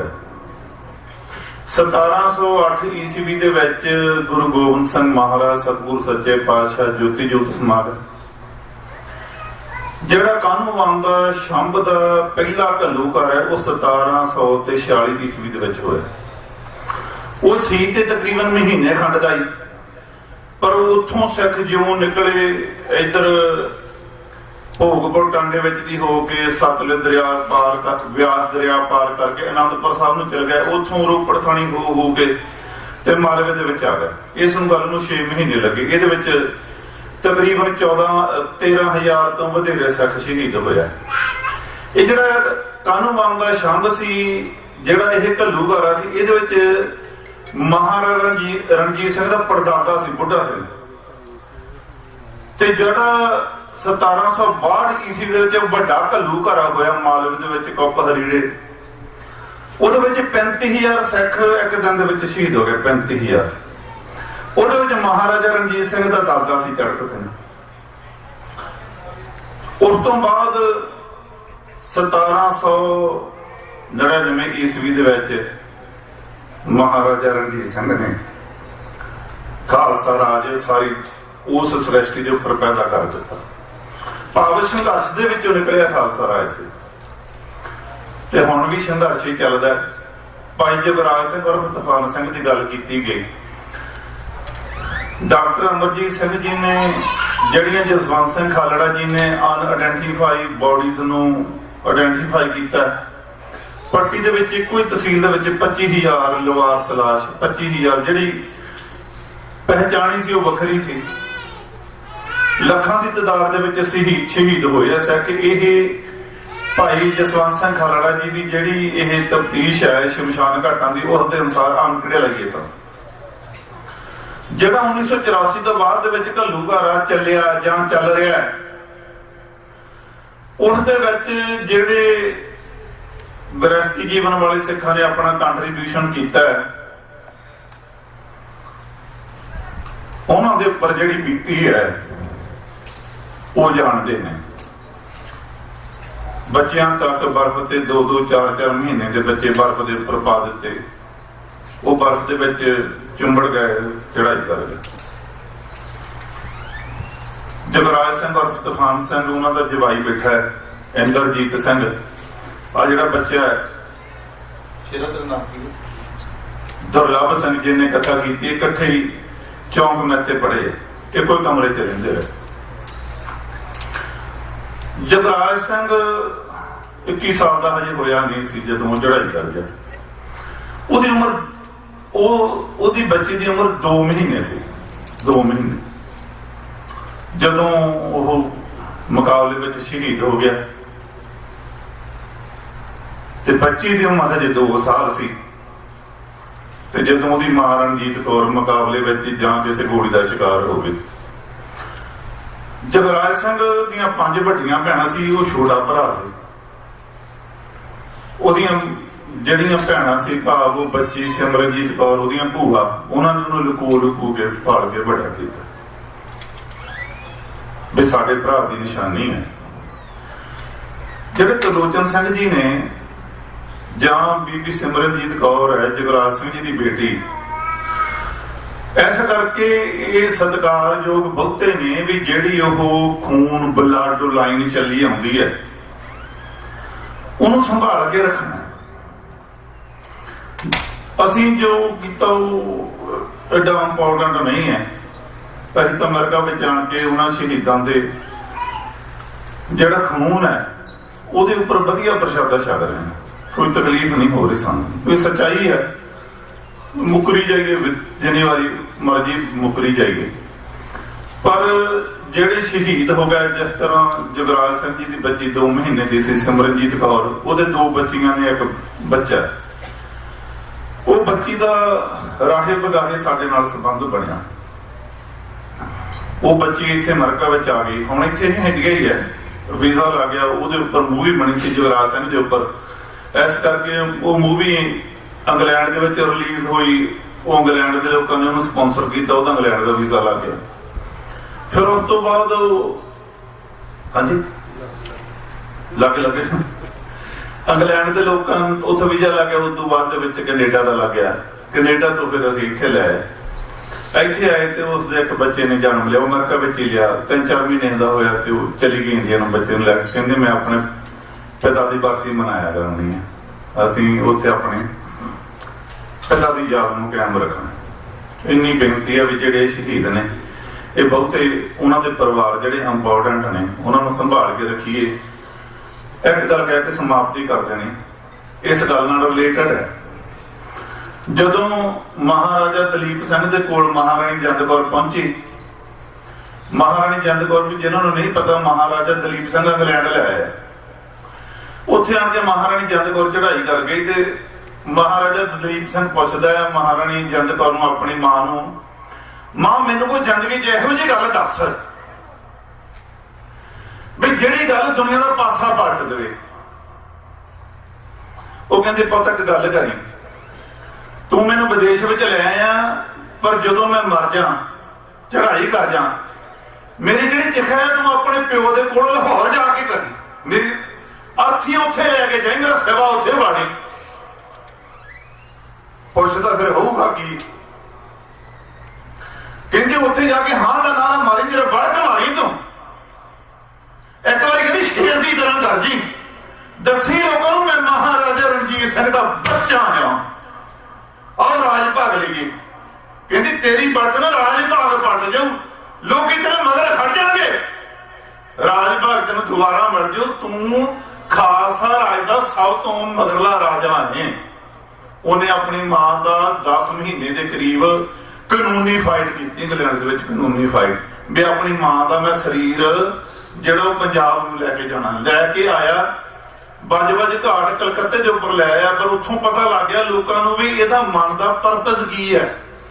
ਮਹਾਰਾਣੀ ਜਿੰਦ ਕੌਰ ਮਹਾਰਾਜਾ ਰਣਜੀਤ ਸਿੰਘ ਦੀ ਸਭ ਤੋਂ ਛੋਟੀ ਰਾਣੀ ਸੀ, ਔਰ ਉਸਨੇ ਮਹਾਰਾਜਾ ਰਣਜੀਤ ਸਿੰਘ ਦੀ ਚੜ੍ਹਾਈ ਕਰਨ ਤੋਂ ਬਾਅਦ 10 ਸਾਲ ਰਾਜ ਭਾਗ ਥਮੀਆਂ ਦੇ ਕੇ ਰੱਖਿਆ, ਥਮੀਆਂ ਦੇ ਕੇ।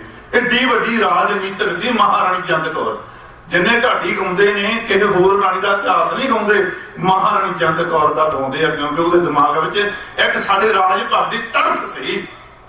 ਸ਼ਾਮ ਸਿੰਘ ਅਟਾਰੀ 84 ਸਾਲ ਦਾ, ਮੈਨੂੰ ਪਤਾ ਸਮਾਂ ਕਿੰਨਾ ਹੋ ਗਿਆ, ਸ਼ਾਮ ਸਿੰਘ ਅਟਾਰੀ 84 ਸਾਲ ਦਾ ਹੀ ਮਹਾਰਾਣੀ ਜਿੰਦ ਕੌਰ ਦੇ ਕਹਿਣ ਦੇ ਉੱਪਰ ਲੜਿਆ। ਸ਼ਾਮ ਸਿੰਘ ਅਟਾਰੀ 84 ਸਾਲ ਦਾ। ਬਾਬਾ ਦੀਪ ਸਿੰਘ ਜੀ ਦੀ ਉਮਰ 75 ਸਾਲ ਸੀ। ਇਸ ਕਰਕੇ ਫਿਰ ਉਸ ਦਾ ਬੱਜ ਘਾਟ ਦੇ ਉੱਪਰ ਕਿਤੇ ਗੋਦਾਵਰੀ ਨਦੀ ਦੇ ਕੰਢੇ ਦੇ ਉੱਪਰ ਮਹਾਰਾਣੀ ਜਿੰਦ ਕੌਰ ਦਾ ਮਹਾਰਾਜਾ ਦਲੀਪ ਸਿੰਘ ਨੇ ਸੰਸਕਾਰ ਕੀਤਾ। ਇਸ ਕਰਕੇ ਕਿ ਜਜ਼ਬਾ ਰੱਖੀਏ ਵੀ ਅਸੀਂ ਪੰਜਾਬ ਜਾਣਾ ਤੇ ਪੰਜਾਬ ਜਾ ਕੇ ਆਪਣਾ ਰਾਜ ਭਾਗ ਲੈਣਾ। ਔਰ ਜਪਲੀ ਖੇਮਾ ਭਾਈ ਤਰਲੋਚਨ ਸਿੰਘ, ਇੰਦਰਜੀਤ ਸਿੰਘ, ਜਗਰਾਜ ਸਿੰਘ ਦਾ ਜਵਾਈ ਚੜ੍ਹਦੀ ਕਲਾ ਵਿੱਚ ਰਹਿਣ। ਵਾਹਿਗੁਰੂ ਜੀ ਕਾ ਖਾਲਸਾ, ਵਾਹਿਗੁਰੂ ਜੀ ਕੀ ਫਤਿਹ। ਵਾਹਿਗੁਰੂ ਜੀ ਕਾ ਖਾਲਸਾ, ਵਾਹਿਗੁਰੂ ਜੀ ਕੀ ਫਤਿਹ। ਇਹ ਸਨ ਵੀਰ ਸਰਵਣ ਸਿੰਘ ਜੀ, ਜੋ ਕਿ ਜਥੇ ਨਾਲ ਵੀ ਚੱਲਦੇ ਰਹੇ ਨੇ, ਸੋ ਇਹਨਾਂ ਦਾ ਧੰਨਵਾਦ ਆ। ਬੇਨਤੀ ਕਰਾਂ ਅਮਰੀਕ ਸਿੰਘ ਜੀ ਖਾਲਸਤਾਨੀ।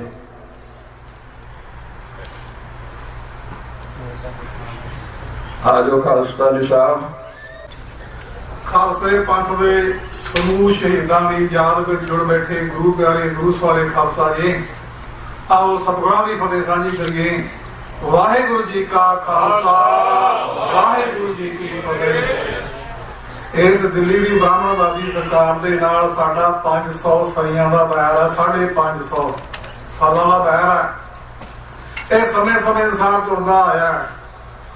ਇਹ ਸਾਡੀ ਬਦਕਿਸਮਤੀ ਸੀ। ਸ਼ੇਰੇ ਪੰਜਾਬ ਦੀ ਮੌਤ ਤੋਂ ਬਾਅਦ ਅਸੀਂ ਆਪਣਾ ਰਾਜ ਭਾਗ ਗਵਾਇਆ। 47 ਦੇ ਵਿੱਚ ਅੱਧਾ ਪੰਜਾਬ ਪਾਕਿਸਤਾਨ ਨੂੰ ਦਿੱਤਾ, ਹਿਮਾਚਲ ਤੇ ਹਰਿਆਣਾ ਹਿੰਦੂਆਂ ਨੂੰ ਦਿੱਤੇ ਨੇ। ਇਸ ਬ੍ਰਾਹਮਣਵਾਦ ਨੇ ਅੱਜ ਅਸੀਂ ਤੀਜਾ ਘੱਲੂਘਾਰਾ ਆਖਦੇ ਆ। ਦੂਜਾ ਘੱਲੂਘਾਰਾ 35,000 ਸਿੰਘ ਸਿੰਘਣੀਆਂ ਬੱਚੇ ਸ਼ਹੀਦ ਹੋਏ ਨੇ। ਇਹ ਤੀਜਾ ਘੱਲੂਘਾਰਾ ਸਾਰਿਆਂ ਨਾਲੋਂ ਵੱਡਾ ਹੈ, ਤਿੰਨਾਂ ਦੇ ਨਾਲੋਂ, ਪਹਿਲੇ ਦੋਹਾਂ ਦੇ ਨਾਲੋਂ, ਕਿਉਂਕਿ ਇੱਥੇ ਤਿੰਨਾਂ ਦੇਸ਼ਾਂ ਦੀ ਫੌਜ ਨੇ ਤੁਹਾਡੇ ਤੇ ਹਮਲਾ ਕੀਤਾ ਸਿੱਖੀ ਨੂੰ ਖਤਮ ਕਰਨ ਦੀ ਖਾਤਰ।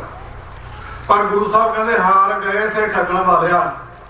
ਇਸ ਪੰਥ ਨੂੰ ਠੱਗਣ ਵਾਲੇ ਸੰਸਾਰ ਤੋਂ ਹਾਰ ਕੇ ਚਲੇ ਗਏ, ਭਾਵੇਂ ਮੁਗਲ ਹੋਣ, ਭਾਵੇਂ ਅੰਗਰੇਜ਼ ਹੋਣ, ਭਾਵੇਂ ਪਠਾਨ ਹੋਣ ਤੇ ਭਾਵੇਂ ਇਹ ਹੋਣ।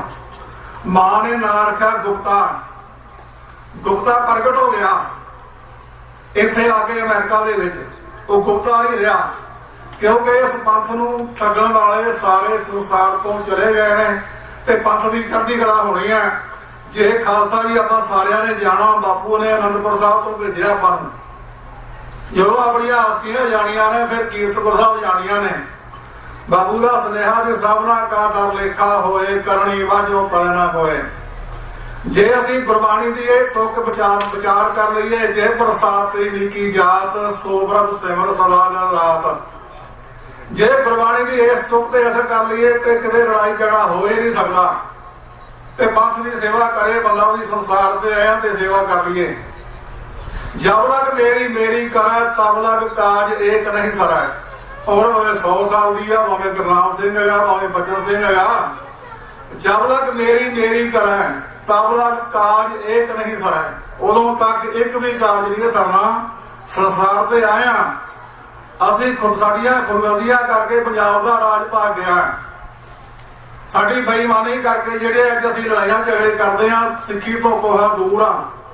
ਜੇ ਅਸੀਂ ਗੁਰੂ ਸਾਹਿਬ ਨਾਲ ਜੁੜ ਕੇ ਰਵਾਂਗੇ ਫਿਰ ਲੋਕ ਸੁਖੀਏ ਪਰ ਲੋਕ ਸਹਿਦੇ। ਤੇ ਕੁਲਦੀਪ ਬਰਾੜ ਤੇ ਰਣਜੀਤ ਦਿਆਲ ਮੰਨਦੇ ਨੇ ਉਹਨਾਂ ਦਾ ਬਲੱਡ ਪ੍ਰੈਸ਼ਰ ਵੱਧਦਾ ਸੀ। ਜਦੋਂ ਤੁਸੀਂ ਦਰਬਾਰ ਸਾਹਿਬ ਜਾਇਓ ਕਿਤੇ ਗੁਰੂ ਸਾਹਿਬ ਕਿਰਪਾ ਕਰ ਜ਼ਰੂਰ ਜਾਇਓ, ਜ਼ਿੰਦਗੀ ਆ ਮੁੜ ਕੇ ਆ ਨਹੀਂ ਜਾਣਾ। ਦਰਬਾਰ ਸਾਹਿਬ ਦੇ ਆਲੇ ਦੁਆਲੇ ਦੀਆਂ ਬਿਲਡਿੰਗਾਂ ਦੇ ਵਿੱਚ ਰਹਿਣ ਵਾਲੇ ਲੋਕਾਂ ਨੂੰ, ਸਿੱਖਾਂ ਨੂੰ, ਮੁਸਲਮਾਨਾਂ ਨੂੰ ਪੁੱਛਿਓ ਵੀ ਉੱਥੇ ਹਾਲਾਤ ਕੀ ਸਨ।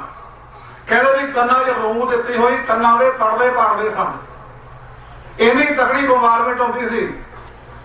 ਤੇ ਜੇ ਕੁਲਦੀਪ ਬਰਾੜ ਨੇ ਗੱਲ ਆਖੀ ਹੈ ਵੀ ਜਿੰਨਾ 14 ਦਿਨ ਦੀ ਲੜਾਈ ਦੇ ਵਿੱਚ ਬੰਗਲਾਦੇਸ਼ ਦੇ ਨੇੜੇ ਸਾਡਾ ਨੁਕਸਾਨ ਹੋਇਆ ਉਹਨਾਂ ਸੰਤ ਭਿੰਡਰਾਂ ਵਾਲਿਆਂ ਨੇ 4 ਦਿਨ ਚ ਕਰ ਦਿੱਤਾ। ਉਹ ਕਹਿੰਦਾ ਮੇਰਾ ਬਲੱਡ ਪ੍ਰੈਸ਼ਰ ਵੱਧਦਾ ਸੀ, ਜਦੋਂ ਬੈਂਦੇ ਉਹਦਾ ਵੱਧਦਾ ਸੀ ਤੇ ਅੰਦਰ ਸੀ ਜਿਹੜੇ ਉਹ AK-47 ਸਿੰਘਾਂ ਦੇ ਕੋਲ ਆਈ ਆ। ਜਦੋਂ ਪਹਿਲੀ ਬਿਹਾਰ ਰੈਜੀਮੈਂਟ ਦਾ 1800 ਸਿਪਾਹੀ ਮਾਰਿਆ, ਉਹ ਜਿਹੜੀਆਂ AK-47 ਆਈਆਂ ਨੇ ਉਹ ਉਹਨਾਂ ਦੀਆਂ ਹੀ ਆਈਆਂ ਨੇ ਜਿਹੜੇ ਤੁਹਾਡੇ ਨਾਲ ਲੜਨ ਵਾਸਤੇ ਆਏ ਸੀ। ਲੜਾਈ 4 ਦਿਨ ਚੱਲੀ ਆ। AK-47 ਉਹਨਾਂ ਦੇ ਕੋਲ ਸੀ, ਸਿੰਘਾਂ ਦੇ ਕੋਲ LMG ਆਈ ਆ, MMG ਆਈ ਆ। ਤੇ ਕੁਲਦੀਪ ਬਰਾੜ ਕਹਿੰਦਾ ਸੰਤ ਭਿੰਡਰਾਂ ਵਾਲੇ ਨੇ ਸਾਡੇ 883 ਕਮਾਂਡੋ ਮਾਰ ਦਿੱਤੇ। ਫਿਰ ਉਹ ਗਿਣਤੀ ਕਰਕੇ ਦੱਸਦਾ ਕਹਿੰਦਾ 1000 ਤੋਂ ਵੱਧ ਵੱਡੇ ਰੈਂਕ ਦੇ ਅਫਸਰ ਮਾਰ ਦਿੱਤੇ, ਜਿਹਦੇ ਚ ਬ੍ਰਿਗੇਡੀਅਰ ਜਾਂ ਕੈਪਟਨ ਜਾਂ ਸੂਬੇਦਾਰ ਸੀ। ਉਹ ਕਹਿੰਦਾ ਭਿੰਡਰਾਂ ਵਾਲੇ ਨੇ ਸਾਡੇ 12304 ਫੌਜੀ ਮਾਰ ਦਿੱਤੇ। ਤੇ ਫਿਰ ਉਹ ਕਹਿੰਦਾ 17000 ਦੇ ਕਰੀਬ ਫੱਟੜ ਹੋਏ ਨੇ। ਕੁਲਦੀਪ ਬਰਾੜ ਦੀ ਇਹ ਗਿਣਤੀ ਆ।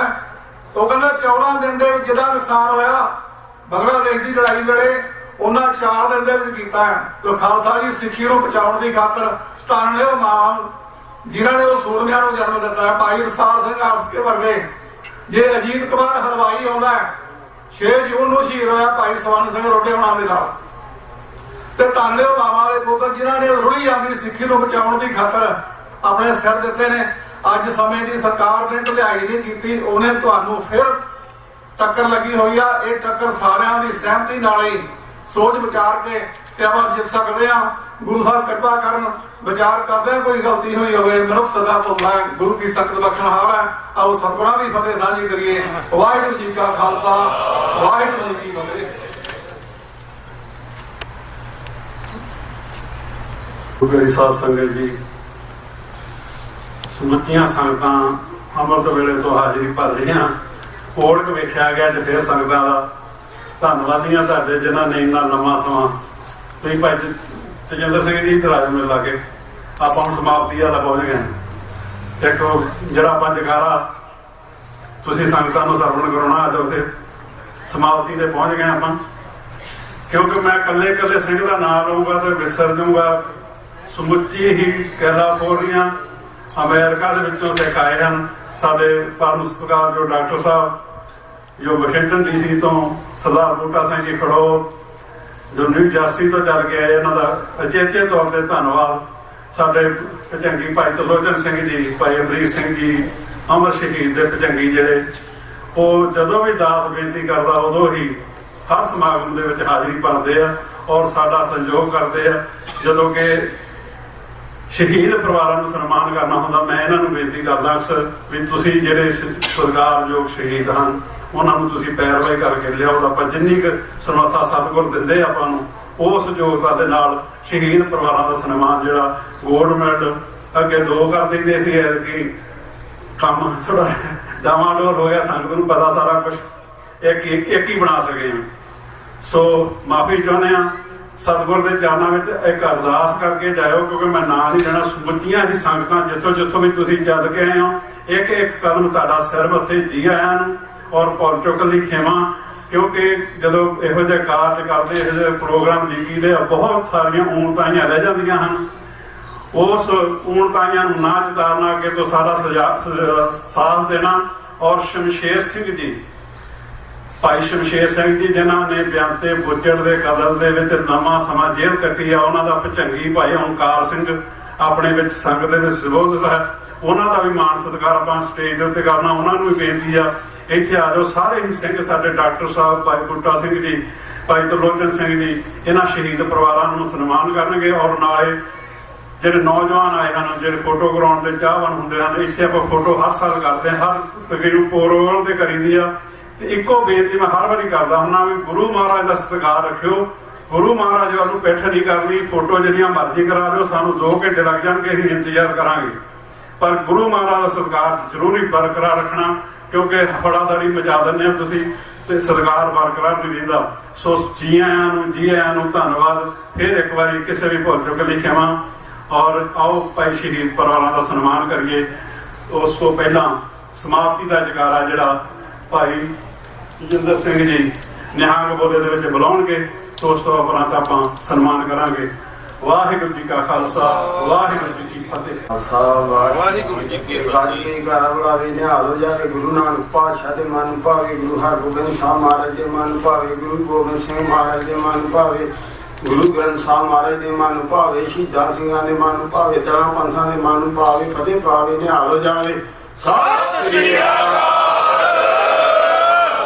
ਬਾਜਾਂ ਵਾਲਿਓ ਸਤਿਗੁਰੂ ਰੱਖ ਲਿਓ ਬਿਰਦ ਬਾਣੇ ਦੀ ਲਾਜ, ਲਾਡਲੀਆਂ ਫੌਜਾਂ ਦਿਓ ਮਾਲਕੋ ਸਤਿਗੁਰੂ, ਫੌਜਾਂ ਰੱਖਿਓ ਤਿਆਰ ਪਰ ਤਿਆਰ, ਮਰੀਦੋ ਹਟਿਓ ਜਪਿਓ ਤਪਿਓ ਚਿਤਰੋ ਗੁਪਤੋ ਹਾਜ਼ਰੋ ਨਾਜ਼ਰੋ, ਨਿਹੰਗ ਸਿੰਘੋ ਭਜੰਗ ਸਿੰਘੋ ਸਰਬੱਤ ਗੁਰੂ ਪੰਥ ਖਾਲਸਾ ਸਿੰਘ ਸਾਹਿਬ ਜੀ ਕੋ ਸਤਿ ਸ੍ਰੀ ਅਕਾਲ। ਸੋਢੀ ਸੱਚੇ ਪਾਤਸ਼ਾਹ ਜੀਓ ਤੇਰਾ ਖਾਲਸਾ ਜਪੇ ਅਕਾਲ ਅਕਾਲ ਦੇਖ ਦੇਖ ਫਤਿਹ। ਗੁਰੂ ਪੰਥ ਖਾਲਸਾ ਸਿੰਘ ਸਾਹਿਬ ਜੀ ਕੀ ਹਰ ਮੈਦਾਨ ਫਤਿਹ, ਜਿਹਦੀ ਮੈਦਾਨ ਚ ਫਤਿਹ, ਉਹਦੀ ਜਹਾਨ ਚ ਫਤਿਹ, ਜਿਹਦੀ ਜਹਾਨ ਚ ਫਤਿਹ, ਉਹਦੀ 14 ਲੋਕ ਚ ਫਤਿਹ। ਜਿਹੜਾ ਗੱਜ ਕੇ ਜਾਏਗਾ ਫਤਿਹ, ਉਹਨੂੰ ਭੱਜ ਕੇ ਮਿਲੇਗੀ ਫਤਿਹ। ਵਾਹਿਗੁਰੂ ਜੀ ਕਾ ਖਾਲਸਾ, ਵਾਹਿਗੁਰੂ ਜੀ ਕੀ ਫਤਿਹ।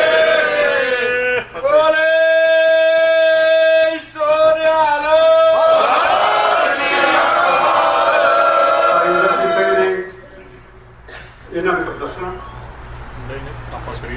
ਆਜੋ ਆਜੋ ਡਾਕਟਰ ਸਾਹਿਬ, ਡਾਕਟਰ ਸਰਦਾਰ ਬੂਟਾ ਸਿੰਘ ਜੀ, ਸਾਰੇ ਹੀ ਸਾਡੇ ਪਰਮ ਸਤਿਕਾਰਯੋਗ ਸਾਧ ਸੰਗਤ ਜੀ, ਕਿਸੇ ਨੂੰ ਸਨਮਾਨਿਤ ਕਰਨਾ ਸ਼ਹੀਦ ਪਰਿਵਾਰ ਦੇ ਜੀ ਨੂੰ ਨਿੱਕੀ ਗੱਲ ਨਹੀਂ ਹੁੰਦੀ। ਪਹਿਲੋਂ ਸਰੀਰ ਦੀ ਆਹੂਤੀ ਦੇਣੀ ਪੈਂਦੀ ਹੈ, ਫਿਰ ਇਹ ਮਾਣ ਗੁਰਦੁਆਰਾ ਸਾਹਿਬਾਂ ਦੇ ਵਿੱਚ ਪ੍ਰਾਪਤ ਹੁੰਦਾ ਹੈ। ਮੈਂ ਅਮਰ ਸ਼ਹੀਦ ਭਾਈ ਸਾਹਿਬ ਭਾਈ ਤਰਲੋਚਨ ਸਿੰਘ ਜੀ ਨੂੰ ਬੇਨਤੀ ਕਰੂੰਗਾ, ਤੇ ਨਾਲ ਬੱਚਾ ਸਾਡਾ ਗਿਆਨੀ ਸਿੰਘ ਹੈ, ਕਿਉਂਕਿ ਮੇਰੇ ਤੋਂ ਛੋਟੇ ਹੋਣ ਕਾਰਨ ਬਹੁਤ ਬੱਚਾ ਸ਼ਬਦ ਨਿਕਲ ਜਾਂਦਾ ਹੈ ਤੇ ਗੁਣਾਂ 'ਚ ਵੱਡਾ। ਬਹੁਤ ਪਿਆਰ ਸਤਿਕਾਰ ਦੇ ਨਾਲ ਡਾਕਟਰ ਅਮਰਜੀਤ ਸਿੰਘ ਜੀ, ਜਿਨ੍ਹਾਂ ਨੇ ਸਾਰੀ ਉਮਰ ਆਪਣੀ ਸਿੱਖ ਪੰਥ ਨੂੰ ਦਿੱਤੀ ਹੋਈ ਹੈ, ਸਿੱਖ ਪੰਥ ਨੂੰ। ਮੈਂ 91 ਤੋਂ ਅਮਰੀਕਾ ਦੇ ਵਿੱਚ ਰਹਿਣਾ, 33 ਸਾਲ ਮੈਨੂੰ ਹੋ ਚੱਲੇ ਹੈ, ਤੇ ਜੇ ਖਾਲਿਸਤਾਨ ਦਾ ਕੋਈ ਨਾਰਾ ਲਾ ਰਿਹਾ ਹੈ ਉਦੋਂ ਤੋਂ ਲੈ ਕੇ ਅੱਜ ਤੱਕ, ਤੇ ਬਿਨਾਂ ਨਾਗਾ ਇੰਨੀ ਉਮਰ ਲੰਘਾਈ ਹੈ। ਪਰਿਵਾਰ ਪੰਜਾਬ ਦੇ ਵਿੱਚ ਛੱਡ ਕੇ ਇੱਥੇ ਆ ਗਿਆ ਸੀ, ਤੇ ਉਦੋਂ ਤੋਂ ਨਿਰੰਤਰ ਤੁਰੇ ਜਾਂਦੇ ਨੇ ਖਾਲਿਸਤਾਨ ਖਾਲਿਸਤਾਨ ਕਰਦੇ। ਇਸ ਕਰਕੇ ਵੱਡਾ ਯੋਗਦਾਨ ਹੈ, ਵੱਡੀ ਇਹ ਕੰਟਰੀਬਿਊਸ਼ਨ ਹੈ। ਨਾਲ ਸਾਡੇ ਬੂਟਾ ਸਿੰਘ ਜੀ ਖੜੌਦ ਸ਼੍ਰੋਮਣੀ ਅਕਾਲੀ ਦਲ ਦੇ ਕਰਤੇ ਧਰਤੇ ਕਹਿ ਲਈਏ, ਜਿਹੜੇ ਬਹੁਤ ਪਿਆਰ ਦੇ ਨਾਲ ਸਤਿਕਾਰ ਦੇ ਨਾਲ ਸੁਚੱਜੇ ਢੰਗ ਦੇ ਨਾਲ ਇਮਾਨਦਾਰੀ ਨਾਲ ਡਿਊਟੀ ਨਿਭਾ ਰਹੇ ਨੇ। ਨਾਲ ਕੈਲੀਫੋਰਨੀਆ ਦੇ ਆਪਣੇ ਸ਼੍ਰੋਮਣੀ ਅਕਾਲੀ ਦਲ ਦੇ ਪ੍ਰਧਾਨ ਸਰਦਾਰ ਬਹਾਦਰ ਤਰਸੇਮ ਸਿੰਘ ਜੀ, ਜਿੰਨੇ ਵੀ ਤੁਸੀਂ ਅਹੁਦੇਦਾਰ ਖੜੇ ਹੋ ਸਾਰੇ ਸਤਿਕਾਰਯੋਗ, ਸਾਰਿਆਂ ਦੇ ਸ਼ਾਬਾਸ਼ ਹੈ। ਗੁਰੂ ਘਰ ਦੇ ਗ੍ਰੰਥੀ ਸਿੰਘ ਸਹਿਬਾਨ ਹਨ, ਜਿੰਨੇ ਵੀ ਬੱਚੇ ਤੁਸੀਂ ਇੱਥੇ ਪਹੁੰਚੇ ਹੋ। ਭਾਈ ਅੱਜ ਤੁਸੀਂ ਫੋਟੋ ਖਿਚਾਉਣ ਵਾਸਤੇ ਆਏ ਹੋ, ਵੀ ਅਸੀਂ ਪੱਕੇ ਹੋ ਜਾਈਏ। ਪੱਕੇ ਤਾਂ ਹੋਣਾ ਕਿਉਂਕਿ ਤੁਹਾਨੂੰ ਇਸ ਗੱਲ ਦਾ ਇਲਮ ਹੋ ਗਿਆ, ਇਜ਼ਹਾਰ ਹੋ ਗਿਆ, ਸੋਝੀ ਆ ਗਈ ਵੀ ਭਾਈ ਤਰਸੇਮ ਸਿੰਘ ਵਿੱਚ ਕੋਈ ਤਾਂ ਗੱਲ ਹੈ ਨਾ ਜਿਹਦੇ ਨਾਲ ਖੜ ਕੇ ਫੋਟੋ ਖਿੱਚ ਕੇ ਅਸੀਂ ਪੱਕੇ ਹੋ ਸਕਦੇ ਆ। ਇਸ ਕਰਕੇ ਭਾਈ ਕੰਟਰੀਬਿਊਸ਼ਨ ਹੁੰਦਾ ਹੈ। ਮਾਨ ਸਾਹਿਬ ਦਾ ਲੈਟਰ ਜਿਹੜੇ ਉਹਨਾਂ ਦੇ ਦਸਤਖਤ ਨੇ, ਹੁਣ ਤੁਹਾਨੂੰ ਕਈ ਵਾਰੀ ਇੱਥੇ ਬੱਚੇ ਆਉਂਦੇ ਨੇ, ਜਦੋਂ ਵਕੀਲਾਂ ਕੋਲ ਜਾਂਦੇ ਨੇ, ਉਹ ਕਹਿੰਦੇ ਨੇ ਮਾਨ ਸਾਹਿਬ ਦਾ ਲੈਟਰ ਲੈ ਕੇ ਆਓ। ਉਹ ਪੁੱਛਦੇ ਨੇ ਉਹ ਕੌਣ ਨੇ, ਫਿਰ ਉਹਨਾਂ ਨੂੰ ਪਤਾ ਲੱਗਦਾ ਕਿ ਦੁਨੀਆ ਦੇ ਹਸਤੀ ਹੈ, ਪੰਜਾਬ ਦੇ ਵਿੱਚ ਵਿਚਰ ਰਹੀ ਹੈ, ਜਿਹੜੀ ਕੰਟੀਨਿਊ ਖਾਲਿਸਤਾਨ ਖਾਲਿਸਤਾਨ ਕਰ ਰਹੀ ਹੈ। ਜਦੋਂ ਬਾਬਾ ਠਾਕਰ ਸਿੰਘ ਜੀ ਨੇ ਕਿਹਾ ਸੀ ਵੀ ਸੰਤ ਜਰਨੈਲ ਸਿੰਘ ਜੀ ਦਾ ਜਨਮ ਦਿਹਾੜਾ ਮਨਾ ਸਕਦੇ ਆ, ਉਦੋਂ ਤੋਂ ਲੈ ਕੇ ਅੱਜ ਤੱਕ ਇੱਕੋ ਹੀ ਸ਼ਖਸ ਹੈ ਪੰਜਾਬ ਦੇ ਵਿੱਚ, ਸਰਦਾਰ ਸਿਮਰਨਜੀਤ ਸਿੰਘ ਮਾਨ, ਜਿਹੜੇ ਫਤਿਹਗੜ੍ਹ ਸਾਹਿਬ ਸੰਤ ਜਰਨੈਲ ਸਿੰਘ ਜੀ ਦਾ ਜਨਮ ਦਿਹਾੜਾ ਮਨਾਉਂਦੇ ਨੇ। ਜਨਮ ਦਿਹਾੜਾ ਤਾਂ ਮਨਾਉਂਦੇ ਨੇ ਵੀ ਆ ਜਿਹੜੀ ਸਾਡੀ ਆਵਾਜ਼ ਹੈ ਇਸ ਨੂੰ ਗਾਹਾਂ ਕਿੱਦਾਂ ਤੋਰਿਆ ਜਾ ਸਕੇ। ਇਸ ਕਰਕੇ ਤਾਂ ਮਾਨ ਸਾਹਿਬ ਦੇ ਦਸਤਖਤ ਜਿਹੜੇ ਨੇ ਉਹ ਇੰਪੋਰਟੈਂਟ ਨੇ। ਉਹਨਾਂ ਨੇ 40 ਸਾਲ ਕੌਮ ਦੇ ਲਿਖੇ ਲਾਏ ਨੇ, ਨਿੱਕੀ ਗੱਲ ਨਹੀਂ ਹੈ। ਰਾਜ ਭਾਗ ਮਾਣ ਸਕਦੇ ਸੀ। ਮੈਂ ਇੱਧਰ ਨੂੰ ਬਹੁਤਾ ਜਾਣ ਨਾ ਜਾਵਾਂ। ਭਾਈ ਤਰਸੇਮ ਸਿੰਘ ਜੀ ਨੂੰ ਬੇਨਤੀ ਕਰਾਂਗੇ ਕਿ ਭਾਈ ਇੰਦਰਜੀਤ ਸਿੰਘ, ਭਾਈ ਜੁਗਰਾਜ ਸਿੰਘ ਜੀ ਦੇ ਜਵਾਈ ਸਾਹਿਬ, ਬੀਬੀ ਸਿਮਰਨਜੀਤ ਕੌਰ ਦੇ ਹਸਬੈਂਡ, ਤੇ ਬਹੁਤ ਹੋਣਹਾਰ ਬੱਚਾ ਹੈ ਤੇ ਮੰਟੀਕੇ ਦੀ ਧਰਤੀ ਨੂੰ ਮਾਣ ਪ੍ਰਾਪਤ ਹੋਇਆ ਵੀ ਅਸੀਂ ਵੀ ਇਹਨੂੰ ਇੱਥੇ ਸੱਦ ਲਈਏ। ਹਰੇਕ ਬੰਦਾ ਚਾਹੁੰਦਾ ਸੀ ਅਮਰੀਕਾ ਚੱਲ ਜਾਈਏ, ਪਤਾ ਨਹੀਂ ਇੱਥੇ ਹੈ ਕੀ, ਇਹ ਤਾਂ ਮੈਨੂੰ ਨਹੀਂ ਹਜੇ ਤੱਕ ਸਮਝ ਲੱਗੀ, ਪਰ ਇਹ ਬੱਚਾ ਇੱਥੇ ਆਇਆ, ਅਸੀਂ ਇਹਨੂੰ ਜੀ ਆਇਆਂ ਵੀ ਆਖਦੇ ਆ। ਤੇ ਭਾਈ ਤਰਲੋਚਨ ਸਿੰਘ ਜੀ ਕਹੂੰਗਾ ਕਿ ਮੈਂ ਗੋਲਡ ਮੈਡਲ ਦੇ ਨਾਲ ਇਹਨਾਂ ਨੂੰ ਸਨਮਾਨਿਤ ਕਰਨ। ਤੇ ਭਾਈ ਬੋਲੇ ਸੋ ਨਿਹਾਲ।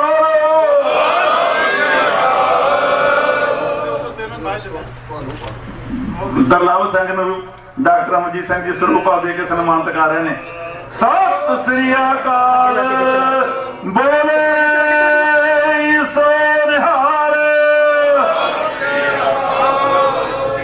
ਬਾਬਾ ਜੀ ਫੇਸ ਇੱਧਰ ਨੂੰ ਰੱਖੋ ਥੋੜੇ ਜਿਹੇ। ਹਾਂਜੀ, ਮਾੜਾ ਜਿਹਾ ਦੱਸੀ ਚਲੋ ਕਿਹਨੂੰ ਸਰੂਪਾ ਦੇਣਾ, ਫਿਰ ਦੇਈ ਚਲੋ। ਇਹ ਕਿਹਨੂੰ ਦੇਣੀ? ਮੈਂ ਹੀ ਰੱਖ ਲਾਂ? ਅੱਛਾ, ਸੌਰੀ ਬੇ। ਭਾਈ ਤਰਲੋਚਨ ਸਿੰਘ ਜੀ ਆਪਣੀ ਕੌਮ ਦੇ ਰੂਹੇ ਰਵਾ ਪਲੈਕ ਦੇ ਕੇ ਇਹਨਾਂ ਨੂੰ ਸਨਮਾਨਿਤ ਕਰੋ। ਬੂਟਾ ਸਿੰਘ ਜੀ ਇੱਧਰ ਪਿੱਠ ਨਾ ਕਰੋ ਫੇਸ। ਸਰਦਾਰ ਬੂਟਾ ਸਿੰਘ ਜੀ ਨੂੰ ਪਲੈਕ ਦੇ ਕੇ ਸਨਮਾਨਿਤ ਕੀਤਾ ਜਾ ਰਿਹਾ ਹੈ। ਤਰਸੇਮ ਸਿੰਘ ਜੀ ਜੋ ਨਾਲ ਡਾਕਟਰ ਅਮਰਜੀਤ ਸਿੰਘ ਜੀ ਦੇ ਰਹੇ ਨੇ, ਨਾਲ ਸਰੂਪਾ ਦੇ ਰਹੇ ਨੇ।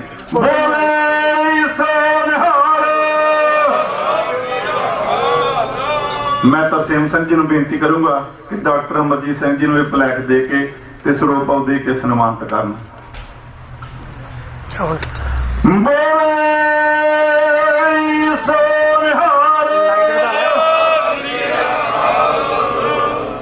ਇੱਕ ਵਾਈਡ ਫੋਟੋ, ਇੱਕ ਮੇਰੇ ਕੈਮਰੇ ਵਾਲ ਦੇਖਿਓ ਸਾਰੇ।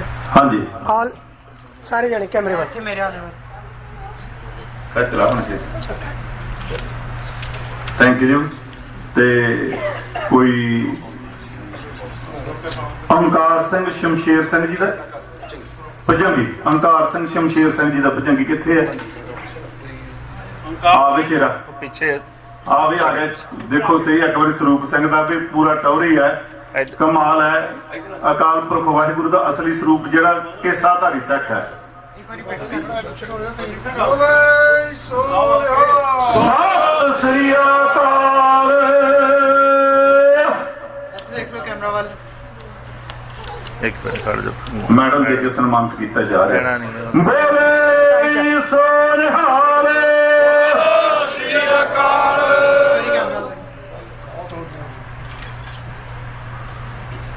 ਚਲੋ ਹੁਣ ਆਨੰਦ ਸਾਹਿਬ ਤੋਂ ਅਰਦਾਸ।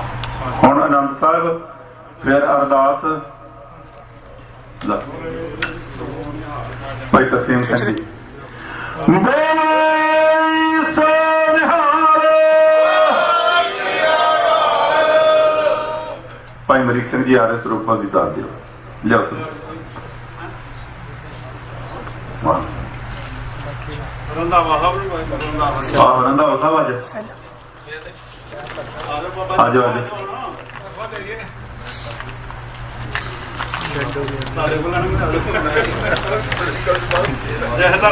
ਇੱਕ ਫੋਟੋ ਹੈ ਜੀ, ਬੋਲੇ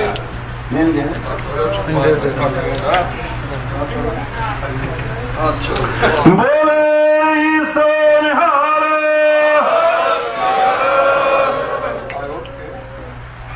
ਇੱਕ ਫੋਟੋ ਬੂਟਾ ਸਿੰਘ ਜੀ ਤੋਂ ਲੈਣਾ ਸਰੂਪ। ਸਲਖਨ ਸਿੰਘ ਜੀ ਨੇ ਪਾਓ। ਫਿੱਟ ਕਰਕੇ ਨਾ ਪਾਇਓ, ਕੈਮਰਾ ਦੇਖ ਕੇ। ਬੋਲੇ ਸੋ ਨਿਹਾਲ। ਸਤਿ ਸ੍ਰੀ ਅਕਾਲ। ਰੰਧਾਵਾ ਸਾਹਿਬ ਉੱਚਾ ਕਿੱਧਰ ਗਿਆ? ਸਰੂਪ ਆਸ਼ੀਰਵਾਦ ਹੈ। ਸਤਿ ਸ੍ਰੀ ਅਕਾਲ। ਬਈ ਜਿਹੜੇ ਸੂਰਮੇ ਨੇ ਫੋਟੋ ਖਿਚਾਉਣੀ, ਮੇਰੀ ਗੱਲ ਸੁਣਿਓ ਪਹਿਲਾਂ। ਮੈਂ ਸੌਣ ਤੋਂ ਲਾ ਕਾਲੇ ਪੈਨੇ ਫੋਟੋ ਕਰਾ ਲਓ ਸਾਰੇ ਬਈ ਆਹ ਜਿਹੜੀ ਕੰਧ ਆ ਜਦੋਂ ਅਰਦਾਸ ਹੋ ਜਾਣੀ ਹੈ, ਹੁਕਮਨਾਮ ਸਾਹਿਬ ਲੈ ਲੈਣਾ, ਦੇਗ ਵਰਤ ਜਾਣੀ ਹੈ, ਫਿਰ ਇਧਰਲੇ ਪਾਸੇ ਨੂੰ ਆਪਾਂ ਕੰਧ ਵੱਲ ਬੈਕ ਕਰਕੇ ਫੋਟੋ ਖਿਚਵਾਉਣੀ ਹੈ। ਬੂਟਾ ਸਿੰਘ ਜੀ ਆਇਓ ਨੇ ਜੇ ਤੁਸੀਂ ਅਜਿਹਾ ਸਾਹਿਬ ਲੋ ਬੋਲੇ ਸੋਨਿਹਾਲ ਜਥੇਦਾਰ Tarsem Singh ji, head of California. ਬਈ ਪ੍ਰੋਗਰਾਮ ਕਰਵਾਉਂਦਿਆਂ ਅਨੇਕਾਂ ਪ੍ਰਕਾਰ ਦੀਆਂ ਤਰੁੱਟੀਆਂ, ਕਮੀਆਂ, ਗੁਰਵਿੰਦਰ ਕੌਰ ਆ ਗਈ, ਲੈ ਗਲਤੀ ਗੁਰਵਿੰਦਰ ਹੋ ਗਿਆ, ਉੱਠ ਕੇ ਆ। ਸਮਾਪਤੀ ਹੈ। ਆ ਜਿਹੜੀ ਬੱਚੀ ਹੈ ਗੁਰਵਿੰਦਰ ਕੌਰ, ਇਹਦਾ ਪਿੰਡ ਰਾਣੀਪੁਰ ਹੈ ਦੁਆਬੇ ਦੇ ਵਿੱਚ। ਹਾਂਜੀ, ਤੁਹਾਡਾ ਤਾਂ ਨਹੀਂ ਹੋ? ਬੋਲੇ ਸੋਨਿਹਾਲ।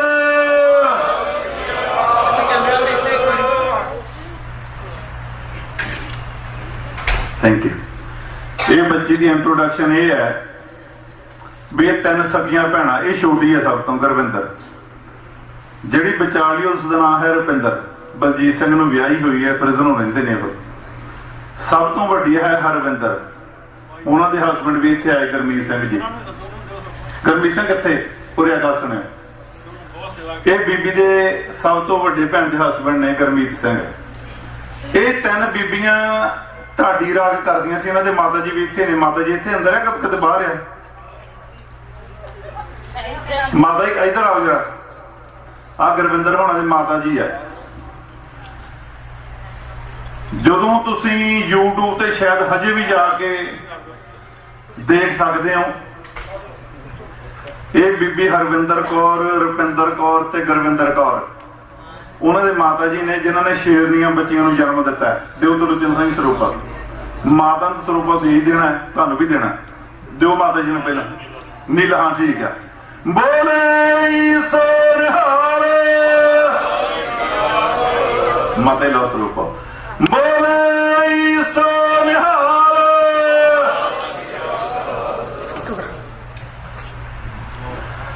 ਬਈ ਜਿਹੜੀਆਂ ਇਹ ਬੀਬੀਆਂ, ਜਿਹੜੀਆਂ 3 ਦੇ ਮੈਂ ਨਾਂ ਲੈਣਾ, ਇਹ ਢਾਡੀ ਰਾਹ ਕਰਦੀਆਂ ਸੀ।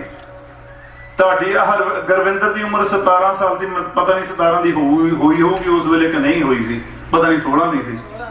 16 ਦੀ ਸੀ ਮਾਤਾ ਜੀ ਦੱਸਦੇ। ਅਮਰੀਕਾ ਦੀ ਐਮਬੈਸੀ ਵਿੱਚ ਚੱਲ ਗਈਆਂ ਵੀ ਵੀਜ਼ਾ ਚਾਹੀਦਾ ਹੈ। ਉਹ ਕਹਿੰਦੇ ਤੁਸੀਂ ਕੀ ਕਰਦੀਆਂ? ਕਿਉਂਕਿ ਉੱਚੀਆਂ ਲੰਮੀਆਂ, ਮਹਾਰਾਜ ਨੇ ਬੜਾ ਕੱਦ ਕਾਠ ਬਖਸ਼ਿਆ। ਕਹਿੰਦੀਆਂ ਢਾਡੀ ਰਾਗ ਕਰਦੀਆਂ। ਉਹਨਾਂ ਨੇ ਕਿਹਾ ਕੋਈ ਜਗਾ ਹੋ ਕੇ ਸੁਣਾਓ ਢਾਡੀ ਰਾਗ। ਇਹਦੀ ਵੱਡੀ ਭੈਣ ਹਰਵਿੰਦਰ ਕੌਰ ਸਰੰਗੀ ਵਜਾਉਂਦੀ ਸੀ, ਇਹ ਗੁਰਵਿੰਦਰ ਢੱਡ ਵਜਾਉਂਦੀ ਸੀ। ਇਹਨਾਂ ਨੇ ਇੱਕ ਚੌਥੀ ਬੀਬੀ ਵੀ ਸੀ, ਜਗਜੀਤ ਕੌਰ। ਉਹ ਪਿੰਡ ਦੀ ਸੀ ਕਿ ਦਲਾਗਲੇ ਪਿੰਡ ਦੀ ਸੀ? ਗੁਰਵਿੰਦਰ ਲਾਗੇ ਦੇ ਪਿੰਡ ਦੀ ਸੀ।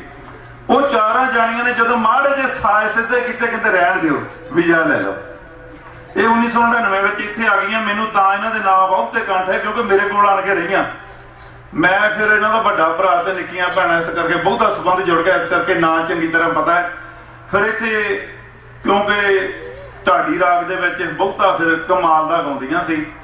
ਸੰਤ ਜਰਨੈਲ ਸਿੰਘ ਜੀ ਦੀ ਗੱਲ ਕਰਦੀਆਂ ਸੀ। ਮੈਂ ਕਿਹਾ ਵੀ ਬੰਦਾ ਕਿਤੇ ਜਾਵੇ ਥਾਣਿਆਂ ਦੇ ਵਿੱਚ ਰਲ ਜਾਏ ਤੇ ਵੱਖਰੀ ਗੱਲ ਹੈ। ਜਿਹੜੀਆਂ ਬੀਬੀਆਂ ਹੁੰਦੀਆਂ ਨੇ ਸਭ ਤੋਂ ਪਹਿਲਾਂ ਤੇ ਘਰ ਦੀ ਇੱਜ਼ਤ ਹੁੰਦੀਆਂ ਨੇ, ਫਿਰ ਉਸ ਤੋਂ ਬਾਅਦ ਘਰਾਣੇ ਦੀ, ਪਿੰਡ ਦੀ, ਜ਼ਿਲ੍ਹੇ ਦੀ, ਫਿਰ ਕੌਮੀ ਇੱਜ਼ਤ ਹੁੰਦੀਆਂ ਨੇ। ਜਦੋਂ ਥਾਣਿਆਂ 'ਚ ਬੀਬੀਆਂ ਰਲਦੀਆਂ ਇੱਕ ਵਾਰੀ ਇੱਜ਼ਤ ਰਲ ਜਾਂਦੀ, ਬੰਦਾ ਜੀਵਨ ਜੋਗਾ ਨਹੀਂ ਰਹਿੰਦਾ। ਇਸ ਕਰਕੇ ਵੀ ਤੁਸੀਂ ਇੱਥੇ ਅਸਾਈਲਮ ਕਰ ਲਓ। ਅਸਾਈਲਮ ਕਰ ਲਈ 2-4 ਵੀਡੀਓ ਦਿਖਾ ਲਈਆਂ ਸੀ ਢਾਡੀ ਰਾਗ ਕਰਦੀਆਂ, ਸੰਤ ਜਰਨੈਲ ਸਿੰਘ ਜੀ ਦੀ ਵਾਰ ਗਾਉਂਦੀਆਂ। ਅਸਾਈਲਮ ਵਾਲੇ ਕਹਿੰਦੇ ਚੱਕੋ ਗ੍ਰੀਨ ਕਾਰਡ ਮਿਲ ਗਿਆ। ਗੁਰਮੀਤ ਸਿੰਘ ਜੀ ਕੈਨੇਡਾ ਆਏ, ਇਹਨਾਂ ਦਾ ਰਿਸ਼ਤਾ ਹੋ ਗਿਆ ਹਰਵਿੰਦਰ ਦੇ ਨਾਲ। ਉੱਥੋਂ ਜਾ ਕੇ ਇਹਨਾਂ ਨੂੰ ਵੀ ਲੈ, ਇਹਨਾਂ ਨੂੰ ਕਹਿੰਦੇ ਤੁਸੀਂ ਵੀ ਪੱਕੇ ਹੀ ਆ। ਭੁੱਲ ਚੁੱਕ ਲਈ ਖਿਮਾ ਗੱਜ ਕੇ ਫਤਿਹ ਬੁਲਾਓ। ਵਾਹਿਗੁਰੂ ਜੀ ਕਾ ਖਾਲਸਾ, ਵਾਹਿਗੁਰੂ ਜੀ ਕੀ ਫਤਿਹ। ਨਾਨਕ ਆਨੰਦ ਹੋਆ ਸਤਿਗੁਰੂ ਮੈਂ ਪਾਇਆ, ਇਹ ਮਨ ਮੇਰਿਆ ਤੂੰ ਸਦਾ ਰਹੋ ਨਾਲ। ਹਰ ਨਾਲ ਰਹੋ ਤੂੰ ਮਨ ਮੇਰੇ, ਦੁੱਖ ਸਭ ਵਿਸਾਰਨਾ।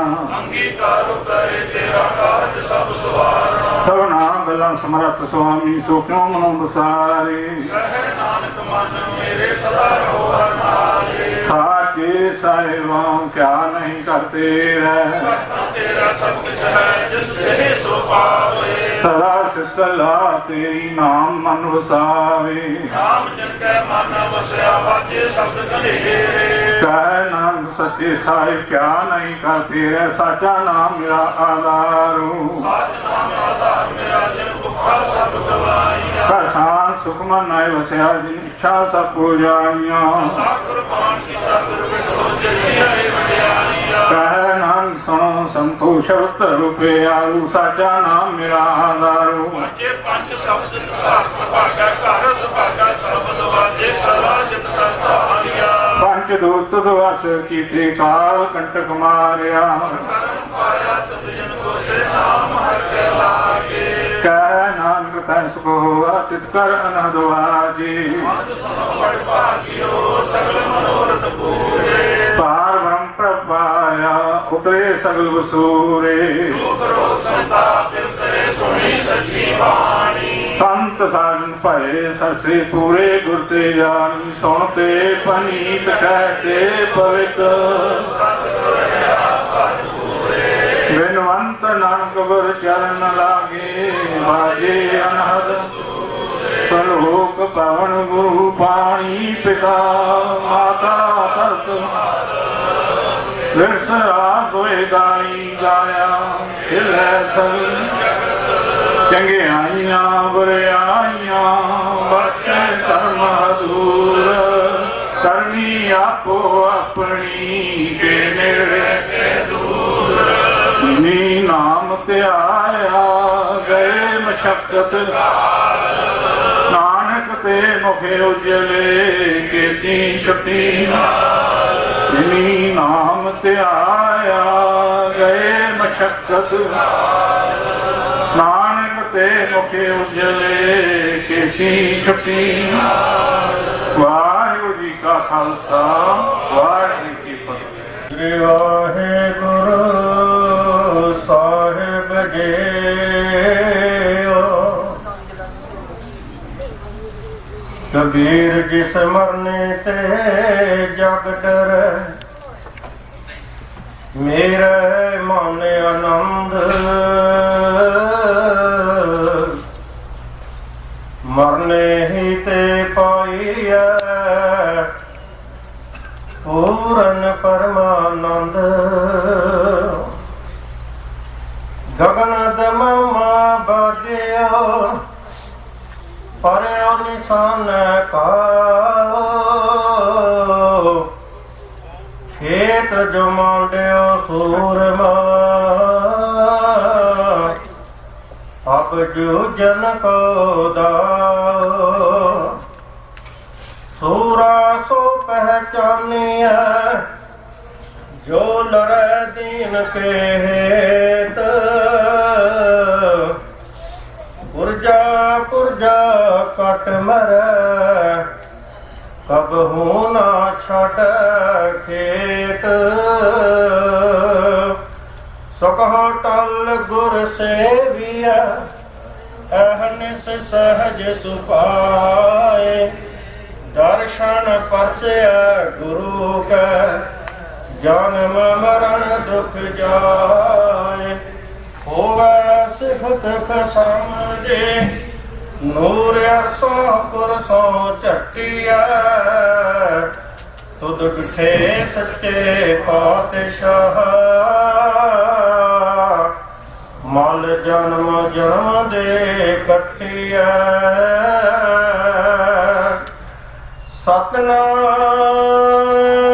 ਸਤਨਾਮ ਸ੍ਰੀ ਵਾਹਿਗੁਰੂ ਸਾਹਿਬ ਜੀਓ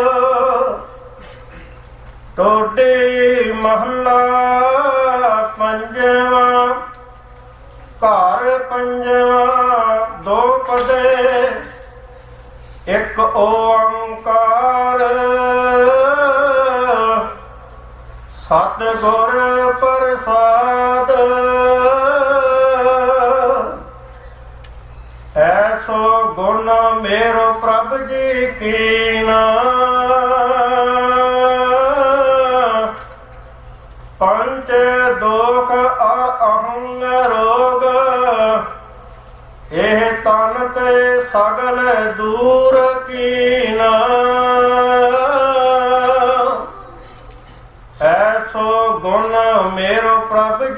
ਕੀਨਾ ਪੰਚ ਦੁਖ ਅਰ ਅਹੰਗ ਰੋਗ ਇਹ ਤਨ ਤੇ ਸਗਲ ਦੂਰ ਕੀਨਾ ਰਹਾ ਬੰਧਨ ਤੋਰ ਸ਼ੋਰ ਵਿਖਿਆ ਤੇ ਗੁਰ ਕੋ ਸ਼ਬਦ ਮੇਰਾ ਹੀਰ ਦੀਨਾ ਰੂਪ ਅਨਰੂਪ ਮੋਰ ਕਛ ਨ ਵਿਚਾਰਿਓ ਪ੍ਰੇਮ ਗਹਿਓ ਮੋਹਿ ਹਰ ਰੰਗ ਪੀਨਾ ਵੇਖਿਓ ਲਾਲਨ ਪਾਟ ਬੀਚ ਖੋਏ ਅਨੰਦ ਚਿਤਾ ਹਰਖੇ ਪਤੀਨਾ ਇਸ ਹੈ ਕੋ ਗ੍ਰਹ ਸੋਈ ਪ੍ਰਭ ਨਾਨਕ ਸੋ ਠਾਕੁਰ ਤਿਸ ਹੀ ਕੋ ਥੀਨਾ ਵੇਖਿਓ ਲਾਲਨ ਪਾਟ ਬੀਚ ਖੋਏ ਆਨੰਦ ਚਿਤਾ ਹਰਖੇ ਪਤੀਨਾ ਇਸ ਹੀ ਕੋ ਗ੍ਰਹ ਸੋਈ ਪ੍ਰਭ ਨਾਨਕ ਸੋ ਠਾਕੁਰ ਤਿਸ ਹੀ ਕੋ ਦੀਨਾ ਵਾਹਿਗੁਰੂ ਜੀ ਕਾ ਖਾਲਸਾ ਵਾਹਿਗੁਰੂ ਜੀ ਕੀ ਫਤਿਹ।